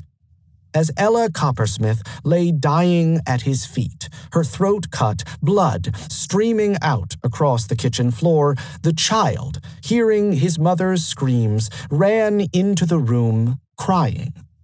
Pethick could not afford to leave behind a witness to his crime. The child might identify him to the police, he thought, and so he grabbed Jack by his shirt, pulled the child suddenly toward him, and slit the boy's throat. After killing the boy, Pethick ransacked the house, looking for valuables. He then returned to the kitchen, where he sexually abused Ella Coppersmith's body before cleaning his clothes and hands of blood and returning to work. There seemed to be no mitigating circumstances for the brutal murder of a young mother and her innocent child. At the hearing before the grand jury, several witnesses, including Pethick's employer, John McCrae, testified that Pethick had shown no previous signs of insanity and that he could distinguish right from wrong. The state's attorney, McClay Hoyne, was confident that he had a hanging case, and he announced that he would seek the death penalty for the double murder. But according to a diagnosis presented by medical experts, Pethick was mentally ill. Rachel Watkins, a prominent member of the Medical Women's Club of Chicago, examined him in the Cook County Jail. The prisoner, Watkins reported, had degeneration of the nerve tracts. He is very deficient in memory, reason, and judgment. There is a disturbance throughout the entire emotional field. In general knowledge, he is equal to a 5- or 6-year-old child, and although he attended public school for 8 years, he was unable to pass the 3rd grade.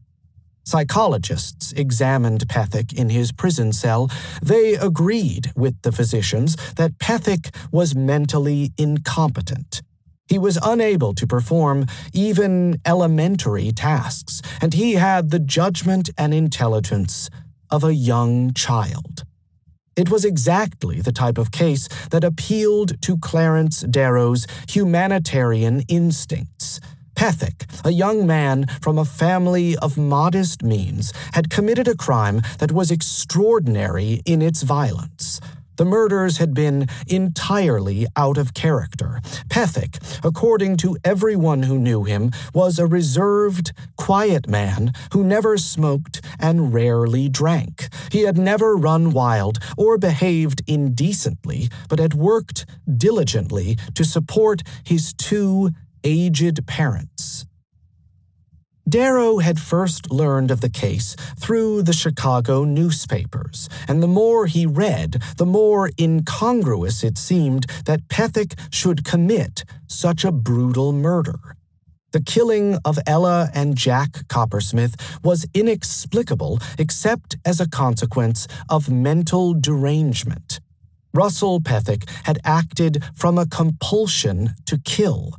Defects in his mental apparatus, Darrow believed, had removed his ability to choose his actions freely and had compelled him to murder his victims. Pethick was a suitable case for medical diagnosis, and the state's attorney would be better advised to send him to a mental institution than to the gallows. And if Pethick had not chosen to kill, then what could justify a death sentence? He was not responsible for his actions, Darrow reasoned, and under the circumstances, capital punishment would serve no purpose except to satisfy the bloodthirsty mob.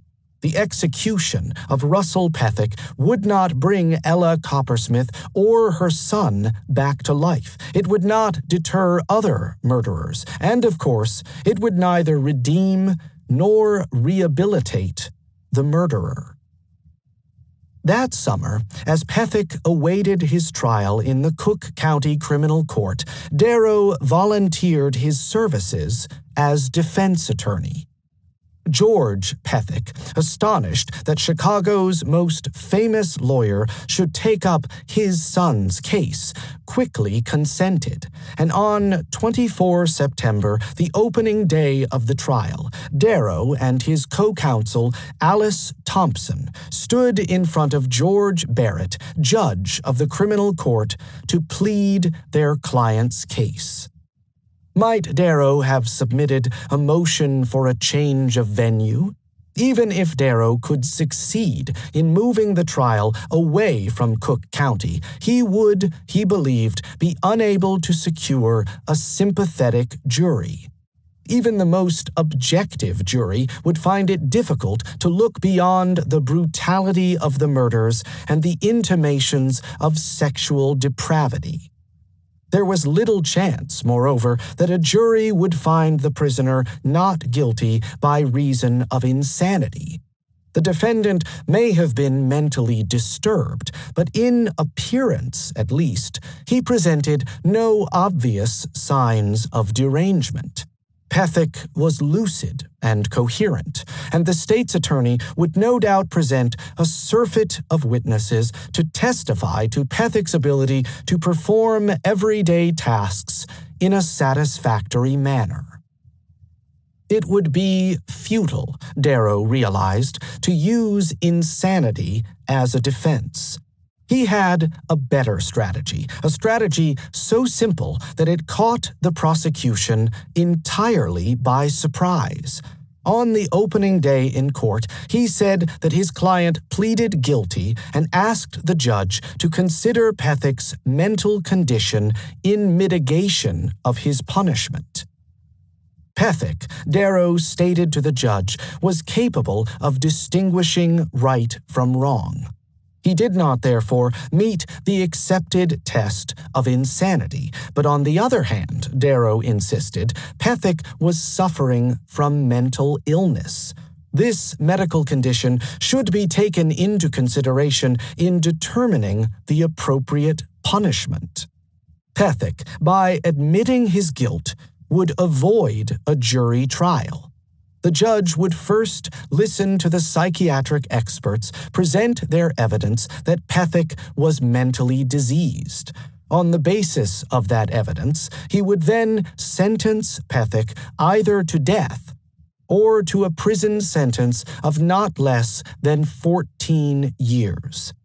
Darrow's gamble paid off.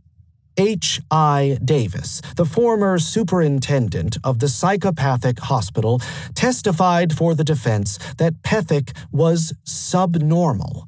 His mental capacity is far below par. I wouldn't call him an idiot, but he is feeble-minded, and that Pethick had a diminished sense of responsibility. Other physicians took the stand to support Davis's assertion that Pethick was mentally diseased.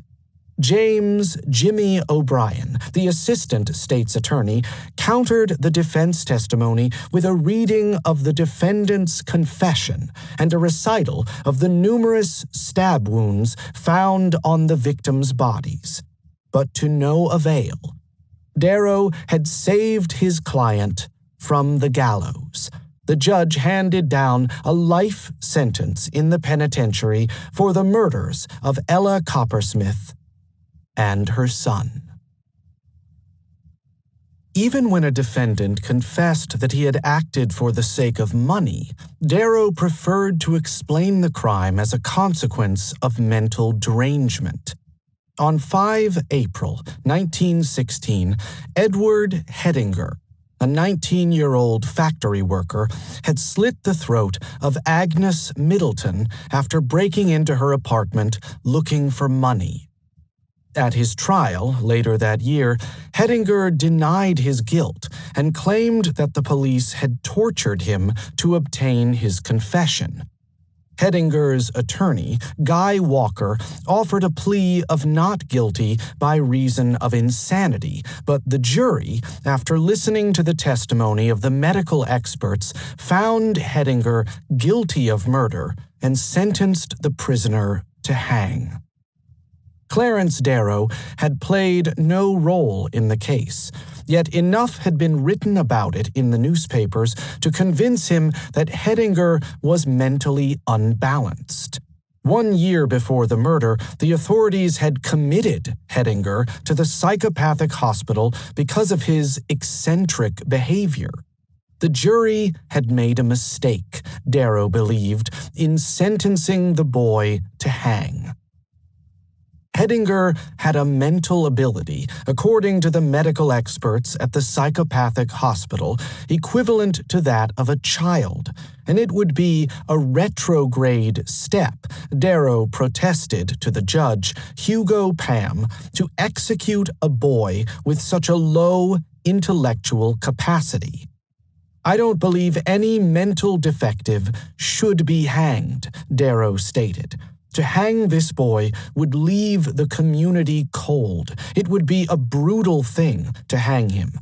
He is only 19 years old, and his mentality is the most important thing to determine what punishment he should get. I believe the jury overlooked those facts." Pam listened to Darrow's words sympathetically, and a few days later he announced that he would commute the sentence to life imprisonment, but only if the prisoner confessed his guilt. Hedinger was initially reluctant to concede guilt. He had had nothing to do with the killing, he protested. The police had beaten a confession out of him with their truncheons, and he now repudiated it. But Hedinger, after a long talk in his jail cell with Clarence Darrow, eventually agreed to confess in exchange for a life sentence in Joliet Prison. Throughout the 1910s and into the early 1920s, Darrow defended countless clients on murder charges and avoided the death penalty in every instance. A murder might seem premeditated and deliberate, yet Darrow needed only to bring on the psychiatric experts to explain his client's action for the jury to accept his defense. Most typically, the jurymen would accept Darrow's insistence that the defendant was not guilty by reason of insanity. Even on the infrequent occasions when the jurors found the defendant guilty, they refused to hand down a death sentence, specifying instead incarceration in the penitentiary. Emma Simpson, a wealthy socialite charged with the murder of her husband in 1919, looked to Clarence Darrow as her best hope, her only hope of avoiding the death penalty. Emma had separated from her husband in 1912 after discovering him in bed with another woman. She had refused a request for a divorce. Why should she give him the freedom to marry her rival? But in February 1919, she filed suit in court charging her husband with infidelity and requesting payments for separate maintenance. Elmer Simpson regarded his wife's demand as preposterous. She was a wealthy woman from one of Chicago's most affluent families, he told the judge. He was making a modest living as a telegraph operator. The demand for maintenance payments was fueled more by jealousy and rage than by any need for the money. He taunted his wife, sitting directly across from him with a cutting remark, but the words were the last he ever uttered. In front of a crowd of witnesses, Emma Simpson drew a revolver from the folds of her dress and fired 4 shots at her husband. 2 bullets struck Elmer Simpson in the face, 1 lodged in his shoulder, and the 4th went wide, narrowly missing the clerk of the court, Gus Wedemeyer. Emma Simpson had no regrets at killing her husband. As the bailiffs hustled her out of the court, she waved and smiled to a courtroom photographer from the Chicago Daily Tribune while he snapped her picture. Later that day, she explained her action to the newspaper reporters as entirely justified. "I took the gun to court with me, but I didn't expect to shoot. He said something to me, something nasty, indicative of his whole nature. It made me boil. I couldn't stand it any longer. I will tell my story to the jury, and they will free me. I am perfectly confident of that." Clarence Darrow announced that he would defend Emma Simpson as a victim of partial insanity. His client, he proclaimed to the newspapers, was rational in all aspects save one. Her husband's philandering, his provocative behavior, his cruel taunts and needling remarks had driven Emma Simpson into a condition of insanity whenever she contemplated his behavior. Later that year, at the trial in the Cook County Criminal Court, Darrow produced numerous witnesses to testify to Emma's obsessive neurosis with her husband's infidelity. Ida Will, a close friend of the defendant, related that Emma would talk incessantly about her husband. She had driven all her friends to distraction with her talk. It had caused the dissolution of a card circle. No one could enjoy the card games while Emma complained endlessly about her husband. Harry McCormick, a business associate of Emma's uncle, recalled the physical changes in Emma's appearance after her troubles began. "She haunted my office, asking my aid. She became insane over the subject of her domestic life. I often found her in the office, her hair disheveled, her eyes staring, using violent language." Medical experts testified also that the defendant suffered from partial insanity. Harold Moyer, a specialist in nervous disorders, believed Emma Simpson to be manic depressive. She was certainly insane at the time of the killing.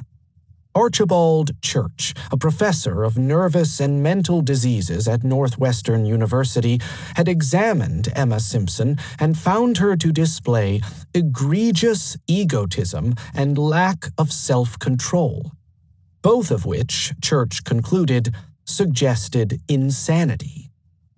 In his closing speech, Clarence Darrow focused on Elmer Simpson's raffishly disreputable character. Emma Simpson had married beneath her, Darrow suggested, and she had discovered too late that the man she had wed was an incurable philanderer who cheated on her at every turn. He had married her for her fortune, and just as soon as he had exchanged the matrimonial vows, he had taken up with another woman.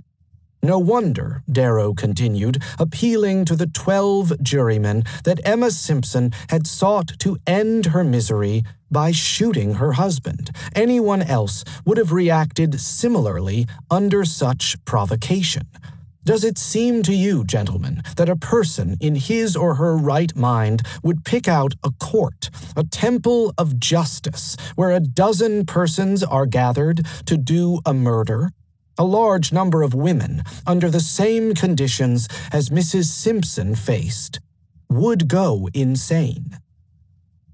Darrow's eloquence worked its customary magic. The jury needed only 30 minutes to agree with his diagnosis of partial insanity. The judge committed Emma Simpson to the Illinois Northern Hospital for the Insane, but her confinement lasted less than a year. A few months after her arrival, the hospital's psychiatrists decided that Emma Simpson had regained her sanity. She was free to return to Chicago and resume her previous life. By the early 1920s, Darrow no longer regarded crime as a consequence of economic circumstances. Darrow now looked to biology, understood in its broadest sense to explain human behavior. Darrow had an autodidact's awareness of science and scientific theory. His father, Amyras, had an easy familiarity with such 19th-century classics as Charles Darwin's On the Origin of Species and Charles Lyell's Principles of Geology, and had transmitted some of that familiarity to his son.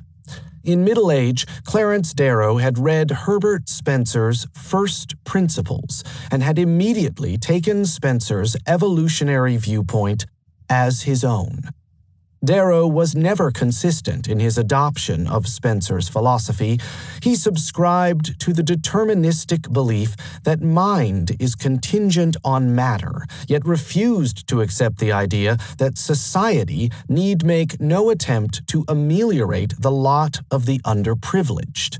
And although Darrow had never taken courses in science as an undergraduate at Allegheny College, he had, during the 1910s and 1920s, read omnivorously on scientific topics and had kept abreast with the most recent scientific propositions, especially as they touched on criminology. I have always leaned strongly toward science, Darrow wrote in his autobiography, and longed to give myself over to its study. I know something of astronomy and geology. I know a good deal of biology and psychology. In that department of science, I have spent a great deal of time and labor, and no one can make much of a success of any subject unless he knows a good deal about man himself. In Crime, Its Cause and Treatment, a monograph published in 1922, Darrow attributed criminal behavior to biological determinants. He was, Darrow admitted in the preface, no scientific expert. He had no specialized training in biology or psychology, yet he had, nevertheless, picked up sufficient science in the course of a long life to know that crime was a consequence of biomedical circumstances. It was obvious, according to Darrow, that each individual differed from every other in mental and physical makeup. Such differences originated in the embryo and were modified only slightly in the passage from childhood to adolescence and into adulthood. The complexity of the nervous system, the capacity of the brain, the strength of the instincts and the emotions, everything found in the adult was potential in the nucleated cell. There is no exception, Darrow wrote, to the rule that the whole life, with every tendency, is potential in the original cell. The child is born with a brain of a certain size and fineness. It is born with a nervous system made up of an infinite number of fine fibers reaching all parts of the body, with fixed stations or receivers like the central stations of a telephone system, and with a grand central exchange to the brain. The metaphor of the body as a telephone system served Darrow's claim that human action was less a consequence of free will and more a result of the effects of external stimuli. Sensory impressions traveled along neural pathways to register their impact on the brain, and knowledge was no more than an accumulation of sensations. The child feels, tastes, sees, hears, or smells some object, and his nerves carry the impression to his brain where a more or less correct registration is made. Each individual operated as a machine might operate. If the machine was defective, then of course it would operate imperfectly. All of these impressions are more or less imperfectly received, imperfectly conveyed, and imperfectly registered. However, he is obliged to use the machine he has. Not only does the machine register impressions, but it sends out directions immediately following these impressions, directions to the organism as to how to run, to walk, to fight, to hide, to eat, to drink, or to make any other response that the particular situation calls for. Science and scientism constituted the core of Darrow's philosophy. Admittedly, Darrow's view of science might have seemed, in the 1920s, slightly outdated and old-fashioned.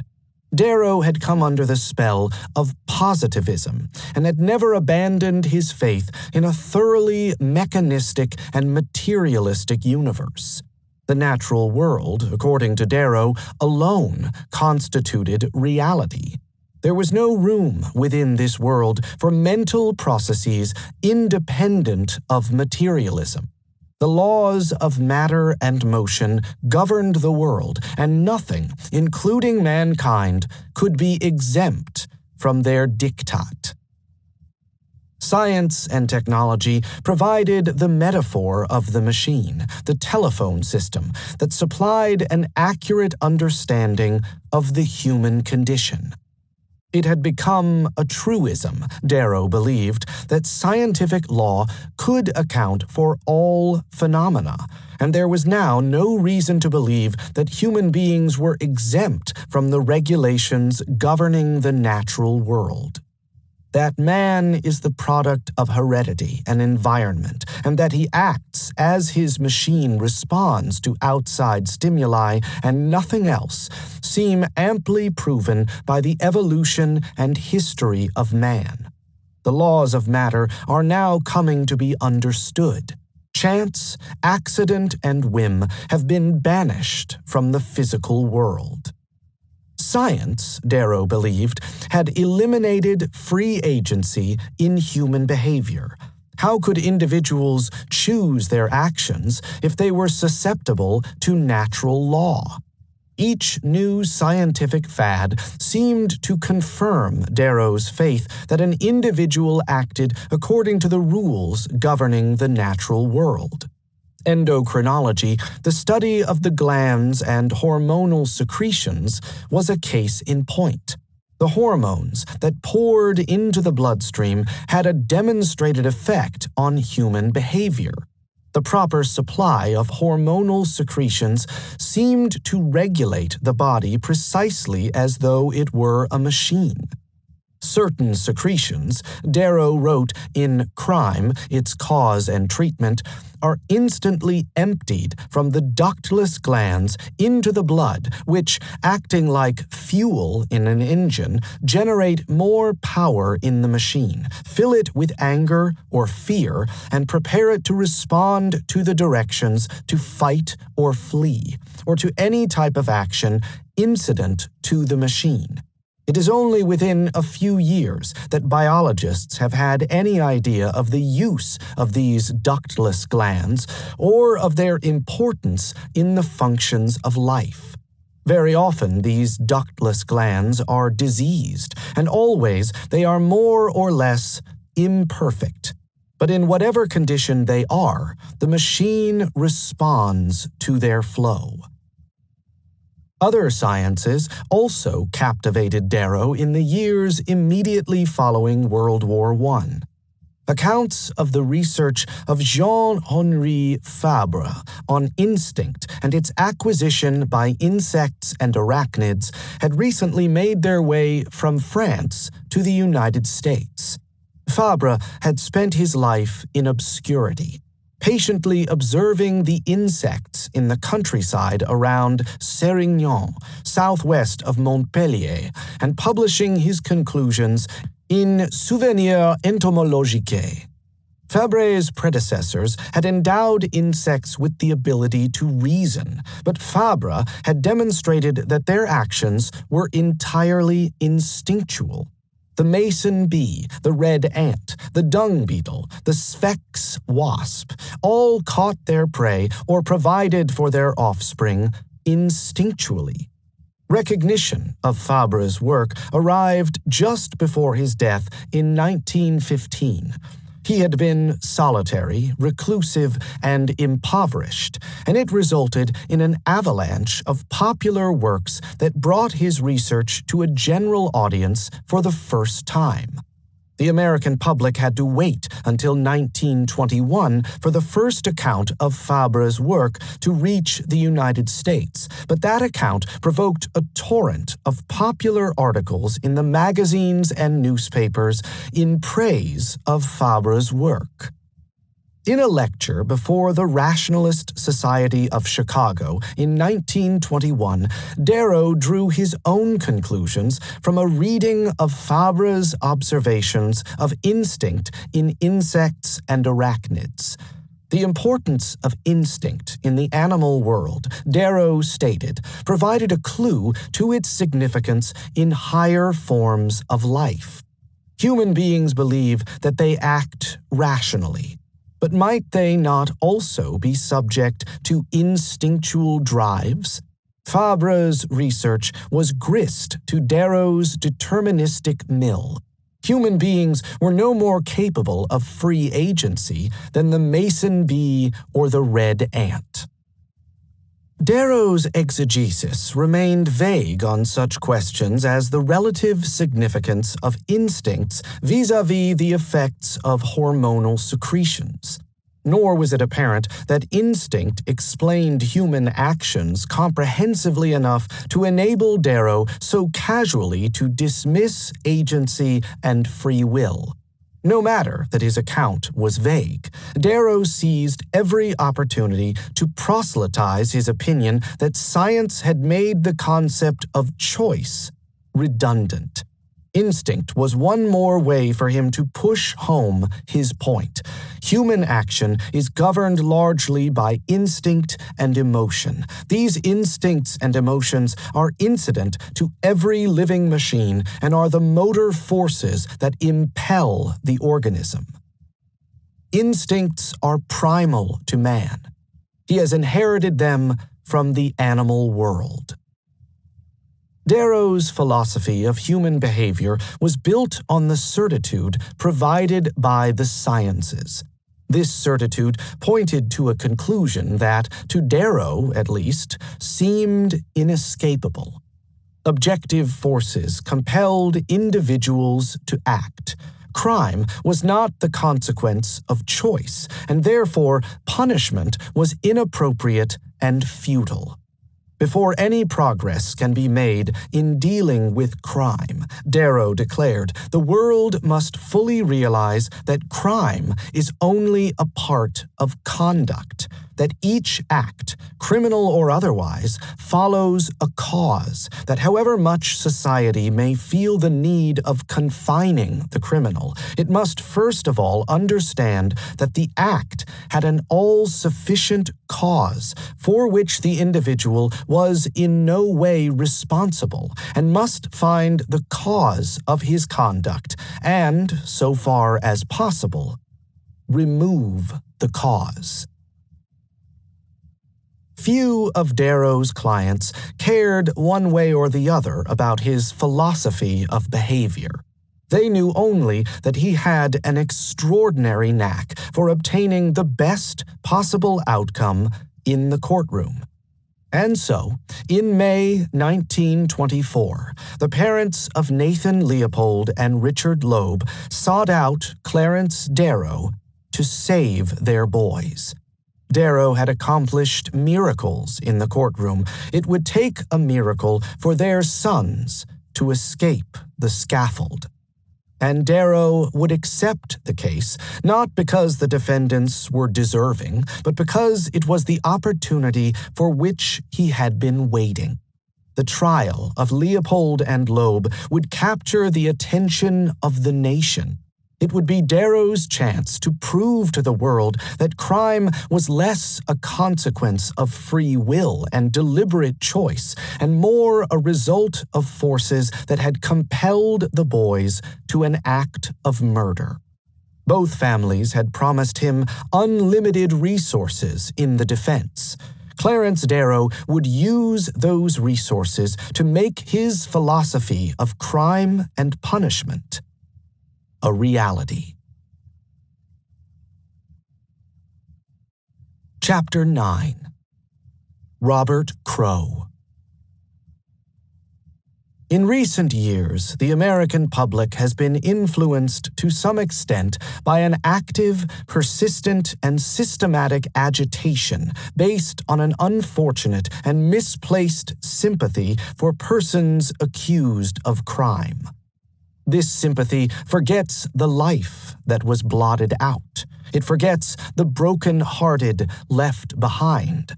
There should be no sentiment about it.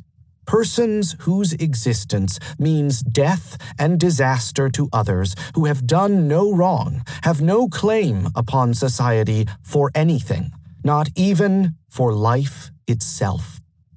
I believe society should have no hesitancy in springing the trap every time the noose can be put around a murderer's neck.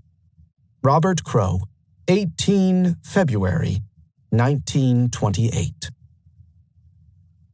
Janet Wilkinson skipped up the main entrance stairs of her apartment building at 112 to 114 East Superior Street. She had golden blonde hair cut in a bob, china blue eyes set wide apart, a broad forehead, fair complexion, and firm chin. And she always had a smile on her face. No wonder the 6-year-old was the darling of the neighborhood. That Tuesday morning, 22 July 1919, she wore a blue sailor frock with a collar edged with pearl buttons, and on her feet white cotton socks and a pair of black Oxfords. Janet had just come from the public playground on Chicago Avenue. She had forgotten to return the metal identification tag issued by the playground, and it hung, attached by a clasp, from the edge of her dress. Halfway up the stairs, Janet suddenly paused. One of her neighbors, a thin, bespectacled, middle-aged man, was leaning over the banister looking down, watching her intently as she climbed the steps. Janet continued to walk up the stairs, more slowly now. She recognized the man. The previous December, he had shown her some comic books in his apartment, and after she had told her parents, her mother had insistently forbidden Janet to speak to him a second time. Several mothers in the building had complained to the police about Thomas Fitzgerald. He had often befriended children in the neighborhood. On at least 3 occasions, he had exposed himself from the window of his second-floor apartment to girls walking on Superior Street, and a few months earlier, the Morals Court had fined him $100 for indecent behavior. Now, he stood on the landing, still staring down at Janet as she walked timidly up the staircase. Fitzgerald wore rimless glasses over his large brown eyes. He sported a faint mustache under an obtrusive nose, and at that moment his clothes and hair were rumpled and disheveled, as though he had just got out of bed. He was a shy, solitary man with few friends, diffident and awkward in the company of adults. Indeed, everything about his manner expressed a tremulous hesitancy, as though he expected to be contradicted at any moment. Even the few people who knew him well had a disregard for this nervous and vaguely unpleasant man. Fitzgerald held a box of chocolates in his right hand. Janet looked at the candy, hesitating. Fitzgerald invited her to take one, but she silently shook her head. She had remembered her mother's warning. She was not to talk to this strange man. As she turned away to walk up the next flight of stairs, Fitzgerald suddenly grabbed the girl by the arms. His apartment door was ajar, only a few feet away. He lifted her up as though she were a doll, a blue-eyed, fair-haired doll, and half-dragged, half-carried her into the apartment, pushing the door behind him with his foot to close it. Janet was screaming now, crying and kicking. They were in the bedroom, and Fitzgerald began to panic. The window was wide open. Surely someone in the street below would hear her cries. He punched the girl hard in the mouth to stop her screams, anything to stop that noise, and he felt some of Janet's teeth break loose under the impact of his blow. He punched her again and noticed the blood on his hand. Fitzgerald grabbed the girl by the throat and squeezed hard. Soon she had stopped crying. Her head fell backward, and her limp, lifeless body lay diagonally on the bed. Minute specks of blood had spattered over her blue dress. 4 days after Janet's disappearance, Fitzgerald broke down and admitted the killing. He told the police that he had hidden the body in the basement of the apartment building, in the space between the wall and the flue, and buried it with coal lying by the furnace. The circumstances of Janet's death seemed bad enough. When a rumor spread that Fitzgerald had raped the girl, public anger in the neighborhood reached a crescendo. On Saturday, 26 July, hundreds of men and women waited through the evening outside the East Chicago Avenue police station for the chance to grab Fitzgerald from his prison cell and lynch him. Even the Chicago Daily Tribune, one of the city's more cautious newspapers, could exclaim that Fitzgerald deserved nothing less than the death penalty. Every circumstance of the crime was horrible, from the motive and the manner to the agony caused by the concealment of it. Fitzgerald is in custody with a clear case against him. There will be a general opinion that he is sane enough to be hanged. The killing had touched the heart of the city. 1 week after the murder, on Tuesday, 29 July, more than 1,000 spectators turned out to watch the funeral cortege travel the short distance from Janet's apartment building to Holy Name Cathedral on State Street. 5,000 mourners crammed into the Victorian Gothic cathedral to see the small white coffin carried to the altar by 6 of Janet's classmates. Banks of flowers, garlands of roses, lilies, peonies, mignonette, poinsettias, red, white, pink, yellow, blue, were massed at the front of the cathedral. The fragrance filled the air of the sanctuary and bore mute testimony to the sorrow of the city for the sudden death of the little blonde girl. On 21 September 1919, the trial of Thomas Fitzgerald began in the criminal court.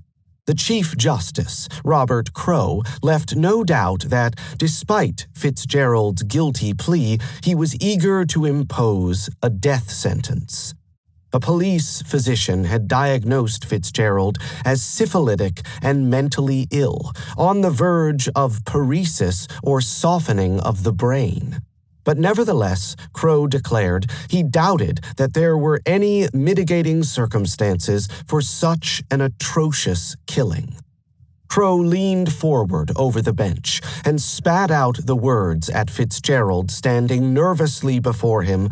"If you have any idea," Crow shouted, "that the court would not impose the death penalty, get rid of that notion. If you think the court is chicken-hearted, put that idea aside too. If the evidence shows that hanging is proper, there will be no turning aside." The next day, the Assistant State's Attorney, Jimmy O'Brien, argued for the death penalty. It had been a brutal, savage killing, he explained.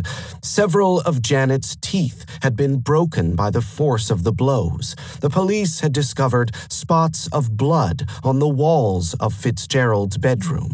Most shocking of all, O'Brien informed the court, medical experts had concluded that Janet had still been alive when Fitzgerald had buried her under the coal in the basement. It was true, O'Brien conceded, that a guilty plea traditionally mitigated the punishment. No one who pleaded guilty had been sentenced to the gallows in Chicago for several decades. Fitzgerald would be the first such case in the 20th century. Nevertheless, O'Brien continued. The nature of the crime called for capital punishment. Thomas Fitzgerald cut a pathetic figure as he stood in the dock awaiting sentence the following day. His police guards had beaten him severely in his cell, bruising his face and arms and kicking him in the shins until his legs bled. As he faced Crow, Fitzgerald's fingers twitched and fidgeted. He shifted nervously from one foot to the other, as though this movement would release him from the terror that he felt at his imminent sentence of death. His eyes seemed to have sunk back into his sockets, and his face was colorless. His forehead shone under the bright lights of the courtroom. "Have you anything to say," Crow asked, "before I pronounce sentence upon you for the murder of Janet Wilkinson?" "I'm sorry. I ask forgiveness." "Is that all?" Crow demanded impatiently. "I ask God to forgive me." "Thomas R. Fitzgerald," Crow pronounced in a booming voice that reached the far wall of the courtroom, "I sentence you to be hanged by the neck until you are dead on Monday, October 27, at the Cook County Jail." For an ambitious politician such as Robert Crow, it was an entirely appropriate verdict, one that bolstered his reputation as a hanging judge. Crow, in his brief career on the criminal court and in the 1920s as state's attorney for Cook County, was never reluctant to use such episodes for political gain. Jut-jawed and thin-lipped, with a steady gaze and an intimidating manner, Crow had always been foursquare for law and order.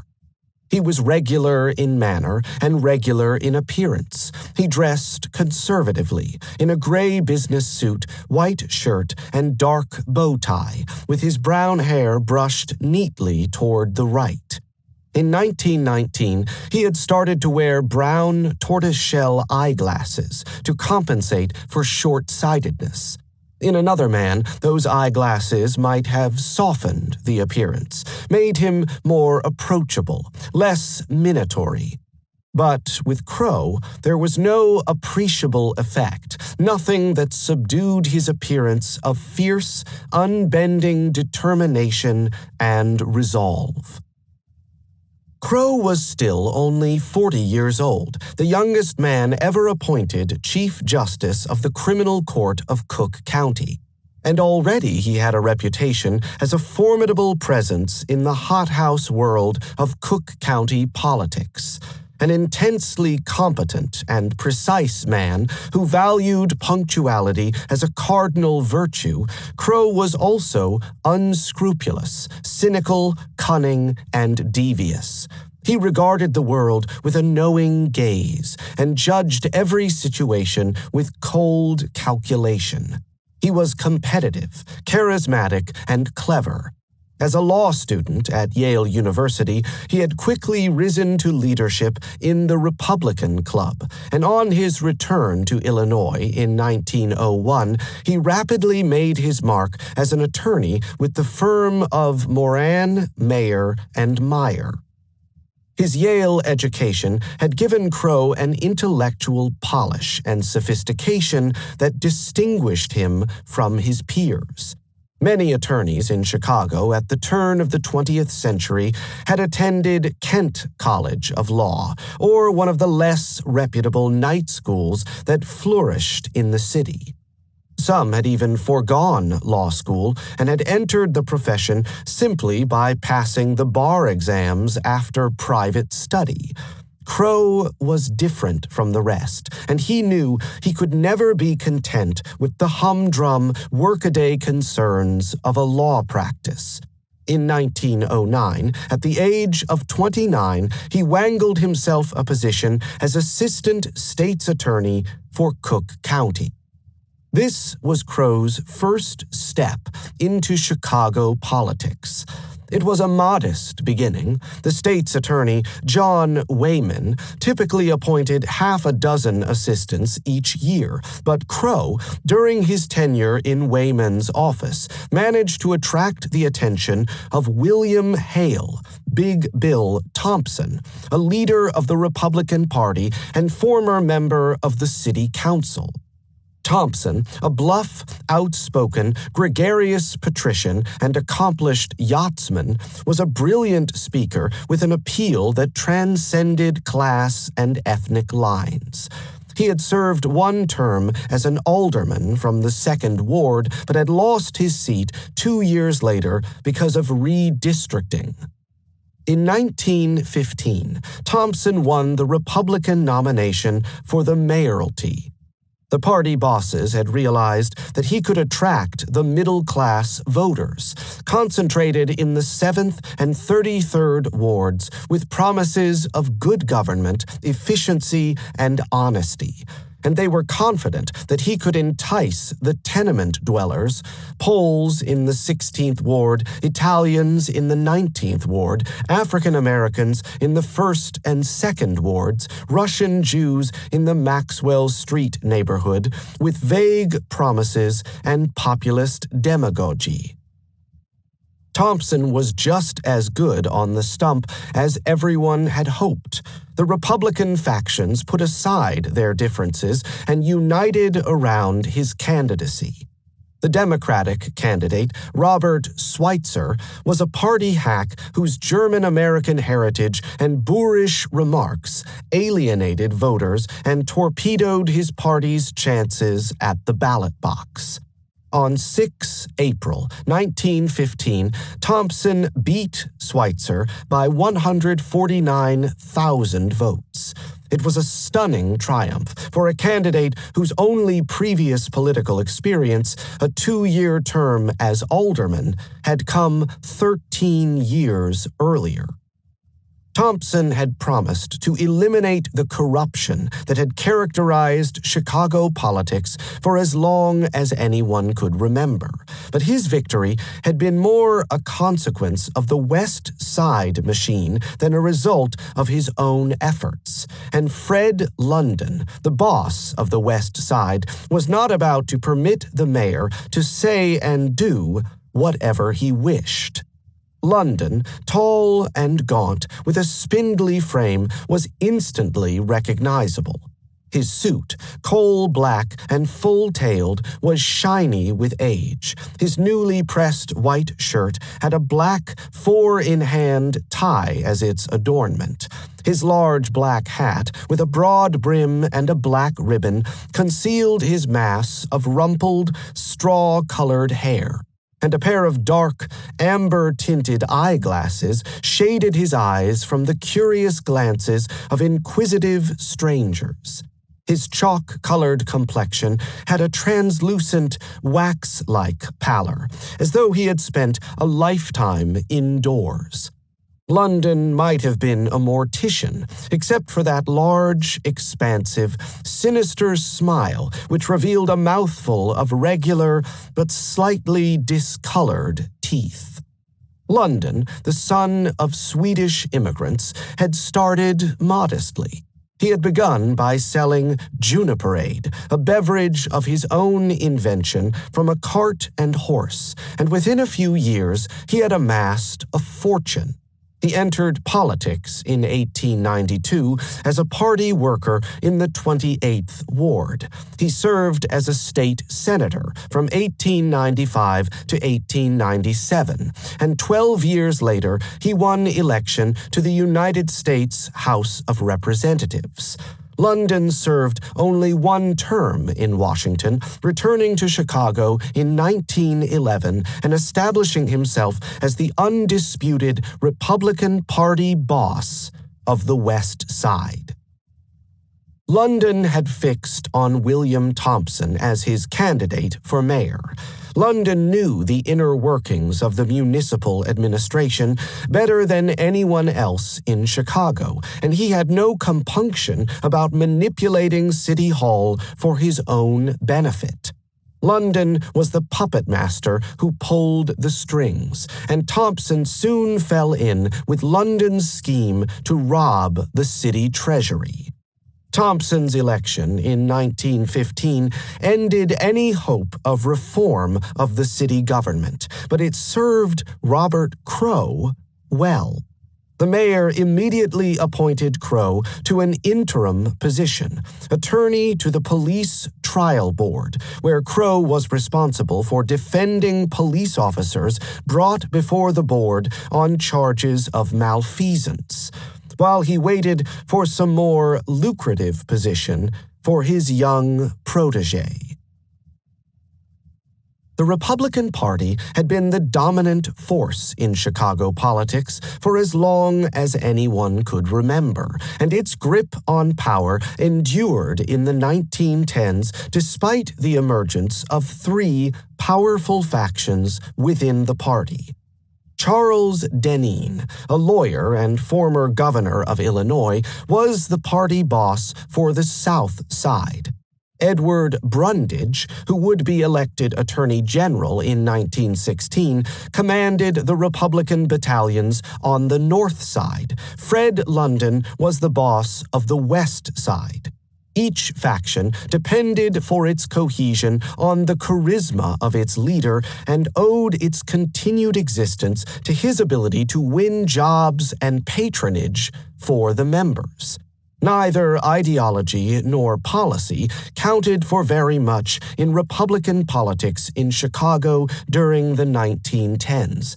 Each faction promised good government, an honest administration, and an end to corruption, but relied more on the ability of party workers to get out the vote. In the 1915 elections, the London faction had won overwhelmingly. Thompson's plurality was the largest ever won for the mayor's office by a Republican in Chicago, but factionalism within the Republican Party continued unabated. Too many sources of power and patronage lay outside the control of the mayor's office for Fred London to be able to ever entirely silence the rival factions within the Republican Party. The disbursement of political power throughout numerous municipal and county agencies foiled London's repeated attempts to crush dissident Republicans who had burrowed deep within the administrative bureaucracy. Warfare within the Republican Party continued unabated as rival politicians ceaselessly battled for the spoils of office. Factional leaders were forever searching for competitive advantage, forming new coalitions and breaking old alliances. Chicago politics was endlessly labile. It offered ample opportunities for a bright, ambitious young politician to fight his way to the top. In 1916, Robert Crowe, with the backing of Fred London, secured the Republican nomination for a judgeship on the Circuit Court. In the election later that year, Crowe defeated his Democratic opponent handily. He served as a judge with distinction, becoming Chief Justice of the Criminal Court in 1919. In November 1920, voters in Illinois would choose a United States Senator, the governor and lieutenant governor, the Secretary of State, the auditor, the treasurer, the attorney general, and the clerk of the state Supreme Court. At the county level, the voters would elect the county judge, state's attorney, recorder, clerk of the circuit court, clerk of the superior court, 3 trustees of the sanitary district of Chicago, 10 judges of the municipal court, county surveyor, and coroner.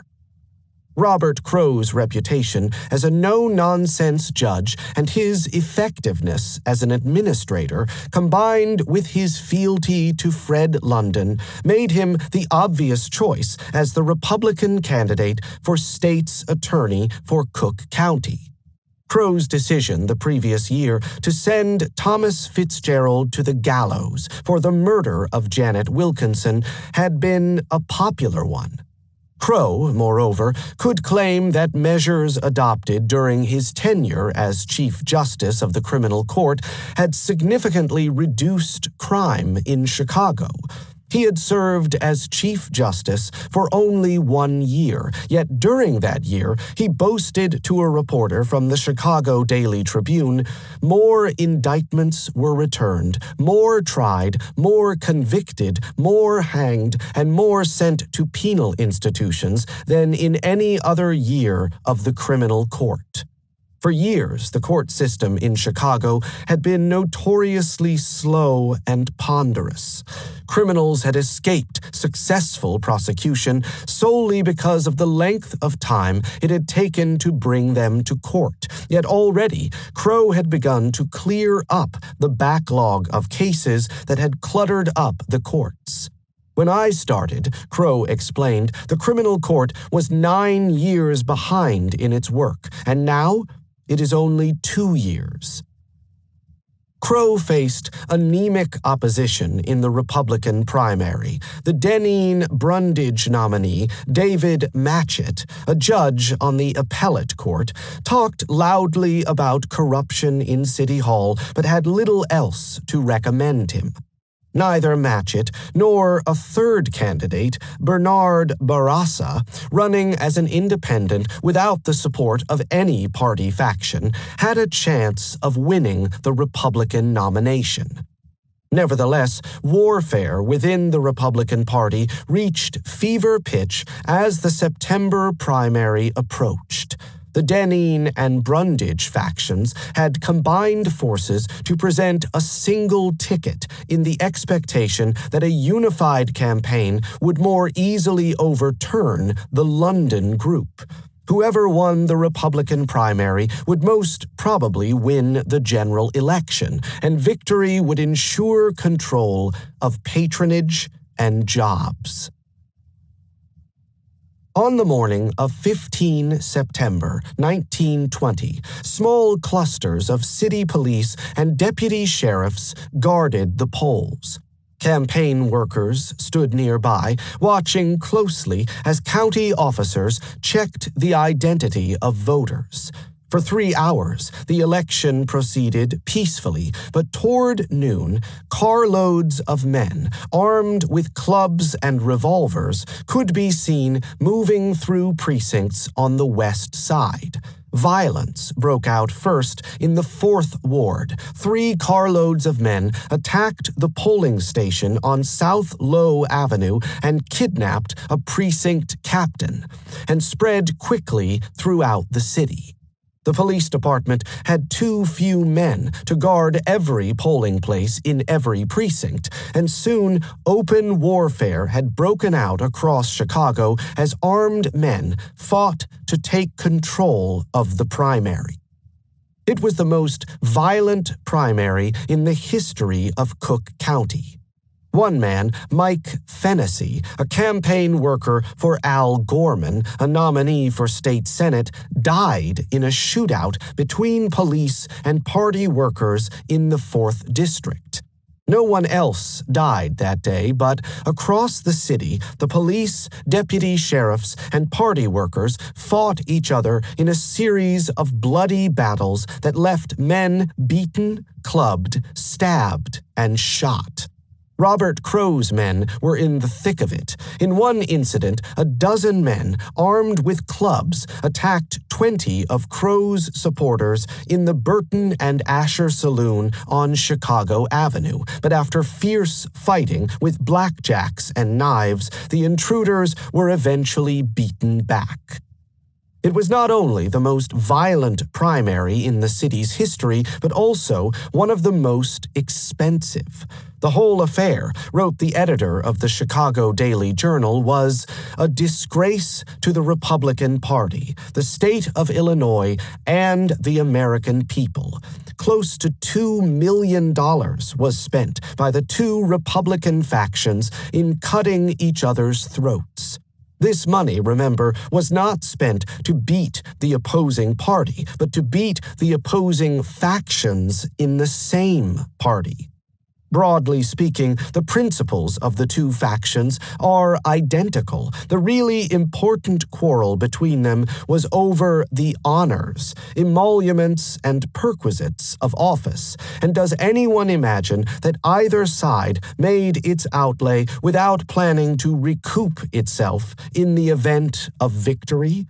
If this be the only fashion in which the people of Illinois can choose candidates for office, the state is in sore straits indeed. A disgrace? Perhaps, but London's men had emerged victorious. Candidates on the City Hall ticket won almost every nomination at the state and county levels. Robert Crowe did particularly well, winning the nomination for state's attorney with over 180,000 votes. His closest rival, David Matchett, received 113,000 votes. Crowe's triumph was the more impressive on account of the low turnout. Party registration had fallen since 1916, and even an increase in the vote as a result of women's suffrage had not compensated for the general lack of interest of registered Republicans in a battle between two equally corrupt political factions. Just as soon as the returns had confirmed his victory in the primary, Crowe began the campaign for the November election. His Democratic opponent, Michael Igoe, a graduate of Georgetown University, was an experienced politician who had represented Cook County in the state legislature for 4 terms. Igoe was the better candidate. He was 6 years younger than Crowe, yet he had considerably more political experience and was better equipped to serve as state's attorney, having prosecuted several landmark cases while working as an assistant United States attorney for the Chicago district during the 1910s. 2 other candidates for state's attorney, William Cunney of the Socialist Party and John Teven of the Farmer Labor Party, were on the ballot, but neither organization now commanded much support within Cook County. The fight for state's attorney would be decided in 1920 in favor of Igoe or Crowe. Michael Igoe may have been the more qualified candidate, but Crowe was the candidate of City Hall, and factionalism among the Republicans had now subsided. The Deneen-Brundage faction had temporarily given up its attacks on Thompson and London and waited to see how the City Hall ticket would fare in the November elections.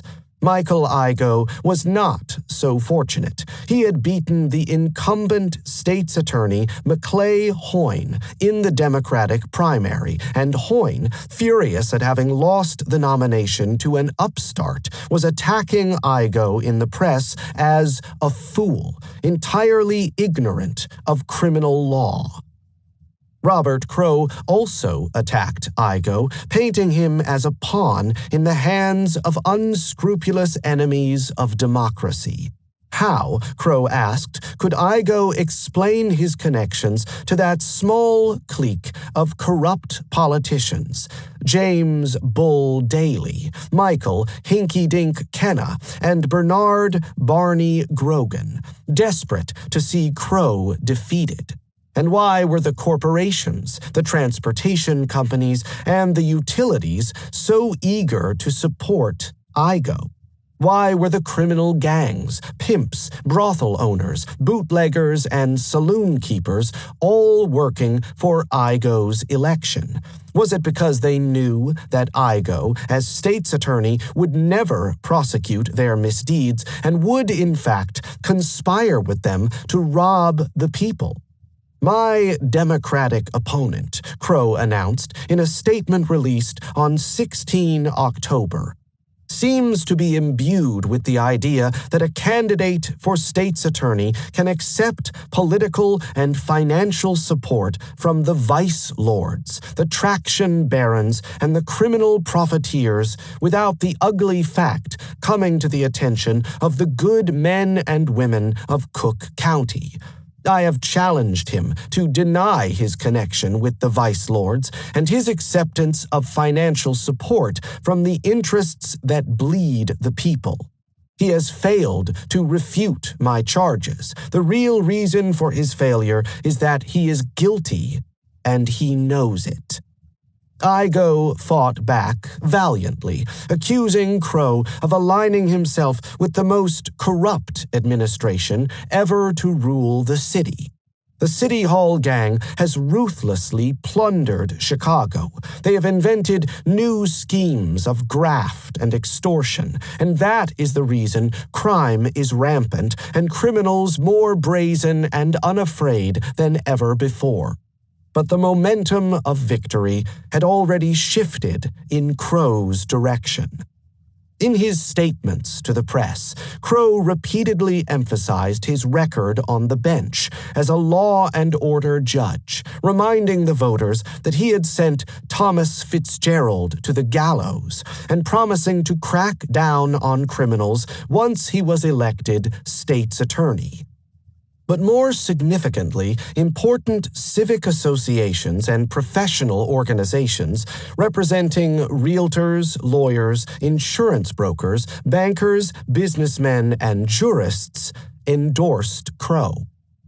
Warren Harding's landslide victory in the 1920 presidential election contributed, no doubt, to the Republican victory in Cook County. But few candidates anywhere did as well as Robert Crowe that November. Crowe's margin of victory, more than 210,000 votes over his Democratic rival, was unprecedented. Moreover, it marked him as a man with a bright future. Already there were rumors that Bill Thompson would try for the United States Senate at the next election, and with Thompson gone, why should Crowe not aim for the mayor's office in his place? Crowe was still a young man with ambition and energy to spare. His election as state's attorney might well be a stepping stone to the mayoralty, and then perhaps he could try for the governor's mansion. But before he could think about running for mayor, Crowe would first have to demonstrate his commitment to fighting crime. Chicago was one of the most lawless cities in the nation, and few agencies were more important in the war against the criminals than the office of the state's attorney. It was now Robert Crowe's responsibility not only to put the bootleggers and racketeers out of business, but also to reduce the numbers of murders, burglaries, and assaults that plagued the city.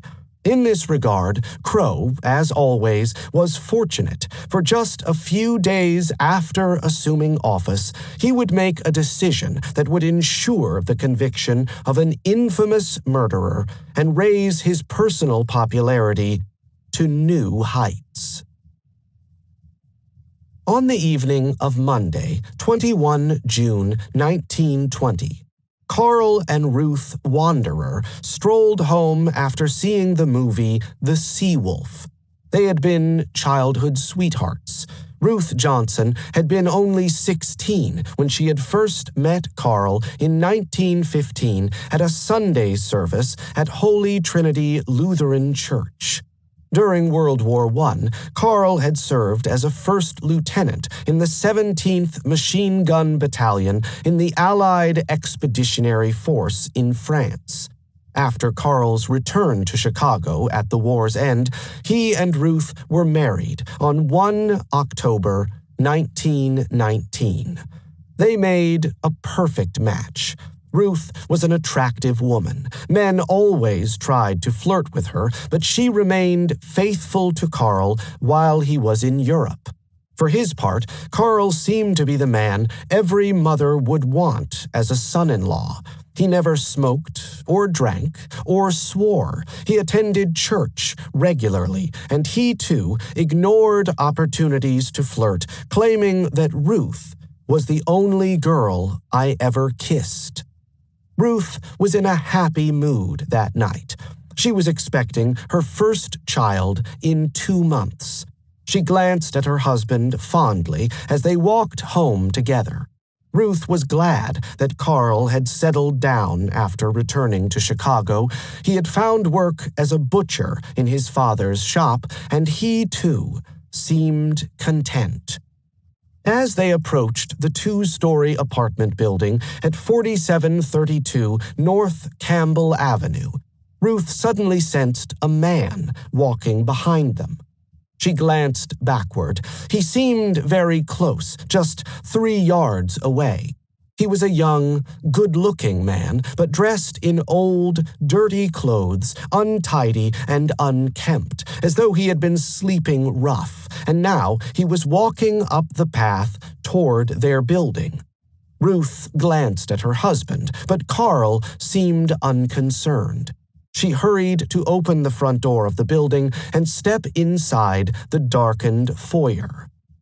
The first bullet caught Ruth in the thigh as she stepped across the vestibule. She felt the burning sensation as it hit her. The second bullet passed through her body on the left side.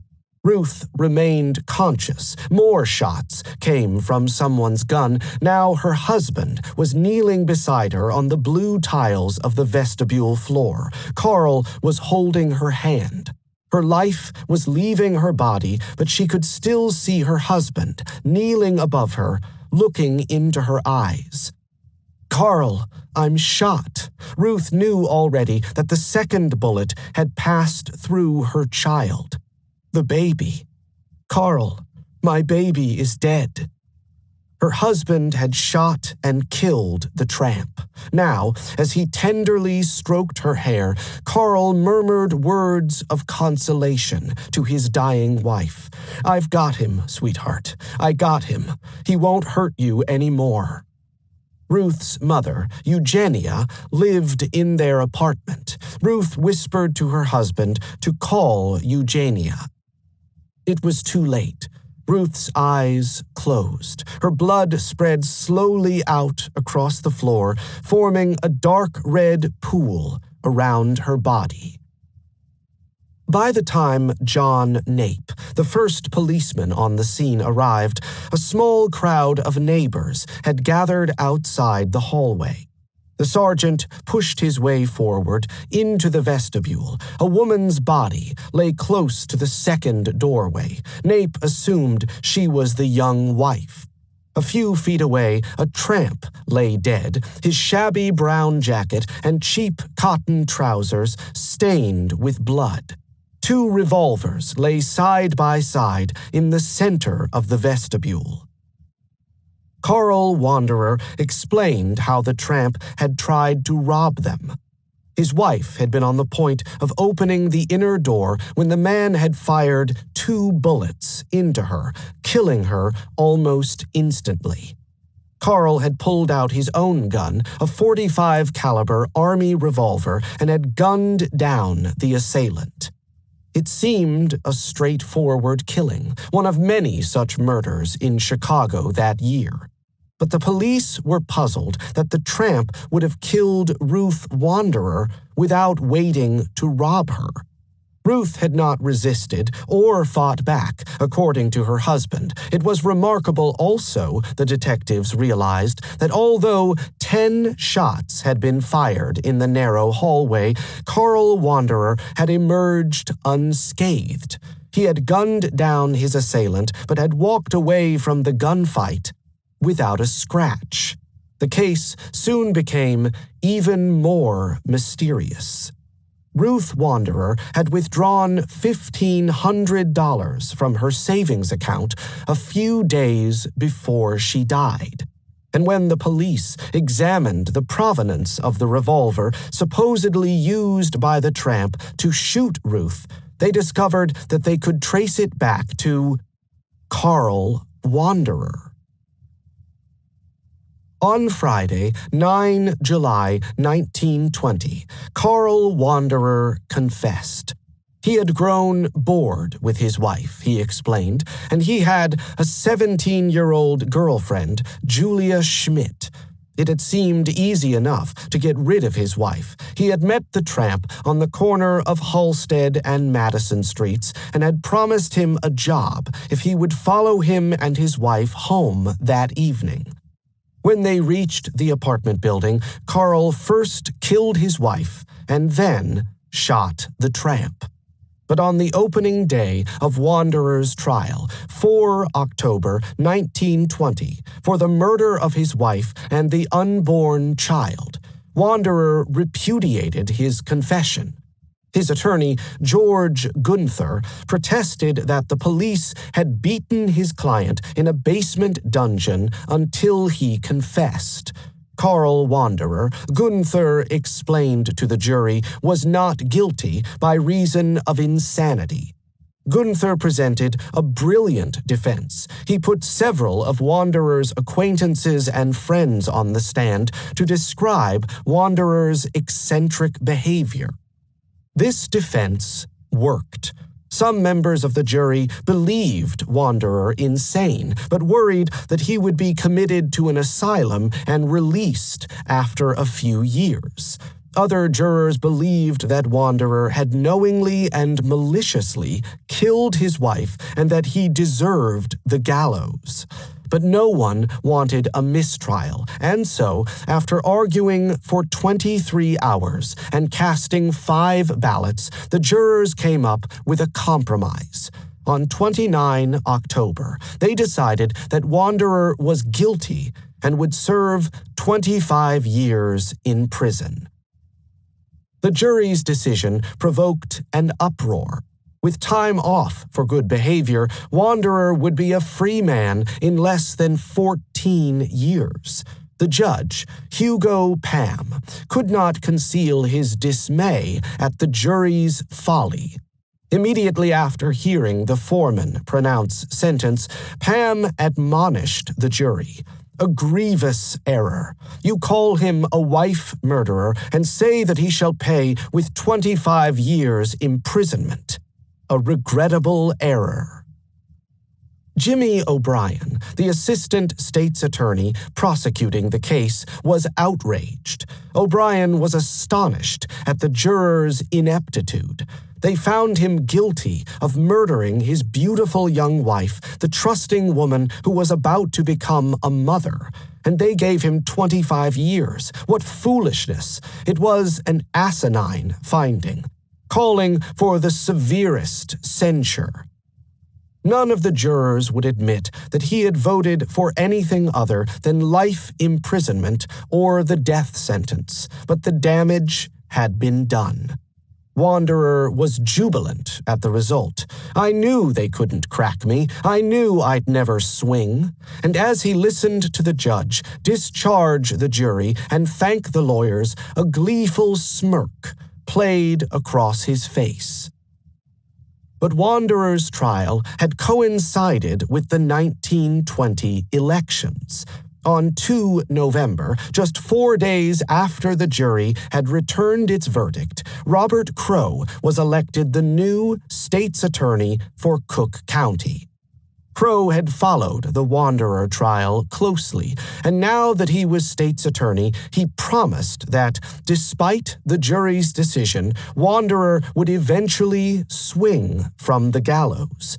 One of the first things I will do, Crowe predicted to a reporter from the Chicago Herald and Examiner, will be to force Wanderer to trial a second time. The punishment meted out by the first jury is entirely unbefitting the atrocity of the crime.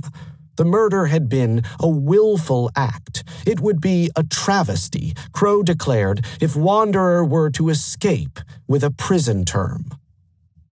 Carl Wanderer had received 25 years for the murder of his wife and unborn child. But what about the tramp? Crowe announced that he would put Wanderer on trial for the killing of the tramp. The defense attorney at the second trial, W.D. Bartholomew, offered a plea of not guilty by reason of insanity. Psychiatrists for the defense had examined Carl Wanderer in his prison cell and diagnosed his illness as dementia praecox catatonia. William Hickson, the director of the psychopathic laboratory of the municipal court, had put the prisoner through a series of mental tests and had discovered that Wanderer had been insane since infancy. A psychologist, E. Kester Wickman, testified that Wanderer had the mental age of an 11-year-old, and James Whitney Hall, president of the Medical Insanity Commission, told the jury that Wanderer suffered from hallucinations and was undoubtedly insane. But on Friday, 18 March 1921, the jury returned a verdict of guilty and fixed the punishment as death by hanging. The jury had reached its verdict after only 12 minutes. The defense attorney, Bartholomew, complained, justifiably, that the jury had not given the evidence proper consideration. The prosecution was delighted at the result. Robert Crowe was vindicated. His decision to put Wanderer on trial again might have backfired if Wanderer had escaped the death penalty a second time. But now, Crowe was the hero of the moment. Crowe laughed and joked with reporters at the entrance to the criminal court building. He puffed on a large cigar as he gave his comments to the press.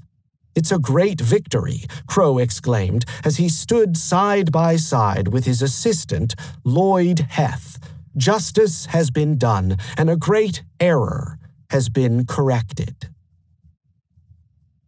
Crowe's successful prosecution of Wanderer was an auspicious beginning to his career as state's attorney. Crowe, now one of Chicago's most prominent elected officials, had the responsibility for tackling the crime wave that so troubled Chicagoans during the early 1920s. If he succeeded, he might be the next mayor of Chicago. If he failed, he would be consigned to political oblivion. Although Chicago was not the most dangerous city in the United States, both St. Louis and New York outranked it in per capita murders and assaults. A series of gangland killings in 1920 had created a perception of the city as the epicenter of the crime wave that swept over the United States after World War I. Murder, robbery, rape, and assault seemed almost routine, and nothing better illustrated the lawlessness of the United States than comparisons between Chicago and other American cities, on the one hand, and comparable cities in Canada and Europe. Thus, Chicago, which recorded 352 murders in 1921, had a murder rate approximately 14 times greater than that of Berlin. Los Angeles, with a population 1/10 that of London, recorded a greater number of murders than were committed in London. There were more murders in New York City in a single year than in Britain and France combined. Only a few hundred miles separated Cook County from Canada, yet the discrepancy in the crime figures was startling. Twice as many burglaries, 4 times as many robberies, and 4 times as many murders were committed in Chicago as in the whole of Canada. What could be the cause of such an avalanche of crime? Was it a consequence of economic and social conditions, of poverty, unemployment, and inadequate housing? Was a high level of crime inevitable in a society divided so sharply between the wealthy and the impoverished? Crime was a result of socio-economic circumstances, reformers argued, and until poverty was eliminated, the crime wave would continue. Such sentiments had significant support within American society in the 1920s, yet the opposite viewpoint, that crime was less a consequence of impersonal forces and more a matter of free agency and deliberate choice, also had widespread backing. The murderer chose to kill his or her victim. Crime was the result of a conscious decision, freely undertaken, and talk of determining circumstances served only to absolve the criminal of responsibility, to undermine the rule of law, and thus to make a bad situation worse. Those who assumed that crime was the consequence of deliberate choice, malevolence, and evil intent recommended a stricter application of the law. Punishment was failing to deter only because it was not sufficiently stringent. Too few judges sentenced murderers to death, and too few death sentences were carried out. Unscrupulous and devious lawyers exploited loopholes in state constitutions and criminal codes in order to save their clients from punishment. Delays in the courts and procedural inefficiency postponed trials for years and allowed criminals to escape punishment. The 18th Amendment against the sale and manufacture of alcohol was widely disregarded and in consequence contributed to indifference and apathy among the public toward crime and criminal behavior. The inadequacy of the police and the courts found its counterpart in the increased competence and organization of criminals. Professional criminals arranged burglary as one might organize a commercial business. They paid the police to look the other way, sent stolen goods, often ordered ahead of time, to fences in distant states, and, in the unlikely event of capture, colluded with professional fixers, including bondsmen and corrupt lawyers, to fix juries and spirit away witnesses. To solve such problems, it was necessary, according to those who believed in free agency, to enforce the law and to apply sufficient punishment to deter the criminal. Remove the loopholes in the law, restore morale in the police force and the judiciary, reestablish respect for the law among the general public, impose draconian sentences for wrongdoing, and crime and murder would stop. punishment acted to deter, and just as soon as the criminal appreciated the increased probability of arrest and the disadvantages of a lengthy prison sentence, so at that moment the crime wave would subside. The idea that impersonal forces had any bearing on crime was, to Robert Crowe, nonsense. Criminal behavior was no different from any other type of behavior, Crowe believed. It was freely decided on and deliberately chosen. To claim that impersonal forces compelled the criminal to act was tantamount to removing the concept of responsibility from the criminal justice system. It questioned the very foundations of the law. Crowe's attitude toward deterministic theories of crime was contemptuous and dismissive. It was not even worth his time, he contended, to argue against such fallacious and erroneous notions. And in any case, Crowe's political ambitions provided him with little reason to concede ground to a viewpoint that might be interpreted as offering leniency to criminals. He hoped to be mayor of Chicago, and he could best realize that ambition by demonstrating his competence and ability in fighting crime. He had limited resources. The state's attorney traditionally had just 40 police officers at his disposal, but soon after taking office, he began to use them against the spread of illegal gambling houses. Gambling in Chicago must stop, Crowe announced in May 1921. It does not matter whether it flourishes in cigar stores and the back rooms of saloons or in the society residence district. It must be driven out. Crowe's campaign against crime made good copy. Each evening, Crowe's men would raid gambling dens, seizing dice tables, slot machines, roulette wheels, tally sheets, and racing handbooks.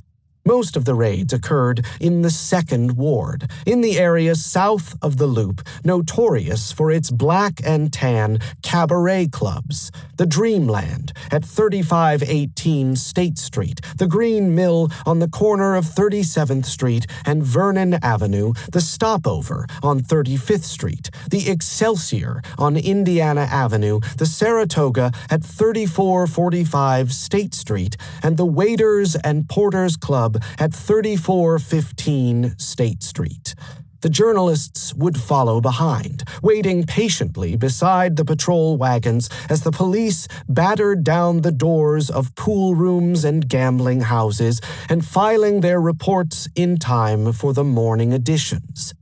Crowe zealously cultivated the reporters, feeding them inside information and anecdotes. The journalists repaid the favor, liberally quoting Crowe, praising his administration of the state's attorney's office, and supporting his initiatives. It was all calculated to win publicly in the media. It was more for show than for effect. How could Crowe's 40 constables have any meaningful impact on crime in Chicago? And Charles Fitzmaurice, the chief of police, angrily denounced the state's attorney for interfering with the work of his own department. Fitzmaurice had reason to feel aggrieved. The police under Crowe's command were technically on loan from the Chicago Police Department, and Fitzmaurice moved to withdraw them from the state's attorney's office. But Fitzmaurice himself was under attack for allowing corruption to spread within the police department. By his own admission, at least half of the men under his command were involved in the liquor trade, and he had little inclination to pursue a confrontation with the state's attorney over the inappropriate use of police resources.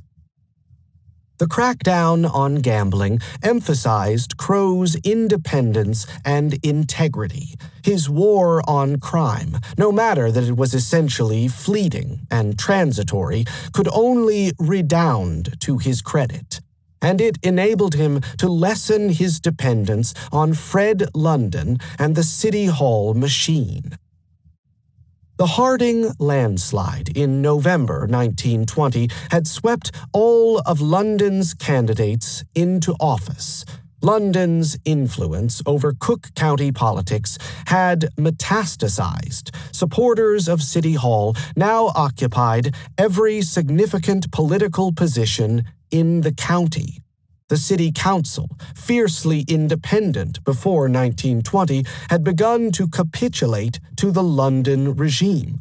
One by one, the aldermen were throwing their support behind City Hall, and London's reach even extended as far as Springfield. The new governor of Illinois, Len Small, was one of London's closest allies.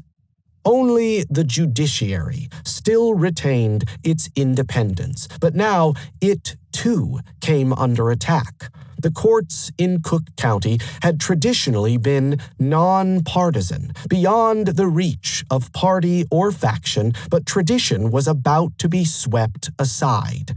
Or so it seemed.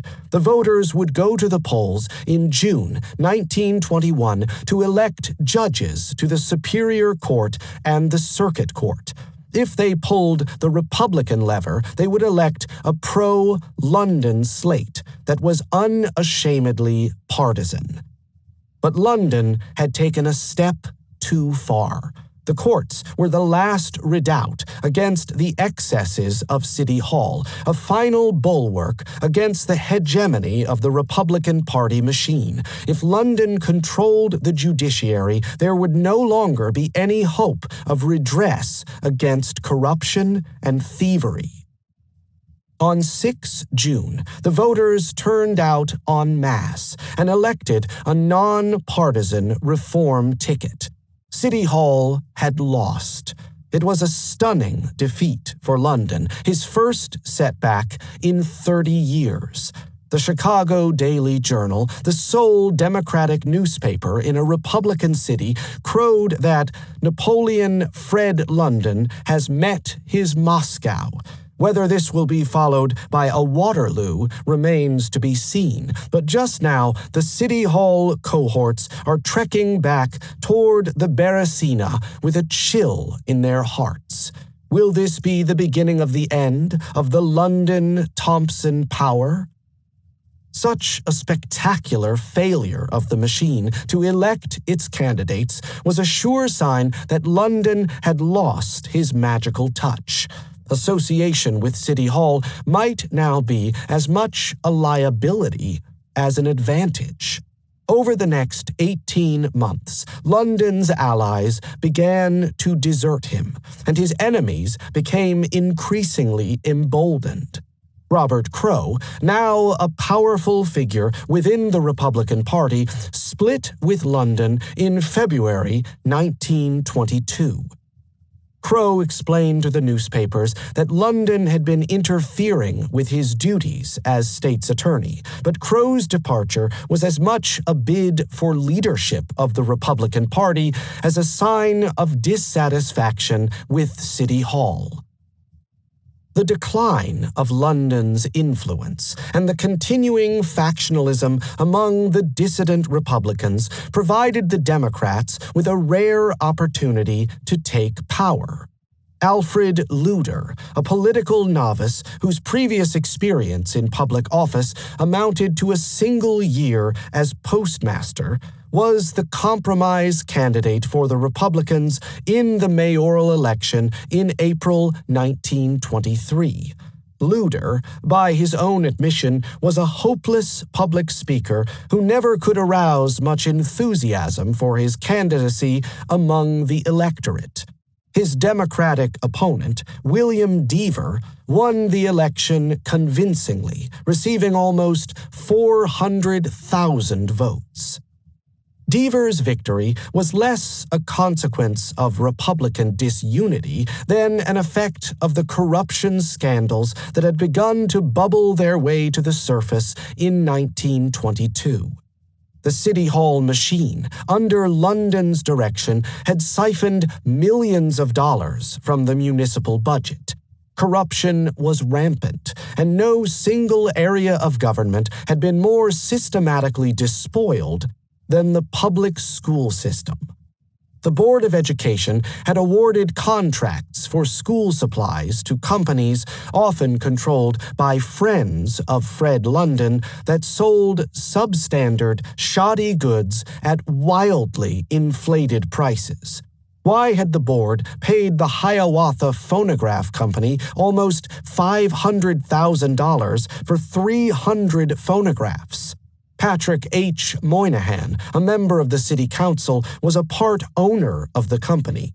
Was there any connection? Why had the board spent an exorbitant amount, almost $1 million in 1920, for the purchase of coal? Why had the Apex Supply Company received an unauthorized contract to provide athletic equipment to the Chicago public schools? Edwin Davis, president of the Board of Education, was an uncle of Walter Titzel, an owner of the company. Had that relationship influenced the board's decision to award the contract?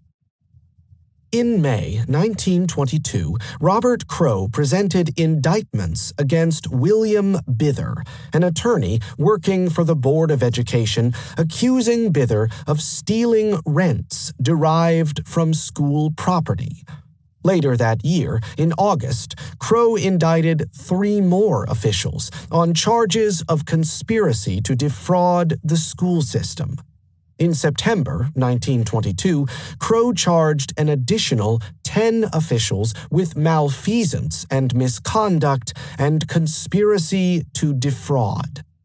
Crowe had always hoped to connect Fred London to the corruption scandal. With London in the penitentiary, Crowe would face one less obstacle in his drive for the mayoralty. And early in 1923, Crowe announced the indictment of London for conspiracy to defraud.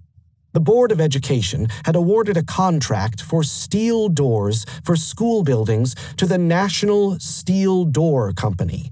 Was it a coincidence that London was president of the National Steel Door Company?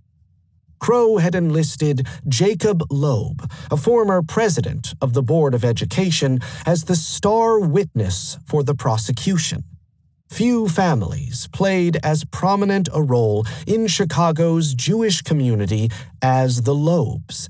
Jacob Loeb had made his fortune as a young man as an insurance broker, and since 1912 he had been president of the Jewish People's Institute.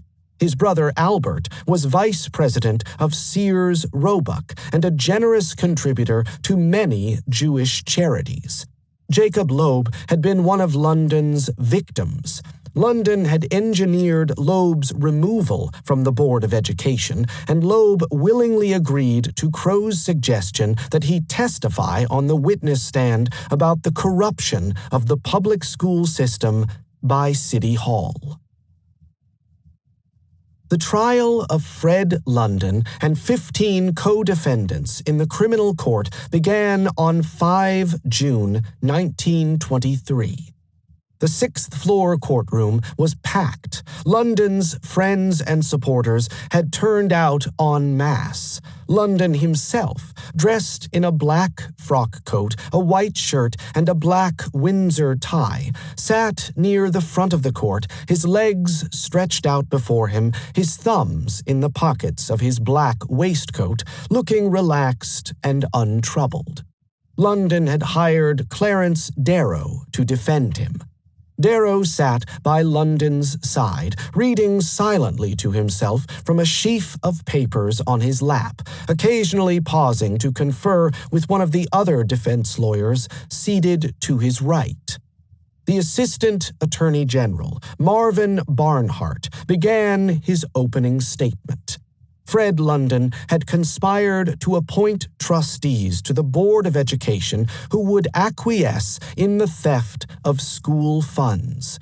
London himself had profited directly in 2 instances. In the first, he had arranged for the school board to purchase insurance coverage for school buildings and property from Virtus Rome and Company, despite a clear conflict of interest.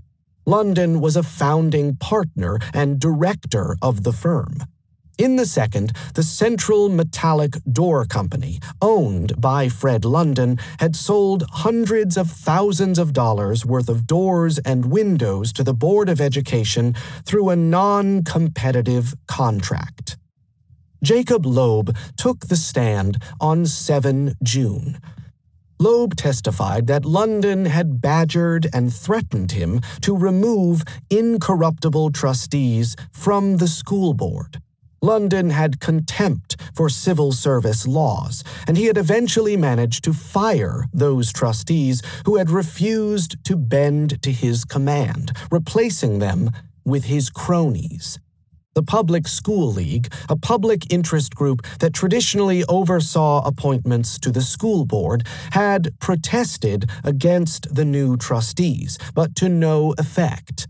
London had been successful, Loeb admitted, in evading external supervision of his appointments, and after 1919, when Loeb himself had been removed from the Board of Education, the pilfering of school funds had begun in earnest. The trial continued through June and into July. The former mayor, William Thompson, interrupted a vacation in Hawaii to testify on behalf of his old friend and to excoriate Jacob Loeb as a liar and a crook who had wanted control of the Board of Education for his own purposes. And on 9 July, London himself took the stand to deny everything. Yes, he replied in answer to a question from Clarence Darrow. He knew Jacob Loeb well, but he had never discussed appointments to the school board with Loeb or anyone else. He assumed that the mayor and the city council dealt with such matters. And that insurance business? Darrow asked. Was there any truth to the allegations that he had sold insurance coverage to the school board? London replied that he had lent a friend some money to start up an insurance firm in 1918, but London himself had never made any money out of it and had had no interest in the firm. The transaction had been a loan to a friend, nothing more. What about the metallic steel door company? Darrow inquired. Had London been connected with that business? Had he made any money from it? London shook his head. I had, London testified, nothing to do with selling. I sold my interest in the National Steel Door Company in January 1922 to Blaine Thelen, my nephew. I received $5,000. They owed me $20,000, and I took notes, which I have since sold. I gave my stock in the Central Metallic Company to Titus Thelen, my nephew. His connection with the business had been purely passive, he continued. He had had no knowledge of any sales to the Board of Education. Clarence Darrow, in his closing speech to the jury, pointed his finger at the prosecution as the real culprit in the case. The accusations against Fred London, one of the biggest, cruelest conspiracies I ever saw in a court of justice, a conspiracy to imprison a man whom they can't beat in open war, had been cooked up by London's political enemies in an attempt to send him to the penitentiary. Robert Crowe had dug and dug, looking for evidence to present before the grand jury, finally indicting London for conspiracy. Jacob Loeb, like a lapdog, had tagged along behind Crowe, volunteering to testify on London's supposed influence with the school board and perjuring himself on the witness stand. And Edward Brundage, the Attorney General, had coordinated the prosecution in the courtroom. Everyone knew that each man had an agenda. Crow sought to become mayor of Chicago, Brundage hoped to be governor of Illinois, and Jacob Loeb looked to revenge himself against City Hall for his removal from the school board in 1919. Crow and Brundage needed Fred London out of the way for political reasons, and unable to defeat London by fair means, they had resorted to criminal charges to get London into the penitentiary. The prosecution, Darrow sneered, had failed to find even one scrap of evidence to convict his client. There never was, he shouted with ludicrous exaggeration, a more infamous conspiracy against the liberties of men. Every law distorted, every fact magnified and lied about. Darrow turned to appeal to the jury, holding his hands palms upward, his eyes fixed on the 12 men sitting silently before him. Gentlemen, they have given you quite a job. Loeb was on record, and he had to stick to his story. Therefore, we could show it a lie. I have been long in the courts, and have never heard such a baseless case brought against any citizen. If it were not a tragedy, it would be a joke. What if London did sell insurance and windows? You might as well indict Marshall Field and Company for selling to the school board. It was a shameless performance, equal parts bombast and cynicism by a demagogue who had long ago abandoned the principles that, in Darrow's youth, had earned him a progressive reputation. Darrow was a mesmerizing speaker who could cast a spell over any jury, but only if the jury, captivated by the cadence and inflection of his voice, could be lulled into forgetting the facts. Fred London was a political fixer, a backroom operator who had self-consciously organized the corruption of Chicago politics to a degree unequaled in the history of the city. But in Darrow's telling, he was one part saint, one part sage. I have met many kinds of men, and I will guarantee there is not one in 100,000 with his intelligence, his courage, independence, and truthfulness. He might be able to lie. I think he is too proud. It was in vain that the prosecuting attorney, Hobart Young, in his summation, defended Jacob Loeb as a man of good standing in this community, and showed again that gouging and price-fixing had become the normative behavior of the Board of Education. The jury deliberated for 4.5 hours and acquitted London and his co-defendants on all charges. London's acquittal was a consequence more of Clarence Darrow's guile than of an absence of evidence, according to an editorial in the Chicago Daily Tribune.